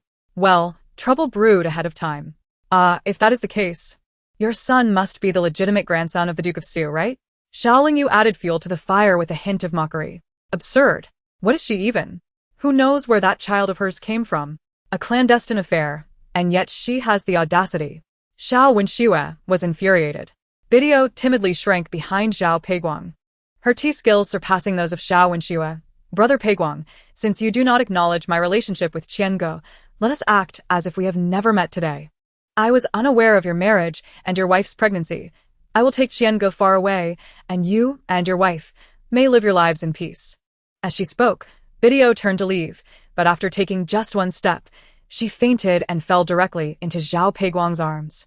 Instinctively, he embraced her. Video exuded a faint fragrance, reminiscent of their first encounter in Jiangnan, stirring Zhao Peguang's memories. "Do not leave. You have bore my child, and he is already 7 years old. It is utterly wrong for me not to have met him. Come back to my residence."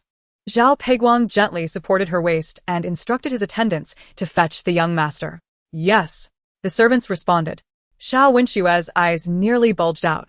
Xiao Lingyu approached her and whispered, "Oh dear, she has a young master now. You are no longer the legitimate grandson." Stop. Xiao Wenxue shouted angrily. It seemed that Zhao Peguang only then remembered her presence. He impatiently turned around. "What do you want? If you continue to cause a scene, I will write you a divorce letter, and you can roll wherever you please." "You, Zhao Peguang, are you even human? The child in my womb is yours. I am your legally wedded wife. What is she to you?" Xiao Wenxue stepped forward, raising her hand to strike Video's face. Chapter 63. These two are incorrigible. Wretched woman. This is outrageous. Zhao Peguang seized Xiao Wenxue's hand in anger and pushed her away. Ah. She almost fell to the ground. Xiao Lingyu hurriedly stepped forward to support her. "My lord, you must be cautious. Your wife cannot endure another mishap. Otherwise, your legitimate grandson will be lost." Ha. "What's a child? Countless women wish to bear children for me. Video has already given me one. What is Xiao Wenxue? Merely a concubine, daring to quarrel with me repeatedly. Were it not for the Xiao family's reputation, I would have long since cast her out with a divorce letter." Zhao Peguang was seething, showing no trace of the affection he once had for Xiao Wenxue. Truly, he was a cold-hearted man. In a past life, she was his cherished one. Yet in this life, the daily grind had altered his feelings. Xiao Wenxue, in a fit of rage, cried, "Zhao Peguang, how dare you seek a divorce? And what of that woman beside you? An unwed mother, a clandestine affair. Are you not the same?" Zhao Peguang was filled with disdain. Xiao Lingyu's lips twitched as she quietly distanced herself from the two. They were utterly shameless. "You. Do you not bear any responsibility?" Xiao Wenxue glared, unable to believe Zhao Peguang would utter such shameless words. "What responsibility do I have? I am a man. It is quite normal for men to have multiple wives and concubines. Visiting brothels is a necessity. But you are a woman. Do you not understand the propriety expected of women? The Xiao family should not have sought out a daughter from a maid's background. It is truly unfortunate." Zhao Peguang's contempt for Xiao Wenxue deepened. He had initially thought her gentle, gracious, and understanding. He had not minded her humble origins. Yet now, she used her pregnancy to vent her frustrations daily, looking down upon him. Truly outrageous. You dare?" Xiao Wenxue clutched her abdomen, racked with pain. Xiao Lingyu softly advised, "Enough, do not quarrel further. Do you not feel any shame? Thankfully, this disturbance is happening in my presence. If it were to spread outside, your family's reputation would be in tatters. Video, let us go. Do not let this shrew provoke us. I will accompany you to fetch Qiange home." Zhao Peguang embraced the seemingly delicate Video. Her fragrance lingered in his nostrils, and the memory of her warmth stirred his heart. After so many years apart, she remained as enchanting as ever, far more appealing than Xiao Wenxue. Reflecting on it now, Zhao Peguang felt bewildered by how he had become infatuated enough to marry such a shrew as Xiao Wenxue. "All right, I will follow your lead." Video understood the need for discretion and nodded softly.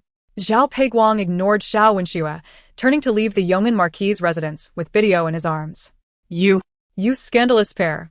Xiao Wenxue was furious and attempted to rush forward, but sharp pains gripped her abdomen. Xiao Lingyu steadied her as she sat down. "Having married into his family, you should not maintain your lofty demeanor.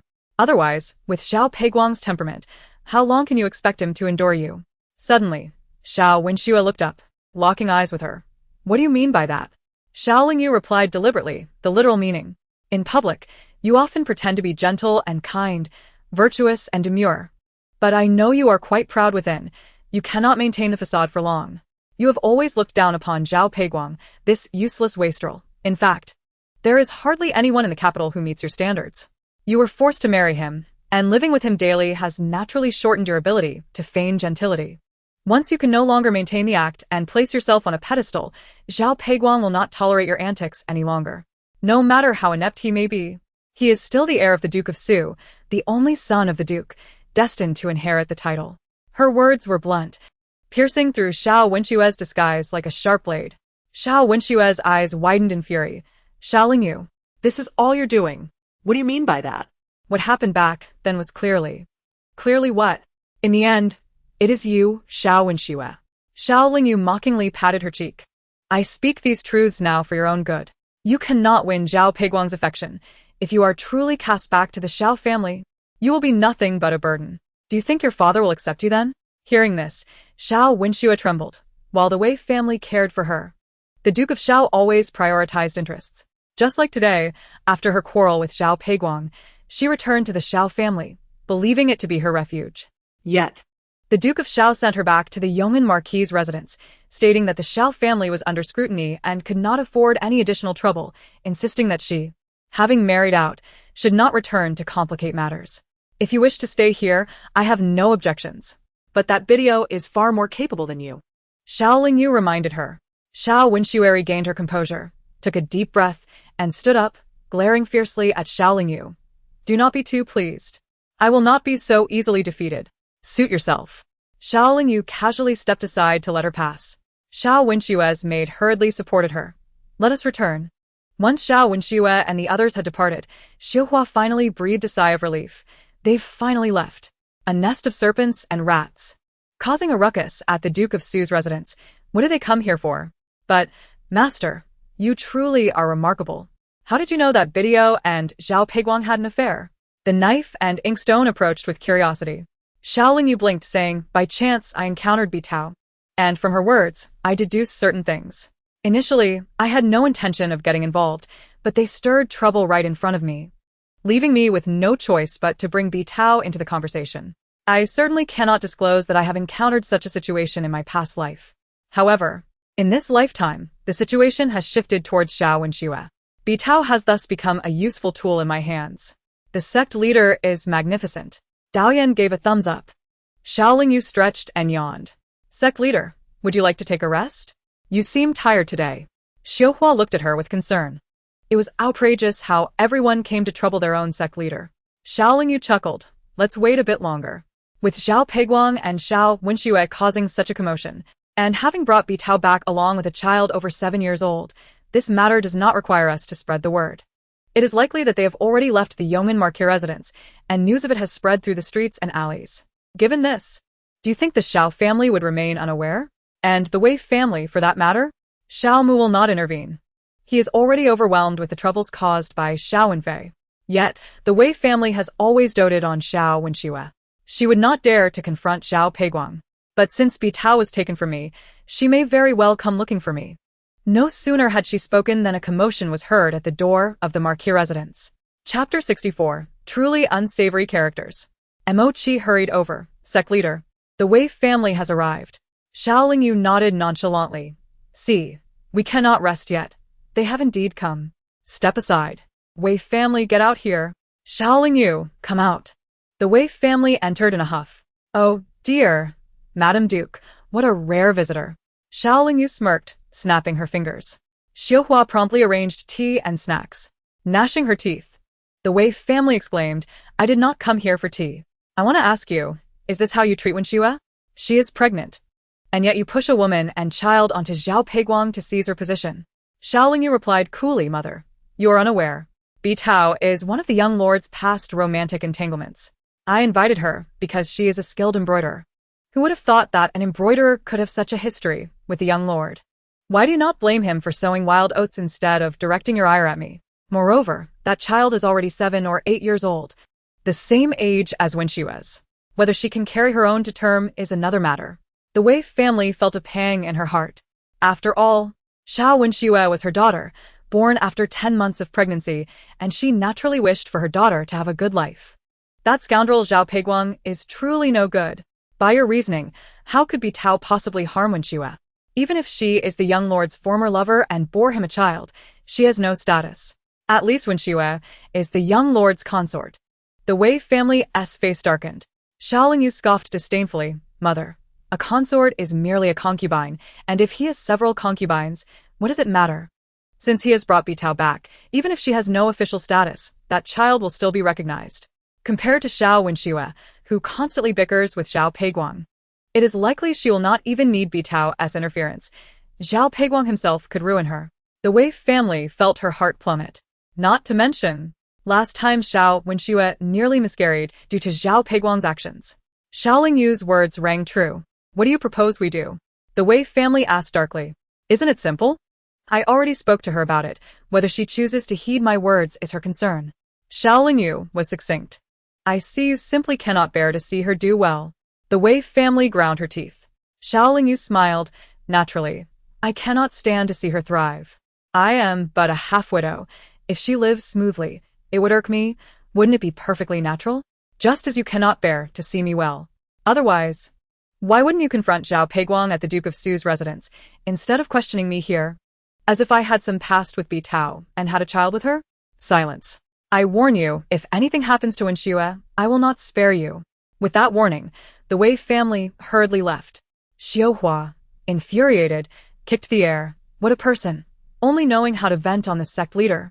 If she is so powerful, why doesn't she storm into the Duke of Su's residence and give Zhao Peiguang a good beating? Xiao Lingyu reclined on a lounge chair beneath the locust tree in the courtyard, unbothered. She would like to, but dares not. The following morning, after finishing her breakfast, Xiao Lingyu received a message from Xie Yan through a carrier pigeon. Just then, Bitao entered through the back door. Greetings, young madam of Yong'an Marquis. Bitao was very courteous. Xiao Lingyu smiled slightly, appraising her for a moment. With a face blooming like peach blossoms and eyes sparkling with spring, it seemed her reunion with Zhao Peiguang the previous night had gone exceedingly well. No need for excessive formality. It seems you will soon become the young lord's consort. Xiao Lingyu gestured for her to sit and have tea. Bitao did not sit but stood respectfully. I must thank the young madam for bringing me to the residence yesterday. Otherwise, I would not know when I might have the chance to meet the young lord. Xiao Lingyu understood that she had long planned to seek out Zhao Peiguang, but she was also fearful. After all, she was an ordinary person, and Zhao Peiguang was the young lord of the Duke of Su's residence. If she were to go alone and not meet Zhao Peiguang, she might be thrown out and silenced. In her previous life, Bitao had remained hidden in the capital for quite some time, preparing to observe. Ultimately, it was during the Duke of Su's birthday celebration, when they required embroidery, that she was selected from the embroidery workshop, leading to her encounter with Xiao Lingyu. Now, Xiao Lingyu had helped her, providing her with precious time and convenience, which she recognized. Bitao was not foolish. She understood quite well that without Xiao Lingyu's assistance, she would find it difficult to achieve her goals. You jest, young madam. My status is lowly. To have my son recognized is already a stroke of fortune. I am indifferent to it. Bitao took a sip of tea. I have come today to express my gratitude. With that, Bitao pushed a box forward. I know the young madam lacks for silver, but this is a small token of my appreciation. Xiao Lingyu opened it to reveal 3,000 taels of silver notes. Quite wealthy indeed. But do you think 3,000 taels can buy off this favor? Ha, that will be difficult. Xiao Lingyu pushed the box back. Bitao, do you trust a man's sincerity? Bitao was taken aback. Naturally not. Human hearts are fickle, and as for sincerity, I possess little myself, let alone expect it from a man who is ever capricious. You have been in the capital for some time. You must be well aware of the situation between Zhao Peiguang and Xiao Wenxue. Xiao Lingyu's words were sharp. You are more understanding than Xiao Wenxue, gentle, yet there will always be a time of weariness, wouldn't you agree? Bitao's expression shifted slightly. Young madam. You, Xiao Lingyu's voice was soft yet resonated deeply within Bitao's heart. I merely wish to remind you, since you know a man's sincerity is untrustworthy, you must seek a more powerful backing. Your status is lowly. Even if your son is fortunate enough to be recognized, he will need the approval of the legitimate wife who has no children to adopt him if he is to rise and achieve greatness. Otherwise, you remain a mere illegitimate child. The most valuable resources of the prince's residence will be inaccessible to your son. Of course, it is undoubtedly more stable than enduring the storms of life alongside you. Yet, to speak candidly, one can never be certain. Who knows what kind of mistress one might encounter? Video was momentarily stunned, her shoulders trembling slightly. Xiao Lingyu narrowed her eyes. You are a clever individual. Having managed to conceal your son in the capital for so long without revealing his identity was merely to await the most opportune moment, was it not? I have presented you with this opportunity and lent you my support. Should you decide to wholly align yourself with Zhao Peiguang henceforth, I shall take the 3,000 taels as my due, and we shall move past this matter. Otherwise, I will return these taels to you, and we can remain friends. With the conversation reaching this juncture, it is now up to her to make a choice. Xiao Lingyu remained unhurried, savoring her tea. Time drifted slowly by. Suddenly, with a thud, Video knelt before Xiao Lingyu, bowing her head. Chapter 65. Such injustice. What are you doing? Xiao Lingyu raised an eyebrow. Video knelt with utmost respect. Men are fickle and unreliable. I am acutely aware of my lowly status, unworthy of the grand halls. Thanks to the assistance of the young mistress, I have reached this point, and my son has a chance at a promising future. The young mistress is my benefactor, and I am not one to forget my debts. Rise. Xiao Lingyu helped Video to her feet and returned the 3,000 taels to her. Since you have expressed yourself so, I understand your sentiments. I shall not accept this sum. Video pressed her lips together and raised her hand in an oath. Video, shall remain loyal to the young mistress. Return for now. Should there be any matters, inform me later. Xiao Lingyu's tone bore no discernible emotion. Video cast her a deep glance and bowed before departing. Mistress, can she be trusted? Xiao Hua could not help but inquire. Xiao Lingyu's gaze grew profound. This woman, though of humble origins, possesses both resilience and cunning. Her pursuit of Zhao Peiguang is not born of deep affection. Rather, she seeks a means of support. Should a more formidable ally present itself, with lesser demands, she would undoubtedly choose that path. In her past life, Video had only spent half a year in the prince's residence before the young noble fell into the water and drowned. During that time, Zhao Peiguang was preoccupied with clandestine affairs with Xiao Wenxue, utterly unconcerned. Everyone believed that Video would not survive the loss of the young noble. Even Xiao Lingyu felt a pang of sympathy. Who would have thought that, taking advantage of the household's inattention, Video would abscond with the funds. She took with her the prince's most treasured possessions and, in her departure, set the residence ablaze, leaving it in ruins. Following this, Zhao Peiguang, infuriated, dispatched men to search for Video, but to no avail. Only much later did Xiao Lingyu receive a brief letter, only a few lines. But it was indeed penned by Video. In it, she declared that she had disguised herself as a man and joined a merchant caravan to venture to the far side of the sea. She was thriving, having encountered numerous experiences, and had no intention of returning or relying on anyone again. She also advised Xiao Lingyu to extricate herself from those who would drain her vitality. Xiao Lingyu squinted. Video was an exceptionally astute individual. In their previous lives, they had been adversaries, but this time was different. Xiao Lingyu knew how she would choose. Mistress, I feel that you have a profound understanding of many matters and people. Daoyan scratched her head in admiration. Xiao Lingyu sighed softly. It is merely a matter of having experienced more, thus gaining a slight advantage over others. Xiao Hua and Daoyan exchanged puzzled glances. Upon returning to the prince's residence, Video pondered over Xiao Lingyu. Just then, the maid Yenu entered with tea. Madam Video, the young heir has taken Qiangur to the horse grounds to ride. Video rubbed her forehead. That is splendid. Let them spend more time together. And what of the other matter? Yenner glanced around and whispered, the Duchess has arrived, though she entered through the back door, likely to keep it from Duke Xiao. She is currently speaking with someone in the Emerald Pavilion. It seems she wishes to ensure a safe delivery, handling matters only after the child is born. However, I have heard she does not wish to give birth and is crying to have an abortion. What? Video furrowed her brow intensely and then laughed impatiently. Such a commotion. No wonder she has managed to annoy the young heir so quickly, utterly lacking self-awareness. After a moment of silence, Video stood. Let us go. We must at least witness the unfolding drama. Video made her way to the Emerald Pavilion with Yenner. Crash. Xiao Wenxue hurled a multitude of items to the floor, causing the attendants of the Emerald Pavilion to hold their breath. Wei Shi's expression was equally grim. You are with child. Do not let your temper flare so easily. Did not Xiao Lingyu advise you on how to conduct yourself yesterday? Mother, what is she to dictate my actions? Why should I heed her? Xiao Wenxue was beside herself with rage. Wei Shi, though filled with frustration, could only suppress it. Enough. You must understand that your pregnancy is precarious. If you continue to be so irritable, not only will you jeopardize the child, but you will also alienate the heir. Mother. Xiao Wenxue cried out in distress. They had always told her since childhood that she was a precious gem, destined to become the most esteemed eldest princess, matched with a prince of exceptional stature. And what of Zhao Peiguang? A mere wastrel. She had endured his disdain, yet now she was compelled to marry him and become a concubine. It was bad enough. But pregnant with his child? How utterly unfair. Wei Shi, feeling her daughter's pain, quickly reassured her.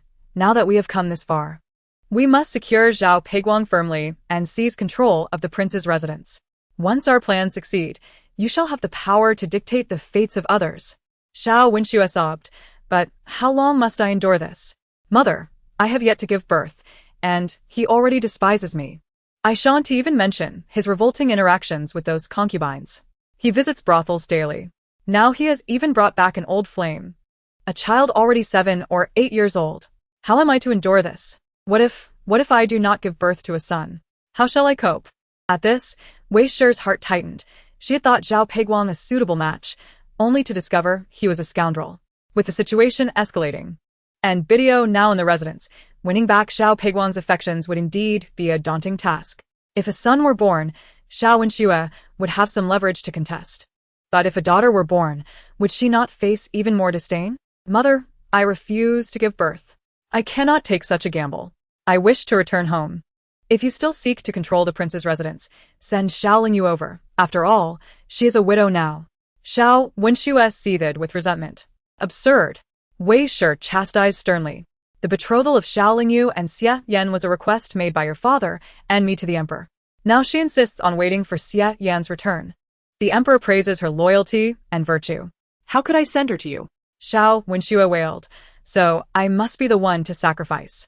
What if I give birth to a daughter? How will that turn out?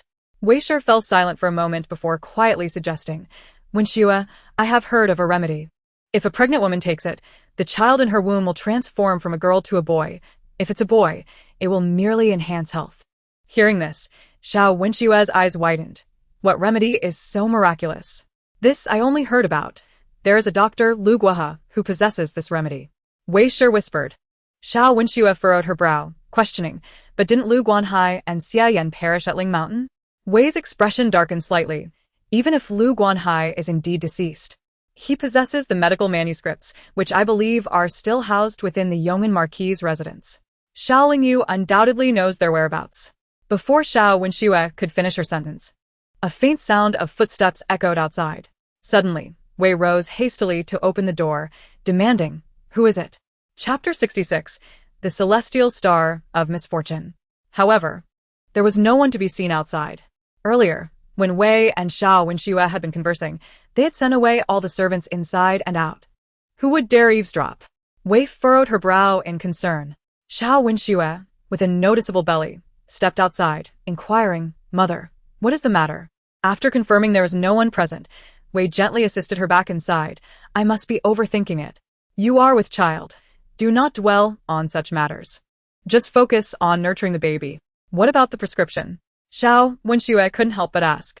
Wei replied softly, Rest assured. I will have Xiao Lingyu retrieve Lu Guanhai's medical manuscripts. Hearing this, Xiao Wenxue felt a wave of relief wash over her. Bi Tao hurried back to her courtyard, her heart racing for quite some time before it finally settled. Yenner, noticing her distress, asked curiously, Madame Bi Tao, what did you witness? Earlier, when I accompanied you to the Jade Pavilion, I twisted my ankle midway, and you told me to go back. What truly transpired there?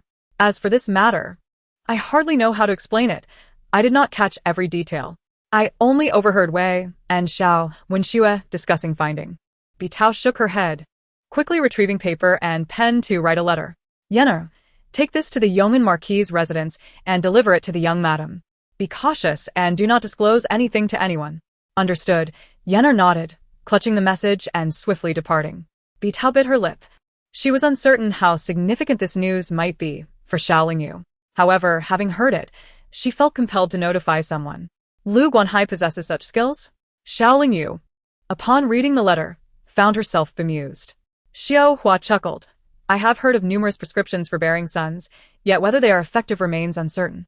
Lu Guanhai's manuscripts resided within his medical case, which he carried wherever he went. Even if Wei were to scour the Yong'an Marquis' residence, she would find nothing. Xiao Lingyu burned the letter, yet Bitao proved to be a vigilant individual. Having her watch over the Su family was indeed advantageous. Master, please have something to eat. Mo Qi suggested, bringing in some snacks. Xiao Lingyu munched while inquiring, how are Xia Yan and the others faring? Much improved, Mo Qi replied. News from yesterday indicated they can now take a few steps. However, their return may still take some time, and the Emperor's men are still searching. Ling Mountain is under strict surveillance. Let us hope they can return before the passing of the Yufei. Xiao Lingyu sighed softly. News from Guanchuan indicated that Mu Jin was not in good condition. Her moments of consciousness were growing shorter, and she spent most of her time in a deep slumber. Even the medicine painstakingly brought back by Xia Yan had not proven to be of significant aid. At least, the frequency of her coughing up blood had lessened. Perhaps it is indeed the time when one's strength is entirely depleted. Master, the minister's residence has sent an invitation. Just then, Xiao Hua entered from outside.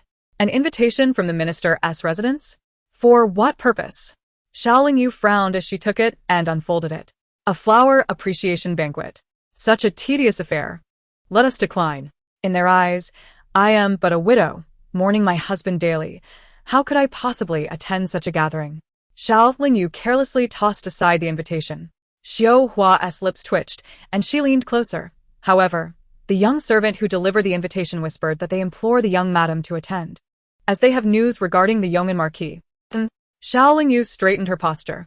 Currently, the general populace believed that Xia Yan and Lu Guanhai had perished at Ling Mountain. Given the scale of the explosion, it was entirely normal for many bodies to remain unfound.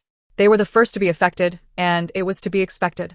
Yet, Xiao Lingyu was aware that Xia Yan and Lu Guanhai had not died, but were merely gravely injured. Had it not been for her men finding the two in the ravine, they indeed would have perished. What else was said? Xiao Lingyu's expression darkened slightly. There was nothing further mentioned. Xiao Hua shook her head. Xiao Lingyu narrowed her eyes. Mu Jin had been taken away, and the matter had been handled discreetly. The minister's residence would not know of Mu Jin's condition. However, the invitation arriving at her doorstep, using Xia Yan's whereabouts as bait to compel her attendance, was indeed suspect. Master, shall we go? Xiao Hua inquired. Since they have gone to such lengths to extend the invitation, they are aware I would refuse. Thus, they use Xia Yan as an excuse to ensure my presence. If I do not attend, it would ruin my facade of eagerly awaiting my husband's return. Xiao Lingyu rose. Let us proceed. I wish to see what the minister's residence truly intends. By the time Xiao Lingyu arrived at the minister's residence, many dignitaries from the capital were already in attendance at the flower appreciation banquet. Isn't that the young madam of the Yong'an Marquis' residence? I thought she would not come. Observing her frail appearance, they remarked, what a pitiful woman, once the legitimate daughter in her family, now treated worse than a servant. And now, her husband is dead. Isn't this akin to the fate of a celestial star of misfortune?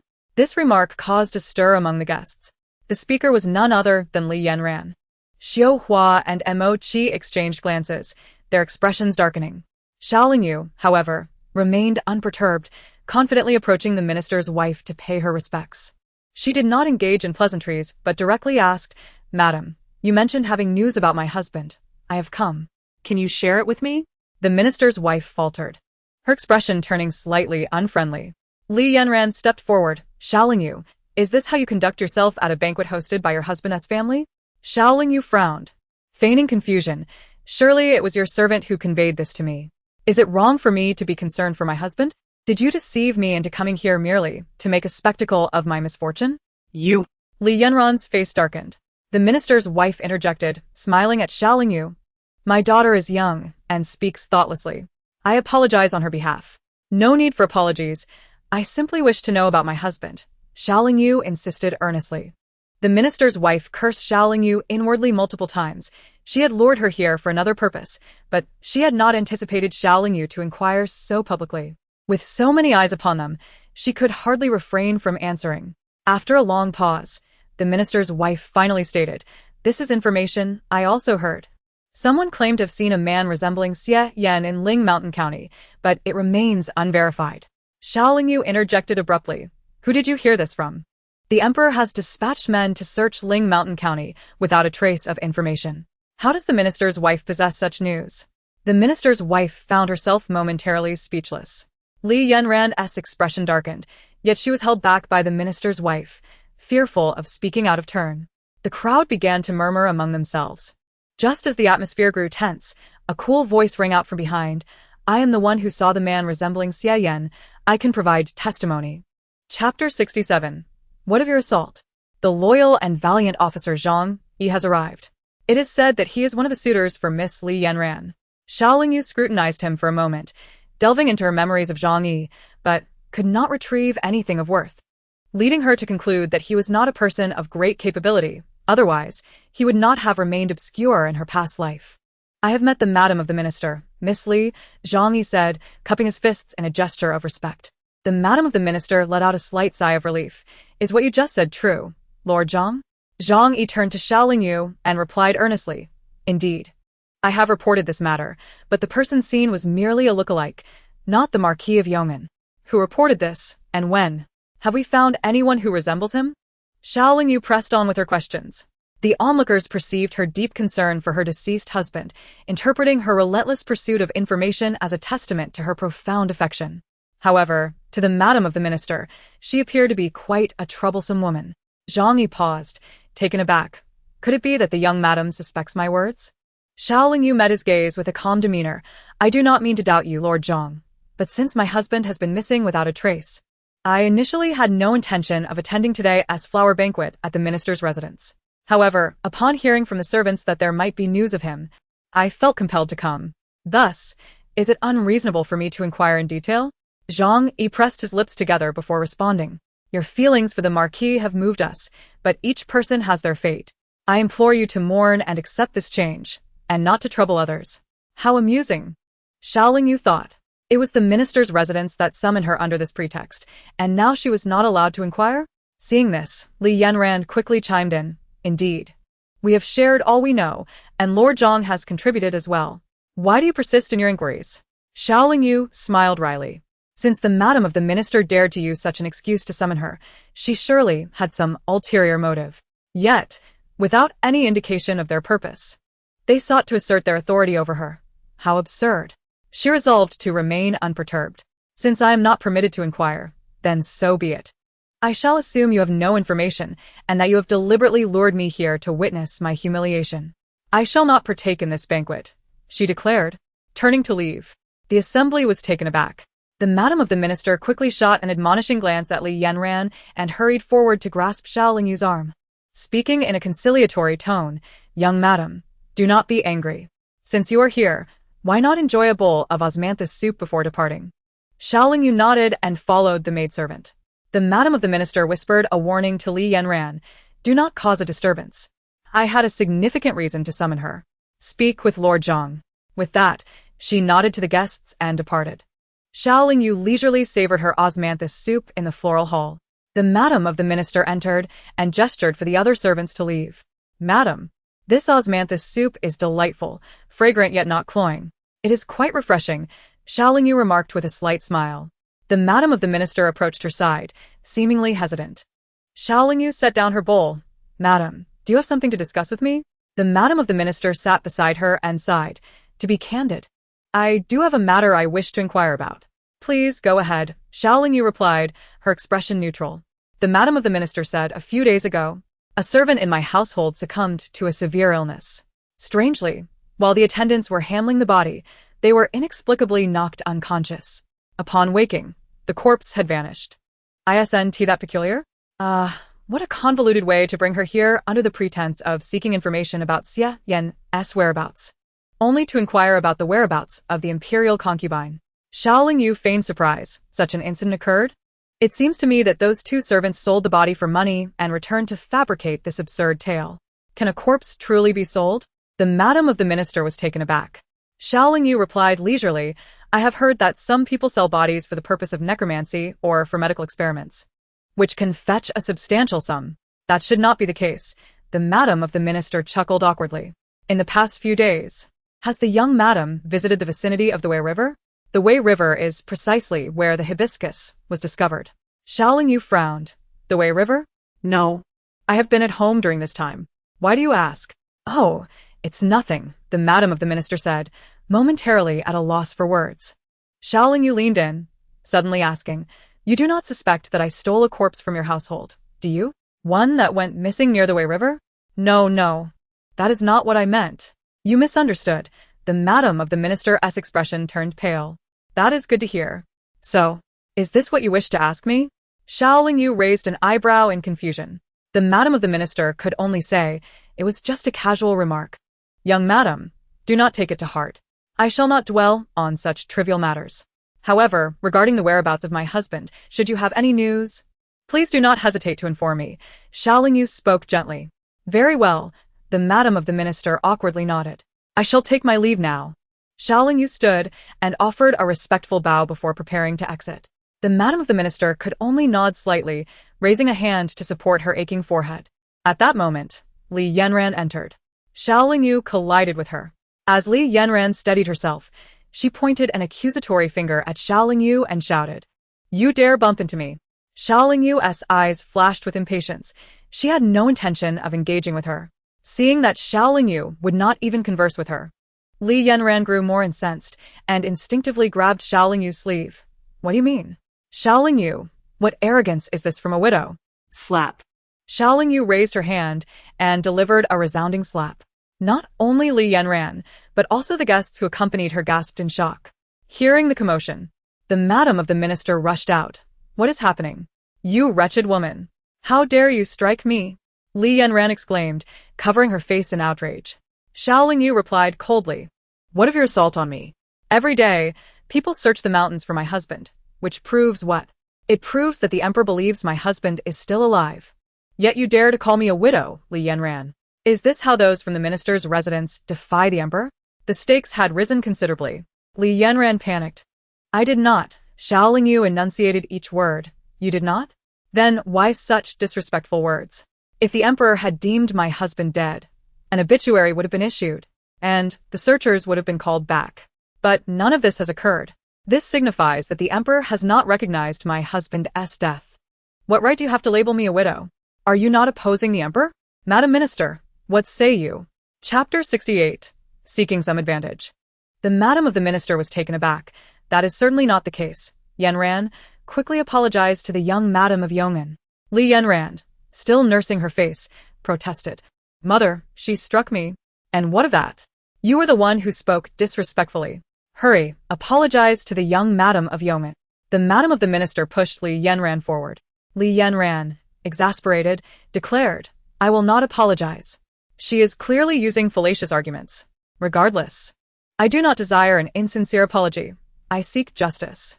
With that, Xiaoling Yu strode away with her entourage. Li Yanran, seething, shouted from behind, Let us see what you can do. You are merely slandering me. You have crossed the line. Utterly shameless. Enough. What madness is this? How embarrassing.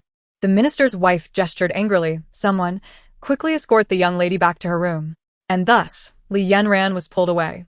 The remaining guests, witnessing the scene, felt it inappropriate to linger and began making excuses to depart. Even Zhang Yi, sensing the negative atmosphere, offered a token consolation before discreetly leaving. Master, are you truly angry?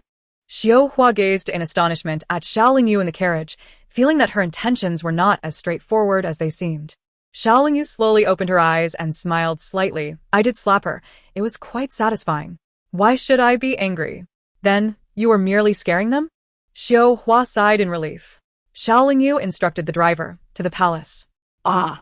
Xiao Hua widened her eyes in surprise. Xiaoling Yu remarked softly. The minister's residence suspects my connection to the concubine Yu, yet they evidently lack evidence. Our actions were meticulous. No one could possibly know. However, she still approached me, likely due to someone informing them of my presence near the Weihe River, leading them to speculate about my involvement. Yet, without tangible proof, they cannot harm me. But Li Yanran's frenzy reminds me of something. The emperor has yet to withdraw the search parties, and recently, reinforcements were sent. What does this signify? It indicates the emperor is indeed intent on finding the missing. Since Li Yanran insists on recklessly confronting danger, I shall cleverly use this situation to my advantage, gaining favor with the emperor as I step over her. It could prove quite beneficial. Xiao Hua's mouth twitched. Master, your boldness is ever increasing. You dare to scheme even against the emperor. Xiao Lingyu chuckled softly, falling silent. Upon arriving at the palace entrance, Xiao Lingyu presented her token and waited for a brief, while before eunuch Wen emerged to greet her. Lady of the Yong'an Marquis, please, eunuch Wen said with utmost respect. Xiao Lingyu feigned a delicate demeanor, casually slipping him a gold ingot. I appreciate your guidance, eunuch. Eunuch Wen was momentarily taken aback, his eyes nearly popping out. While it was customary for nobles to offer some form of reward, Xiao Lingyu's generosity with a gold ingot was extraordinary. He was utterly delighted. Instantly, eunuch Wen became even more obsequious. Lady, you flatter me. It is my honor to serve. Eunuch Wen led Xiao Lingyu to the Yangxin Hall. Upon entering, she properly bowed. Your servant pays respects to your majesty. May the emperor be in good health. The emperor looked up at her. Be seated. What brings the lady of Yong'an Marquis to the palace today? Xiao Lingyu did not take a seat. Instead, she suddenly knelt, tears streaming down her face. Xiao Hua and Mo Qi, who knelt behind her, were taken aback, thinking simultaneously that their master not only had the audacity, but also could summon tears at will. Your Majesty, you must make a decision for your servant. Xiao Lingyu sobbed. The emperor is still dispatching more men to search for my husband, which surely indicates that he believes my husband is still alive, does it not? The emperor faltered, unable to declare before his tearful subject that Xie Yan had perished. Ahem. The emperor could only respond, naturally. I believe Lord Xie is under divine protection. It has been so long without finding a body, which suggests he is not dead. Indeed. I hold the same conviction, yet the minister's residence has gone too far, openly referring to me as a widow in front of everyone, pointing at me. What does this mean? Is it not directly defying the emperor's wishes? Xiao Lingyu's eyes glistened with indignation as she gazed at the emperor. The emperor frowned. Such a thing has occurred? Indeed, it was done by Li Yanran of the minister's residence. Many witnessed it. I could not contain my anger and slapped her. It was not merely for myself or my husband, but for the emperor. They are blatantly disrespecting you. I implore the emperor to be just. Xiao Lingyu knocked her head on the ground repeatedly. The emperor instinctively looked to eunuch Wen. Having just received Xiao Lingyu's generous gift, eunuch Wen felt compelled to advocate for her. Your Majesty, he whispered in the emperor's ear, this clearly falls upon the minister's residence. You have yet to declare Lord Xie deceased, yet they dare to label the lady a widow. Such audacity. The emperor's expression darkened suddenly. Eunuch Wen added quietly, just yesterday, Ministerly requested that you withdraw the search parties in Ling Mountain, claiming it was a waste of resources. Now, just a short time later, this incident occurs. It seems they are not merely opposing the lady, but may also harbor discontent toward your Majesty. Impudent! The emperor erupted in fury. Eunuch Wen and the others quickly knelt. The emperor, as the sovereign, could not tolerate any affronts to his authority. Eunuch Wen, being a trusted confidant, held considerable weight in his words. The emperor turned to Xiao Lingyu. Rest assured, Lady of Yong'an Marquis, I shall hold the minister's residence accountable for this matter. You have been wronged. As long as it is within my power, I grant you one request. Xiao Lingyu raised her head. Thank you, your Majesty. However, I cannot think of a request at this moment. May I take a few days to consider? The emperor waved his hand dismissively. No matter. I have spoken. It is a promise that can be fulfilled whenever you wish. Xiao Lingyu bowed deeply. Thank you, your Majesty. Your wisdom is unparalleled. Eunuch 1. Issue a decree. Send Minister Li to Feinin to manage the flood relief. He shall depart tomorrow. The emperor commanded coldly. Yes. This servant obeys. Eunuch 1 replied. Xiao Lingyu exited the Yangxin Hall and waited outside for a moment until Eunuch 1 emerged. Eunuch 1 was the emperor's confidant and had a penchant for wealth. In her previous life, Xiao Lingyu had entrusted him with many tasks. He was quite capable as long as the compensation was adequate, and he executed his duties with great finesse. However, he insisted on maintaining a facade of integrity which kept most people unaware of his true nature. Xiao Lingyu approached him, bowed, and slipped him another gold ingot. Thank you for your righteous words earlier. Upon seeing another gold ingot, Eunuch Wen's eyes sparkled. He quickly tucked it away. Thank you. Lady, I merely spoke the truth. I have not done anything remarkable. Xiao Lingyu glanced around and, lowering her voice, whispered in Eunuch Wen's ear. Eunuch Wen was momentarily stunned. scrutinizing Xiao Lingyu for a moment before nodding slightly. This matter will require some time. Very well, I trust you to handle it, Xiao Lingyu replied. Xiao Lingyu spoke gently. Lord Wen nodded. In that case, the young madam shall wait for my news. Upon returning from the palace to the Yong'an Marquis residence, dusk was approaching. Xiao Lingyu had initially intended to seek some benefit from the emperor, but to her surprise, he had granted her a request. What, then, should she ask for to justify such a hard-won favor? As she contemplated this, Xiao Hua entered, announcing, Master, the Wei family and Xiao Wenfei have arrived. Oh. Xiao Lingyu frowned, lifting her gaze to see Wei and Xiao Wenfei striding in. The saying goes, one does not visit the Three Treasures Hall without a reason. And with the Xiao family's notorious reputation, it was evident they brought no good news. What brings you here? She asked. Xiao Hua, serve them tea. Xiao Lingyu met their gaze with indifference. Wei, accustomed to her haughty demeanor, spoke with an air of superiority. I heard you caused quite a scene at the Ministry of Personnel today, and even went to the palace to file a complaint. You truly have no sense of propriety. Xiao Lingyu furrowed her brow. Is your purpose here merely to reprimand me? How typical of the Xiao family to cast blame without seeking the truth. What kind of attitude is that? Wei retorted, her irritation palpable as she regarded Xiao Lingyu's defiant expression. Xiao Wenfei quickly interjected, whispering, Mother, let us focus on the matter at hand. At his words, Wei suppressed her displeasure and coldly stated, You know Wenfei's situation well.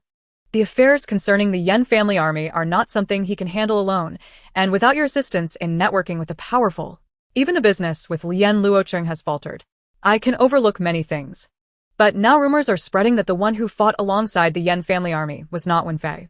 Your father faces daily accusations, and the emperor is furious, ordering Wenfei to return to the Yan family army within half a month for military exercises. The emperor will personally oversee this. Did you not receive a promise from the emperor today? Since you have yet to decide on your request, why not ask him to arrange for Wenfei to take a post in the Hanlin Academy, citing his injuries as the reason he cannot serve in the army? Xiao Lingyu frowned deeply, realizing the Xiao family's audacity was as thick as a city wall. Wei believed her suggestion was reasonable. The priority was to resolve Wenfei's predicament. Once the emperor was appeased, any rumors would become inconsequential. After all, the emperor's decree was golden, and it was not an unreasonable request, especially from Xiao Lingyu, who had just lost her husband. To placate her, the emperor would surely agree. The Hanlin Academy? What would Wenfei do there, sweep floors? Xiao Lingyu raised an eyebrow, her disdain evident. What do you mean by that? Wenfei's face darkened. How dare you look down on him? Enough. Xiao Lingyu interrupted, her expression cold. Wenfei is not my son. Why should I squander my condition for him? Wei, taken aback, could scarcely believe that Xiao Lingyu would refuse her request after they had come all this way. Did she not fear exposure? Wei gritted her teeth. He is still your brother. Even if not by blood, he has been your brother for many years. You bear the Xiao surname, and you are connected to the Xiao family. If they prosper, so do you. If they suffer, so do you. With Xie Yan missing, you have no support from your maternal family. Do you think you can live well in the future? If this matter regarding Wenfei is exposed, you cannot expect to remain unaffected. Xiao Lingyu, impatient, replied, Then we shall deal with it when it comes to light. I am not afraid. You, Wei exclaimed, incredulous. If you agree to help Wenfei through this crisis, we will remember your kindness and treat you better in the future. We will not hold your past grievances against you. We will even have your father seek a suitable opportunity to petition the emperor, allowing you to remarry and not live out your days alone in this grand residence. Wei's expression was as if she were granting Xiao Lingyu a divine favor, and her refusal would lead to dire consequences. Xiao Lingyu rolled her eyes and yawned. Are you done? If there's nothing else, you may leave. I'm tired and wish to rest. If she remembered correctly, she had already severed ties with the Xiao family several times. Why did they still act as though she were easy to bully? How could she fear accusations of ingratitude when her goal was to annihilate the entire Xiao clan? You, Xiao Lingyu, you dare to refuse. Wei shouted in exasperation. Her face darkened with rage. Wenfei glared at Xiao Lingyu as if he wished to break her neck. Xiao Lingyu, do you believe you can escape the consequences? If you do not resolve this matter, do not blame us for not helping you when you are in trouble. You must resolve this, or we will not leave. Xiao Lingyu raised an eyebrow in disdain, exuding an icy demeanor. Not leaving? Is this your attempt at intimidation? Do not blame me for what happens next. Xiao Hua, Dao Yan, please see them out. At her command, Xiao Hua and Dao Yan approached with icy expressions. You dare. Wei trembled with anger. Wen Fei drew his sword in fury. What are you waiting for? Throw them out. Xiaolingyu mocked, eager to see if Wen Fei could withstand even a moment against Xiao Hua and Dao Yan. As Wen Fei unsheathed his sword, he suddenly felt a sharp pain in his wrist, and he cried out, Ah! Chapter 70. To eliminate future troubles. It hurts. Xiaolingyu, make him let go. Wen Fei screamed in agony. Wei panicked. You wretched servants, release him. Xiaolingyu signaled to Dao Yan, who coldly released his grip. Thud. Wen Fei stumbled backward, colliding with a table, grimacing in pain. You will pay for this. Mother, let us go. I will see when she can continue to be so arrogant. Rubbing his injured arm, Wen Fei stormed out in anger. Wei's voice turned ominous. Xiaolingyu, you have gone too far. You better hope the Yong'an Marquis residence can protect you forever, otherwise, one day, this entire estate may turn to ashes. And your title as the young madam of Yong'an Marquis will be stripped away. With that, Wei hastily followed Wen Fei out. They truly are the epitome of shamelessness. I have never encountered such brazen individuals. Xiao Hua and Dao Yan seethed with anger. Xiaolingyu coldly watched their retreating figures, pursing her lips. They will not rest easy. Have someone monitor the Xiao family. Report to me any unusual activities they engage in. Understood. Dao Yan promptly went out to arrange personnel. Xiao Hua brought stewed soup and dinner to Xiaolingyu, while serving the dishes with a worried expression, saying, The half-month deadline mentioned by the Emperor is drawing near. No wonder the Xiao family is so anxious to approach us. Those who had secret connections with them have all encountered misfortune. The Empress Dowager and Wengur are now avoiding rumors and dare not appear in public. The Qi Duke's residents and others have been confined within their premises. And until the matter of the hidden tribute is resolved, they are not permitted to leave. It will be no easy task for the Xiao family to help Xiao Wenfei evade this military exercise.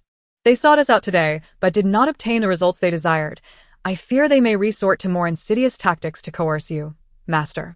It would be prudent to fulfill their request quickly to prevent further scrutiny. Upon hearing this, Xiaolingyu nodded, acknowledging the validity of her words. However, after a moment of silence, she abruptly inquired, What is today's date? The 5th day of the 6th month, Xiao Hua replied. Xiaolingyu's brow furrowed slightly, as a troubling thought began to merge with the events of today in her mind. Since the Yan army's triumphant return from the battlefield, they had been stationed outside the capital, having come to express gratitude. It was around this time in her previous life that a great fire broke out in the Yan army camp. The young General Yan Weifeng, known for his valor and dedication to his country, sustained severe injuries while protecting his troops during the evacuation. Despite the best efforts to treat him, his face was disfigured, and he lost an arm. Many soldiers of the Yan army perished or suffered grievous injuries as well. Following this incident, the Yan army was significantly weakened, laying the groundwork for their eventual downfall. Xiaolingyu recalled that, although she had assisted Xiao Wenfei in becoming acquainted with the Yan army's affairs and had provided significant financial resources to facilitate connections with influential officials in her previous life, it was ultimately futile.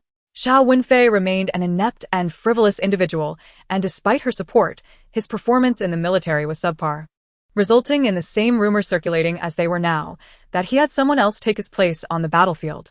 The Emperor, enraged, intended to personally visit the military camp and insisted that Xiao Wenfei conduct the military exercise alone.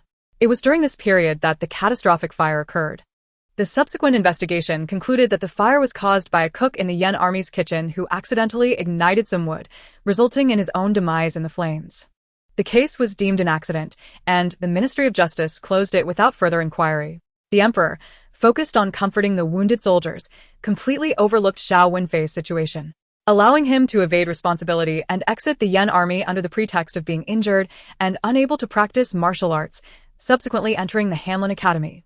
Reflecting upon these events, Xiaolingyu realized that the sudden fire was likely connected to the Xiao family.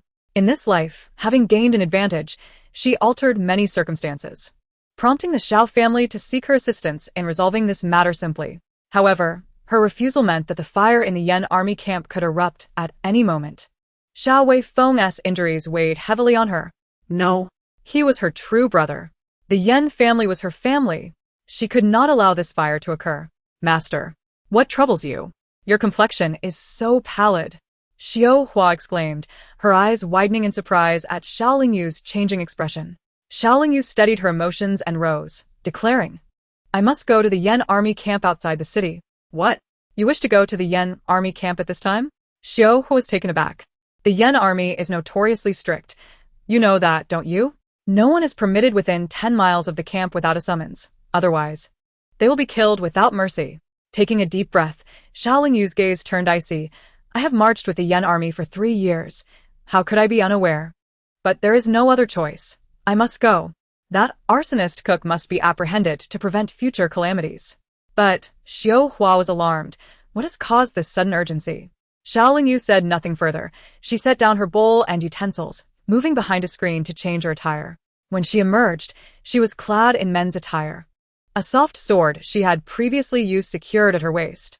Her once delicate and fair face was now darkened, and a scar adorned her eye, lending her a fiercer appearance.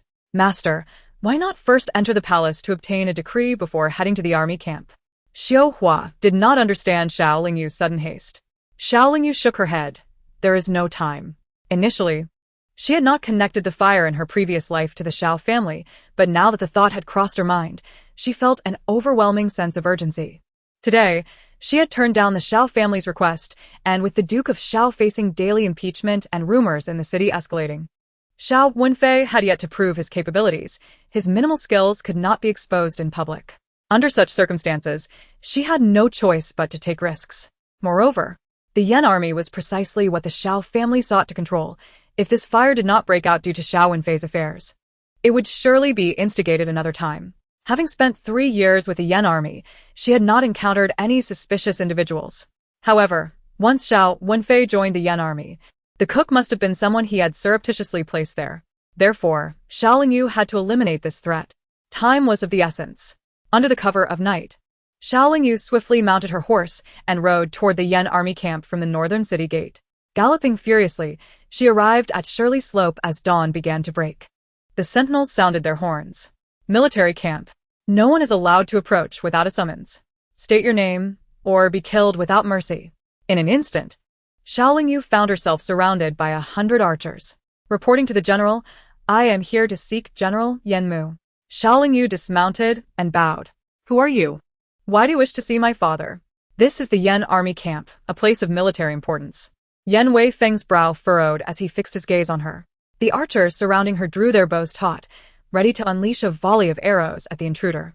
Had it been anyone else, they would have surely been paralyzed with fear at such a display. Yet Xiao Lingyu remained composed, stating, Since I seek to meet General Yen, it must be for an urgent matter. I implore you, young general, to make an exception. Our Yen army has strict military regulations. Anyone wishing to enter must possess a decree from the emperor. Otherwise, I cannot comply. This is not a marketplace. And General Yen is not someone you can simply meet at will. Yen Wei Feng narrowed his eyes, scrutinizing Xiao Lingyu. Unfazed, Xiao Lingyu replied, I am aware of the strictness of the Yen army, but I also know there is another way to gain entry without a decree. And that is to apprehend me by force. With a slight smile, she extended her hand. If you doubt my intentions, then bind me, have someone follow me closely, or hold a blade to my back. If I make any rash moves, you may slay me on the spot.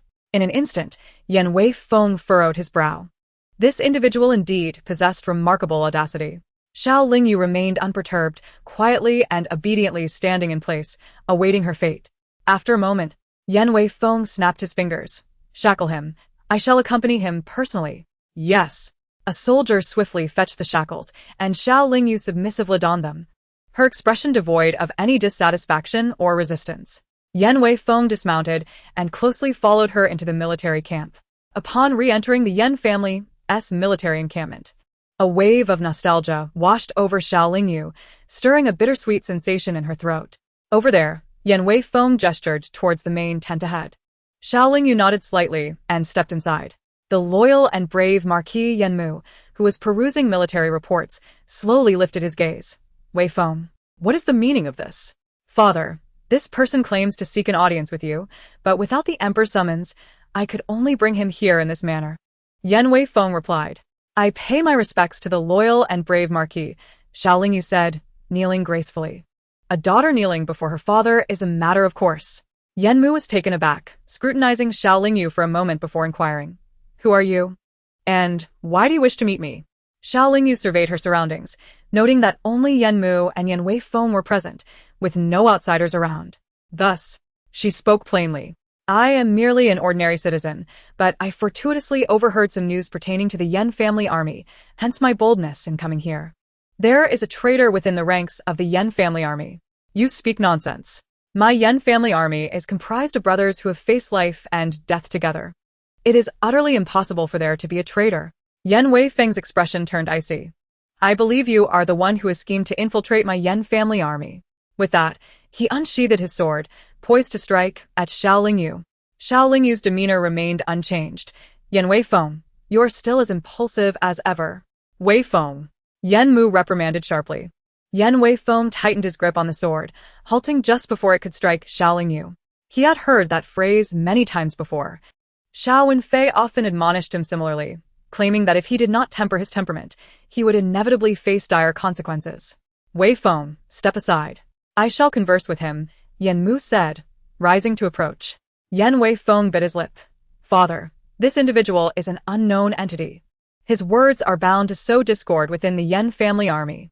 I said step aside. Yenmu's voice was cold. Yan Weifeng shot a warning glare at Xiao Lingyu before swiftly exiting. Now, the tent housed only Xiao Lingyu and Yenmu. Yenmu fixed his gaze upon Xiao Lingyu. You assert that there is a traitor in my army. What evidence do you possess? I have no evidence. But the fact that I dare to enter the military camp alone indicates the gravity of the situation. Moreover, since the Marquis is willing to hear me out, it is evident that you regard this matter with seriousness, Xiao Lingyu responded. Without evidence, how can I trust you? Yenmu regarded her calmly. Xiao Lingyu replied, I lack proof, but the Marquis may undertake a trial. Soon, verification will present itself. How shall I proceed with this verification? Yenmu narrowed his eyes. Xiao Lingyu suggested, keep a close watch on the kitchen, ensure that the entire camp is fortified against fire hazards. But do so discreetly so as not to raise suspicion. The kitchen staff must remain oblivious. Can the Marquis manage this? In an instant. Yenmu grasped the implication of Xiao Lingyu's words. Are you suggesting that the traitor is among the kitchen staff? Suddenly, he recalled that recently, new personnel had indeed arrived in the kitchen, introduced by Xiao Wenfei, who claimed they were a distant relative renowned for their culinary skills. I have said nothing. The weather is dry and flammable materials are naturally prone to ignition. Would you not agree, Marquis? Xiao Lingyu spoke softly. Yenmu gazed at Xiao Lingyu for a considerable time before responding. This matter is of great significance. I shall keep a close watch. However, should nothing transpire, even I may find it difficult to guarantee your safety. Should nothing occur, I shall heed the Marquis's arrangements. Xiao Lingyu replied succinctly. Yenmu appeared somewhat surprised. He was not intimidated. After a moment, he commanded, bring her to the prison and keep her under strict surveillance. Yes. Several soldiers escorted Xiao Lingyu out of the tent and toward the prison. Yan Weifeng entered just as Xiao Lingyu was being taken away. Father, do you believe her words? Yenmu's countenance darkened. It is better to believe there is a traitor than to dismiss the possibility, if there truly is one. My Yen family army may suffer devastating losses. Yet, my Yen family army comprises brothers who have fought side by side. How could there be? Yan Weifeng found it hard to believe. Yenmu turned to him. Recently, new recruits have indeed joined the camp, and we did not investigate their backgrounds. Suddenly, Yan Weifeng recalled that new recruits had indeed entered, recommended by Xiao Wenfei. They had fought alongside Xiao Wenfei for 3 years. Although he wore a mask due to facial injuries and had peculiar habits compared to the others, Xiao Wenfei had saved Yan Weifeng's life multiple times, displaying unwavering loyalty. Such a debt of gratitude made Yan Weifeng trust Xiao Wenfei's character. So, he deemed it unnecessary to investigate the background of those merely cooking in the kitchen. But father, that cannot be right. Would Wenfei ever harm us? Yan Weifeng questioned, bewildered. Yenmu remained silent for a moment before replying with a heavy tone. The Xiao Wenfei of the past was undoubtedly trustworthy. But what do you think of him now? A tightening in his chest, Yan Weifeng recalled the rumors circulating about Xiao Wenfei and exclaimed, Father, are you implying? Chapter 72. What nonsense are you spouting? In any case, we must proceed with caution. Lean closer, Yenmu instructed. Yan Weifeng nodded, moving in closer. Xiao Lingyu sat quietly in her cell, leaning against the wall with her eyes closed in meditation. In the adjacent cell, a man in his 50s, with a straw in his mouth, remarked, "Hey, how come you were captured by the Yen family army without facing any punishment? Those who enter the Yen family army's prison are either traitors or spies. They are certainly not good people. Anyone who makes it inside usually faces punishment. Why are you exempt?" Xiao Lingyu opened her eyes. "I am not a criminal." "You are not a criminal, yet you find yourself in prison? What nonsense are you spouting?" the old man retorted, his voice full of vigor. Xiao Lingyu smiled. "And what crime have you committed? You're not from the Yen family army, are you? I see you bear no wounds, so you must not have faced punishment?" After 3 years of military service, Xiao Lingyu had never encountered such an old man. The old man snorted. "I am a master of feng shui." Ah. "So you have spoken such absurdities that you angered the Marquis, and thus you find yourself here?" Xiao Lingyu quipped. "I have not spoken absurdities. It is merely that the Marquis does not believe me. The divination I performed clearly shows that the Yen family army is beset by treachery. If this calamity is not averted, the fortunes of the Yen family army will surely decline," the old man proclaimed, shaking his head earnestly. Upon hearing this, Xiao Lingyu frowned deeply. "You truly possess such abilities?" "Naturally. It is a pity they accuse me of spreading alarmist tales and disturbing the morale of the army. And so they imprison me here, hoping I would confess and be released. However, they dare not punish me. So they have seen to it that I am well fed and cared for," the old man huffed displeasedly. Xiao Lingyu narrowed her eyes. "The Marquis is not a man of rudeness. Perhaps you spoke too presumptuously?" The old man appeared as though he had been pierced, his complexion betraying an unsettling pallor. "I have calculated the situation," he stammered, "and I told him, if he wishes to resolve this, I will certainly require compensation for setting the formation against his adversaries. Otherwise, who would toil for free?" "How much do you want?" inquired Xiao Lingyu. "Not much. Merely 10,000 taels of gold." The old man arrogantly lifted his chin. Xiao Lingyu nearly choked on his words. 10,000 taels of gold. How can you even utter such a sum? Are you unaware of how the Yen army treats the common folk? And yet, what can be done? They are destined to suffer misfortunes. I discern this and must defy fate. It is no easy task, you know. 10,000 taels is a paltry sum. Were it someone else, I would demand 50,000 taels. The old man retorted with self-righteousness. Xiao Lingyu's lips twitched in disdain as she rolled her eyes. "You ought to be locked away." Hey, you young rascal, how rude." The old man's expression darkened. Xiao Lingyu turned her face away, ignoring him. As evening descended, a soldier brought food. The old man began to shout again. "This food is truly awful." Xiao Lingyu shot him an incredulous glare. "Then why do you eat it so eagerly?" "I just don't want to starve myself," he mumbled while stuffing his mouth. 3 days later, Xiao Lingyu was meditating in her cell when a soldier approached her cell. "You, come with me." The old man called out from the bars of his cell. Hey, when will I be released? Why can that kid leave so soon? It's not fair. Utterly unfair." Without asking further, Xiao Lingyu followed the soldier into the main tent. Upon entering, she beheld a man bound tightly and thrown there. After saluting Yen Muxing, she scrutinized the bound figure. It was him, the chef who had set fire to the barracks in her past life. Xiao Lingyu's heart raced as she looked up at Yen Mu, betraying no other reaction but a rapid heartbeat. In just 3 days, they had apprehended this man. If she were to directly accuse him of treachery, Yen Mu would not believe her due to her lack of evidence, and he had not acted, making it impossible to apprehend the man without alerting others. Hence, she conveyed the matter to Yen Mu, knowing his cautious nature would lead him to investigate, and the man would surely be caught. She merely did not expect it to happen so swiftly. "Is this the traitor you speak of?" Yen Mu inquired. Xiao Lingyu pressed her lips together. "My lord, I do not know. I only know someone intends to create trouble, and the kitchen is a more susceptible place for such actions." "Who instigated you?" Yen Weifeng demanded. Stepping on the chef's shoulder, the tip of his sword aimed at the chef's brow. "In the past 3 days, they had covertly established numerous fire prevention measures and increased the number of personnel monitoring everyone in the kitchen." At that moment, Yen Weifeng had thought Yen Mu might be overreacting, taking precautions based on a report from an unknown source. If nothing happened, it would be a farce. Yet, who would have thought they would capture someone on only the 3rd day of surveillance? It was indeed the chef. The chef struggled desperately. "If you want to kill me, then do it. Spare me the idle chatter. You certainly have spirit." Yan Weifeng declared. Bring him. Before he could finish, Xiao Lingyu instinctively shouted, wait. He has poison in his mouth.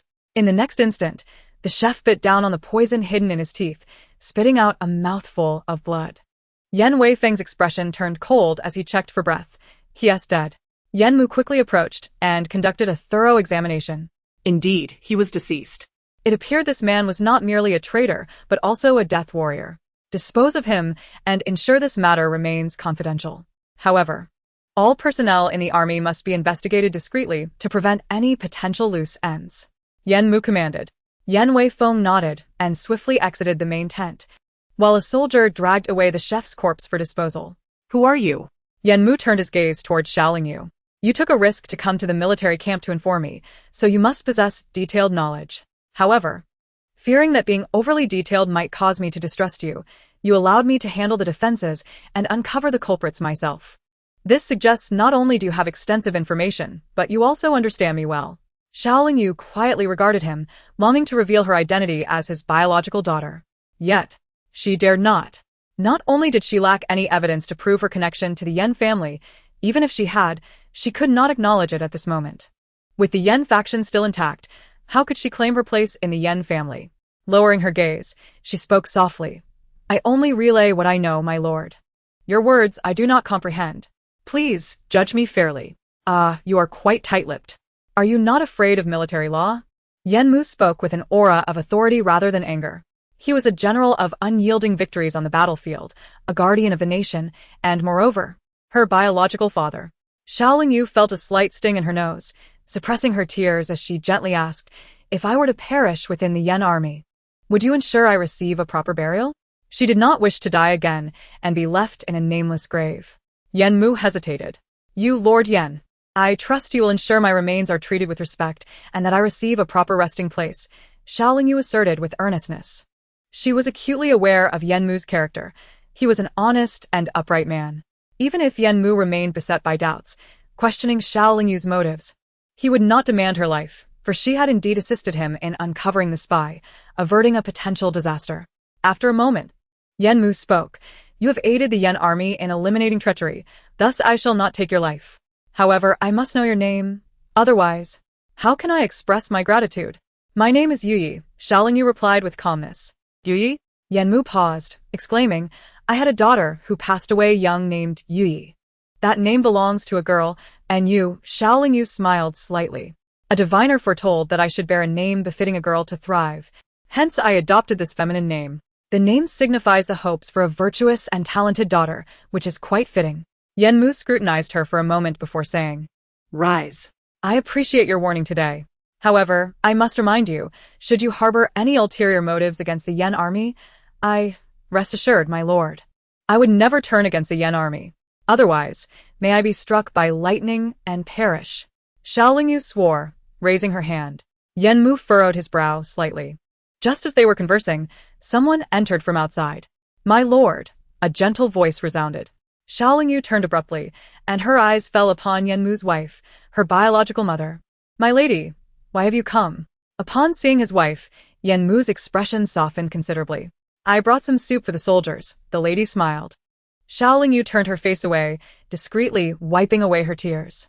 My lord, if there is nothing else, I shall take my leave, Xiao Lingyu said, bowing respectfully.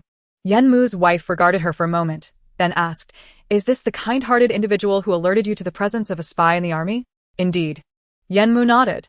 His wife did not inquire further, simply cupping her hands in gratitude. Thank you. Xiao Lingyu bit her lip, wishing to respond, but her throat tightened, making it difficult to speak. After a moment's pause, Xiao Lingyu finally spoke. The Yan family's army deserves the protection of the common people. If there is further intelligence, I shall return, and similarly, you may bind me in shackles and bring me to the military camp. Having said this, Xiao Lingyu bowed and withdrew. Is it possible to ascertain the identity of that person? Madame Yan felt an inexplicable sense of familiarity towards her. Yan Mu shook his head, his gaze deep and enigmatic. He remained silent, shrouded in mystery. Clang. How could this be? So many days had passed, yet nothing had transpired within the Yan family's military camp. In a fit of rage, Duke Xiao swept all the teacups off the table to the ground. Xiao Wenfei, equally anxious, exclaimed, In 2 days, we must return to the military camp for drills. I must go ahead alone for the rehearsal. If my cover is blown, the whole Shao family will be doomed. What is happening? The spy kneeling before them fervently shook his head. The Yen family's military discipline is exceedingly strict. No one may approach the camp within 10 miles without the Emperor's summons. My subordinates can only gather information from the vicinity. What news have you gathered then? Xiao Wenfei's face turned pale. The spy replied, I heard that a traitor was dealt with in the Yen family's army a few days ago. That traitor was a cook from the kitchen who attempted arson and was caught red-handed. What? Duke Xiao sprang to his feet. Xiao Wenfei was also taken aback. That was one of their own.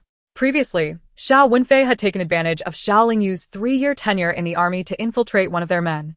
As the Yen family trusted Xiao Lingyu and thus did not scrutinize backgrounds. But how could he have been caught? Duke Xiao furrowed his brow fiercely. The coincidence was indeed troubling. The spy shook his head. I could not uncover that detail. Then what use are you? Duke Xiao kicked him violently. The spy fell heavily to the ground, unconscious. Drag him away. Duke Xiao waved his hand in anger, and his servants took the spy away. Father, what shall we do? Why have the Yen family's soldiers suddenly become alert?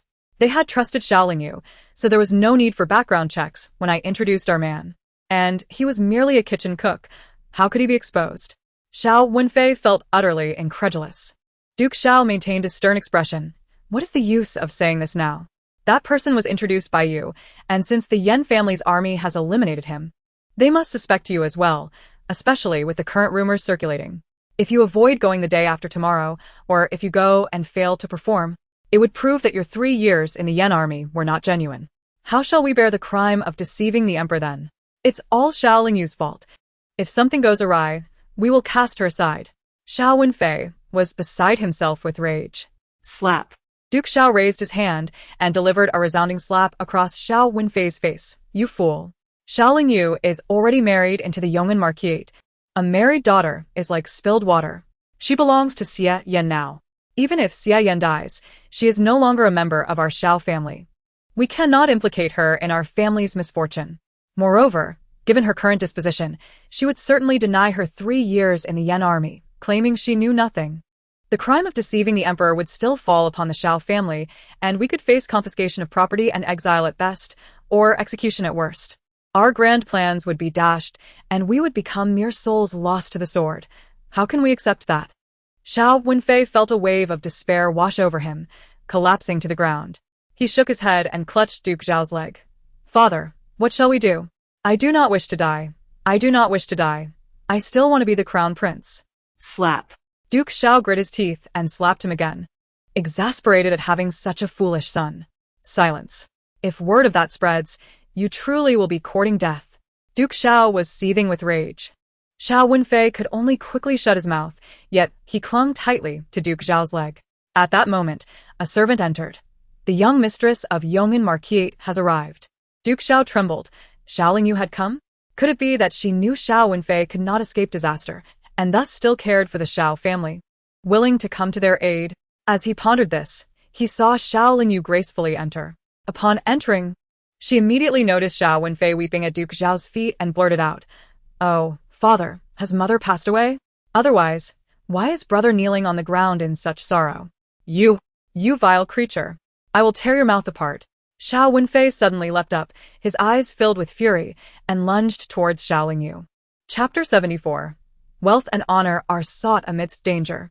Xiao Lingyu did not evade, but merely regarded him with scorn. Duke Xiao quickly seized Xiao Wenfei's arm, pulling him back. What madness is this? Lingyu has come back after a long time. She must have important matters to discuss. What is all this commotion? Go stand aside. Indeed, it was rare for Duke Xiao to display such tolerance towards Xiao Lingyu. Father, what could she possibly want? Xiao Wenfei continued to seethe with anger.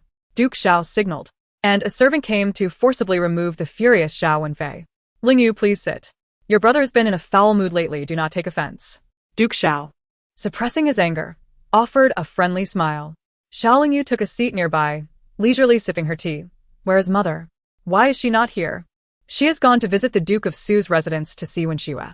Wenxue is heavily pregnant and feeling unwell. So your mother went to comfort her and prevent her from becoming too despondent. Duke Xiao replied casually. Xiao Lingyu responded with a non-committal not pressing the matter further. After all, she was not in a hurry. Seeing her calm demeanor, Duke Xiao could no longer restrain himself. Lingyu, you are aware that Wenfei must return to the military camp the day after tomorrow. If his true identity is revealed, we shall all be in dire straits. Since you have yet to decide what benefits to request from the Emperor, why not assist Wenfei in navigating this crisis? Father, Xiao Lingyu set down her teacup, her voice low and deliberate. There is no need for such complications.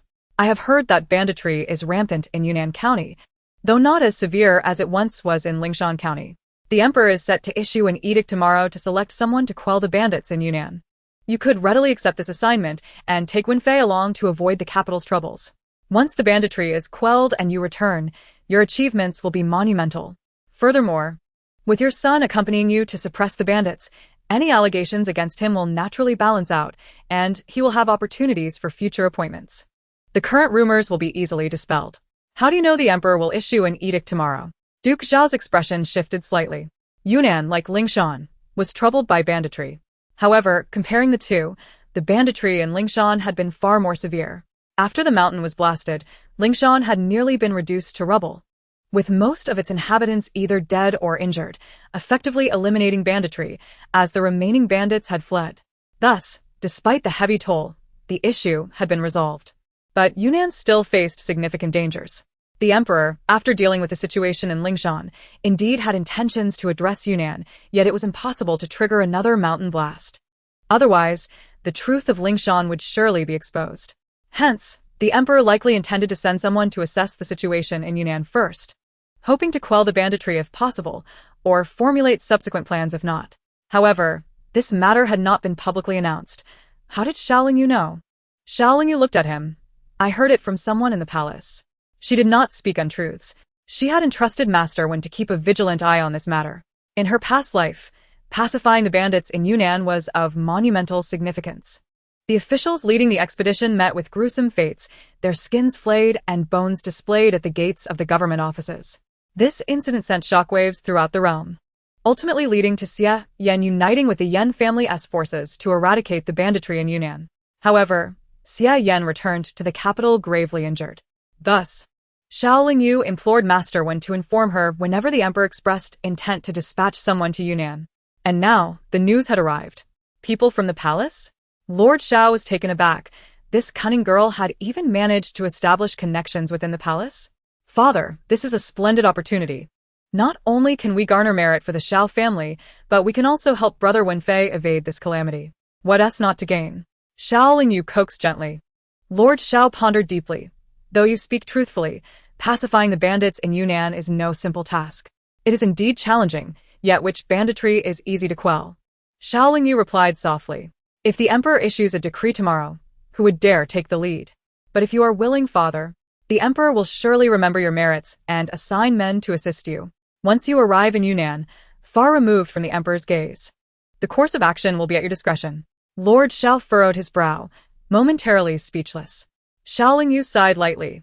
Even if you merely go through the motions, who would dare speak ill of you? You are the Duke, favored by the Emperor. Even the common folk of Yunnan would not dare to voice their discontent. If you and your brother undertake this journey, executed properly, even if the banditry is not subdued, it will yield benefits without harm. Lord Xiao remained silent, though his gaze revealed a flicker of interest. Sensing the shift, Xiao Lingyu took her leave with a respectful bow. Father, please consider Brother's capabilities and character. You know him well. Instead of remaining in the capital, a trip to Yunnan may serve as a last-ditch effort. After all, those who aspire to greatness must be willing to take risks, mustn't they? With her words hanging in the air, Xiao Lingyu departed. Meanwhile, Xiao Wenfei, who had been eavesdropping at a distance, pushed past the servants blocking his way and hurried over. Father, why heed that wretched girl's nonsense? Yunnan? What a dreadful place. No better than Ling Mountain, plagued by bandits. Who would want to go there? I refuse. Refuse? And what will you do to escape this impending disaster? Lord Xiao turned to him, fury blazing in his eyes. You squander your days in indulgence. Were it not for your own incompetence, would you be in such a predicament? Xiao Wenfei was taken aback. Father, this is clearly Xiao Lingyu's fault. She returned from the Yan family's army after 3 years without mentioning a word about it. And even if she did, what of it? I have secretly hired someone to train you, yet you always find excuses to avoid it. How dare you blame others? Lord Xiao's face darkened with anger. Were it not for the fact that Xiao Wenfei was his legitimate eldest son, he might have struck him down. Xiao Wenfei stammered, "Father, you cannot be serious about listening to that vile girl. Yunnan is no better than that cursed place, Ling Mountain. They had to blast the mountains and drag everyone down to ensure peace from the bandits. How can Yunnan be dealt with? Blow it up again? And perish alongside us?" Silence. Fortune favors the bold. Xiao Lingyu speaks the truth. If we take people to Yunnan, once there, far from the Emperor's reach, who could know what we do, or do not do? We could feign an endeavor and return to the capital, claiming all the credit while avoiding disaster. Lord Xiao squinted, clenching his fists. Hearing this, Xiao Wenfei felt as though his father had been ensnared by Xiao Lingyu's rhetoric. "Father, I refuse. I will not go to that cursed place." He instinctively turned to flee. Chapter 75. Are you seeking death? Master, do you think Lord Xiao will agree to go? On the carriage, Xiao Hua could not contain her curiosity. Having lived 2 lifetimes, Xiao Lingyu understood Lord Xiao well. At this critical juncture, the Xiao family was working to reinforce their connections, with concubine Qin already aligned with their interests. However, the planned alliance with the Yan family, the Prince of Su's residence, the Yong and Marquis's house, and the Qi County Prince's residence had all deviated from the original course. Lord Xiao was already anxious, while he may not have been interested in other matters. Xiao Lingyu had just reminded him that if he proactively sought the Emperor's decree to quell the bandits, he would certainly be assigned a substantial force. With an intention to rebel, raising troops would be inevitable. The Emperor's troops, if turned to his advantage, would be a tremendous boon. Most importantly, Xiao Lingyu had also mentioned that Yunnan was far from the Emperor's scrutiny, providing ample room for maneuvering. Whether it be fortune or misfortune, it was a gamble. Lord Xiao might very well be inclined to take the risk. Xiao Lingyu smiled slightly. He will. Xiao Hua was somewhat excited. Should we arrange for people to deploy in advance? With Xiao Wenfei, that ticking time bomb, he cannot endure hardship, indulged in drink and beauty. Once in Yunnan, he would likely stir up trouble. Why should we take action ourselves? Xiao Lingyu replied enigmatically. Xiao Hua paused, rubbing her hands. No wonder you insisted Lord Xiao take that spoiled Wenfei along. After a moment, Xiao Hua glanced outside the carriage. They were nearing the Marquis's residence. News had come from Xia Yan that he was recovering well, and if all went smoothly, he might return by the end of the month. The Emperor's men were still searching, so they should be cautious. Xiao Lingyu instructed. Xiao Hua nodded. Young madam. Suddenly, a voice called from outside the carriage. The carriage slowed to a stop, and Xiao Lingyu looked out to see a maid rushing over, her expression frantic. She seemed to have been waiting at the Yong and Marquis's gate for quite some time. This appeared to be Yan the maidservant by Tao's side. Xiao Hua recognized her. Xiao Lingyu raised an eyebrow. What is the matter? Yan hurriedly approached to pay her respects. As she drew nearer, Xiao Lingyu noticed the handprint on her face, red and swollen, indicating she had been struck. Has Bai Tao encountered trouble? Xiao Lingyu instinctively asked. Yan sobbed. The Duke's wife is going to kill the young master. Lady Bai was hurt while trying to protect him. Please, young madam, save them. What? Xiao Lingyu frowned. Has the Wei family lost their mind, going to the Prince of Su's residence to harm their son? Get in the carriage. We must talk as we go. Xiao Lingyu decisively commanded. Xiao Hua pulled Yan into the carriage, and they changed direction, heading immediately toward the Prince of Su's residence. What on earth is happening? Where is your young master? Xiao Lingyu inquired with a serious expression. Yan still crying? Explained. Today, the Duke's wife came to visit the concubine. They were strolling in the garden when the young master accidentally kicked a ball that disturbed the concubine. She scolded him harshly, frightening him to tears, and Lady Bai, fearing trouble, knelt to apologize. Only then did the concubine return to the Duke's wife's side. Perhaps enraged, within the span of a single incense stick, she went into labor. The doctors and midwives have been called, but they say it's a difficult birth. And if things go awry, it may end in tragedy for both mother and child. The Duchess commanded that the young master be bound and beaten to death, claiming he had offended the matriarch. In a fit of indignation, Lady Bai retorted that the side consort was merely a concubine and did not warrant such treatment. She insisted that any punishment should await the heir's return, which only served to infuriate the Duchess further, prompting her to seek to bind and kill Lady Bai as well. Where had Zhao Peiguang gone? Xiao Yu furrowed her brow, concerned for her own safety, let alone his.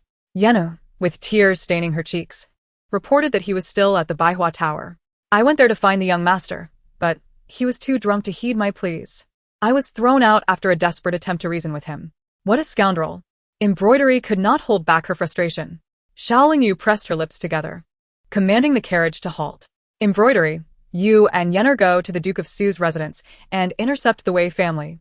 How could the Duchess of a noble house dare to create a ruckus there? She must be tired of living. Young mistress, Yenner said nervously, fearing embroidery would not be able to stop her.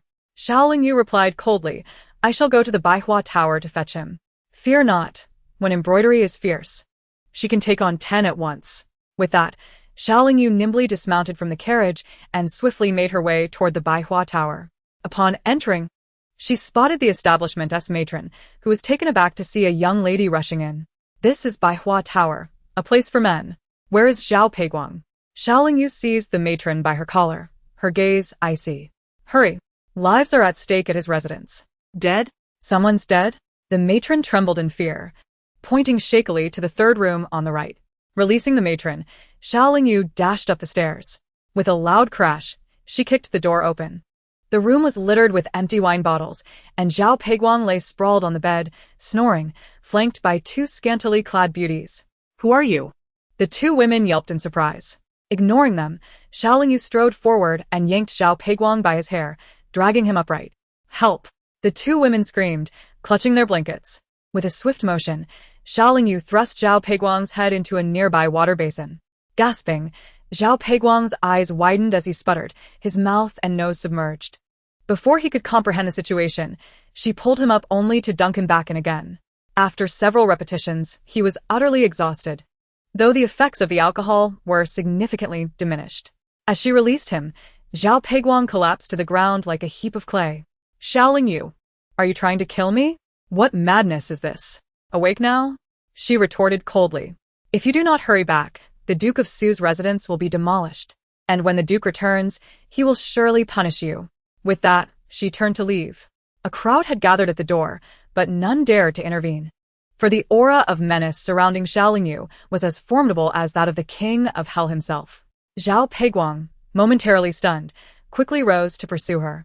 You wretched woman. What do you mean by that? Chapter 76. What is this?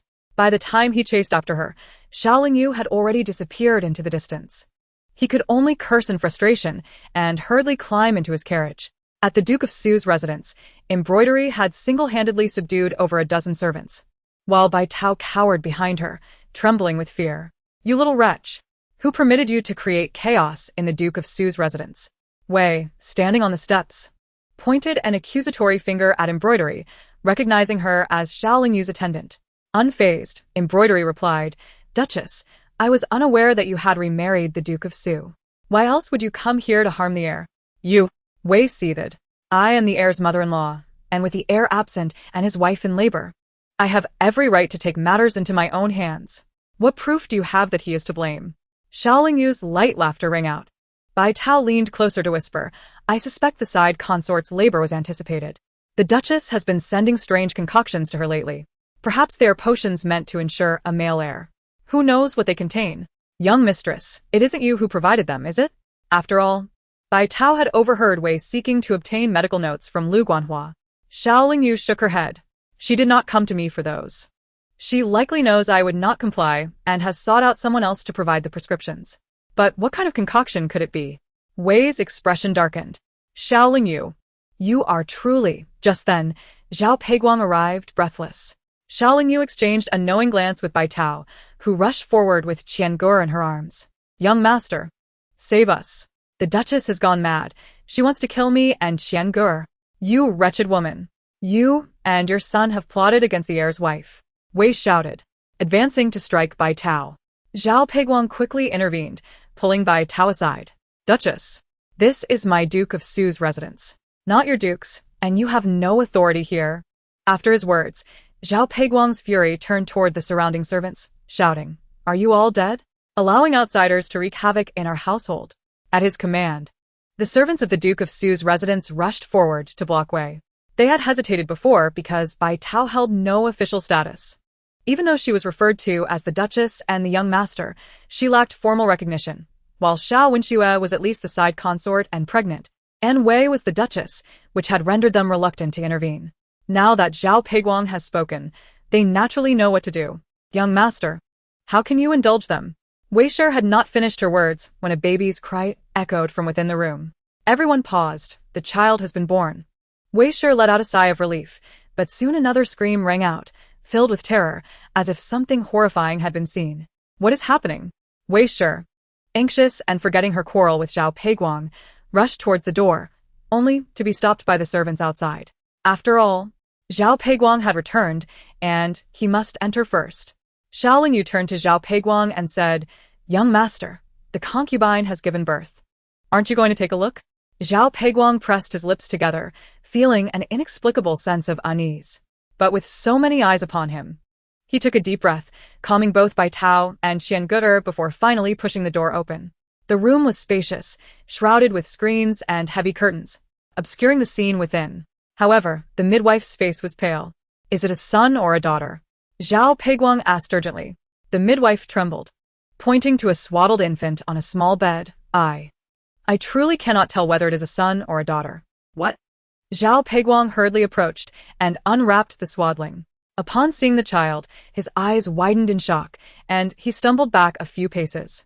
The infant bore both masculine and feminine traits, with skin marred by a mottled purple hue and dark, scale-like patches. Most alarmingly, the infant had no eyes. The sockets were hollow, and one arm was missing. It appeared as if the child was afflicted with some dreadful ailment. How grotesque! What is this? Zhao Peiguang exclaimed, clutching his heart and retreating in horror. Wei Shi and the others followed him into the room, and upon witnessing such a child, she trembled in shock. In an instant, she could no longer contain herself and rushed outside to vomit. Xiao Lingyu leaned against the doorframe, letting out a soft sigh. For a moment, the vast room was enveloped in silence, with not a single voice to be heard, only the sound of breathing. Xiao Wenxue, who had just regained consciousness after a difficult labor, murmured, "Where is the child? Is it a son? Hurry, bring him to me. What are you all standing around for?" Zhao Peiguang's face darkened as he waved his hand. He dared not approach. The midwife cautiously said, "Concubine, your body is still weak. Perhaps you should not look." At this, Xiao Wenxue furrowed her brow, a sense of foreboding washing over her. She struggled to rise, insisting, "Hurry, bring the child to me." Chapter 77. It is a monster. The midwife instinctively glanced at Zhao Peiguang. His expression was grim, and in disgust, he waved his hand dismissively. With no other option, the midwife walked over, rewrapping the infant and bringing it before Xiao Wenxue. She quickly took the child, unwrapping the swaddling, only to scream in horror. The child nearly slipped from her grasp. The midwife, quick to react, caught the infant just in time. The baby let out a loud wail. The midwife could only wrap the child again and carry it away. No, that is not my child. That is a monster. How could I give birth to such a creature? No, someone must have switched my child." Xiao Wenxue's face turned pale with agitation as she reached for Zhao Peiguang. He disdainfully shook off her hand. "You gave birth to such a thing. How shameful. How dare you claim someone switched your child? Who would do such a thing? Who could possibly exchange for that?" Xiao Wenxue trembled all over. Xiao Lingyu, who had been watching, interjected, "Zhao Peiguang, do not forget, that is your son too." Silence. What does this have to do with you? Zhao Peiguang snapped back in frustration. Xiao Lingyu rolled her eyes. "It is not like that, Peiguang. Someone must have switched our child. I could never have given birth to such a monster." No. "I must report this." With that, Xiao Wenxue tried to throw herself off the bed. Zhao Peiguang shouted angrily, "Enough. You dare to report this after giving birth to a monster? Do you want the whole world to know of this disgrace? You have brought shame upon the Duke's residence." Suddenly, Xiao Wenxue looked up, her eyes brimming with tears as she gazed at Zhao Peiguang. "What do you mean by that? Is he not your son? Can I alone be pregnant? Then, it is your own fault." Zhao Peiguang retorted, "I have many women willing to bear me children. I do not have such a monstrous son.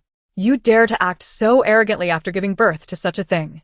Guards, take Xiao concubine away," he ordered coldly. Xiao Wenxue's eyes widened in disbelief. At that moment, Wei Shi returned from outside, having just finished vomiting, and heard Zhao Peiguang's words. She hurried to support Xiao, Wenxue. Young master, this is a huge blow to Wenxue. How can you, Duchess, your household has been under scrutiny lately. Do you wish to stir up more trouble in my residence? Zhao Peiguang's voice was icy. Guards. Take the Duchess back to her estate. Wei Shi's face paled. Young master. How can you be so cruel? Wenxue, show her out. Zhao Peiguang raised his voice. Before Wei Shi could finish her sentence, she was silenced by the guards and forcibly removed. Xiao Lingyu smirked, finding the scene quite entertaining. The once arrogant servants brought by Wei Shi now dared not speak, lowering their heads in submission as they exited. Mother, Xiao Wenxue, having just been helped back to the bed, suddenly collapsed again in distress. Thud. She fell to the floor. Several maids rushed forward to assist her. Zhao Peiguang looked on with growing disdain. Keep a close eye on Xiao concubine. Let her rest and not cause a scene. What about the child? One of the maids timidly inquired. Zhao Peiguang recalled the earlier sight of that child, a shiver running down his spine. He coldly replied, What child? That is not my son. You may take it to Xiao concubine to care for. Do not bring it near me. Yes, the maid swallowed hard, not daring to speak further. Zhao Peiguang picked up Qian Gur and took Bai Tao with him, leaving the room. Xiao Lingyu curved her lips into a smile, turning to leave, but Xiao Wenxue glared at her with hatred. Stop right there. What is it? Xiao Lingyu raised an eyebrow. Xiao Wenxue waved her hand, dismissing the servants. She fixed her gaze on Xiao Lingyu. Did you do something to the birth tonic my mother brought me? How could my child turn out like this? Xiao Lingyu replied coolly, Mother did not ask me for any birth tonic recipe, but do you truly believe such recipes are harmless? Since you suspect it might be due to the tonic, there is no need for me to explain further. However, the child is innocent. You must treat him well. Wouldn't you agree, Xiao concubine? With that, Xiao Lingyu ignored her and strode away. Ah. Xiao Wenxue crumpled to the ground, crying out in anguish. Why has it come to this? I was meant to be the noble princess. Yet not only have I lost my reputation before marriage, but I have also given birth to a monstrosity. No. This is not how it was supposed to unfold. After giving birth, having endured a difficult labor, Xiao Wenxue was already weakened. Now, overwhelmed by emotional turmoil, she coughed up blood and collapsed to the floor, losing consciousness. The concubine! The room descended into chaos. Xiao Lingyu departed from the residence of the Duke of Su. In the carriage, Xiao Hua could no longer contain her thoughts. Master, they truly dare to do anything. Even while pregnant, they recklessly consume various prescriptions. This is bound to end poorly. They deserve it, yet it is the child who suffers.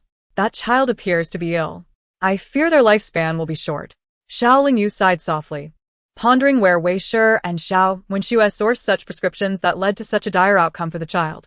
It was indeed a grave sin. Has Wei Shi returned to the Duke's estate? Xiao Lingyu inquired. Xiao Hua nodded. She has been clamoring not to return, but Zhao Peiguang, enraged, ordered her to be silenced and forcibly returned to the Duke's carriage, threatening to issue a divorce decree for Xiao Wenxue if she dared to cause further disturbances at the residence of the Duke of Su. This matter was surely something they wished to keep hidden. After all, it was hardly a favorable situation, especially with Wei Shi's ruckus at the Duke's estate. Wei Shi likely wouldn't dare speak of it upon her return, Xiao Lingyu remarked meaningfully. Xiao Hua immediately understood. Master, I shall make arrangements at once. With that, Xiao Hua alighted from the carriage to take action. Within half a day, new rumors proliferated throughout the capital. It was said that the concubine of the Duke of Su had given birth to a monstrous child. Furthermore, Wei Shi had gone to the Duke's estate, threatening to harm the heir's concubine and her child. It was suspected that she intended to eliminate others, knowing her own daughter would bear such a creature. Their eldest son, Xiao Wenfei, spent his days indulging in debauchery and gambling, clearly not the one who had fought alongside the Yan family army for 3 years. The Xiao family had committed too many sins. Retribution had arrived. Slap. The Duke of Xiao struck Wei Shi across the face. Covering her face, she exclaimed, My lord. How could you? The Duke of Xiao, taking a deep breath, interrupted her through gritted teeth. Someone. My wife is unwell. Send her to the manor to recuperate. At once. Wei Shi's eyes widened. You. Chapter 78. Create some trouble for him. I have already sought the Emperor's decree. Tomorrow, I shall depart with Wenfei to quell the bandits in Yunnan. You must remain at the manor to cultivate your character and refrain from causing further disturbances. You may return to the capital only upon our return. The Duke's voice was icy. During this period, the Xiao family was already under scrutiny. Daily accusations echoed within the court. Now was the time for discretion, yet Wei Shi, in her ignorance, had caused such a ruckus over an outsider's daughter. After Xiao Wenxue lost Zhao Peiguan's favor, the Duke had already half given up on her. A useless daughter was not worth his concern. Should Wei Shi continue to create chaos, he would eliminate her. My lord, I only act for Wenxue's sake. Wei Shi cried, unwilling to comply. The Duke's eyes flared with rage. Xiao Wenxue may be our daughter. But so what? In comparison to the Xiao family's reputation and our grand plans, you should understand what must be sacrificed. But it shouldn't be like this. Wei Shi sobbed. Shaking her head, the Duke inhaled deeply, gesturing dismissively. Servants arrived to drag Wei Shi away. Closing his eyes, the Duke felt a throbbing pain in his head. Indeed, Wei Shi was right. It should not have come to this. If their plans had proceeded as intended, the situation would never have escalated to this point. Where had they gone astray? Suddenly, the Duke appeared to recall something. His brow furrowed. Of course, Xiao Yu did not enter the fray. Had she been involved, still under our control, adhering to our established path, it would not have unfolded this way. Yet Xiao Yu was undeniably beyond their control. The Duke snapped his fingers. An undercover guard promptly entered. Investigate Xiao Yu's experiences over the past 3 years with the army. Report every detail, no matter how trivial. The Duke commanded. Understood. The guard replied. The following morning, Xiao Hua entered bearing breakfast. Master, the Duke has sent Wei Shi to the manor. Half a stick of incense ago. The Duke and Xiao Wenfei departed with a large contingent toward Yunnan. Have they exited the city gate? Xiao Yu inquired leisurely as she savored her meal. How many men? Have they been accounted for? Setting down her utensils, Xiao Yu awaited the reply. Xiao Hua nodded. All accounted for. A smile graced Xiao Yu's lips as she softly remarked, from the capital to Yunnan, with such a large force moving by land, they will only traverse the official roads. However, the Duke's intentions are not merely for show. He aims to claim those men for himself. He is likely to split his forces into two, with one group taking the official route while another disguises itself on the merchant path. As he would say, it is to avoid drawing too much attention and to prevent the bandits in Yunnan from preparing against them. If my conjecture holds true, then the group on the merchant path will surely be ambushed. This is a plan set forth by the Duke. He will seize the opportunity to take that group away. He will then reunite with the smaller contingent traveling the official road upon entering Yunnan, creating chaos and shifting the blame onto the bandits. He will undoubtedly recruit men, and upon returning to the city, it will be a triumphant return for him, but he will have escaped by the skin of his teeth. The Emperor will likely show mercy for his past services, while he secures a substantial number of men for his future rebellion, which would be quite advantageous. Xiao Hua gasped in astonishment. Master, how do you know this? I hadn't mentioned it yet. The spies reported that the Duke had only traveled 10 miles from the city gates before splitting off a large contingent to take the merchant path, leaving only a small group to proceed along the official road. Yet, Xiao Yu not only knew this, but seemed to have a clear understanding of the Duke's intentions. It was almost miraculous. Xiao Yu smiled faintly. Did he truly go through with it? Xiao Hua quickly nodded. Master, how did you know? A guess, Xiao Yu replied, her gaze deepening. The Duke of Xiao was a cunning fox, plotting for years to seize military power and declare himself emperor. Thus, he had previously arranged for Xiao Yu to join the Yan family army, allowing Xiao Wenfei to take her place in connecting with them. However, this time, Xiao Yu did not follow his planned course. Given the current circumstances, the Xiao family could not intervene with the Yan family army. If they acted recklessly, Xiao Wenfei would likely drag the Xiao family down with him. Therefore, the Duke of Xiao had temporarily set aside his ambitions to seize control of the Yan family's military forces and sought to recruit men from the emperor's side instead. This time, the expedition against the bandits would provide him with the manpower he needed. He would not miss this opportunity. Xiao Hua gave Xiao Yu a thumbs up. Leaning in, Xiao Yu whispered a few words to Xiao Hua.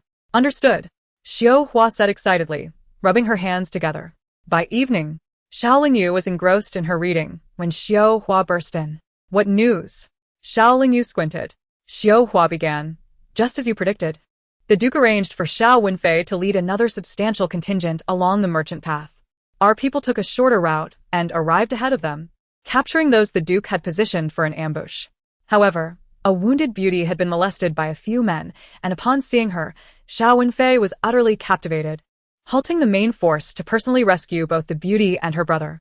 The beautiful woman wept and spun a multitude of tales for Xiao Wenfei, who, being enamored, believed every word and promptly arranged for her brother to join his ranks. Both the woman and her brother were affiliated with Xiao Lingyu. The former intended to remain close to Xiao Wenfei, to exploit the desires of such a lecherous man as Xiao Wenfei. Employing the charms of a woman was undoubtedly the most expedient strategy. Xiao Lingyu nodded in approval, instructing the woman to create further distractions along their journey, thereby delaying their progress. Understood, replied Xiao Hua. After a moment's contemplation, she added, however, it seems that Mu Jin's condition is rather dire. She has scarcely been conscious for half an hour throughout the day. Should we inform Xie Yan? Xiao Lingyu pressed her lips together, letting out a sigh. If we notify Xie Yan now that the medicine he risked his life to retrieve is of no use, he would surely be consumed by guilt and rush back recklessly. Yet, if we choose silence, Xiao Hua, sensing the dilemma Xiao Lingyu faced, refrained from further comment, wary of influencing her ultimate decision. After a long pause, Xiao Lingyu finally spoke. Tell him. He has the right to know.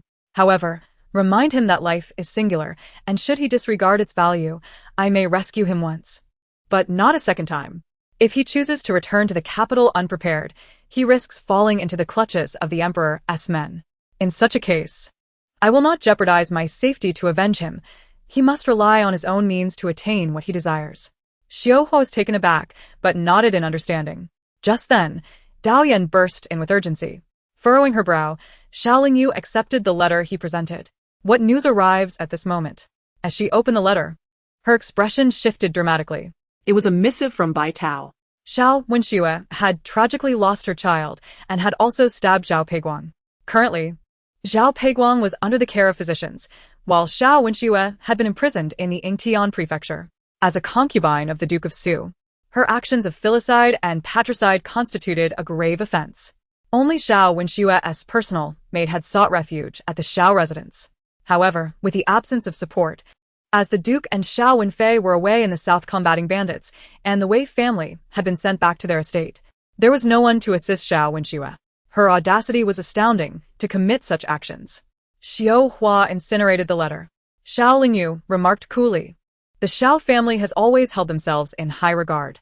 Previously, I acted as their safety net, allowing them to bask in privilege, but now, without my intervention, their true nature is revealed. Having committed such a heinous crime, and with no allies, do you think she'll escape death? Xiao Hua could not help but inquire. Xiao Lingyu narrowed her eyes. She is still a daughter of the Xiao family, and the Wei matriarch surely cares for her. While the Duke may consider abandoning her, the Wei matriarch will likely exhaust all efforts to rescue her, though it may prove futile. Madam, Xiao Wenxue's maid has arrived. At that moment, Dao Yan hurried in again. Xiao Lingyu nodded. Bring her forth. Soon, Hong Er rushed in, breathless and anxious. With a thud, she knelt, repeatedly bowing her head. Young madam, I implore you, save the concubine. Xiao Lingyu regarded her with an impassive gaze. Is it because the Xiao family has no one else to assist that you seek my aid? Hong Er wept. The concubine is, after all, a sister to the young madam. Moreover, she was coerced into her actions. The young master Zhao not only humiliated her but also struck her, provoking her response. What purpose do your words serve to me? You would be better off conveying them to the authorities at Yingtian prefecture. Xiao Lingyu smirked mockingly. Hong Er grasped the hem of Xiao Lingyu's skirt.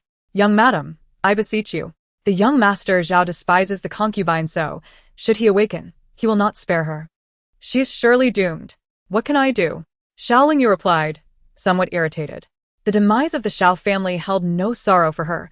She would revel in their misfortunes. Tears brimming in her eyes, Hong Er pleaded, at the very least, visit the concubine. She must be frightened and lost in her solitary confinement. Please, see her. Xiao Lingyu scrutinized Hong Er for a moment. She knew Xiao Wenxue well. Her pride was profound, and she had always believed herself to be of superior status compared to the servants. Yet, this Hong Er was curious. Indeed, Hong Er appeared somewhat uncomfortable. Is it that your family is in her grasp? Xiao Lingyu asked directly. Hong Er trembled violently. If it is true, I may assist you. Xiao Lingyu extended her hand to help her stand. As soon as Hong Er rose, she knelt again, bowing her head. Please, young madam, save my family. The concubine. Fearing I might not be loyal enough, has imprisoned my parents. My contract of servitude is with her. She threatens their lives if I do not help her escape. Before she could finish, Hong Er was already in tears. Do you know where your parents are held? Xiao Lingyu inquired gently. After a moment's thought, Hong Er nodded. I know, but that place is guarded by Xiao family sentinels, and I cannot enter. She likely did not have time to provide many details when she entered the prison. Your contract is undoubtedly still with the Duke of Su. Seek out Bai Tao. Let her retrieve it for you. As for your parents, tell me their location, and I will ensure their release. Upon hearing this, Hong Er's eyes widened as she met Xiao Lingyu's gaze. Young madam, you would help me? It is but a trifling matter, nothing of consequence. Now go. Xiao Lingyu waved her hand. Hong Er wiped her tears and stood up, exchanging a glance with Dao Yen before following her out. Xiao Hua, prepare, we shall visit the prison. Xiao Lingyu smiled faintly. Xiao Hua hesitated, sensing a tremor of apprehension. Her master was clearly intent on exploiting the situation. At the Yingtian prefecture prison, Xiao Lingyu presented a gold ingot to the jailer, boldly entering. Young madam, you are truly kind-hearted. While others seek to distance themselves from suspicion, you come here without a care, the jailer remarked. For all had heard that the Xiao family favored Xiao Wenxue far more than the legitimate daughter, Xiao Lingyu. Xiao Lingyu replied, after all, we are sisters. With our parents and brothers absent from the capital, it is only fitting that I pay her a visit. The jailer gestured towards a cell. There she is. You may proceed. Xiao Lingyu offered a small sum of silver to the jailer before making her way to the cell. Xiao Wenxue huddled in a corner, clutching her knees. Upon hearing footsteps, she slowly raised her head. It is you? Her eyes widened with intense rage. Where is Hong Er? Why did she not seek my mother? Why come to you, you wretched creature? After such a scandal, do you truly expect the Xiao family to come to your aid? Xiao Lingyu spoke softly. You speak nonsense. Father and brother have gone to Yunnan and cannot rescue me, but mother would never allow me to suffer in silence. Xiao Wenxue, filled with anger, stood up as though Xiao Lingyu had wronged her. The Wei family is currently at the estate, not in the capital. Are you not aware? Xiao Lingyu kindly reminded her. However, even if she were still in the capital, what difference would it make? You have committed murder and treachery. Who could possibly protect you? If to save you, the Xiao family were to be destroyed, how could you still dream of a rebellion against the emperor? Suddenly, Xiao Wenxue appeared as though struck by lightning. How could Xiao Lingyu know of the rebellion? The Xiao family was aware of their own affairs, but Xiao Lingyu had always been kept in the dark, as the family intended to use her as a stepping stone for their quest for power.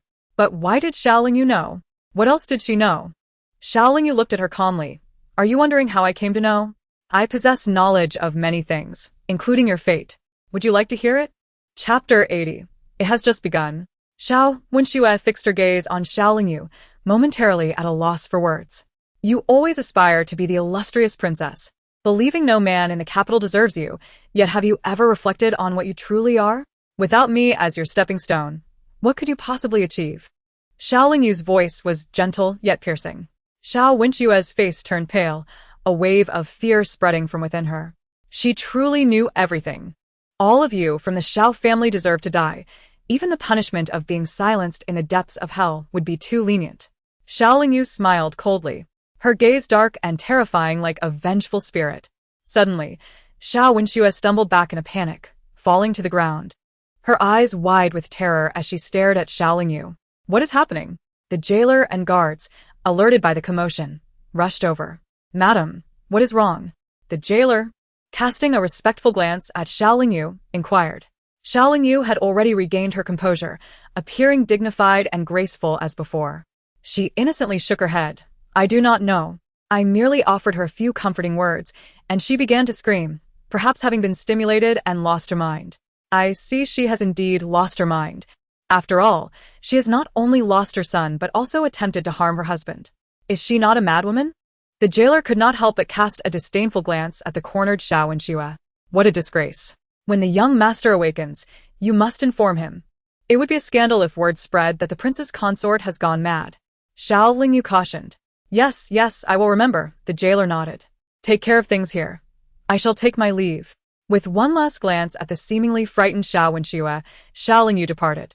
Outside the prison, Daoyan could not help but whisper, "Master, she is truly easily frightened." Originally, she was already stimulated, and now that I spoke directly, she was astonished at how I knew the Xiao family's intentions. The way she looked at me was as if she had seen a ghost. She frightened herself, not me. Xiao Lingyu chuckled lightly as she boarded the carriage. "Master, shall we return to the estate?" Dao Yan asked.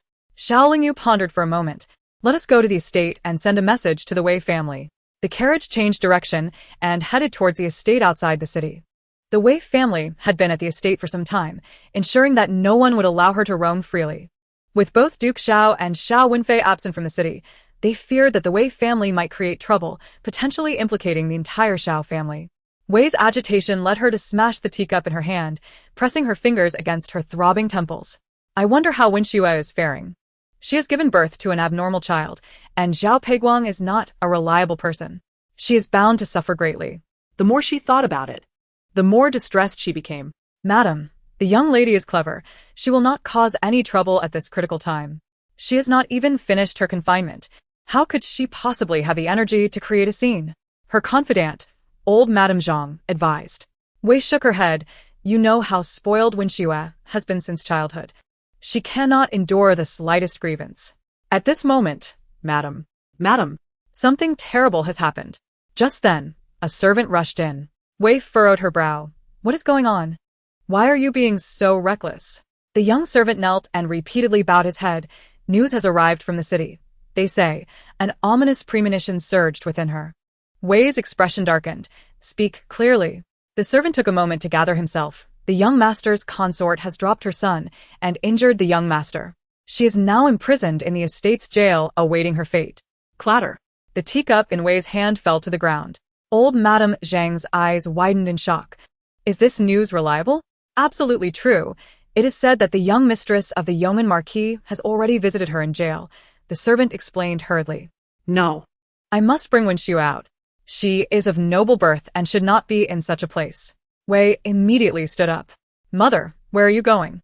Father instructed you to recuperate at the estate, clearly wishing for you to avoid causing trouble in the capital. A cold voice interjected. Wei froze, seeing Xiao Lingyu enter. Old Madame Zhang, will you also allow my mother to act recklessly? Xiao Lingyu raised an eyebrow at old Madame Zhang. Old Madame Zhang swallowed hard, fearing to speak. The current Xiao Lingyu was no longer the girl who could be easily manipulated by the Xiao family. She seemed indifferent to everything, willing to risk it all, exuding both a wildness and a fierce determination that was terrifying. Have you been to the jail? How is Wenxue? Wei grasped Xiao Lingyu's arm, her voice filled with urgency. Right. You still have a request from the emperor to fulfill. You must return to the capital and petition the emperor to release Wenxue. Xiao Lingyu gently pulled away. Her tone indifferent. She has killed her son and injured her husband.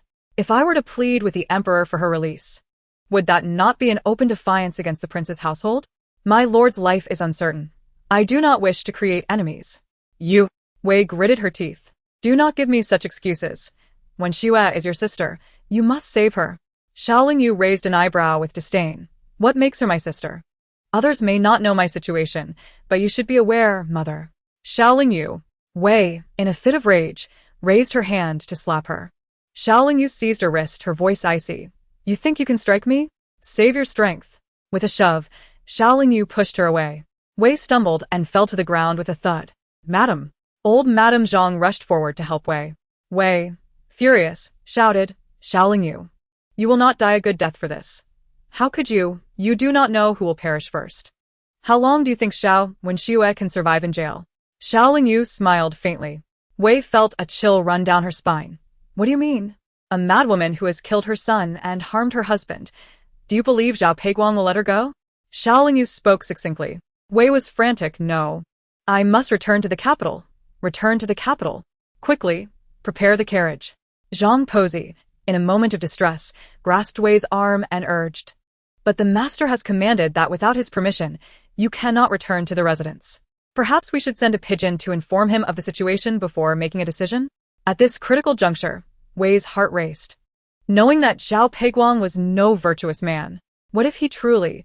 Wei could not finish her thought, as a gnawing fear enveloped her. Sensing that Xiao Wenxue's life was hanging by a thread, Xiao Lingyu observed coldly, recalling how, in her previous life, the Xiao family had wielded her as a weapon to systematically dismantle the Yan family, usurping their military authority. Was it not a cruelty of the highest order? Now that the tables had turned, why were they faltering? This was merely the beginning. Chapter 81. There is no resolution without blood repayment. Mother, What can you achieve by going? this matter has already stirred a tempest.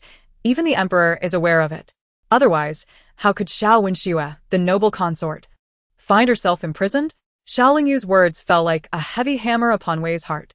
Wei spun around, her gaze fierce, as if she wished to tear Xiao Lingyu apart. You could have saved her. You choose to watch this unfold. Xiao Lingyu, this is deliberate. Deliberate? How can you blame me? It is the Xiao family's own folly that has led to this fate. Xiao Lingyu adjusted her garments, a light chuckle escaping her lips. Moreover, mother, even if you disregard father and brother outside, think of Xiao Wenlang in the academy. I've heard he aspires to the imperial examination this year. Reputation matters. With that, Xiao Lingyu said no more and strode out. You. Wei seized a nearby teacup and hurled it towards Xiao Lingyu's retreating figure. Crash. The teacup shattered upon impact. Without a glance back, Xiao Lingyu continued on her way. Wretched girl, you will not meet a good end. Wei's knees buckled, and she collapsed onto the floor, trembling. Zhang Pozi, alarmed, rushed to her side. Madam, are you all right? Taking a deep breath, Wei commanded, quickly, prepare my attire and horse. I must return to the city. But madam, the master, Zhang Pozi hesitated, torn by the conflict of loyalty to the duke and concern for Wei. I shall not create a scene. Just let me disguise myself and see how Wenxue fares in her cell. I understand the gravity of the situation. Wei clenched her fists. Xiao Lingyu's words were harsh, yet undeniably truthful. At such a precarious juncture, she could not afford to sacrifice the greater for the lesser. Regardless, she could not bear to watch her daughter suffer in prison, the daughter she had cherished and nurtured. Go arrange it, she commanded Zhang Pozi. Nodding, Zhang Pozi hurried away. Master, you were correct. Wei will indeed return to the city, Zhang Pozi reported, as Xiao Lingyu and Daoyan observed from behind a large tree, watching as Wei, now clad in humble attire, boarded a common cart, not one of the Xiao families. Xiao Lingyu gazed after the departing cart, contemplating how different her life might have been had she grown up in the Yan family, surrounded by loving parents and brothers, living freely and joyfully. Yet, the Xiao family had destroyed her, compelling her to be the very instrument of Yan's ruin. The blood debts incurred could only be repaid with blood. Master, are you well? Daoyan sensed Xiao Lingyu's sudden surge of sorrow and rage, his own heart racing. Xiao Lingyu closed her eyes and, after a moment, replied, I am fine, though I feel a pang of jealousy, envy, and a touch of hatred. Pausing, she turned and entered the cart. Let us return to the city. Daoyan scratched his head, wishing to inquire further but hesitating. Upon returning to the Marquis's residence, Xiao Lingyu appeared despondent, cocooned in her blankets. She tossed and turned, eventually succumbing to sleep. In her dreams, she was haunted by the gory scenes of her past life, the tombstones of the Yan family looming before her, suffocating her. Suddenly, she awoke, realizing it was dark outside. Drenched in cold sweat, she trembled uncontrollably. Forgive me, it was not my intention. Instinctively, she curled up, tears streaming down her cheeks as she murmured, Father, mother, brother, sister-in-law, I was wrong. I never meant to harm you. I did not know I was unworthy of being your daughter. I am a villain. I deserve to die. Just then, a commotion arose outside. Xiao Lingyu, still dazed with tears in her eyes, lifted her head, bewildered. Xiuhua knocked urgently on the door, her voice tinged with anxiety. Master, Wei has come, demanding to see you. Xiao Lingyu took a moment to compose herself, suppressing her tumultuous emotions, and finally rose to change her attire before stepping outside. Now. She presented herself with the calm demeanor she usually maintained in public, as if her earlier vulnerability had never existed. Surely, she had gone to see Xiao Wenxue today, pleading with familiar faces for assistance, only to be met with indifference. The Duke's residence would not allow her entry. It was inevitable that she would turn to me for help. A glint of resolve flashed in Xiao Lingyu's eyes. What is the situation with Zhao Peiguang? Xiuhua replied in a hushed tone. The jailer has conveyed your words to Zhao Peiguang, informing him that Xiao Wenxue has lost her sanity.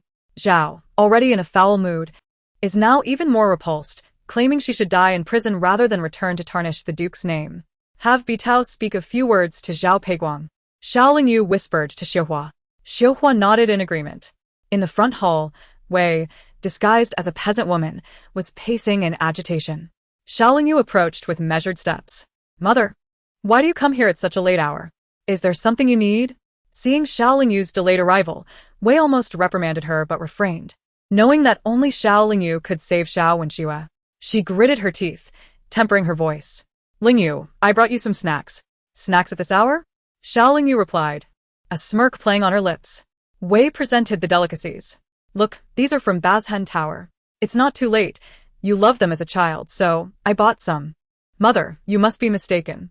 It was Xiao Wenxue who relished Bazhen Tower's treats, not I. Their pastries are overly sweet. I do not enjoy them. Xiao Lingyu returned the pastries to the box, suggesting, why not send them to Wenxue in prison? She must be lacking in good food. Wei's body tensed, and she grasped Xiao Lingyu's hand tightly. Lingyu, we are family. If I have been wrong in the past, do not hold it against me. Only you can assist Wenxue now. Mother, Xiao Lingyu pulled her hand away, casually wiping it with a silk handkerchief. I assume you have visited Wenxue in prison. Did she not share anything with you? Chapter 82. She is like a vengeful spirit. Wei glanced sharply at Xiao Lingyu, her expression shifting slightly. Xiao Wenxue's words echoed in her ears. Mother, Xiao Lingyu knows everything. She has returned for revenge. Like a vengeful spirit. Wei instinctively took 2 steps back. Her eyes now filled with a hint of fear as she regarded Xiao Lingyu. Noticing this, Xiao Lingyu curled her lips slightly and spoke softly, Mother. You should know that I will not save you. All of you from the Xiao family deserve to die, without exception. What? Wei's eyes widened in disbelief. Xiao Lingyu raised an eyebrow nonchalantly. Xiao Wenxue will be the first to die. It would be wise for you to prepare in advance and choose a nice burial site for her. Vile creature. What nonsense are you spouting? Wei glared at Xiao Lingyu with fury. Xiao Lingyu paid her no heed, turning to sit down at one side and leisurely sipping her tea. Wei felt a chill run through her body. No. Xiao Wenxue, my Wenxue. Before she could ask anything further, Wei dashed out. Master. Half an hour later, Xiuhua rushed in, visibly excited. What's wrong? So flustered. Xiao Lingyu teased with a smile. Xiuhua took a sip of tea to moisten her throat before reporting. News just came from the prison that Xiao Wenxue, fearing her crimes, committed suicide by hanging. The prison notified the Duke's residents to collect the body. But the Duke's residents refused, telling them to toss her in a mass grave. Xiao Lingyu toyed with the edge of her quilt, unperturbed by the news of Xiao Wenxue's death. After all, it was she who had orchestrated it. Zhao Peiguang had already harbored disdain for Xiao Wenxue, and with her giving birth to a monstrous child and even stabbing him, such a petty man could hardly tolerate it. Xiao Lingyu instructed Xiuhua to secretly convey a message to Bai Tao, suggesting she whisper something into Zhao Peiguang's ear to amplify his resentment toward Xiao Wenxue. Zhao Peiguang would no longer desire Xiao Wenxue as a concubine. However, merely divorcing her would likely not satisfy the Xiao family. Her death was the best option. Moreover, it had to be made to look like it was her own doing. The Duke of Xiao was far away in southern Yu, unable to provide help in time. This was the perfect opportunity to eliminate Xiao Wenxue. Thus, Xiao Lingyu was certain that Xiao Wenxue would undoubtedly perish tonight. Xiao Lingyu set down her teacup. Where is Wei? She was startled by my words and ran off. She must be heading to the prison. Did she not collect the body? She doesn't know the news yet. She went to the palace to seek help from the Empress. Xiuhua replied softly. Xiao Lingyu nodded, pondering for a moment. In that case, I shall lend her a hand. I will go to collect Xiao Wenxue's body. In the palace, Wei knelt on the ground, trembling. The Empress, looking weary, pressed her fingers to her forehead. Wei, you come to the palace at this late hour, seeking mercy for your worthless daughter? Your Majesty, I know this is not the right time to disturb you, but I am truly out of options. I implore your kindness. Wei repeatedly bowed her head. The Empress frowned. As far as I know, Xiao Wenxue is not your biological daughter. She was born a maid and later adopted. Now that she has committed such a grave crime, killing a child and her husband, by law, she should be executed. Why plead for someone like her? Wei was momentarily speechless. She seethed. Xiao Wenxue was indeed her biological daughter. But how could she articulate that? The Empress sighed. I understand that relationships are bound by fate, even between mother and daughter. You treat your biological daughter worse than an adopted one. It seems the Duke's wife has more affinity with that adopted daughter. However, state laws and family rules cannot be ignored. For her crimes, I can only spare her life for now. But as for her imprisonment before the Empress could finish her sentence, Lady Li rushed in, her expression anxious. She glanced at Wei and hurriedly leaned in to whisper something in the Empress's ear. The Empress was taken aback for a moment before sighing. Duke's wife. I can no longer assist you. She is merely an adopted daughter. You should mourn her loss. Taken aback, Wei exclaimed, Your Majesty, why do you say this? The Empress waved her hand dismissively, leave now. However, Wei was reluctant to depart. Yet with the Empress's words, she could not remain obstinate. Taking a deep breath, Wei bowed and retreated. Lady Li escorted Wei out of Kuan Ning Palace. Unable to contain herself, Wei asked, Why does the Empress say that? Duke's wife. It is not that the Empress does not wish to help. It is that Xiao Wenxue hanged herself in prison, fearing her crimes. You should mourn, Lady Li said, shaking her head helplessly. Boom. Wei felt as if struck by lightning. Her vision darkened, and she fainted. When she regained consciousness, she was back at the Xiao residence, and it was already dawn. Madam, you're awake, Granny Zhang exclaimed, visibly relieved. Wei grasped Granny Zhang's hand urgently. Wenxue, they say Wenxue. Granny Zhang sighed. Madam, Miss Wenxue is gone. Upon hearing the confirmed news of Xiao Wenxue's death, Wei trembled all over. No. It's impossible. Wenxue would never commit suicide. She must have been forced. I must go find Zhao Peiguang. That scoundrel. Wei braced herself to stand. Young master, why are you back at this time? A maid outside exclaimed in surprise. Xiao Wenlang should have been at the academy. Mother. Xiao Wenlang pushed past the maid and strode in. Wei was taken aback. Wenlang, why are you back? Xiao Wenlang spoke. Someone sent me a letter about Sister Wenshue's situation, and I took leave from my teacher to rush back. Without pausing to ask who sent the letter, Wei tightly grasped his hand. Wenlang, you know that Wenxue would never commit suicide. There must be some injustice here. Come with me to collect her body. We must sue the Duke's residence. Mother, you must not. Xiao Wenlang interrupted her. Wei was stunned. Xiao Wenlang continued. Regardless of whether she committed suicide or not, she is dead. This matter is settled. We cannot get involved further, lest we attract trouble. What do you mean by that? Wei gasped. Xiao Wenlang replied, Our Xiao family is already under scrutiny. Father and brother are in southern Yu dealing with bandits, striving for merit. We cannot afford any more incidents. Moreover, Sister Wenxue indeed committed infanticide and parricide, which by law is a capital offense. Now that she is dead, it is for the best. We should distance ourselves from her, not allow her to drag us down. Wei was left speechless. Madam, young master. Suddenly, Granny Zhang rushed in, her face pale with fear. Chapter 83, Framing and Betrayal. Madam, young master, someone has sent something over, Granny Zhang stammered. Before Wei could respond, Xiao Wenlang spoke darkly. What was sent? At this moment, who would send anything to the Xiao family? Granny Zhang's face turned ashen as she stuttered. It's a coffin. A coffin. Wei and Xiao Wenlang exchanged glances, both realizing something and hurriedly stumbling outside. Outside the Duke's residence, a crowd had gathered, pointing and murmuring. A coffin made of yellow rosewood lay ominously at the entrance of the Duke's residence.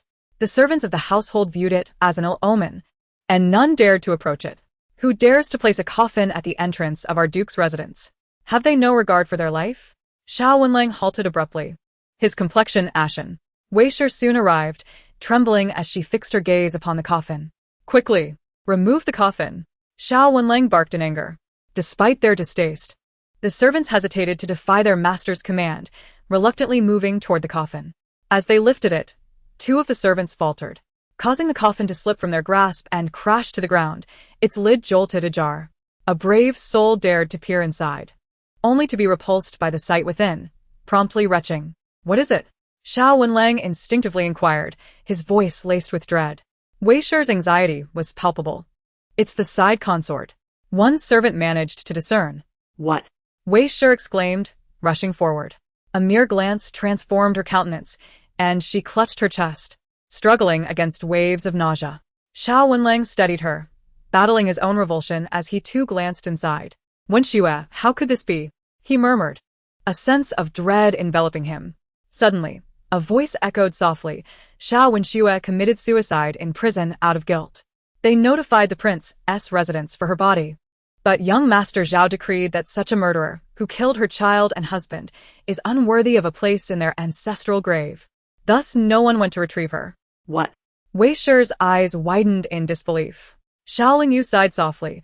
By the time I reached the mass grave to retrieve her body, it had already been ravaged by beasts. I did my utmost to bring back what remained intact. Wenxue.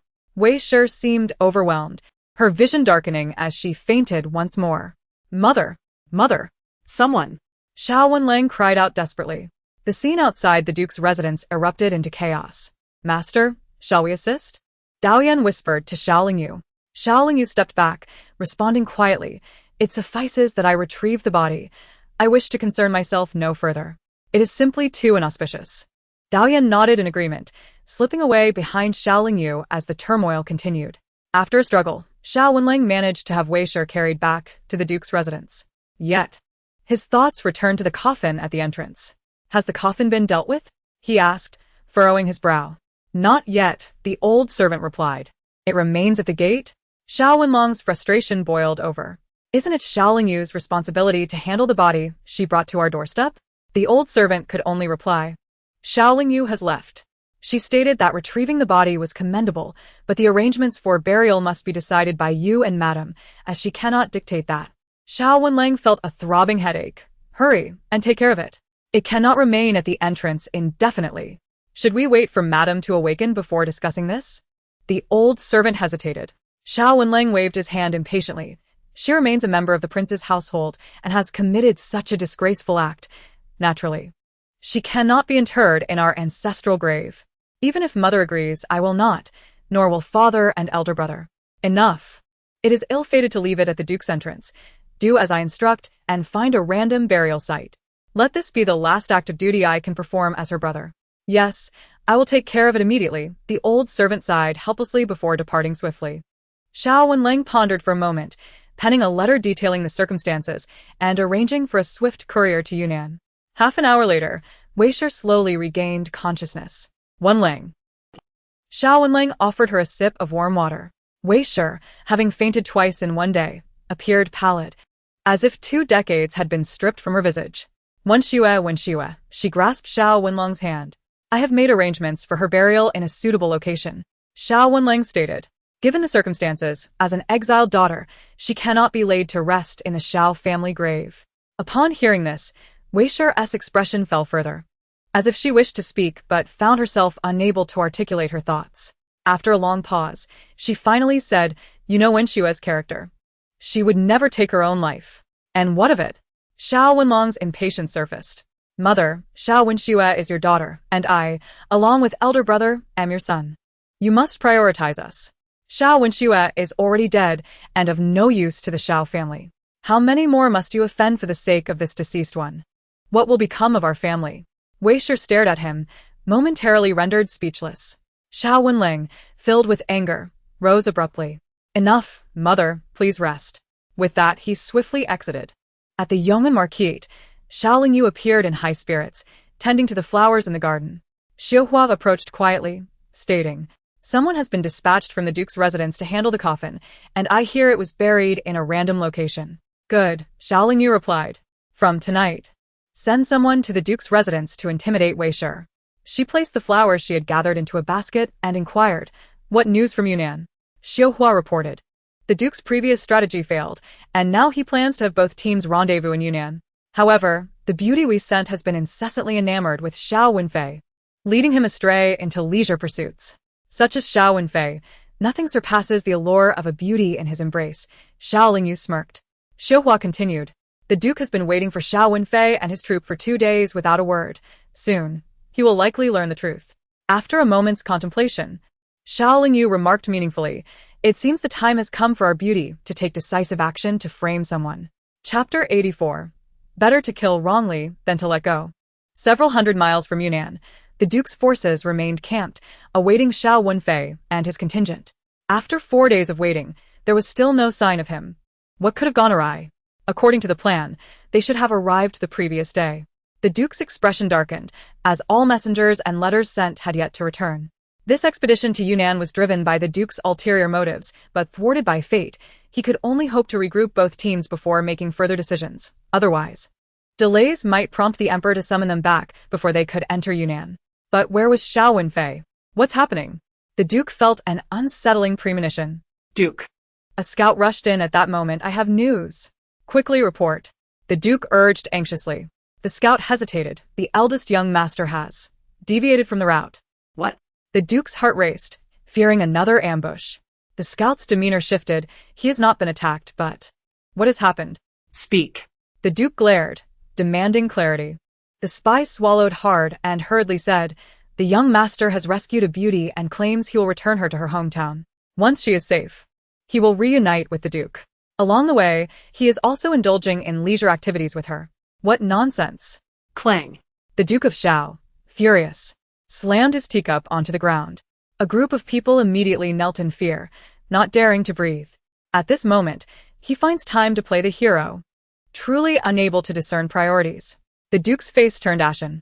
His trusted strategist, Wang Mian, could not help but remark, my lord, forgive my impertinence. But why did this beauty appear at such a critical moment? I have heard that she is exceptionally stunning and fits the type the young master has always preferred.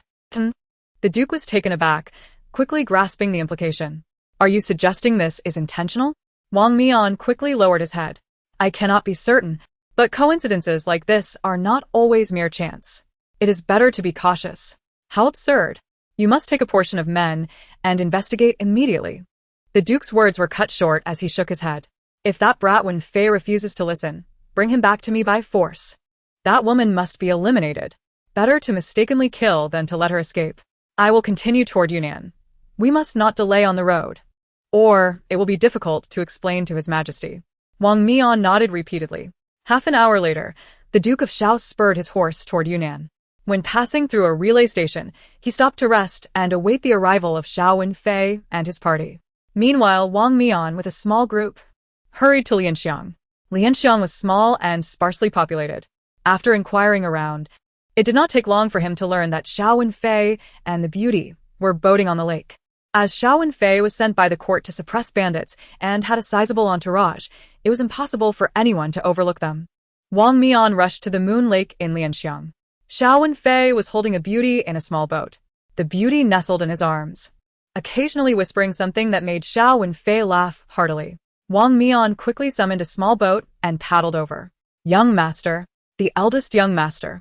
Xiao Wenfei instinctively turned around, his expression shifting slightly upon seeing Wang Mian. What brings you here? Wang Mian replied, young master, we are here to suppress bandits, not to indulge in romance.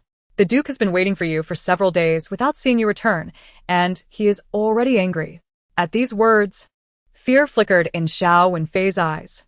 Before he could speak, the beauty nestled in his arms sweetly interjected, young master, we are not far from Yunnan. A day or two's delay is not a problem. Your father clearly does not regard you highly. What is wrong with allowing you some rest? Xiao Wenfei pursed his lips, feeling displeased. The beauty sighed softly and sat up from his embrace. It seems the eldest young master cannot take me back. How can such a grown man still be controlled by his father? I feel sorry for you. Who are you, little seductress, to stir discord here? Wang Mian instinctively drew his sword and pointed it at the beauty. Seeing this, the beauty shrank back into Xiao Wenfei's arms, trembling and saying, young master, I merely spoke the truth that others dare not say, and he threatens me. I fear he was sent by your father to kill me. What crime have I committed? I simply care for you and wish to alleviate your worries. After all, planning the bandit suppression requires careful consideration. Rushing in recklessly could lead to a tragic end at the hands of those reckless mountain bandits. Just like in Ling County for many years, apart from the former Xia family's army, no one could make a move. This time, the bandits destroyed their own lair, resulting in the devastation of Ling County. And only then was the bandit issue resolved. The bandit threat in Yunnan seems to be similar to that of Ling County. If we do not plan properly, we may not even know how we perish. Young master, I truly care for you. Upon hearing this, Xiao Wenfei felt a wave of comfort wash over him. The Duke of Xiao was often stern with him, constantly reminding him of the grand plans of the Shao family. If he succeeded, he would be the undisputed choice for crown prince, needing to tread carefully and prepare for the family's ambitions. However, since Xiao Lingyu refused to support them, and Xiao Wenfei could not find his place in the Yan family army, he had been constantly urged and criticized by the duke, receiving no words of comfort. In contrast, the beauty's concern made him feel more cared for than the duke ever had. Wang Mian raised his hand, ready to strike. Xiao Wenfei shouted, "Wang Mian, what are you doing?" Wang Mian was taken aback, gritting his teeth. "Young master, the duke said it is better to kill wrongly than to let go." The beauty clutched his sleeve, trembling with grievance. "Young master, I only wish to make you happy. I have not done anything wrong. Why must my life be at stake? Or is it that the duke is jealous of your affection for me?" Xiao Wenfei's expression darkened as he quickly shielded the beauty behind him. "You will heed whatever my father says? Do you think I'm a puppet?" "I say no." Wang Mian's face grew grim. "Young master, this woman has an unclear origin and is preventing you from going to Yunnan, instead indulging in leisure. If His Majesty hears of this, he may be greatly angered." The beauty feigned tears, her voice trembling. "I have not stopped the young master from going to Yunnan. If the young master does not mind, I will accompany you. Even if it means death, I will die alongside you." Upon hearing this, Xiao Wenfei felt a surge of bravado. Chapter 85, Bewildered. "Wang Mian, I warn you, I will not be swayed by your tactics. Do not mistake a feather for an order." Xiao Wenfei whistled, and the guards surrounding them aimed their bows at Wang Mian. Seeing this, Wang Mian was taken aback with anger. "Young master, how can you defy the duke's wishes for the sake of a woman of unknown origins? This matter involves the Shao family." Xiao Wenfei had grown weary of hearing the duke's admonitions, which always invoked the family's name. He found Wang Mian, who called himself a strategist, to be nothing but an underling, yet audacious. "Wang Mian, I acknowledge your years of service to my father and your loyalty. This time I will spare you, but disappear from my sight immediately. Go and inform my father that I will not neglect my duties." Xiao Wenfei declared dismissively. Wang Mian sighed, cupping his fists in respect. "Young master, take care." With that, Wang Mian cast a lingering glance at the delicate beauty before paddling away in his small boat. When the news reached Xiaolingyu, she was busy tallying the latest sum of silver sent by Lian Luocheng. Xiao Hua could not help but remark, "Master, you have no idea. Xiao Wenfei is now utterly enchanted, hanging on to every word the beauty says, spending his days enamored." Xiaolingyu chuckled as she recorded the accounts. Xiao Wenfei has always been this way. In the past, he was constrained by the Shao family and pushed me to step forward as a stepping stone. He would only profit from others' efforts, so even if his true nature is revealed, it matters not. But now it is different. Without me as a shield or stepping stone, any misstep by them will only magnify the family's faults. Given the situation with the Yan family, Xiao Wenfei must be treading carefully within the Shao family. His resentment toward the duke will only grow. Suddenly, a beauty who fits his aesthetic appears, showering him with care and flattery while he revels in this enchantment. How could he remain pleased when the duke comes to shatter his dreams? Xiao Hua gave a thumbs up, exclaiming, "Master, your ability to discern people's hearts is truly extraordinary." Xiaolingyu raised her head, her voice ethereal. "I do not possess the ability to sever hearts. I merely have a profound understanding of each member of the Shao family, akin to striking a serpent at its vital point, knowing their weaknesses, allowing me to gradually exhaust them one by one. I aim to completely assist the Yan family in evading disaster and help her atone for her sins." Xiao Hua was momentarily taken aback. She could see a deep sorrow reflected in Xiaolingyu's eyes. She was aware that Xiaolingyu did not have a pleasant life within the Shao family and that she was not truly their daughter. However, beyond this, she knew little else, though she sensed that Xiaolingyu harbored an extraordinary resentment towards those of the Shao clan. A message was dispatched to encourage our beauty to further incite Xiao Wenfei.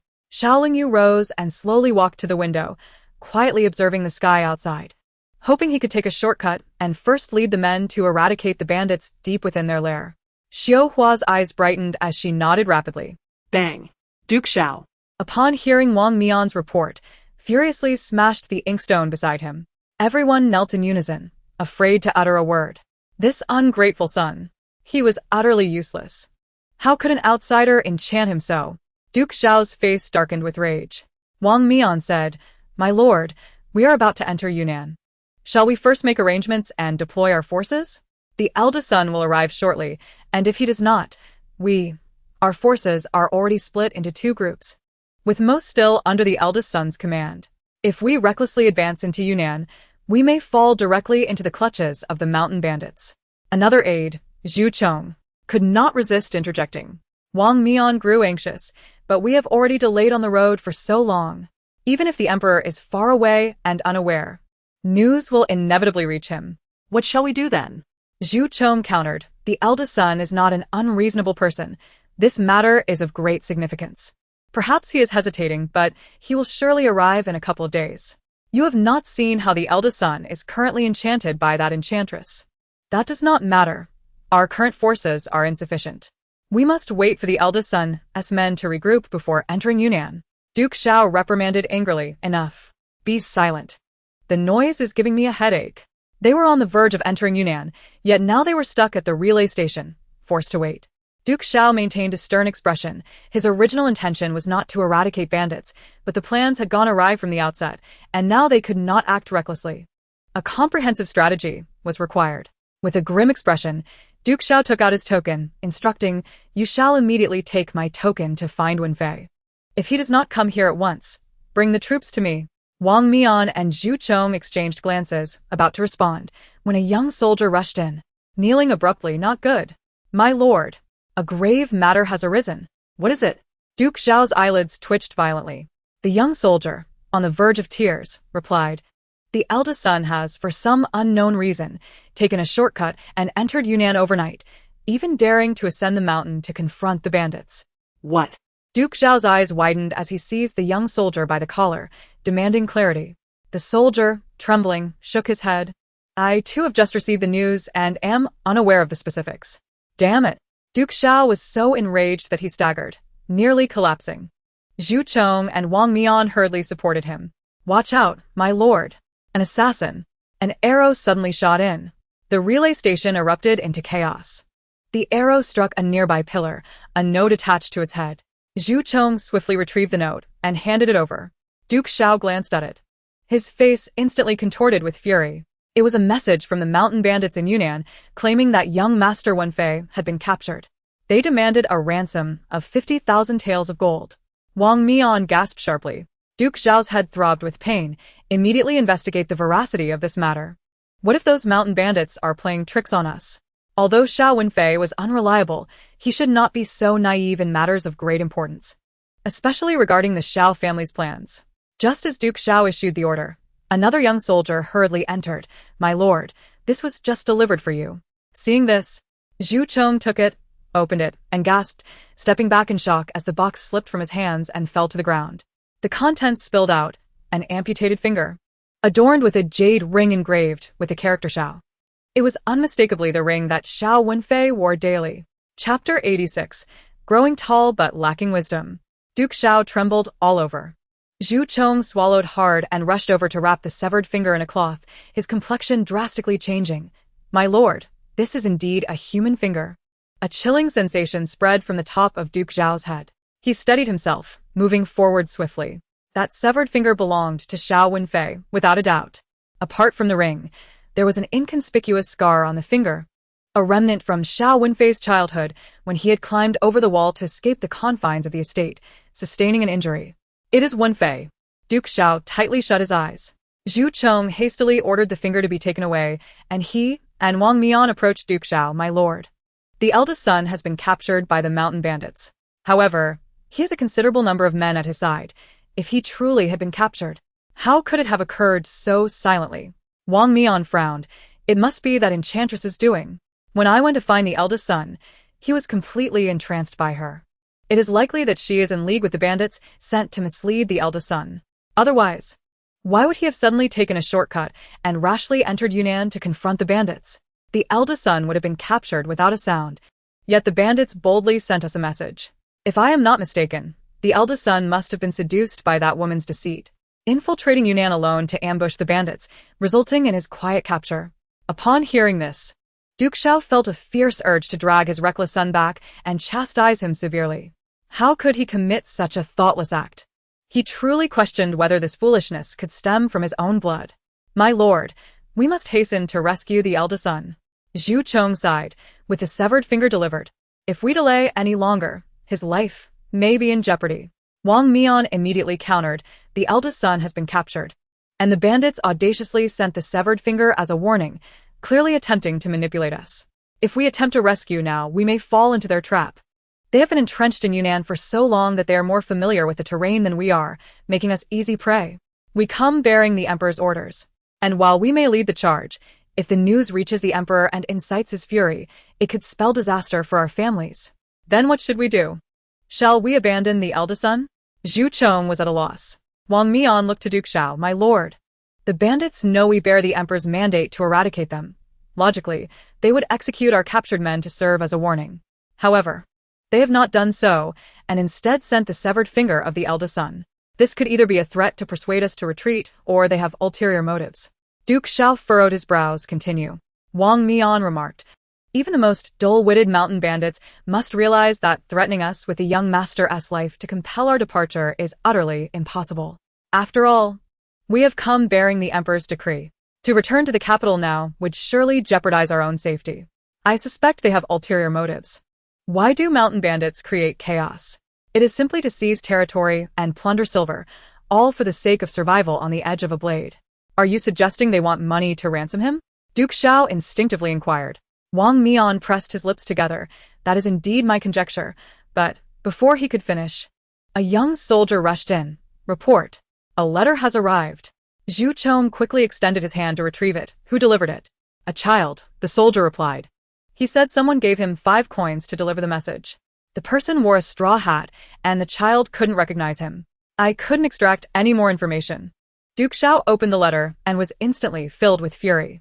Wang Mian's suspicions were indeed correct. This gang of mountain bandits demanded an outrageous ransom of 100,000 taels of silver for the life of Xiao Wenfei. Moreover, they allotted only 2 days for the payment. Should they fail to receive the silver, they would send back Xiao Wenfei's head. Rascals! Duke Xiao's complexion turned ashen with rage. Meanwhile, Xiao Lingyu, having just read a letter from a carrier pigeon, burst into laughter. Xiao Wenfei is truly a fool, growing tall yet lacking in wit. A few flattering words from a beauty, and he becomes completely infatuated. Dao Yan remarked, that beauty was indeed arranged by us, and is exceptionally lovely. It is likely that he has never encountered such beauty, which has led him to be so easily deceived. Xiao Lingyu smirked, burning the letter she received. The beauty had concocted a clumsy tale to win Xiao Wenfei's sympathy, claiming familiarity with the terrain of Yunnan, and revealing a hidden path to the bandits' lair, where there was a well, their only source of water. She suggested that if someone were to poison it, the bandits would perish without any effort. The beauty further insinuated that Duke Xiao looked down upon Xiao Wenfei, believing him to be without achievements. If Xiao Wenfei were to personally eliminate the bandits, not only would he earn Duke Xiao's favor, but perhaps even a commendation from the emperor, elevating him to the rank of a noble. Xiao Wenfei, already buoyed by the beauty's flattery, felt even more emboldened. However, he was still quite timid. He wished to send his subordinates to attack. But the beauty cautioned him that it would be better if fewer people were aware of this plan. Moreover, his subordinates were originally transferred from Duke Xiao's command and were already resentful of his deviation from the plan. Sending them to ambush the bandits would likely meet with refusal. Or worse, rebellion. Xiao Wenfei, skeptical, sought out his soldiers to discuss the strategy. To his surprise, they vehemently opposed him, suggesting he should instead set off to meet Duke Xiao and devise a more effective plan to exterminate the bandits. Frustrated, and after a few more words of encouragement from the beauty, Xiao Wenfei ultimately acquiesced, only to be predictably captured. Xiao Lingyu raised an eyebrow. The plan is in motion. Let the beauty withdraw swiftly. Rest assured, she has already been escorted away by our people after Xiao Wenfei left, Xiao Hua reported. Xiao Lingyu nodded. I am curious to see how Duke Xiao will choose between gathering 100,000 taels of silver within 2 days to ransom his son, or abandoning him altogether. Gathering such a sum in 2 days is no small feat. Dao Yan frowned. I suspect he may choose to abandon his son. Xiao Lingyu smiled lightly. Though Xiao Wenfei is indeed inept, he is still the legitimate eldest son of the Xiao family. Duke Xiao has plans for rebellion and intends to establish Xiao Wenfei as the crown prince. I doubt he will relinquish him so easily. However, raising 100,000 taels of silver in such a short time is indeed a formidable challenge. Yet, many hands make light work. Duke Xiao cannot accomplish this alone, but he could potentially rally the citizens of all nearby counties, including Yunnan, to assist him in repaying his debts. Dao Yan and Xiao Hua gazed at Xiao Lingyu in astonishment. Master, are you suggesting? Chapter 87. The heavens have turned. Quite simply, we must provoke public outrage to create an opportunity for us to benefit amidst the turmoil. Xiao Lingyu narrowed her eyes. As anticipated, Duke Xiao did not forsake Xiao Wenfei. Within 2 days, he amassed a staggering 100,000 taels of silver, extorted from the citizens of nearby towns in Yunnan. Local officials, recognizing Duke Xiao's influence, assisted in this exploitation, burdening the populace with unendurable hardship. In the span of just 2 days, many citizens found themselves driven to despair, some fleeing, others perishing. Yet, intriguingly, despite the uproar, the capital remained oblivious to the situation. Apart from Xiao Lingyu, no one had received any whispers of dissent. Instead, reports circulated that Duke Xiao had achieved a resounding victory against the bandits and would soon slay their leader. How audacious they are! Xiao Hua and Xiao Lingyu sat in a tea house, sipping tea, while listening to the surrounding citizens eagerly discussing the fabricated accounts of the bandits' oppression. Xiao Lingyu's brow furrowed. With a light laugh, she remarked, Duke Xiao, in collusion with so many officials, has pillaged the common folk's wealth. Naturally, those officials, having profited, will assist in concealing the truth and disseminating false information. Do you think the bandits will release him? Xiao Hua bit her lip. Unlikely. The bandits are desperate criminals. With Duke Xiao tasked with exterminating them, they cannot afford to let him return empty-handed. Holding Xiao Wenfei hostage serves their purpose of demanding ransom. And it remains to be seen what kind of mutually beneficial arrangement Duke Xiao can negotiate. Before this, release was out of the question, but given Duke Xiao's nature, he was never genuinely committed to eradicating the bandits. Should he truly engage with their leader, it would not bode well. Xiao Lingyu's brow furrowed slightly, as if contemplating something. After a moment, she lowered her voice. Instruct our people to stir up trouble. Xiao Hua's eyes sparkled with excitement. Yes. Just 3 days after the news of Duke Xiao's victorious campaign against the bandits reached the capital, the emperor was in high spirits, and the citizens were ready to celebrate. However, the situation took a dramatic turn. In Yunnan, along with 14 other towns, a rebellion erupted among the populace, incited by Duke Xiao and various officials plundering their resources. The citizens, pushed to the brink of survival, had no choice but to rise in revolt. Scoundrels! The emperor, infuriated, swept a stack of memorials to the ground. All the ministers fell to their knees in fright. Your Majesty, quell your anger. Please. How can I quell my anger? Duke Xiao not only concealed the truth, but dared to deceive the emperor and oppress the people. This is truly rebellion against the heavens. The emperor, seething with rage, felt as if he could snap Duke Xiao's neck.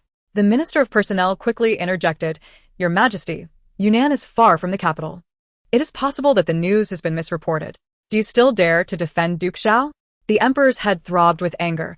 With so many uprisings, how could he not feel anxious? The waters that support a boat can also capsize it. Sitting upon the imperial throne, the supreme ruler understood this principle all too well. The Minister of Personnel pressed on, perhaps we should send the Yan family army to Yunnan. And who will safeguard the capital? Who will ensure the emperor's safety? The Minister of Justice immediately countered. Though the Imperial Guard protects the capital, having the Yan family army stationed outside will provide peace of mind. Otherwise, the emperor would have long since dispatched the Yan family army to quell the bandits. There would have been no need to summon Duke Xiao. In an instant, the entire court was enveloped in a silence that not a single official dared to break. The emperor wore a solemn expression, lost in contemplation. In the current circumstances, there were indeed few capable individuals left in the court. Previously, the combined forces of the Xia and Yan families had been sufficient to safeguard the nation. But now the Xia family had vanished, and even Xia Yan's fate remained uncertain. The remaining Yan army was divided. Some continued to defend the borders against foreign threats, while others had returned to the capital to guard the safety of the city. To hastily reassign them would be imprudent. Yet if the Yan army were not dispatched, how could the insurrections across the land be addressed? General Yan Weifeng has arrived. The young general entered the grand hall and bowed. Your humble servant pays his respects to your majesty. The emperor, taken aback, quickly raised his hand. No need for formalities. Understanding the emperor's distress over the rampant uprisings, my father had conferred with me and concluded that these revolts stemmed from Duke Xiao's excessive exploitation and oppression of the populace.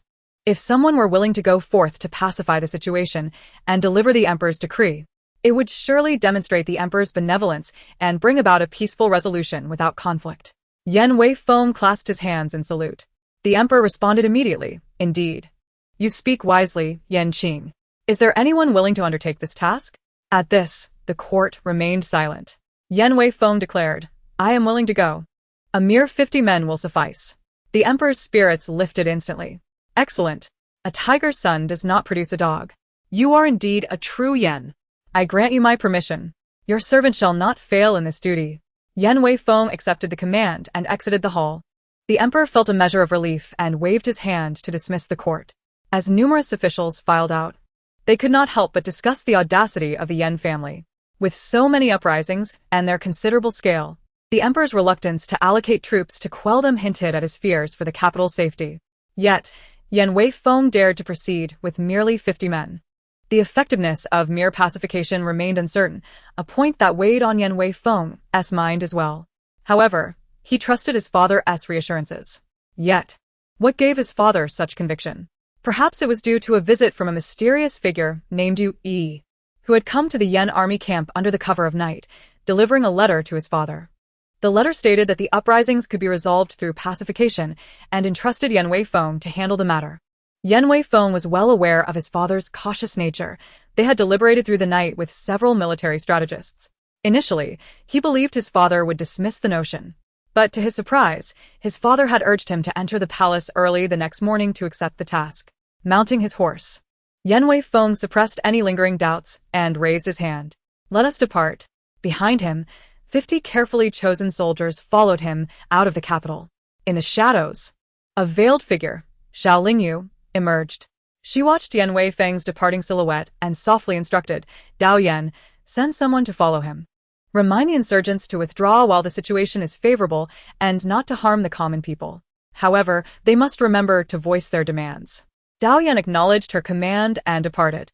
Xiao Lingyu waited a moment longer, until the figures were completely out of sight, before turning with Xiao Hua to head towards the Marquis's residence through a narrow alley. As they walked a short distance, Xiao Lingyu suddenly halted, furrowing her brow at the sight of a familiar figure ahead.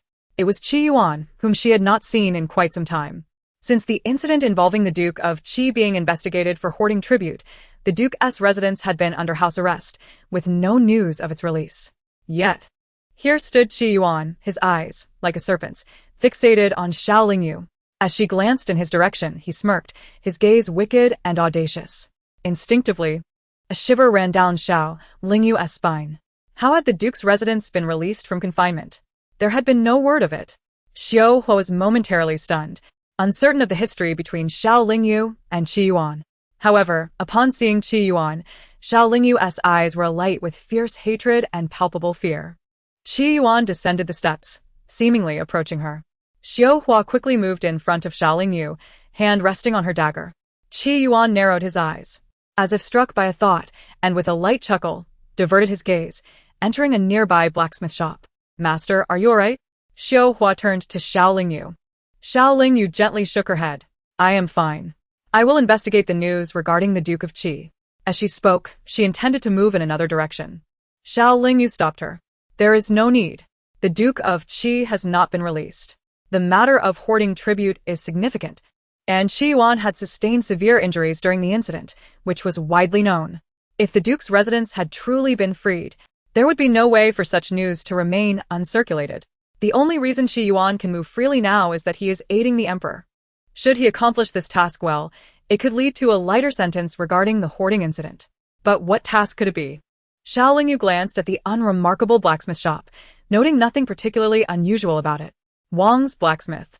She softly repeated the name, feeling a sense of familiarity, but unable to recall why. Pausing for a moment, Xiao Lingyu quietly commanded, "Arrange for someone to discreetly monitor Wang's blacksmith." Xiao Hua hesitated, perplexed as to why they would not keep an eye on the Duke's residence or Qi Yuan, but instead focus on an ordinary blacksmith shop. Nevertheless, trusting her master's judgment, Xiao Hua nodded quickly. Upon returning to her residence, Zi Shu approached her. "Master, I have been following your instructions diligently, keeping a watchful eye on the Duke's residence. I even occasionally disguise myself to frighten the Wei family." The Wei family has been plagued by nightmares, utterly exhausted. With the recent turmoil at the Duke's residence, they are particularly worried for Xiao Wenfei's safety. Last night, they fell ill, but due to the Duke's oppressive actions leading to numerous uprisings, the Emperor has confined everyone from the Duke's residence and barred them from leaving. Even when they sought a physician for the ailing Wei family, they were refused treatment. Xiao Wenlang managed to send someone with silver to find a doctor, who reported that the Wei family should not be agitated further, as there are already signs of a mild stroke. Xiao Lingyu was surprised by the Wei family's fragility. Yet, the grand performance had only just begun. How could they not withstand it? Zishu pondered. The physician administered acupuncture and prescribed Niu Huangwan. She has stabilized somewhat, but the treatment was delayed, leaving her arm numb and her body unsteady. What of Xiao Wenlang? He is also confined to the residence and should tend to Wei family's illness. Xiao Lingyu's eyes sparkled with derision. Zishu chuckled softly. Yet Xiao Wenlang is hardly inclined to care for her. He barely spent half an hour with her before retreating to his own quarters, gambling with a group of servants. Xiao Lingyu nearly choked on the tea she had just sipped. The Duke's residence is on the brink of collapse, and yet Xiao Wenlang remains so carefree. Indeed, it was quite astonishing. Zishu shook his head helplessly, lamenting the inherent rot within the Xiao family, audaciously daring to harbor dreams of rebellion and usurpation. If this family were to seize control of the court, it would spell disaster for the common people. Xiaolingyan nodded slightly in agreement. Indeed, given the Xiao family's disposition, had she not been pushed into action in her previous life, they would have been scheming for their own gain from behind the scenes. Yet, it was peculiar that despite the chaos the Xiao family had caused, the Qin matriarch had not shown her face. Is there any news from her? Xiaolingyu inquired suddenly. Zishu pondered for a moment. According to the reports from our surveillance, the Qin matriarch is still residing in the suburban villa with that child, maintaining a low profile much like her days near the royal mausoleum. We will continue to monitor her closely. That old crone is not to be underestimated. Xiaolingyu narrowed her eyes. 2 weeks later, Yan Weifeng returned to the capital. He had taken only 50 men to persuade various factions to surrender. In half a month, the rebel armies retreated one after another. Even the once arrogant bandits from Yunnan had quieted down, promising not to disturb the populace for 5 years. Furthermore, Yan Weifeng returned with over 100 officials guilty of corruption and oppression, including Duke Xiao, as well as the severely injured Xiao Wenfei, who had been cast back by the bandits. Upon his return to the capital, Yan Weifeng was met with enthusiastic cheers from the citizens, celebrating the glory of the Yan family army. With the demise of the Xie family army, they still had the Yan family army to rely on. Indeed, Yan Weifeng managed to quell the uprising with just 50 men. Truly, a testament to the strength of the Yan lineage. Those corrupt officials. How disgraceful. Suddenly, someone in the crowd hurled rotten eggs at the prison carriage containing Duke Xiao and the others, followed by a flurry of vegetable scraps, foul fish, and decayed shrimp.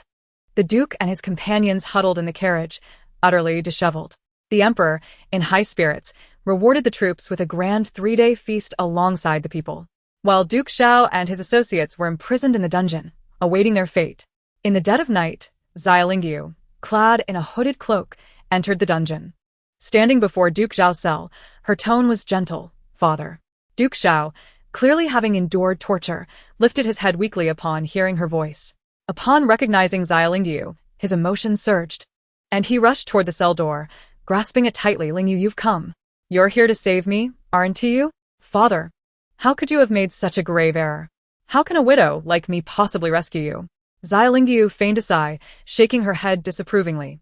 For the sake of the useless Xiao Wenfei, her father was willing to drag the entire Xiao family into ruin. Duke Xiao trembled. No. It should not be this way. Where did everything go wrong? However, the court is currently devoid of capable talents. If father were to pledge loyalty to the Emperor, perhaps his life could be spared, but it depends on whether he is willing to take that step. Let me remind you, great undertakings require the shedding of trivial concerns. Some useless ties must be severed, lest they hinder your progress, do they not? Xiaolingyu smiled meaningfully.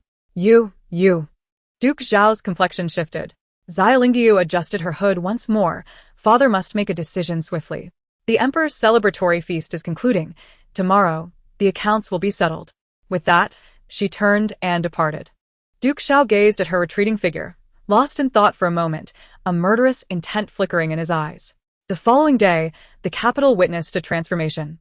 Half of the officials guilty of treason and oppression were executed, while the rest were exiled to Huangzhou, barred from holding office for 3 generations. In a bid for self-preservation, Duke Xiao, before dawn, penned a blood oath in prison, pledging loyalty to the emperor and voluntarily surrendering a substantial portion of the Xiao family's wealth.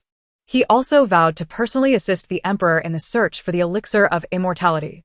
Subsequently, Duke Xiao shifted all blame onto Xiao Wenfei, claiming that he had conspired with the bandits to ensnare them, and by the time he realized it, it was too late. Presently, Duke Xiao was willing to betray his kin, eager to slay this scoundrel in order to atone for his sins. The emperor, having received the duke's wealth for the national treasury, along with his promise to seek the elixir, and with Xiao Wenfei as a scapegoat, readily acquiesced. Knowing the duke posed little threat now, at the execution grounds, Xiao Wenfei, shackled and treated like a dead dog, was dragged from his cell and thrown onto the execution platform. The other officials sentenced to death knelt in trepidation. Xiao Wenfei, already battered and bruised, had not received adequate care in prison, and his wounds festered, emitting a foul odor. Upon seeing Duke Xiao seated nearby, he struggled to raise his head. "Father, save me." The surrounding crowd whispered among themselves. It is said that Duke Xiao was deceived by his own son, leading to this grave mistake. It seems he is determined to uphold justice, even at the expense of his own flesh and blood. Observers speculated that the Duke was indeed ruthless, willing to personally oversee the execution of his son. What choice did he have? If he did not act, the entire Xiao family would perish. Sacrificing one son for the safety of the family and his own life seemed a price he was willing to pay. Such remarks penetrated Xiao Wenfei's ears. With a cough, he spat out a mouthful of blood. "Father, you mustn't." Amidst the crowd, Xia Lingyu stood quietly, veiled. "The time has come. Execute." Duke Xiao raised his hand, casting down the command token. The executioner raised his blade high. In an instant, Xiao Wenfei felt his blood run cold. His instinctive gaze met Xia Lingyu's eyes. Suddenly, memories of his past life surged within him. Blood, brutality. Xiao Wenfei trembled, gripped by those recollections. The officials before him had already lost their heads, the scene horrifying enough to make many spectators retch. Even Duke Xiao clenched his fists, pale-faced, eyes shut tight. In that moment, Xiao Wenfei, surprisingly, did not focus on the gruesome spectacle. Instead, he fixated on Xia Lingyu, exclaiming, "Lingyu, it's you. You've returned. It was you who orchestrated this, seeking revenge. Wasn't it?" Xia Lingyu was momentarily taken aback, a slow smile creeping upon her lips beneath the veil. She did not reply, yet her eyes sparkled with derision and intense hatred. In a flash, Xiao Wenfei understood. "I see. I understand. Father, save me. Otherwise, the Xiao family will surely perish." He quickly turned to Duke Xiao, calling out desperately. Yet, before he could finish, the executioner's blade fell, silencing him abruptly. Xiao Wenfei's head was severed, rolling from the platform. Blood splattering everywhere. Gasps erupted from the crowd, many recoiling in horror. "Duke." Others cried out in dismay. Though Duke Xiao could harden his heart, Xiao Wenfei was still his eldest son, cherished since childhood. Now, to have lost him by his own hand was undeniably traumatic. Duke Xiao fainted. The number of executions that day was overwhelming, the scene too terrifying, prompting many spectators to flee. Yet, Xia Lingyu remained unperturbed, resolute in her purpose. She had witnessed many such scenes in her previous life. The image of the Yen family being executed was etched vividly in her memory. Each time she returned to consciousness in the dead of night, she would tremble uncontrollably. What is there to fear in death? At times, human hearts can be far more terrifying. Xiao Lingyu slowly approached the lifeless head of Xiao Wenfei, whose eyes remained wide open in death. In a voice barely audible to anyone but herself, she murmured, "Indeed, I have returned, and none of you shall escape. Take your time, for I have all the time in the world to allow you to reunite underground."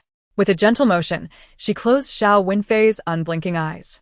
As the wind swept through, it lifted a corner of her veil, revealing her face. Once she adjusted her veil, she rose and commanded, "Bring forth the bodies." Those lingering in the vicinity, along with the execution officers, recognized her. "Ah, is that not the young madam of Yong'an Marquis?" "Indeed, it is she. She too is a woman of sorrow. Her husband is gone, and now the Xiao family." Observers noted her loyalty and courage, daring to approach such a horrifying scene to close her brother's eyes and attend to his remains. It was said that her life in the Shao family was not without hardship, as she had also collected the remains of Shao Wenxue. And now Shao Wenfei, truly a woman of deep emotion and loyalty.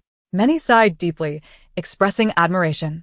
A servant approached to communicate with the execution officer, offering some silver, before carrying away Shao Wenfei's lifeless body.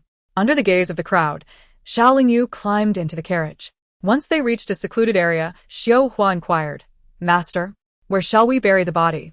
Xiao Lingyu let out a soft laugh. Her earlier display of vulnerability and sorrow vanished. "What is there to bury for such a worthless being? It would soil my hands and waste precious time. Let the head remain. The body can be discarded in the mountains to feed the wild wolves. Make it clean." Xiao Hua nodded in agreement and departed to attend to the matter. "Has the Wei family been informed?" Xiao Lingyu turned to Zishu. Zishu shook his head.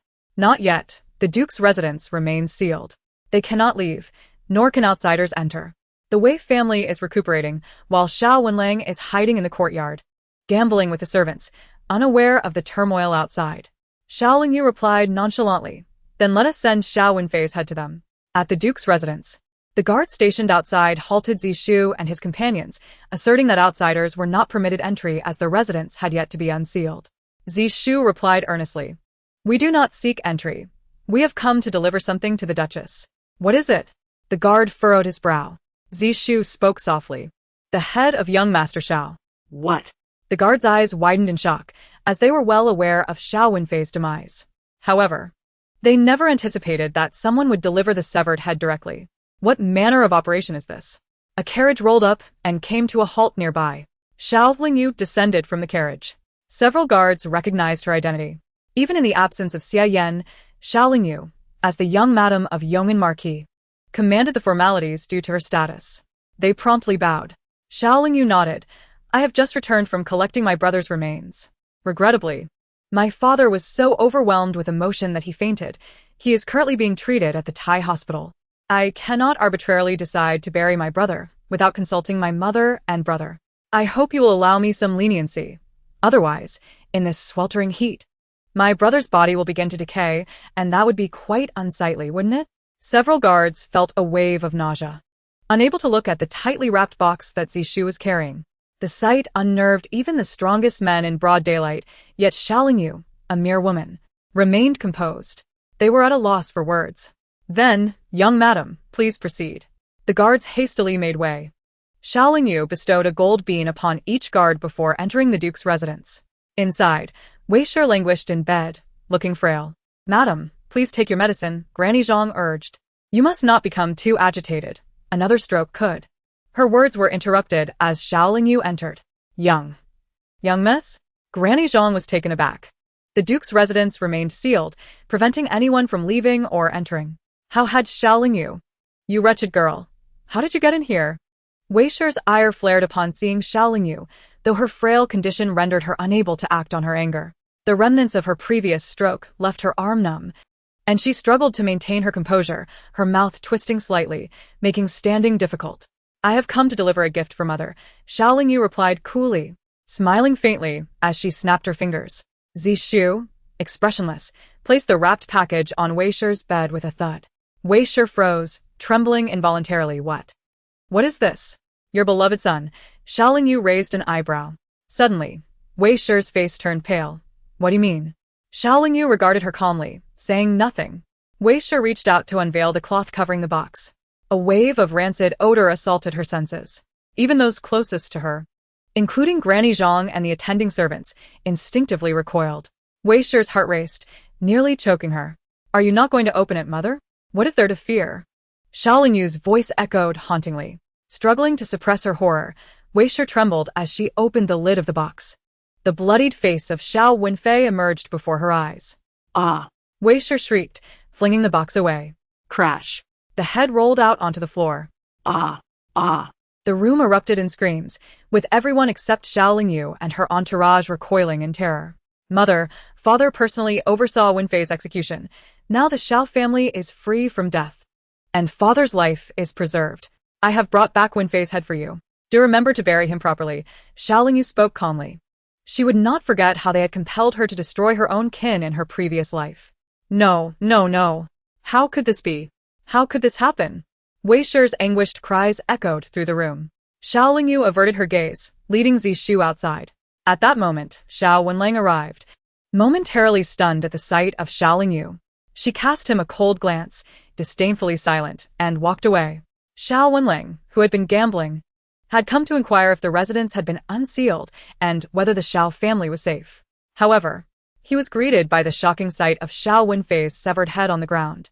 The servants had fled, and Wei Shi was huddled in bed, trembling with fear. As dusk fell, the imperial decree arrived, lifting the seal on the Xiao family. The duke returned home, weary, only to be startled by the sight of Wei Shi, disheveled and sitting on the floor in a frenzy. What madness is this? The Duke of Xiao, in a fit of anger, reprimanded loudly. The Xiao family had suffered greatly. Though they had survived, their vitality was severely diminished. Once the turmoil settled, he would need to consult with the Empress Dowager Qin to strategize for a resurgence. At present, it was imperative to avoid further conflict. Yet what was the Wei family doing? Wei raised her head, supporting herself against the nearby pillar, and suddenly seized a teacup, hurling it at the Duke. Thud. Caught off guard, the Duke did not evade in time and was struck by the cup. He pressed a hand to his forehead and retaliated with a resounding slap. Wei Hua, what madness has overtaken you? Madness? You disregard Wen Shui's death and now seek to harm Wen Fei. Tell me, was it you who caused Wen Fei's demise? Wei lamented, her voice filled with grief. How could you be so heartless? They are your own flesh and blood. The Duke trembled, realizing she was aware of Wen Fei's situation. This matter could not be concealed any longer. He had no intention of hiding it. A true leader must not be bogged down by trivialities. He needed to be resolute to achieve his ambitions.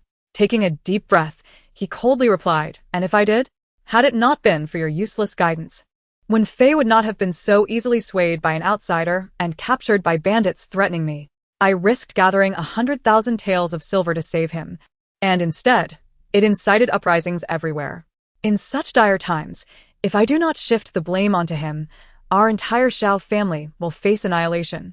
Wen Fei is my son. Do you think I am not pained? Yet I have no choice. To save the Xiao family and ensure our plans do not falter, I must endure humiliation. You are too cruel. With Wen Shui gone, now Wen Fei too. Return them to me. Return them." Wei's madness escalated as she lunged at the Duke. Enraged, he forcefully pushed her away, causing her to stumble and fall. The Duke shouted, "Enough. This is not my fault. Blame rests with you, his mother. They were corrupted by your teachings. Now we have only Wen Lang left. If you do not educate him properly, and he meets the same fate, do not blame me." With that, he glanced at the pale and trembling Wen Lang cowering in the corner, his voice icy. "Get up. Return to your room and practice your calligraphy. A true man should not be so easily shaken by such trivial matters. How will you achieve greatness in the future?" Wen Lang quivered as he stood, yet his legs buckled, and he fell to his knees, voice choked with tears. "Father, my brother's head is still there. I am afraid. I cannot rise." Chapter 91. Invitation to the Game. Clearly, the Duke was startled by Wen Lang's words. He instinctively glanced in the direction Wen Lang indicated. The door to a small adjoining room stood ajar, and Wen Fei's head had been placed back into a box by the servants, their fear evident. The box was stained with blood. Even without seeing the head, the Duke's breath hitched. "What is going on? Who brought this back?" The Duke stumbled back a step. Wen Lang scrambled to his side. It was brought back by Xiao Lingyu. She said we should give him a proper burial. The Duke's expression turned cold, and he closed his eyes. After a long pause, he gritted his teeth and spoke. "Someone, find a place to bury him." A few young servants, though terrified, complied and hurriedly wrapped the box in a clean cloth, taking it away in a flurry. Wei's eyes widened in disbelief. "My lord, after all you've done to Wen Fei, can you simply find any place to bury him?" The Duke bellowed in anger. "What would you have me do? Everyone knows how he died. I am now acting out of righteous indignation against my kin. Am I to bury him in the ancestral grave? That would be a slap in the face." Wei could no longer withstand the blow. Her eyes rolled back, and she fainted once more. "Mother." Wen Lang appeared increasingly frantic. The Duke pressed his fingers to his temple. "Wen Lang, take your mother back to rest. Our family has narrowly escaped calamity.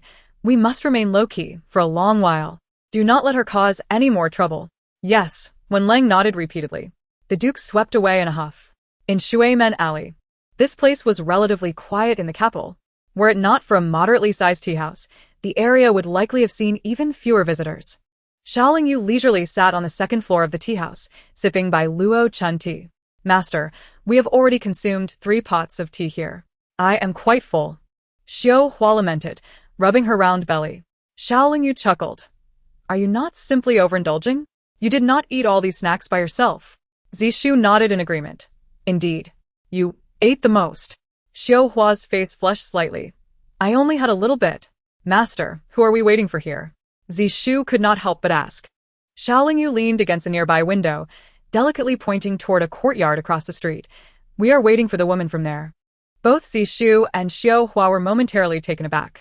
Just then, the courtyard door slowly opened, revealing a woman with her hair styled in a bun.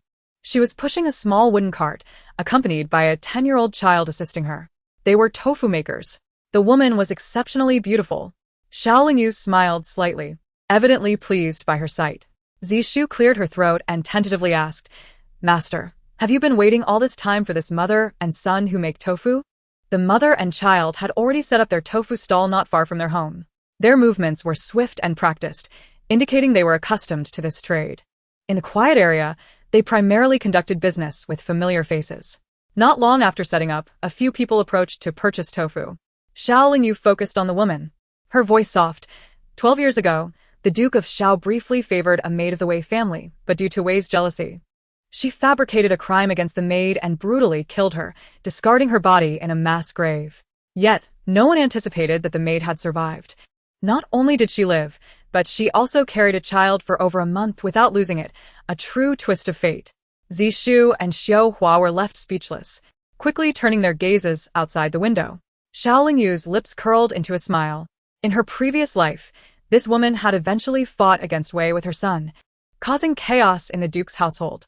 Even until Xiaoling Yu's death, the Duke had ascended to the throne, and this woman had risen to the rank of favored concubine. She was a woman of resilience, ambition, and cunning. Though Xiaoling Yu did not know her ultimate fate, she was willing to assist her in achieving her goals ahead of time. Let us go and buy some tofu, Xiaoling Yu declared, rising from her seat and exiting the tea house. The woman was momentarily stunned, and as she looked up, she found Xiaoling Yu standing before her tofu stall. In this quiet alley, where few people resided, the majority were humble citizens. Wealthy families seldom frequented such places. Yet, with her noble air, the woman could not help but recognize that Xiaoling Yu was no ordinary person. Milady, would you like to buy some tofu? The woman inquired softly. Xiaoling Yu smiled. Aunt Fong, it is me, Ling Yu. Have you forgotten me?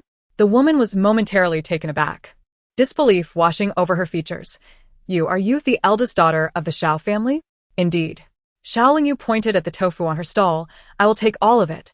As she spoke, Xiaoling Yu turned her gaze towards the child seated nearby, engrossed in a book, her eyes filled with scrutiny. Fong Hui felt a tightening in her chest and quickly shifted to shield Xiaoling Yu's line of sight, lowering her voice. Miss, grant me a chance to live. For these past years, I have endeavored to remain inconspicuous. If you truly wish to be invisible, you wouldn't be in the capital, nor would you have borne a child. Xiaoling Yu replied softly, yet her words pierced the heart. Aunt, you are waiting for an opportunity, which is why you risk being discovered by Mother by staying in the capital. This Watergate alley is secluded, populated by the destitute. Mother and her kin will not come here. As long as you keep a low profile and avoid attracting attention, you shall remain undetected. You have done well in these 12 years. Fong Hui trembled slightly. Back in the Duke's residence, Xiaoling Yu was still a child, enduring daily beatings from the Wei family. Fong Hui had secretly aided her with medicine, feeling pity for her. Yet now, Xiaoling Yu was a stark contrast to her former helpless self. Taking a deep breath, Fong Hui hastily implored, Miss, I beg you, grant me and my son a chance to survive. You must know that the Duke's residence is in turmoil. Father and mother-s relationship has crumbled. Your opportunity has arrived. Xiaoling Yu spoke directly. Fong Hui's eyes widened in shock. Miss Yu. The Xiao family now had only Xiao Wenlang remaining, but he would surely perish within half a month. The enmity between Duke Xiao and Wei would escalate into a fierce conflict.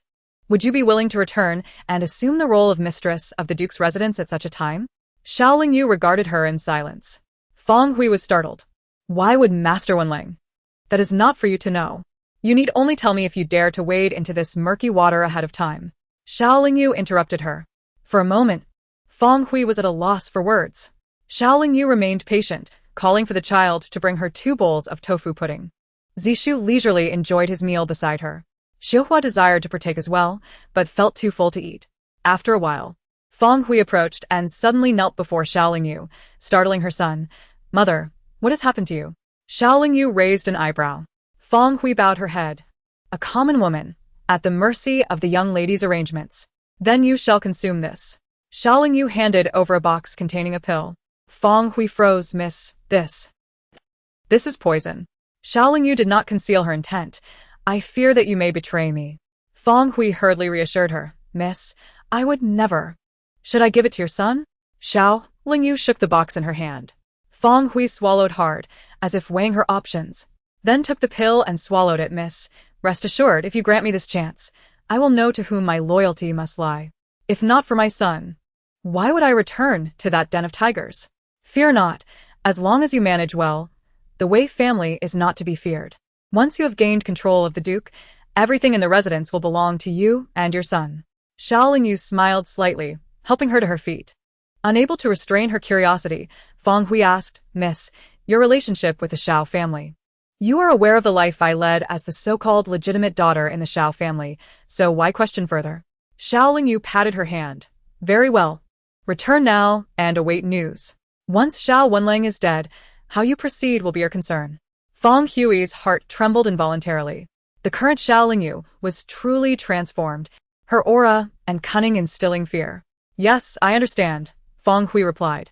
Xiao Lingyu said casually, come to me for the antidote every month. As long as you do not betray me, I shall ensure your safety. With that, she turned and boarded the carriage. Feng Hui watched the carriage depart, lost in thought for a while. Mother, who is that lady? She seems young, yet her words and actions are remarkably different. Cheng'e, our fortune is arriving. She is our benefactor. In the carriage, Xiuhua inquired, Master, should I eliminate Xiao Wenling? Xiao Lingyu shot her a bemused glance. Are you eager to have blood on your hands? Xiuhua frowned. But did you not just say that Xiao Wenling would certainly perish within half a month? Must we not take action? We shall remain untainted by blood. Xiao Lingyu reclined against the side, reflecting on the unique traits of each member of the Xiao family. Xiao Wenxue was proud and dismissive, Xiao Wenfei was indulgent and hedonistic, while Xiao Wenling was uneducated and addicted to gambling. Zishu suddenly understood, we can exploit his gambling vice. Indeed, a gambler who accumulates debts he cannot repay will inevitably be driven to desperate measures. This is a most straightforward plan. Xiao Lingyu asserted. The largest gambling house in the city is the Hongtian gambling house. Sending him there will suffice. The Duke's residence was no longer what it once was. Although Duke Xiao attended court daily, he no longer dared to flaunt his previous prominence. He seemed almost invisible, engaging in conversations with much more humility and courtesy. The Wei family had suffered repeated blows and, having recently suffered another stroke, was in poor health, confined to the residence for recuperation. Xiao Wenling, citing the need to care for his ill mother, did not return to his original academy, but instead went to the family school, which was closer to the Xiao residence, facilitating his visits.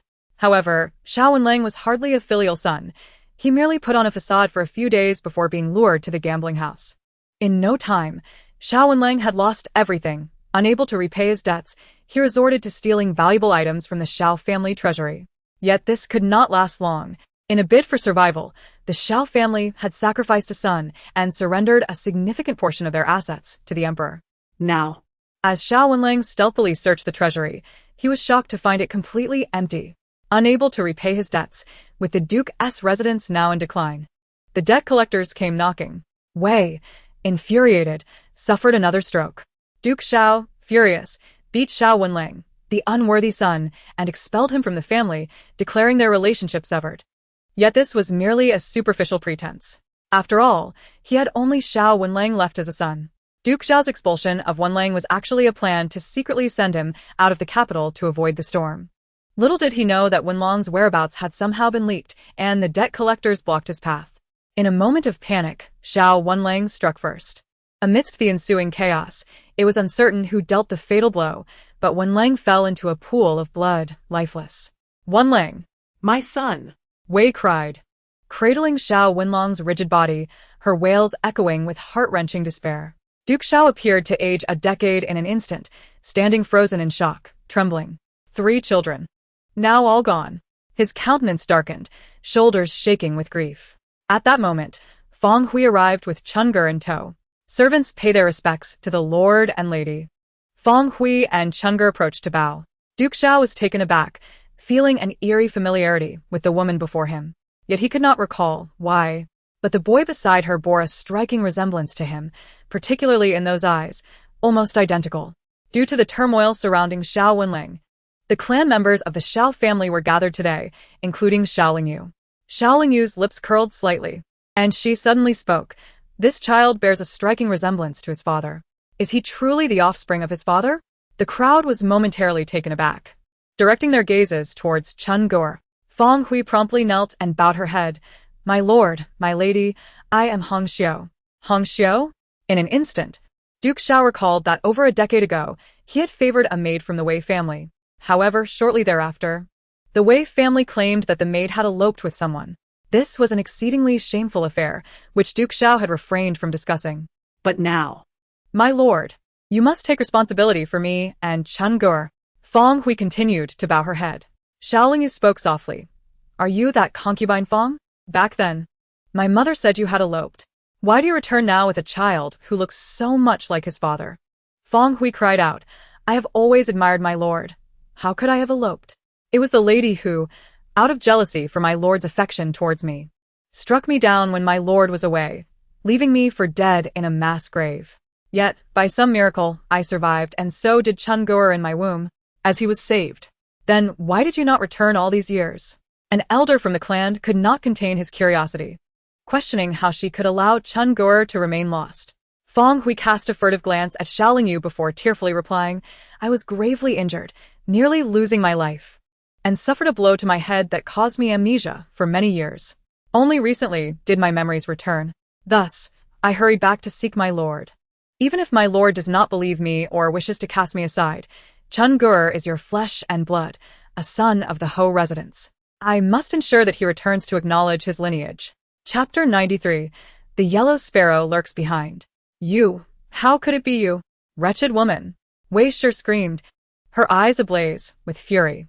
Instinctively, she glanced at the corpse of Xiao Wenlang in her arms, then at Chang'e kneeling nearby, who bore an uncanny resemblance to Duke Xiao, madness flickering in her gaze.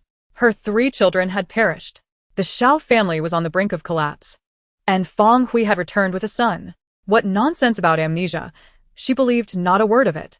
How could it be so fortuitous? Feng Hui, that wretched woman, must have been waiting for her chance. Now that her children were gone, she had returned to seize the opportunity.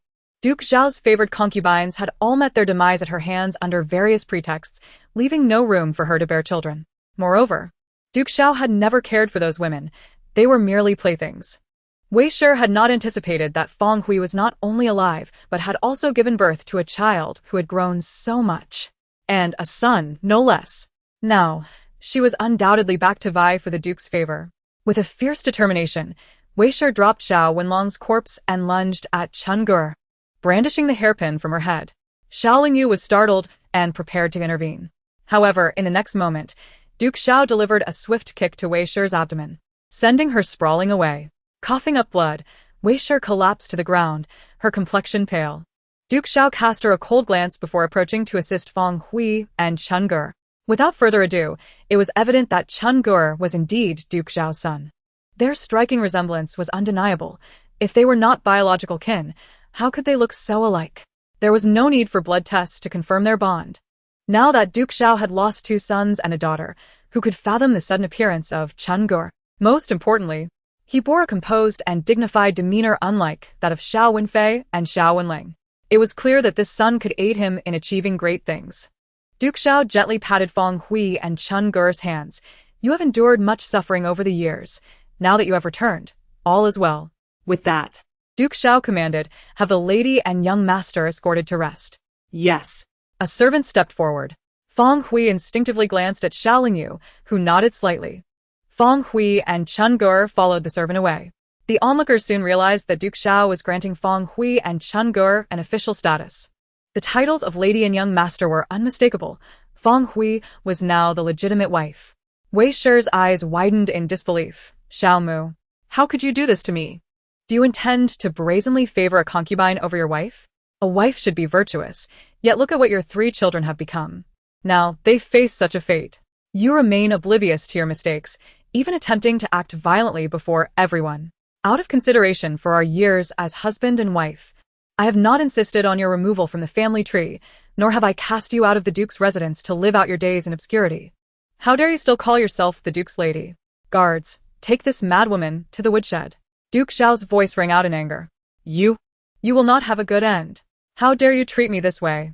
Wei Shi screamed as several servants dragged her away, struggling violently, resembling a lunatic. Yet, she was ultimately taken away. Duke Xiao waved his hand, and Xiao Wenlong's corpse was also carried away for burial. Although his death was not dignified, at least he would be laid to rest in the ancestral grave. Witnessing this, the members of the Xiao family sighed in unison. The Grand Duke's residence, which should have been filled with promise, now felt like a place to avoid, steeped in misfortune. The members of the Xiao family took their leave one by one. Xiao Lingyu also rose to depart when Duke Xiao suddenly called out to her. You are. It was rare for him to address her so affectionately. Xiao Lingyu turned to face him. Duke Xiao silently observed her for a long while before speaking. In the past, I neglected you. It seems that Xia Yan may not return. If you wish, I will go to the Emperor tomorrow to request that you be allowed to choose a husband anew. No need. The Marquis will return. Xiao Lingyu interrupted him and turned to leave. Duke Xiao continued to watch her retreating figure until she vanished from his sight. My lord, do you have something to say to the young lady? The steward could not help but inquire softly. Duke Xiao withdrew his gaze and replied coolly, This daughter is becoming increasingly remarkable. I must keep a closer eye on her, lest one day I find myself unaware of my own demise. With that, Duke Xiao strode away. At the Yong'an Marquis, Xiao Lingyu returned and took a hot bath, feeling much more at ease. She donned a green mountain silk gown, her long hair slightly damp as she reclined on a lounge chair in the courtyard, while Xiao Hua held a handkerchief to dry her hair. The Marquis was on his way back, but had to avoid the Emperor's gaze, taking some secluded and rugged paths, and would need 3 to 5 days to return to the capital. Xiao Hua whispered in Xiao Lingyu's ear. Xiao Lingyu nodded, her expression somewhat weary. In recent days, she had heard that the situation with Consort Yu had worsened. She was only conscious for half an hour each day, and even that half hour seemed to exhaust her, making speech laborious. Xiao Lingyu had secretly visited a few times. Upon seeing Consort Yu's state, she could not help but feel a tightness in her throat. Once a beauty of the realm, now she had suffered such fate. Yet, Consort Yu seemed to accept her plight, even offering her comfort. Truly, good people do not live long, while calamities linger for 1,000 years. Xiao Lingyu sighed softly, hoping that Xia Yan would return in time to see her one last time. Master, a message from the Lu Taifu's residence. Zishu entered, holding a note.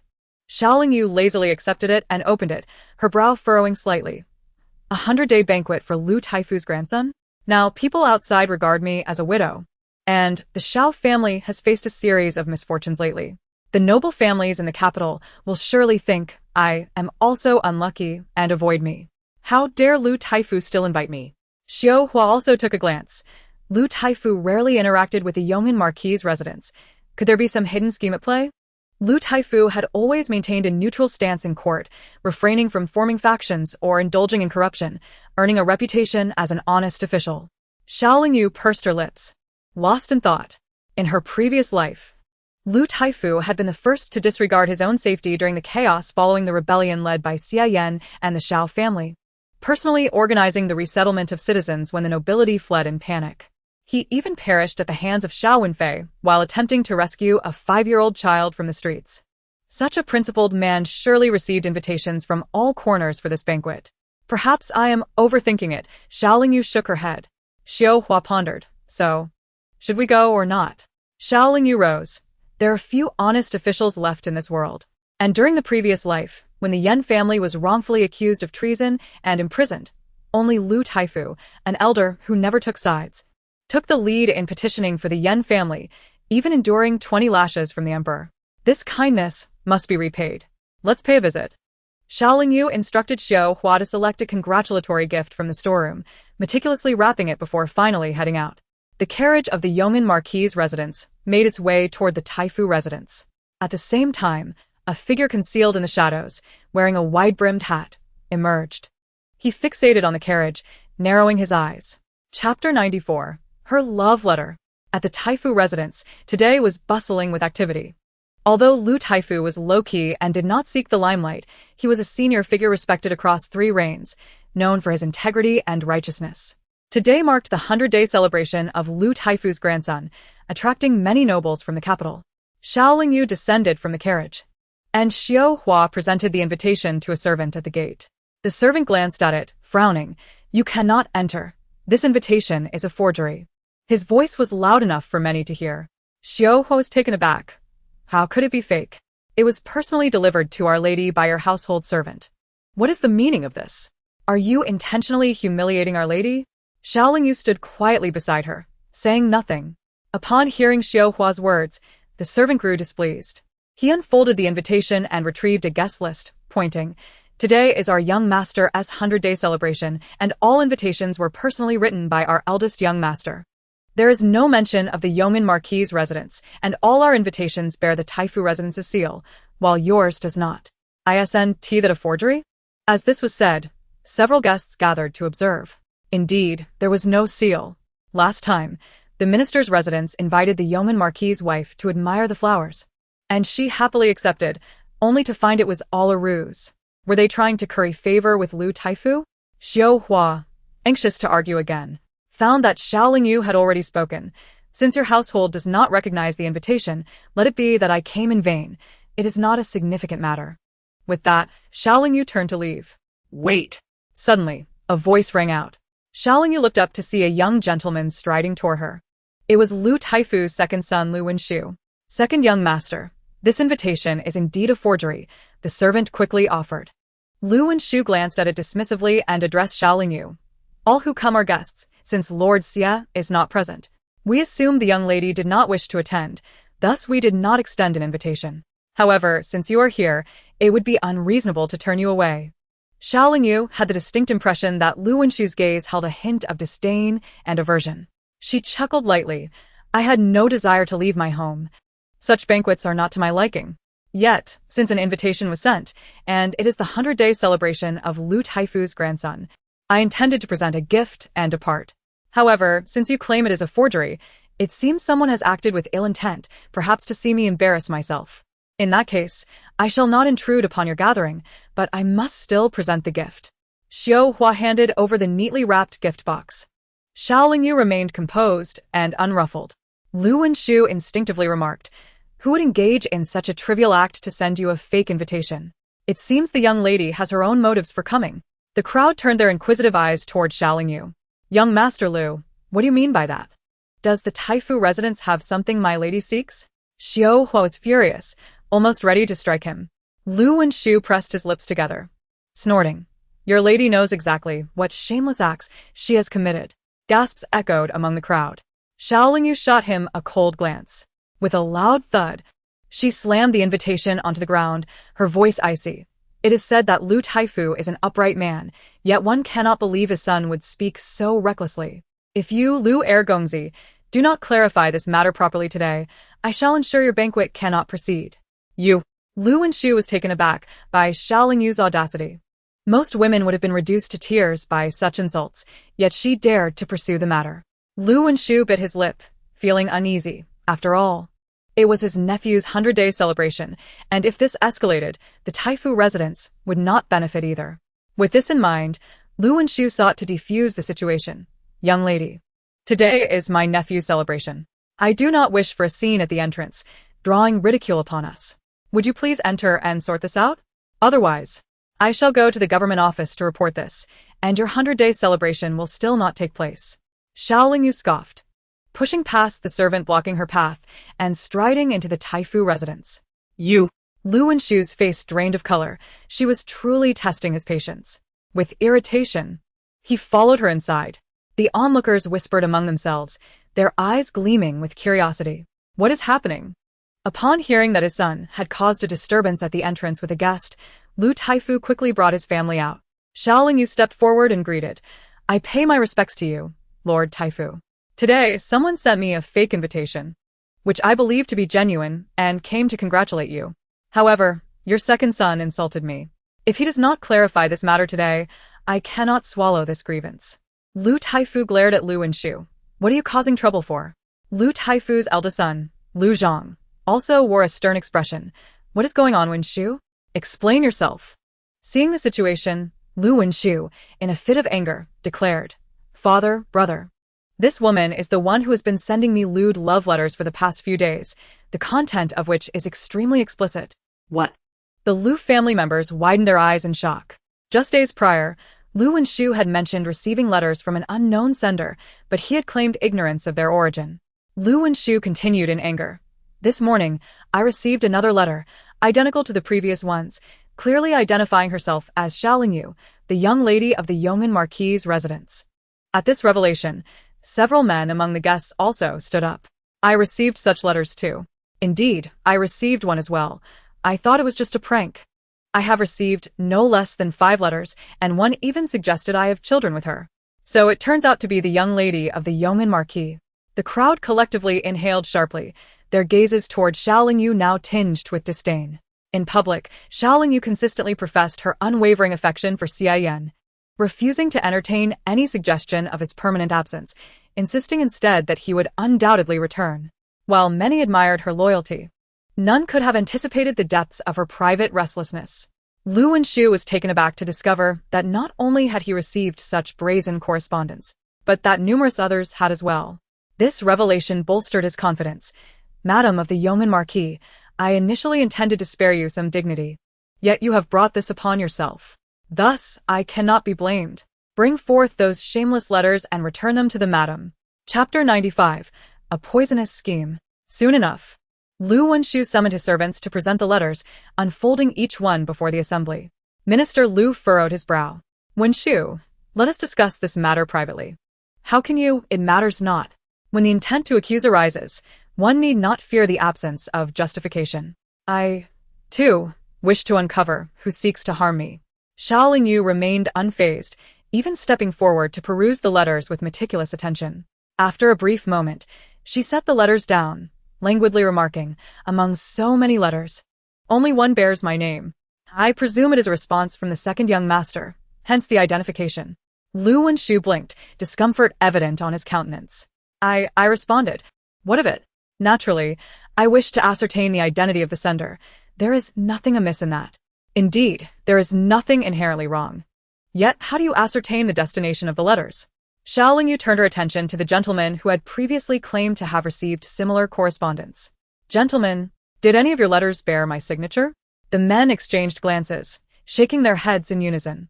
They had merely received the explicit letters, devoid of signatures, and had no inkling of the sender's identity. Were it not for Lu Wenshu's remarks today, they would not have considered Xiao Lingyu at all. Xiao Lingyu smiled slightly. So, you have all refrained from replying, thus remaining ignorant of the sender's identity. It was merely by coincidence that Lu Ergongzi suggested today that you believe I was the one who sent you those letters, correct? They all nodded. Lu Wenshu interjected. I only sought to clarify the situation. Thus I penned a stern refusal and instructed my messenger to wait at the back door daily. Should anyone arrive with a letter, they were to return my response. And what constitutes a stern refusal? Xiao Lingyu selected the response letter, delicately tracing her fingers over the intricate characters inscribed within. If the second young master had truly issued a vehement rejection, the vocabulary would surely be sharper. Yet this reply remained tender in tone, reminiscent of a lover's whisper, even revealing the sender's true identity. It appeared the second young master's rejection differed markedly from that of others. Xiao Lingyu's smile widened, her words deftly stripping Lu Wenshu of his pretense. Clearly, someone orchestrated today's events. Lu Wenshu, ruffled by a few brazen letters, had responded with equal fervor. Otherwise, the architect of this scheme would not have selected such a fool as Lu Wenshu, nor invoked her name. As the conversation unfolded, the assembly cast scornful glances at Lu Wenshu. The other gentlemen who had received letters could no longer contain themselves. I burned those letters, never replying, one stated. I discarded them as well. They were delivered by various children. Indeed, they seemed more like a prank than anything serious. I never thought much of it. Lu Wenshu's complexion turned a deep shade of green. Xiaolingyu, is this truly the time for such discussions? The crux of the matter is that these letters were penned by you, a wanton and fickle woman. Minister Lu admonished Wenshu. This situation remains unclear. How can you? I believe it is quite evident that the madam of the yeoman marquis is indeed responsible, a voice interjected. All turned to see the long-absent Empress Dowager Qin entering, accompanied by Wengur. Minister Lu and the others hurried to bow in respect. Xiaolingyu narrowed her eyes, a cold smile gracing her lips. This old crone had hidden away for so long, and now she emerged, undoubtedly, with ill intentions. Empress Dowager Qin began. I had hoped to remain silent on this matter, but given the tumult it has caused, I find it necessary to speak a measure of truth. Eldest young Master Lu quickly inquired, Your Majesty, are you aware of this situation? Empress Dowager Qin feigned a sigh. Ultimately, the vast yeoman marquis household requires a man to support it. The madam is still young, but should she age, what then? The madam remains steadfast in her belief that her husband will return, and her wish to await his return is commendable. However, should a child be born, the marquisate would possess a form of assurance. I believe the madam's actions stem from desperation, seeking a child to restore the glory of the marquisate. A collective gasp ensued. The assembly exchanged astonished glances, their expressions toward Xiaolingyu now more complex. Xiaolingyu maintained her composure, seemingly unaffected by the revelations. Upon hearing Empress Dowager Qin's words, Lu Wenshu regained his confidence. You see, I have maintained that these letters were authored by her. Initially, I thought her to be frivolous, however. Having heard the Empress Dowager's words, I now understand her desire to bear a child is sheer folly. Very well.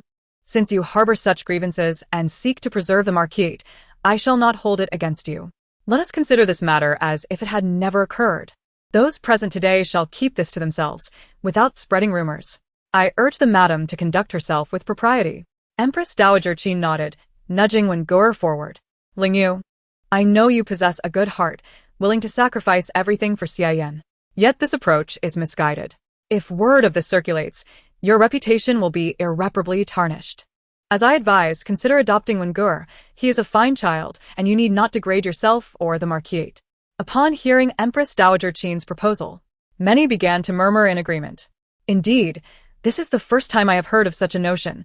It is outrageous and shameless. While preserving the family line is noble, it cannot be done in such a manner. That boy appears quite splendid. Why not adopt him? They chimed in, pointing fingers. Xiaolingyu raised an eyebrow. She had suspected someone of such pettiness, and it turned out to be Empress Dowager Qin. As the Xiao family faced calamity, the Duke of Xiao would undoubtedly seek assistance from Empress Dowager Qin, whose spies had long been monitoring the Xiao family. The Duke had sent emissaries to Empress Dowager Qin multiple times, only to be rebuffed with excuses of ill health. It appeared that the poison was not concocted by the Duke of Xiao. So, who could it be? Empress Dowager Qin, either sequestered in another residence or accompanying Wengur to the temple for prayers, was clearly entangled in this scheme. Today, I ask you all to grant me the courtesy of ignorance regarding this matter, Empress Dowager Qin implored. The assembly nodded in agreement, though their gazes toward Xiaolingyu remained laced with disdain. Wengur, do not hesitate to kneel before your mother and offer your respects. Spend time with her. Counsel her against her misguided actions, lest she becomes a source of ridicule and tarnishes her reputation. Empress Dowager Qin gently urged him forward. Wengur approached Xiaolingyu, ready to kneel. Mother. Chapter 96. Truly unfazed. Xiaolingyu's gaze turned slightly frosty. The Dowager Qin, dabbing her non-existent tears with a handkerchief, feigned concern as she helped Wengur to his feet, solemnly advising, from now on, you shall be the young master of the yeoman marquisate. You must diligently attend to your mother and apply yourself to your studies. The vast estate of the marquis shall depend on your shoulders. Do not allow your mother to bear too great a burden. A true man must stand tall, and the glory of the marquisate shall be earned by you. When Wengur nodded earnestly, I will. Though the onlookers were taken aback, they quickly voiced their agreement, acknowledging that the dowager had chosen wisely.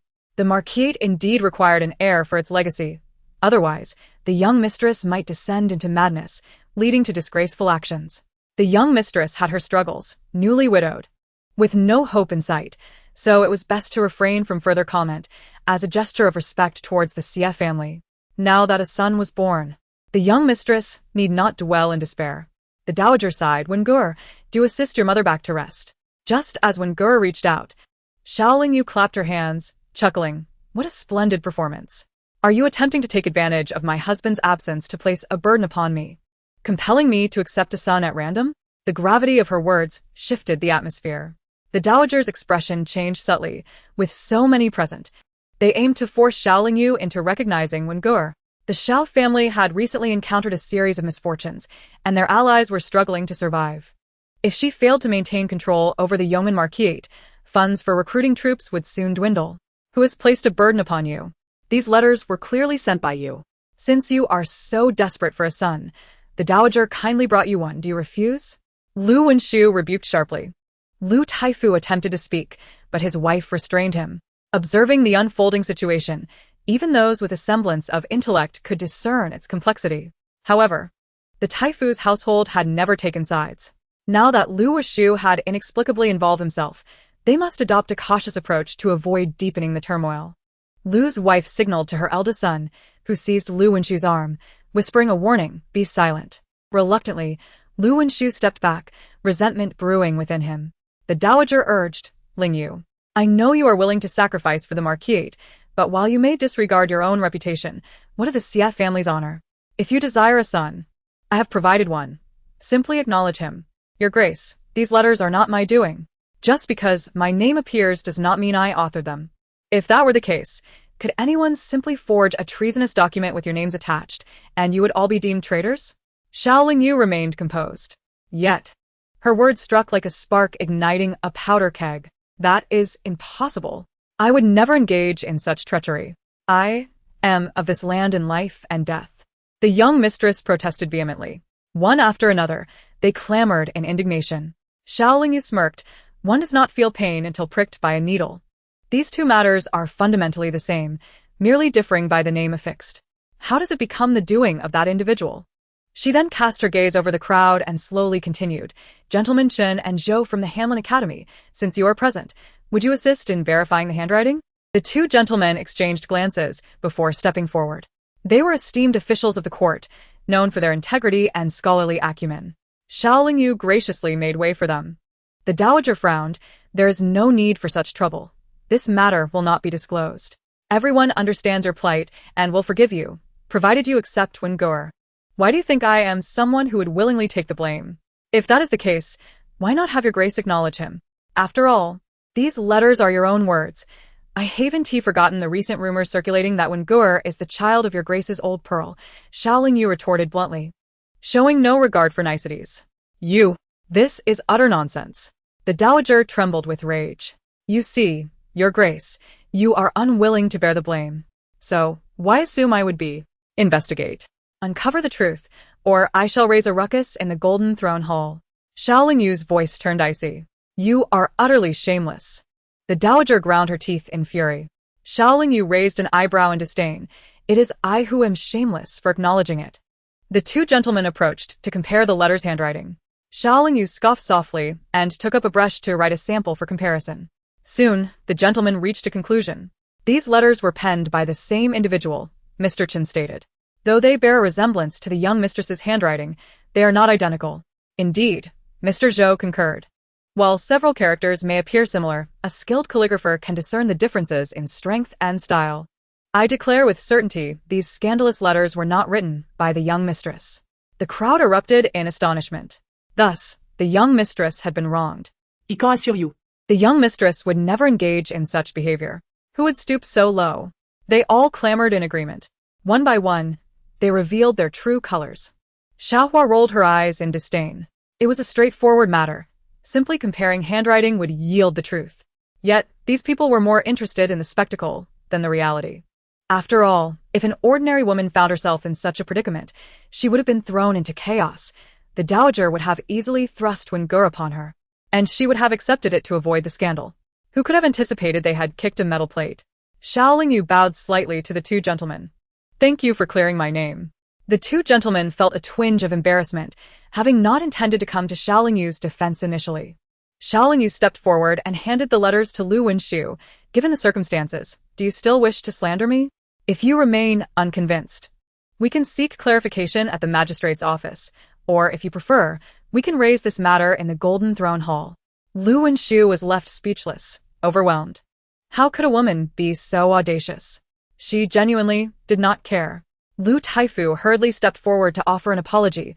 Young mistress, my son acted rashly. I apologize on his behalf. I hope you will overlook this, considering today is my grandson's 100-day celebration. Xiao Lingyu scrutinized Lu Taifu for a moment before replying coolly. It is of no consequence. Though her words suggested forgiveness, her gaze was tinged with distaste. Chapter 97. Is this not unethical? She held no grudge against the Taifu. Her willingness to engage was rooted in respect for his character, recalling the slight favor he had extended to the Yen family in her past life. Yet, the Taifu had remained silent, watching her endure public scorn.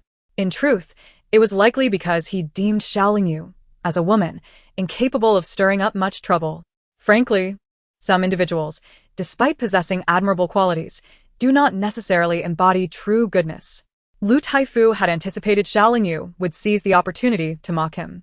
To his surprise, she merely stated, "It is of no consequence," and fell silent. A myriad of emotions swirled within Lu Taifu. Xiao Lingyu instructed Xiuhua to set down the gifts she had brought.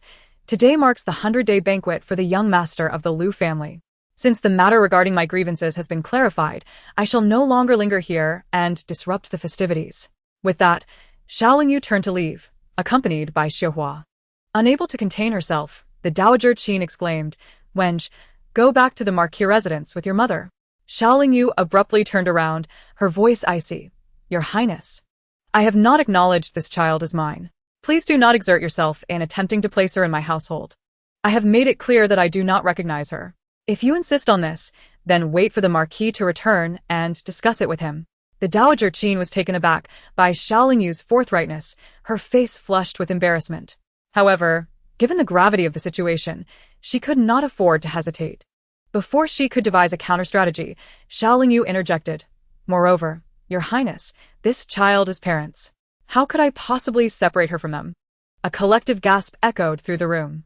Someone could not help but remark, "Isn't it said that this child has been an orphan since childhood, raised in a temple?" The Dowager Qin immediately retorted, "The child's parents are deceased. She was found and raised in the temple by the abbot. I have investigated this thoroughly. How could she possibly have parents?" Xiao Lingyu smirked, a hint of mischief in her eyes. "This is something I only recently discovered myself. I had intended to discuss it with your highness, but as you can see, my family has been beset by a series of unfortunate events. I must assist Sister Wenxue with her matters, and help Brother Wenfei, and even lend a hand with Brother Wenlong's affairs. I have been exceedingly overwhelmed and have not had the opportunity to speak. Since we are all gathered here today, let us resolve this matter at once." Unexplainably, a chill crept into the heart of the Dowager Qin. Xiao Lingyu instructed Xiuhua, "Go and invite that couple over." Xiuhua exchanged a glance with Xiao Lingyu and swiftly exited. Xiao Lingyu turned to Lu Taifu. "Taifu, I do not wish to delay the banquet any further, but some matters cannot be postponed. If they are, they may lead to further complications." Lu Taifu, feeling guilty for his previous inaction, nodded repeatedly. "Someone, bring tea for the young madam." Xiao Lingyu leisurely sipped her tea, a stark contrast to the anxious expressions of the Dowager Qin and Wenj. Before long, Xiuhua returned, accompanied by a plain-looking couple. "Young madam, I have brought them," Xiuhua said softly. Xiao Lingyu set down her teacup and stated directly, "That is Wenj. You may go and recognize him." The couple hurried towards Wenj, who disdainfully pushed them away. "Who are you?" "I don't know you." The Dowager Qin, infuriated, interjected, "Lingyu, you need not resort to fabricating imposters just because you refuse to acknowledge this child. The fact remains that his parents are dead, and he was raised in a temple. Why does your highness insist that his parents are deceased? Have you ever seen them?" Xiao Lingyu met her gaze. The Dowager Qin stammered, her teeth clenched. "I have not seen them, but monks do not lie. The abbot took Wenjin as a baby, and he still had a letter with him at the time. It clearly stated that due to a flood in his hometown, both his parents perished. He was rescued by a neighbor who left him at the temple with a note detailing his origins." Xiao Lingyu turned her attention to the couple. The woman immediately spoke up. "Yes, there was a flood in our hometown, causing numerous casualties. My husband and I were swept away, But we were rescued. Though we survived, we suffered severe injuries and lost much of our memory, even the location of our hometown. However, we have always remembered our son and have been searching for him all these years. The man nodded emphatically. Indeed, we have nothing else to claim. But we must find our son. The Dowager Qin, exasperated, shouted, "Your son is not Wenj. Someone, throw these impostors out." "Wait," Xiaoling Yu interjected softly. "Why the urgency, Your Highness? If you take a closer look, Wenj bears a striking resemblance to this couple. If there were no relation at all, it would be quite the coincidence. Wouldn't it?" Upon hearing this, the guests instinctively scrutinized the couple and Wenj. To their astonishment, the resemblance was undeniable. Wenj indeed shared features with both the man and the woman. He bore the likeness of both parents. Even the Dowager Qin was momentarily speechless. It was uncanny. "What is happening?" Xiaoling Yu continued. "I wonder if everyone has heard that my father's new wife has a son who looks remarkably like him. If they are not blood relatives, how can they resemble each other so closely?" The guests nodded in agreement. The affairs of the Xiao family had become a topic of gossip throughout the city. How could one not be aware of it? The Dowager Qin grew anxious. Merely resembling someone does not prove anything. After all, there are countless people in this world, and finding a few who look alike is not difficult. Wenj is undoubtedly her biological son. She carried him for 10 months. How could he resemble anyone else? Yet, the Dowager Qin could not voice this objection. "That may be true," Xiaoling Yu remarked, addressing the couple with a soft sigh. "Relying solely on appearance is indeed insufficient. If you wish to find your son or acknowledge him, you must possess other evidence to convince both others and yourselves. What if you mistakenly identify the wrong child? How would you face your ancestors?" The woman immediately responded, "My child has a scar on his right buttock, which he received from being bitten by our big yellow dog when I gave birth to him." Both the Dowager Qin and Wenj were taken aback. Wenj did indeed have a scar on his right buttock, and it was indeed caused by a dog bite. However, that incident occurred when the Dowager Qin secretly gave birth and had someone covertly send Wenj away. The guard, unwilling to directly seize the child, encountered a wild dog that bit Wenj's bottom during the struggle. To save the child, the guard killed the dog but subsequently fell off a cliff and has been missing ever since. The Dowager Qin panicked. How could they possibly know this? Suddenly, she turned to Xiaoling Yu. Xiaoling Yu maintained her calm demeanor. "In that case, let us invite Doctors Wen and Wu to examine whether Wenj has the scar from years ago." The two doctors among the guests froze, initially mere spectators, now finding themselves in the spotlight. All eyes turned toward Doctors Wen and Wu. Clearing his throat, Dr. Wen stroked his beard and stepped forward. "Taifu, may I borrow a room?" Lu Taifu promptly instructed his servants to lead Dr. Wen, Dr. Wu, and Wenj to the guest rooms ahead. The Dowager Qin, anxious to intervene, found Xiaoling Yu standing beside her, having swiftly administered an injection. Instantly, the Dowager Qin found herself speechless and unable to move, watching helplessly as the two doctors led Wenj away. "I believe they are indeed biological relatives. Their resemblance is striking," someone remarked. Indeed. While this world is filled with all sorts of people, what are the odds of such a coincidence? Another added. They have searched for their son for most of their lives. It would be fortunate if they were able to find him. Many guests began to murmur among themselves. Suddenly, one guest inquired, "Young madam, how did you find this couple?" Xiaoling Yu smiled slightly, remarking that it was merely a coincidence. A few days prior, she had come across them collapsed on the street while her carriage was passing by, which led her to rescue them. In their conversation, she discovered that they had been searching for their son all these years. The more she observed them, the more they resembled Wengur, prompting her to contemplate visiting the Dowager Princess and Wengur in the near future for confirmation. If they truly were Wengur's parents, it would undoubtedly be a joyous reunion, for no wealth or honor could ever compare to the profound bond of flesh and blood. Everyone present nodded in agreement. Xiao Huan nearly burst into laughter. Xiaoling Yu had initially intended for them to seek the whereabouts of the guard entangled with the Dowager Princess, but their efforts had proven fruitless. However, in order to resolve the issues surrounding Wengur swiftly, she decided to change her approach. This couple had been sent by her disciples, who had sought after Wengur's likeness for quite some time, and they had undergone extensive training within the sect for 6 months. Xiaoling Yu wished to refine their presentation before bringing them forth. Little did she expect that the Dowager Princess would force her hand today, thus she had to employ this strategy on the fly. The Dowager Princess appeared flustered. Her face flushed with urgency. Soon, Dr. Wen and Dr. Wu emerged with Wengur. So, does Wengur have a scar? Someone could not help but inquire. Dr. Wen nodded affirmatively, stating that there was indeed an old scar on his right buttock. Dr. Wu concurred.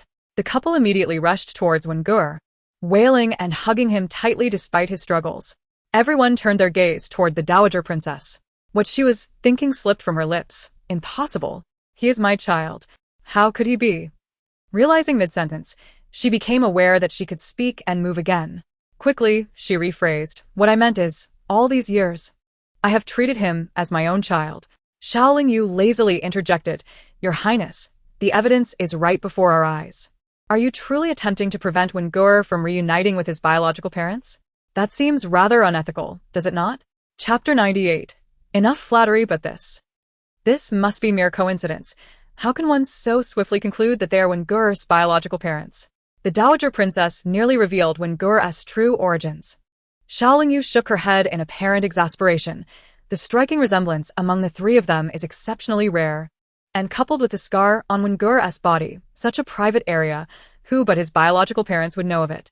Even the master who raised him would hardly spread the word about the scar on Wengur's right buttock. It is only natural for the Dowager Princess, having cared for him for so many years as her own son, to feel this way. Nevertheless, one must not lose sight of the truth.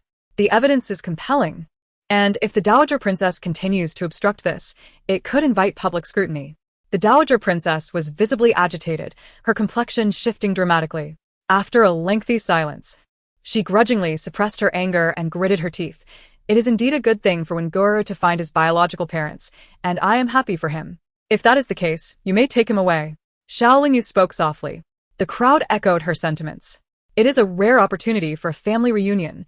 It must be a blessing from their ancestors. Indeed, a harmonious family is the greatest blessing. The Dowager Princess's expression darkened to an extreme.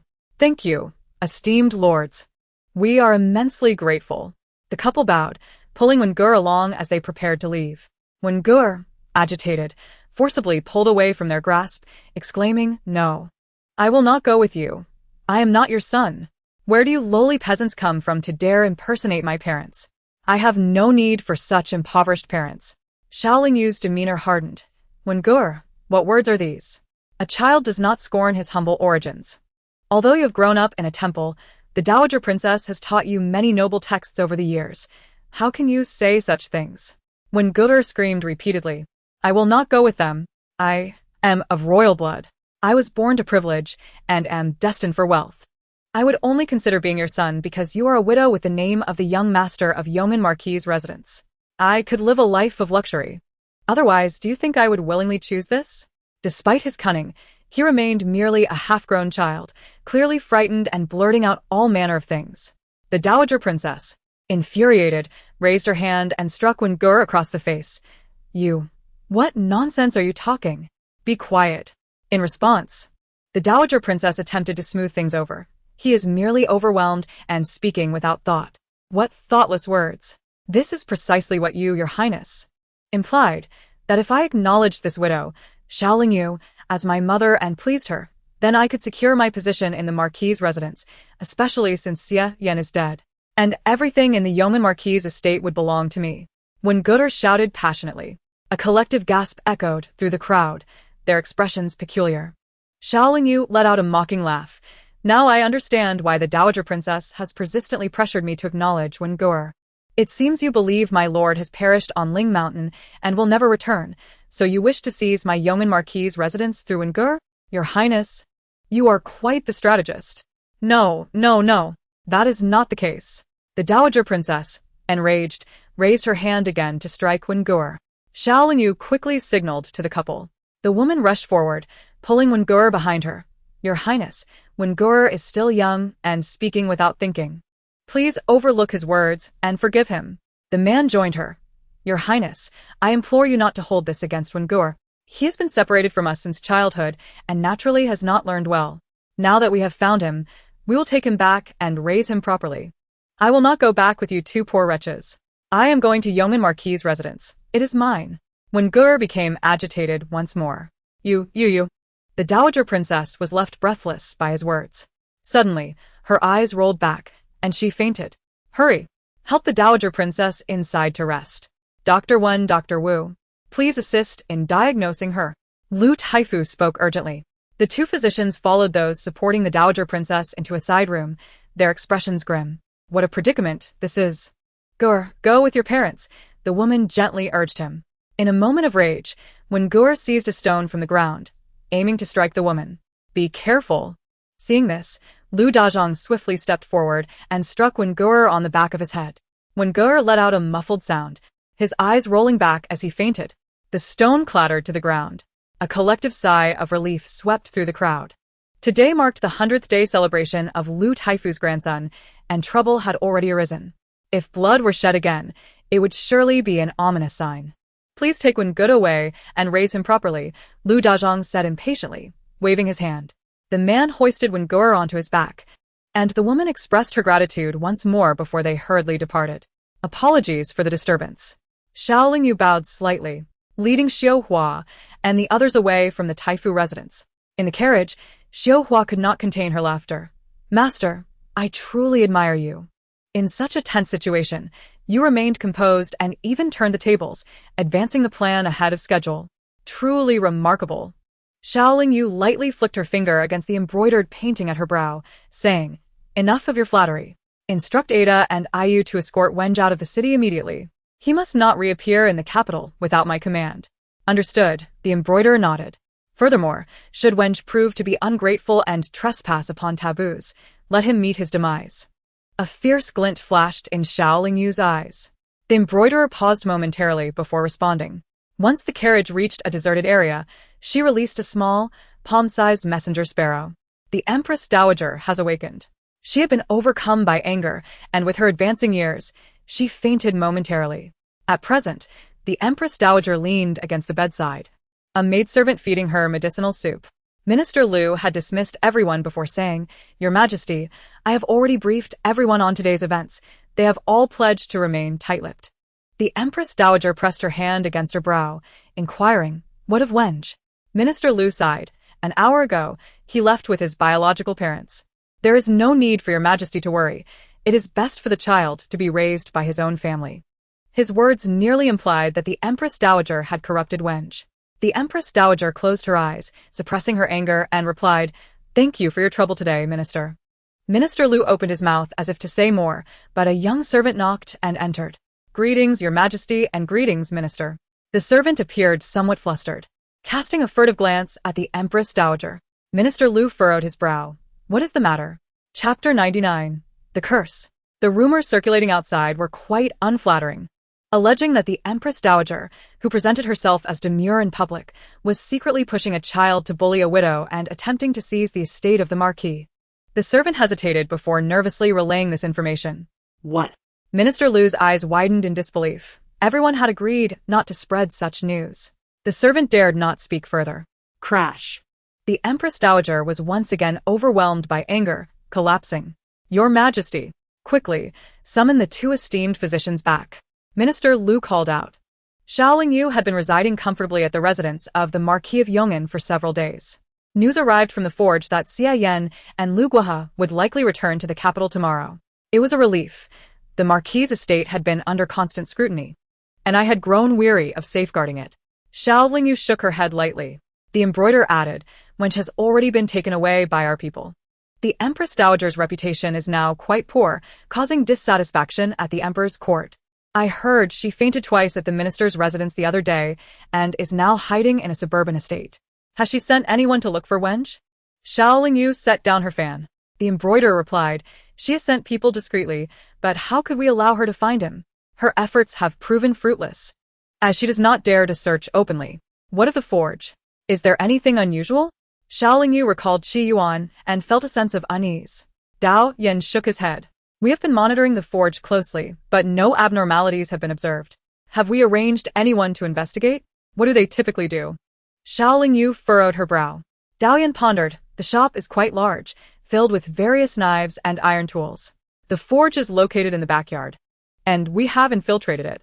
However, the largest forge in the back is currently crafting a substantial cauldron. What? A cauldron? Are you certain? Xiao Lingyu asked sharply. Dao Yan nodded. It is a large cauldron, appearing as if it would require 5 or 6 people to carry it. This was indeed peculiar. Xiaolingyu's expression grew solemn. In her previous life, she had known that the current emperor was obsessed with alchemy, seeking immortality. He had summoned many alchemists to a palace outside the city to assist him in his endeavors.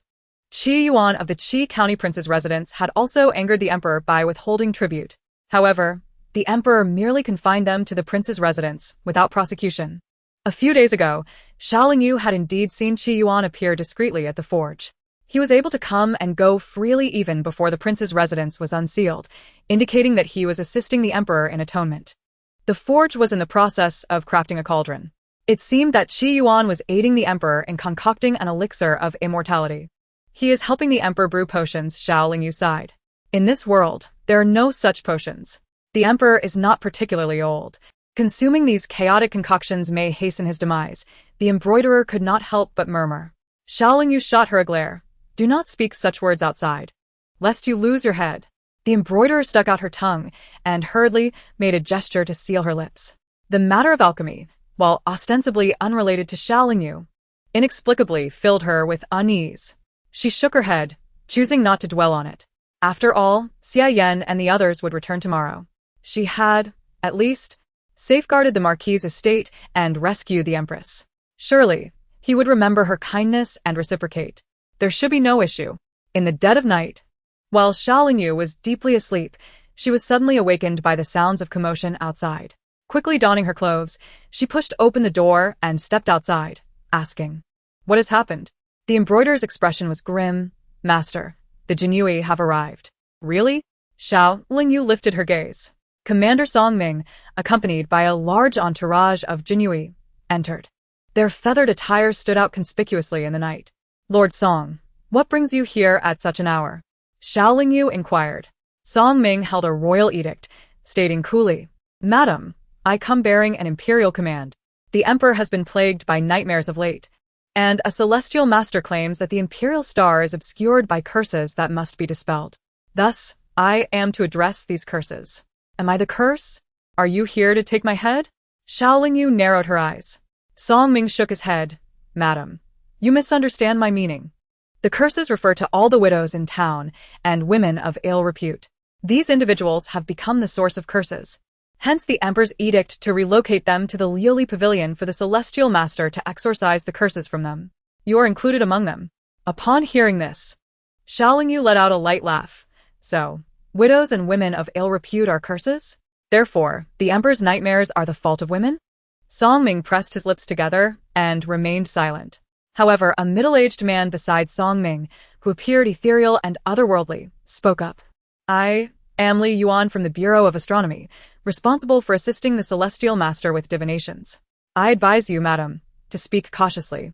A woman who becomes a widow is often fated to be strong-willed and brings misfortune to her husband, while a woman of ill repute is typically reckless and bold, adversely affecting the fortunes of her family.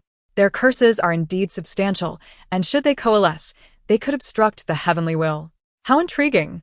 It seems women can indeed hold up the sky," Xiaolingyu retorted mockingly.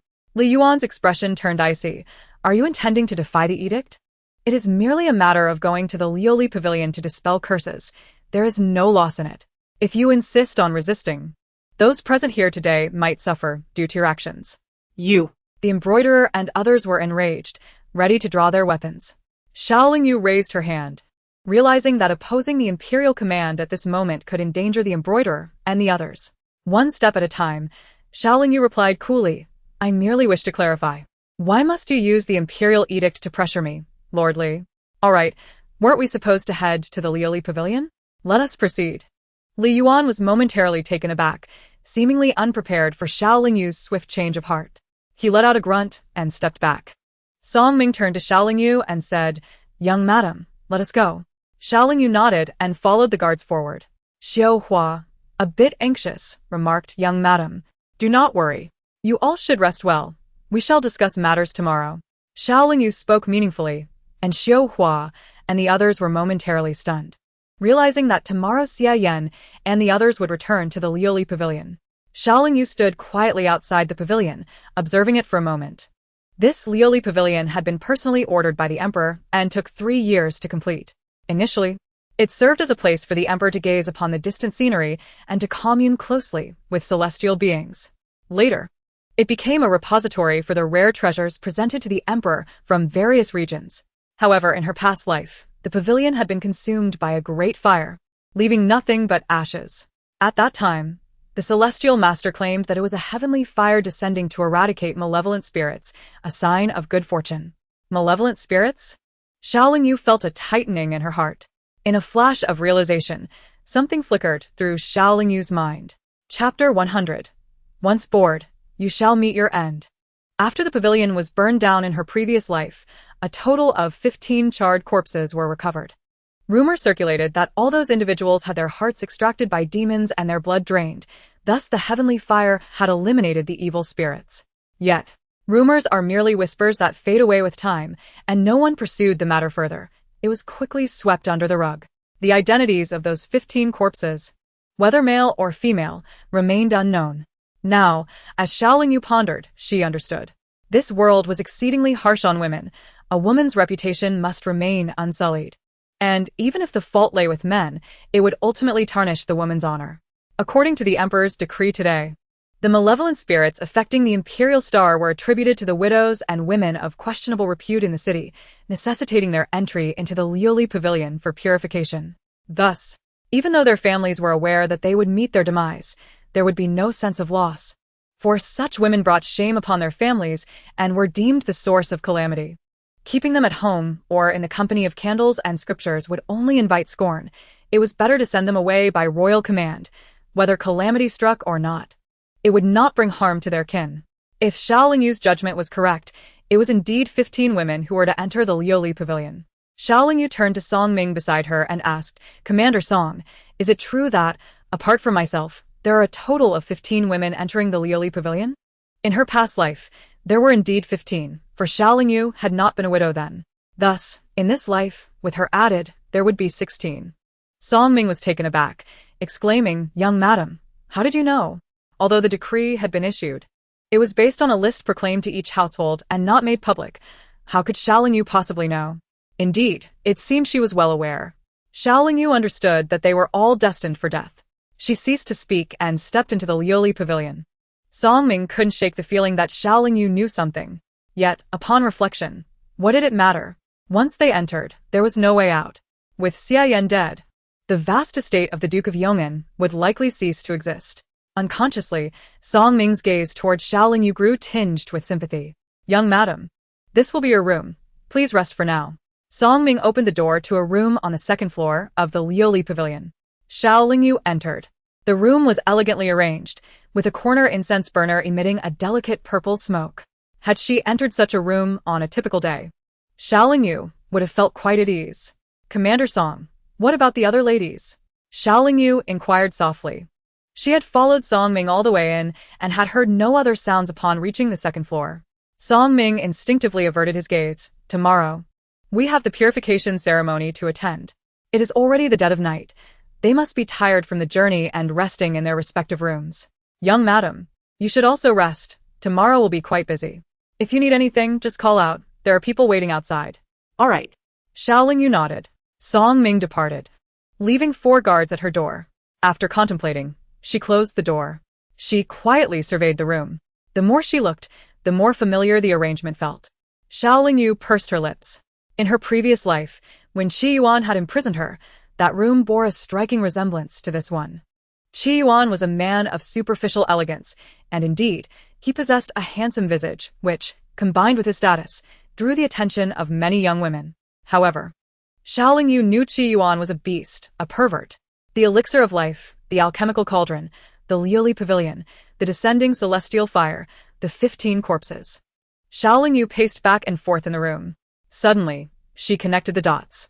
The emperor intended to concoct the elixir of life, believing in dark arts, and sought to use the hearts of living individuals as ingredients. This meant that these 15 unfortunate women had traversed this fate in both their past and present lives, having their hearts extracted and blood drained, only to be burned beyond recognition, leaving no trace in this world. No one sought justice for them, nor did anyone mourn their loss. Xiao Lingyu clenched her fists tightly. And in this life, she was also ensnared in this web. One reason was undoubtedly her interference with the trajectory of fate. The second was certainly Qi Yuan's covert alliance with Duke Xiao and the Dowager Qin in their scheming, as she was also a widow and opposed them daily. Since she could not be utilized by them, perhaps death was the more suitable option. Xiao Lingyu turned and yanked the door open, only to find the guards blocking her way. "Young madam, what do you require?" It seemed they were indeed watching her closely. Xiao Lingyu pressed her lips together, refraining from speaking, and closed the door once more. She wondered about the fate of those women, sitting on the bed. She contemplated that if the so-called purification ceremony began tomorrow, it could mean that they would survive until then. Upon entering the Liuli pavilion, she had not seen any other women, but Song Ming had confirmed there were indeed 15 others besides her. According to the events of her past life, those women had indeed encountered trouble within the Liuli pavilion.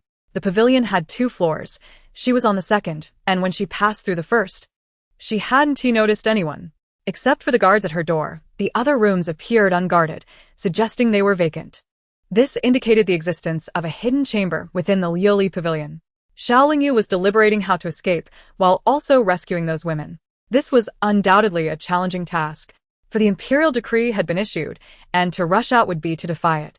However, the decree did not specify what was to be done, which provided some room for maneuvering. As she pondered, she lost track of time, feeling her head grow heavy and her eyelids grow heavy. The door swung open from the outside, and a figure entered. The figure halted at the foot of Xiao Lingyu's bed. It was Qi Yuan. "Xiao Lingyu," Qi Yuan said, sitting down beside her, gently caressing her delicate and smooth cheek. "I warned you. You have caused me such suffering, and I will not let you off easily. What use is your cleverness if you still fall into my grasp today? That short-lived ghost, Xia Yan, can he resurrect to save you?" Qi Yuan's hand moved to Xiao Lingyu's neck. Suddenly, he tightened his grip. Xiao Lingyu failed to awaken, her brow furrowed tightly, and her delicate face flushed crimson, overwhelmed by discomfort. It seemed that Qi Yuan was about to suffocate her to death. He loosened his grip, caressing her cheek instead. Feeling distressed and unable to awaken. "Are we? Do not worry. I shall not allow you to perish so easily. At the very least, I will tire of you before granting you death." Qi Yuan snickered contemptuously, his hand trailing down her slender waist, fingers deftly unfastening her belt. Chapter 101. Soiled my hands. In an instant, her outer garment was discarded onto the floor. Xiao Lingyu's fair, rosy skin provoked a strong reaction in Qi Yuan. Unable to restrain himself, he lunged forward. Thud. Qi Yuan felt a sharp pain at his neck, immobilized as Xiao Lingyu kicked him off the bed. Rising, she retrieved her silver needles and donned her clothes. "Young Master Qi?" The voices outside hesitated to enter, unsure. Xiao Lingyu crouched beside him, casually brandishing a hairpin against his neck. Startled, Qi Yuan exclaimed, "Do not ruin my plans." Silence. The voices outside fell silent. "Release the pin," he stammered, unable to move, akin to meat upon a chopping board. Xiao Lingyu withdrew the pin, casting a cold glance at him. Qi Yuan, unnerved by her gaze, stuttered, "What have you done to me? You were brought here by the Jin Yiwei in the dead of night. Did you think I was unprepared?" Xiao Lingyu brandished the very needle that had previously pierced his back, shaking it slightly.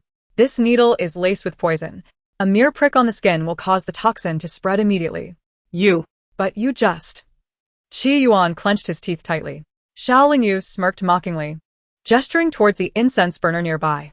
"Are you referring to the soul-departing incense? How could you?" Qi Yuan's eyes widened in terror. Xiao Lingyu replied nonchalantly, "Unfortunately, ordinary poisons have little effect on me." Not only her, but others from her sect had consumed the 1,000-poison pill, rendering common toxins ineffective against them. Upon entering the room, she had immediately recognized Qi Yuan's ostentatious decor and detected the scent of soul-departing incense. How could she not foresee the fate that awaited her? Should she confront Qi Yuan head-on, it would surely attract the attention of Song Ming and the multitude of Jin Yiwei. No matter how formidable she might be, captured was an inevitable outcome. Thus, Xiao Lingyu forced herself to suppress her disgust, seeking the opportune moment to bring Qi Yuan down. "Tell me, would killing you dirty my hands?" she suddenly inquired softly. The sky began to brighten with dawn's light.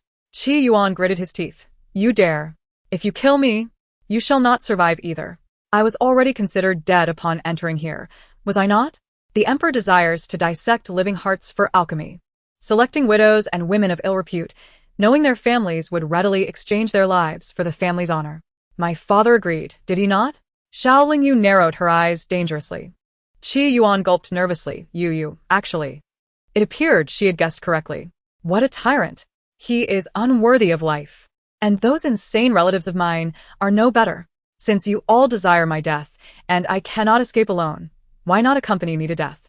As she spoke, Xiao Lingyu seated herself beside him, her voice ethereal. You claim to adore me, pursuing me with relentless fervor. So why wait for Xie Yan? Let us descend together to become ghostly spouses, shall we? In that moment, Qi Yuan's complexion paled. You mustn't. Xiao Lingyu's hand swiftly encircled his throat. You shall die first. And I shall join you later. Let me go. Qi Yuan struggled, but his life was at her mercy, rendering him utterly helpless. Xiao Lingyu's grip tightened further, his face reddening, gasping for air. Just as Qi Yuan was on the brink of losing consciousness, Xiao Lingyu released him. How does it feel? Comfortable? Afraid? You were just doing this to me. She spoke calmly, as if recounting a trivial anecdote. Qi Yuan gazed at her, utterly bewildered, unable to articulate his thoughts. He had no means to resist, yet she had managed to endure without retaliating when he had choked her earlier. This woman was truly terrifying. Xiao Lingyu raised an eyebrow mockingly. In her past life, Qi Yuan had been equally twisted, nearly choking her to death on several occasions. Thus, she had long since adapted to his strength. Knowing she would not perish, Xiao Lingyu remained composed and unafraid. Release me quickly. As long as there are 15 people here, you can survive. Just let me go, and I shall spare your life. Qi Yuan's neck was rigid as he spoke. Xiao Lingyu patted his face. Where is the secret chamber? Qi Yuan's eyes widened. You know there is a secret chamber here? Smack. Xiao Lingyu delivered a resounding slap to Qi Yuan's face. Do you think everyone is as foolish as you? With so many rooms unguarded, it is evident they are empty. The person is still at the Lioli Pavilion, yet cannot be seen. They must be in the secret chamber. You struck me. Qi Yuan exclaimed in frustration. I could easily kill you. Would you care to test that? Xiao Lingyu's gaze was disdainful. You dare. Qi Yuan stuttered, but before he could finish, Xiao Lingyu plunged her hairpin into his shoulder. While not fatal, it was certainly painful. The Jin Yiwei outside froze, yet dared not intervene. After all, it was rumored that Qi Yuan had peculiar preferences, having even caused the demise of several women in the past. The uproar outside was deemed normal. With such thoughts, the Jin Yiwei chose to ignore the commotion. If I were to pierce you with enough needles, would you bleed out, or would it be better to grant you a swift death? Xiao Lingyu regarded him lazily. Qi Yuan trembled in fear from her presence. Unable to maintain his composure, he lost control and wet himself. Oh. Xiao Lingyu recoiled in disgust. Qi Yuan, feeling a mixture of anger, frustration, and fear, found himself unable to move, forced to yield. What must I do for you to spare me? He ground out through clenched teeth. He had never been bested so thoroughly by a woman. Truly a madwoman. Are the women dead? Xiao Lingyu inquired. They are not dead. The action will take place tomorrow, Qi Yuan replied. Who else is in the secret chamber? Xiao Lingyu leaned against her shoulders, scrutinizing him. Qi Yuan pondered. Enduring the pain in his shoulder, the Emperor, the Celestial Master, and... The Emperor is also present? Xiao Lingyu expressed surprise. Qi Yuan nodded. This is for the purpose of concocting the elixir of immortality. The Emperor naturally wishes to oversee it personally. what is so strange about that? For a moment, Xiao Lingyu fell silent, standing by, deep in thought. Qi Yuan could no longer contain himself. Administer some medicine to me, Xiao Lingyu. Xiao Lingyu casually opened a small vial of medicine she had tucked away. Rip. Xiao Lingyu, in a fit of impatience, ripped the fabric from his shoulder and poured the medicinal powder directly onto the wound. Ah, it hurts terribly. Qi Yuan cried out in agony. Chapter 102. A truly terrifying smile. Shut your mouth. You're being insufferable, Xiao Lingyu snapped, striking Qi Yuan across the face with considerable annoyance. Qi Yuan felt both wronged and terrified. This woman was utterly unhinged. She disregarded everything. If you let me go, I promise to ensure your safe passage from the Lioli Pavilion. Otherwise, before Qi Yuan could finish his plea, Xiao Lingyu seemed to notice a bundle nearby. Furrowing her brow, she approached and opened the bundle, revealing its contents scattered across the floor. various perverse items intended for intimate encounters. Were these prepared by you? She smirked, her lips curling in a way that sent a chill down Qi Yuan's spine. Speak. Xiao Lingyu demanded, pulling out a slender iron chain. Forged from mysterious metal. It was incredibly rigid, nearly impossible to unlock without a matching key, and even the sharpest blade would struggle to sever it. In her past life, Xiao Lingyu had been bound by this very chain, forced to endure humiliation at his hands. How absurd! Xiao Lingyu glared at Qi Yuan. He swallowed hard. It's merely to enhance a bit of intimacy, that's all. Is that so? Then let us test just how intimate it can be, she retorted coldly. Dragging the chain closer to him, Qi Yuan recoiled in fright. You lunatic. What do you intend to do? The Jinui are outside. Would you care to see whether they arrive to rescue you faster, or if I can end your life more swiftly? Xiao Lingyu's voice was soft, yet it sent shivers down Qi Yuan's spine. You aren't frightened, are you, Master Qi? She hoisted him upright and pushed him onto the bed behind them. Qi Yuan, now tense, stammered. What do you want from me? Haven T, I made myself clear? Let us explore your little fantasies, she replied, fastening his arms to the headboard with a chain, then retrieving a candle before tearing open his shirt. As the candle tilted, Xiao Lingyu feigned innocence. Is this how it's done? Ah. Qi Yuan screamed in pain. Outside, the Jinui could not help but call out, Young master, what is happening? Is it pleasurable? Tell them, so they don't bother us, Xiao Lingyu threatened, patting his face.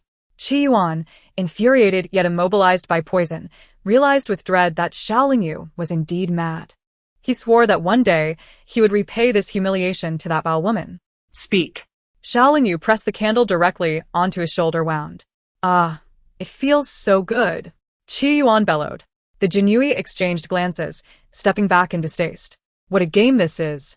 Shall we strike you directly? Xiao Lingyu inquired. Bringing forth a whip adorned with numerous tiny spikes, her curiosity piqued. Qi Yuan, regaining his composure, felt a surge of dread. Xiao Lingyu, please spare me. I promise not to target you again. I understand my mistakes. What are you afraid of? Aren't these the very items you intended to use against me? You claimed they were for intimacy. Why does intimacy for a woman differ from that for you? Such disobedience. Xiao Lingyu clicked her tongue, patting his face. Endure a little longer, and it will pass. You won't die. However, if you refuse to cooperate, I can certainly arrange for your demise. Would you care to test my resolve? After all, I have no plans to escape. Taking you with me is no burden. You are insane. Qi Yuan exclaimed in terror. Xiao Lingyu lifted the whip high and brought it down forcefully. In less than a quarter of an hour, Qi Yuan was covered in wounds, barely clinging to life as he gazed at Xiao Lingyu, unable to utter a word. She discarded the whip, rubbing her sore wrist. Qi Yuan, with his remaining strength, fixed a desperate gaze on her. Is it enough? Yes, take a moment to rest, she replied, abruptly stuffing a piece of bed curtain into his mouth. Qi Yuan's eyes widened in shock as he muffled protests. For reasons unknown, a wave of despair and terror washed over him. Xiao Lingyu smirked, casually tossing a candle onto the bed curtain, igniting it instantly. Boom. The room erupted in flames. She then seized a wine jug from the table and poured its contents onto the flames. Boom. The fire surged upward. Qi Yuan, realizing Xiao Lingyu's intentions, was consumed by panic, yet powerless to act. With a rip, she tore her clothing, disheveling her hair, presenting herself as though she had been assaulted before rushing out. Help! Help! Someone please! As the door swung open, flames burst forth. Thick smoke prompted the Jinui outside to instinctively retreat. What is happening? Song Ming charged up from the first floor, quickly extinguished the fire and rescue. A multitude of Jinui scrambled for water buckets. The blaze was so fierce that even Song Ming hesitated to enter. He grasped Xiao Lingyu's arm, urgently asking, Madam, how did the fire start? Trembling, she pointed to the burning room, crying, That scoundrel Qi Yuan insisted on forcing me into those perverse acts, locking himself to the bed for me to strike him. In his excitement, he accidentally knocked the candle onto the curtain, igniting the fire. Thankfully, I was by the door, otherwise, I wouldn't have escaped. Song Ming swallowed hard, glancing at the nearby Jinui, who nodded in understanding. After all, they had just heard Qi Yuan's cries of pleasure within. Oh no, this has gone awry. Song Ming ordered. Put on wet clothes and go in to rescue. Yes. The Jinui had no choice but to comply. Given Qi Yuan's status, failing to act would lead to severe consequences for them. About 10 Jinui donned wet clothing and dashed into the inferno. The remaining few continued to douse the flames. But the fire raged too fiercely, fueled by flammable materials and alcohol. Even with more people, rescuing Qi Yuan, who was gravely injured and shackled, seemed impossible. Yet, The Jinui and Song Ming were not innocent. Did they not understand the risks? They were fully aware, yet still proceeded. They were not virtuous. Damn it, sir. It's bad. When we entered, young Master Qi had already lost consciousness, and we can't find the key to unlock his chains. A voice from within called out. crash. The beams of the room collapsed, followed by cries of agony from those struck. The fire raged on. Even the most skilled Jinui could not withstand the flames. And the thick smoke was suffocating. With the beams falling, the exit was blocked, and it seemed few of those inside would survive. Chapter 103. It still hurts. Song Ming instinctively lunged toward the inferno, but Xiaoling Yu grasped his arm. They cannot be saved. Why sacrifice yourself? Commander Song fears accountability. I can testify that you did your utmost. Song Ming was momentarily stunned. At that moment, thick smoke had already spread from the room, enveloping the entire Liuli pavilion in a haze. Xiaoling Yu quickly exclaimed, "There are still many other women here, Commander Song. We must prioritize the most crucial task." Suddenly, Song Ming felt a pang of realization. Indeed, one could not afford to lose sight of the greater good for the sake of Qi Yuan. The secret chamber held not only the remaining 15 women but also the Emperor and the Celestial Master. With this thought, Song Ming immediately turned and rushed downstairs, with Xiaoling Yu following closely behind. Just then, Song Ming seemed to recall something and abruptly turned back.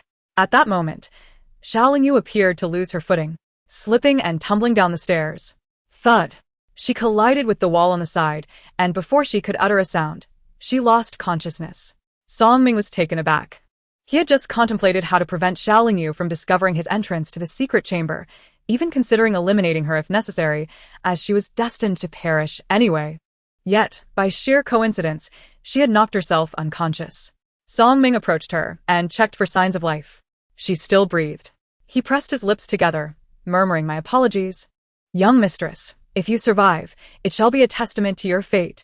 With that, he turned and dashed to the right corner of the first floor, feeling along the wall until he found a protruding section to press. In an instant, a door split open in the previously intact wall, and Song Ming hurried inside. The door closed behind him, leaving no trace. Xiaoling Yu opened her eyes, rubbing her sore arms and waist. She understood that Song Ming would not allow her to discover the entrance to the secret chamber. Therefore, she had to act decisively while he was distracted. Given the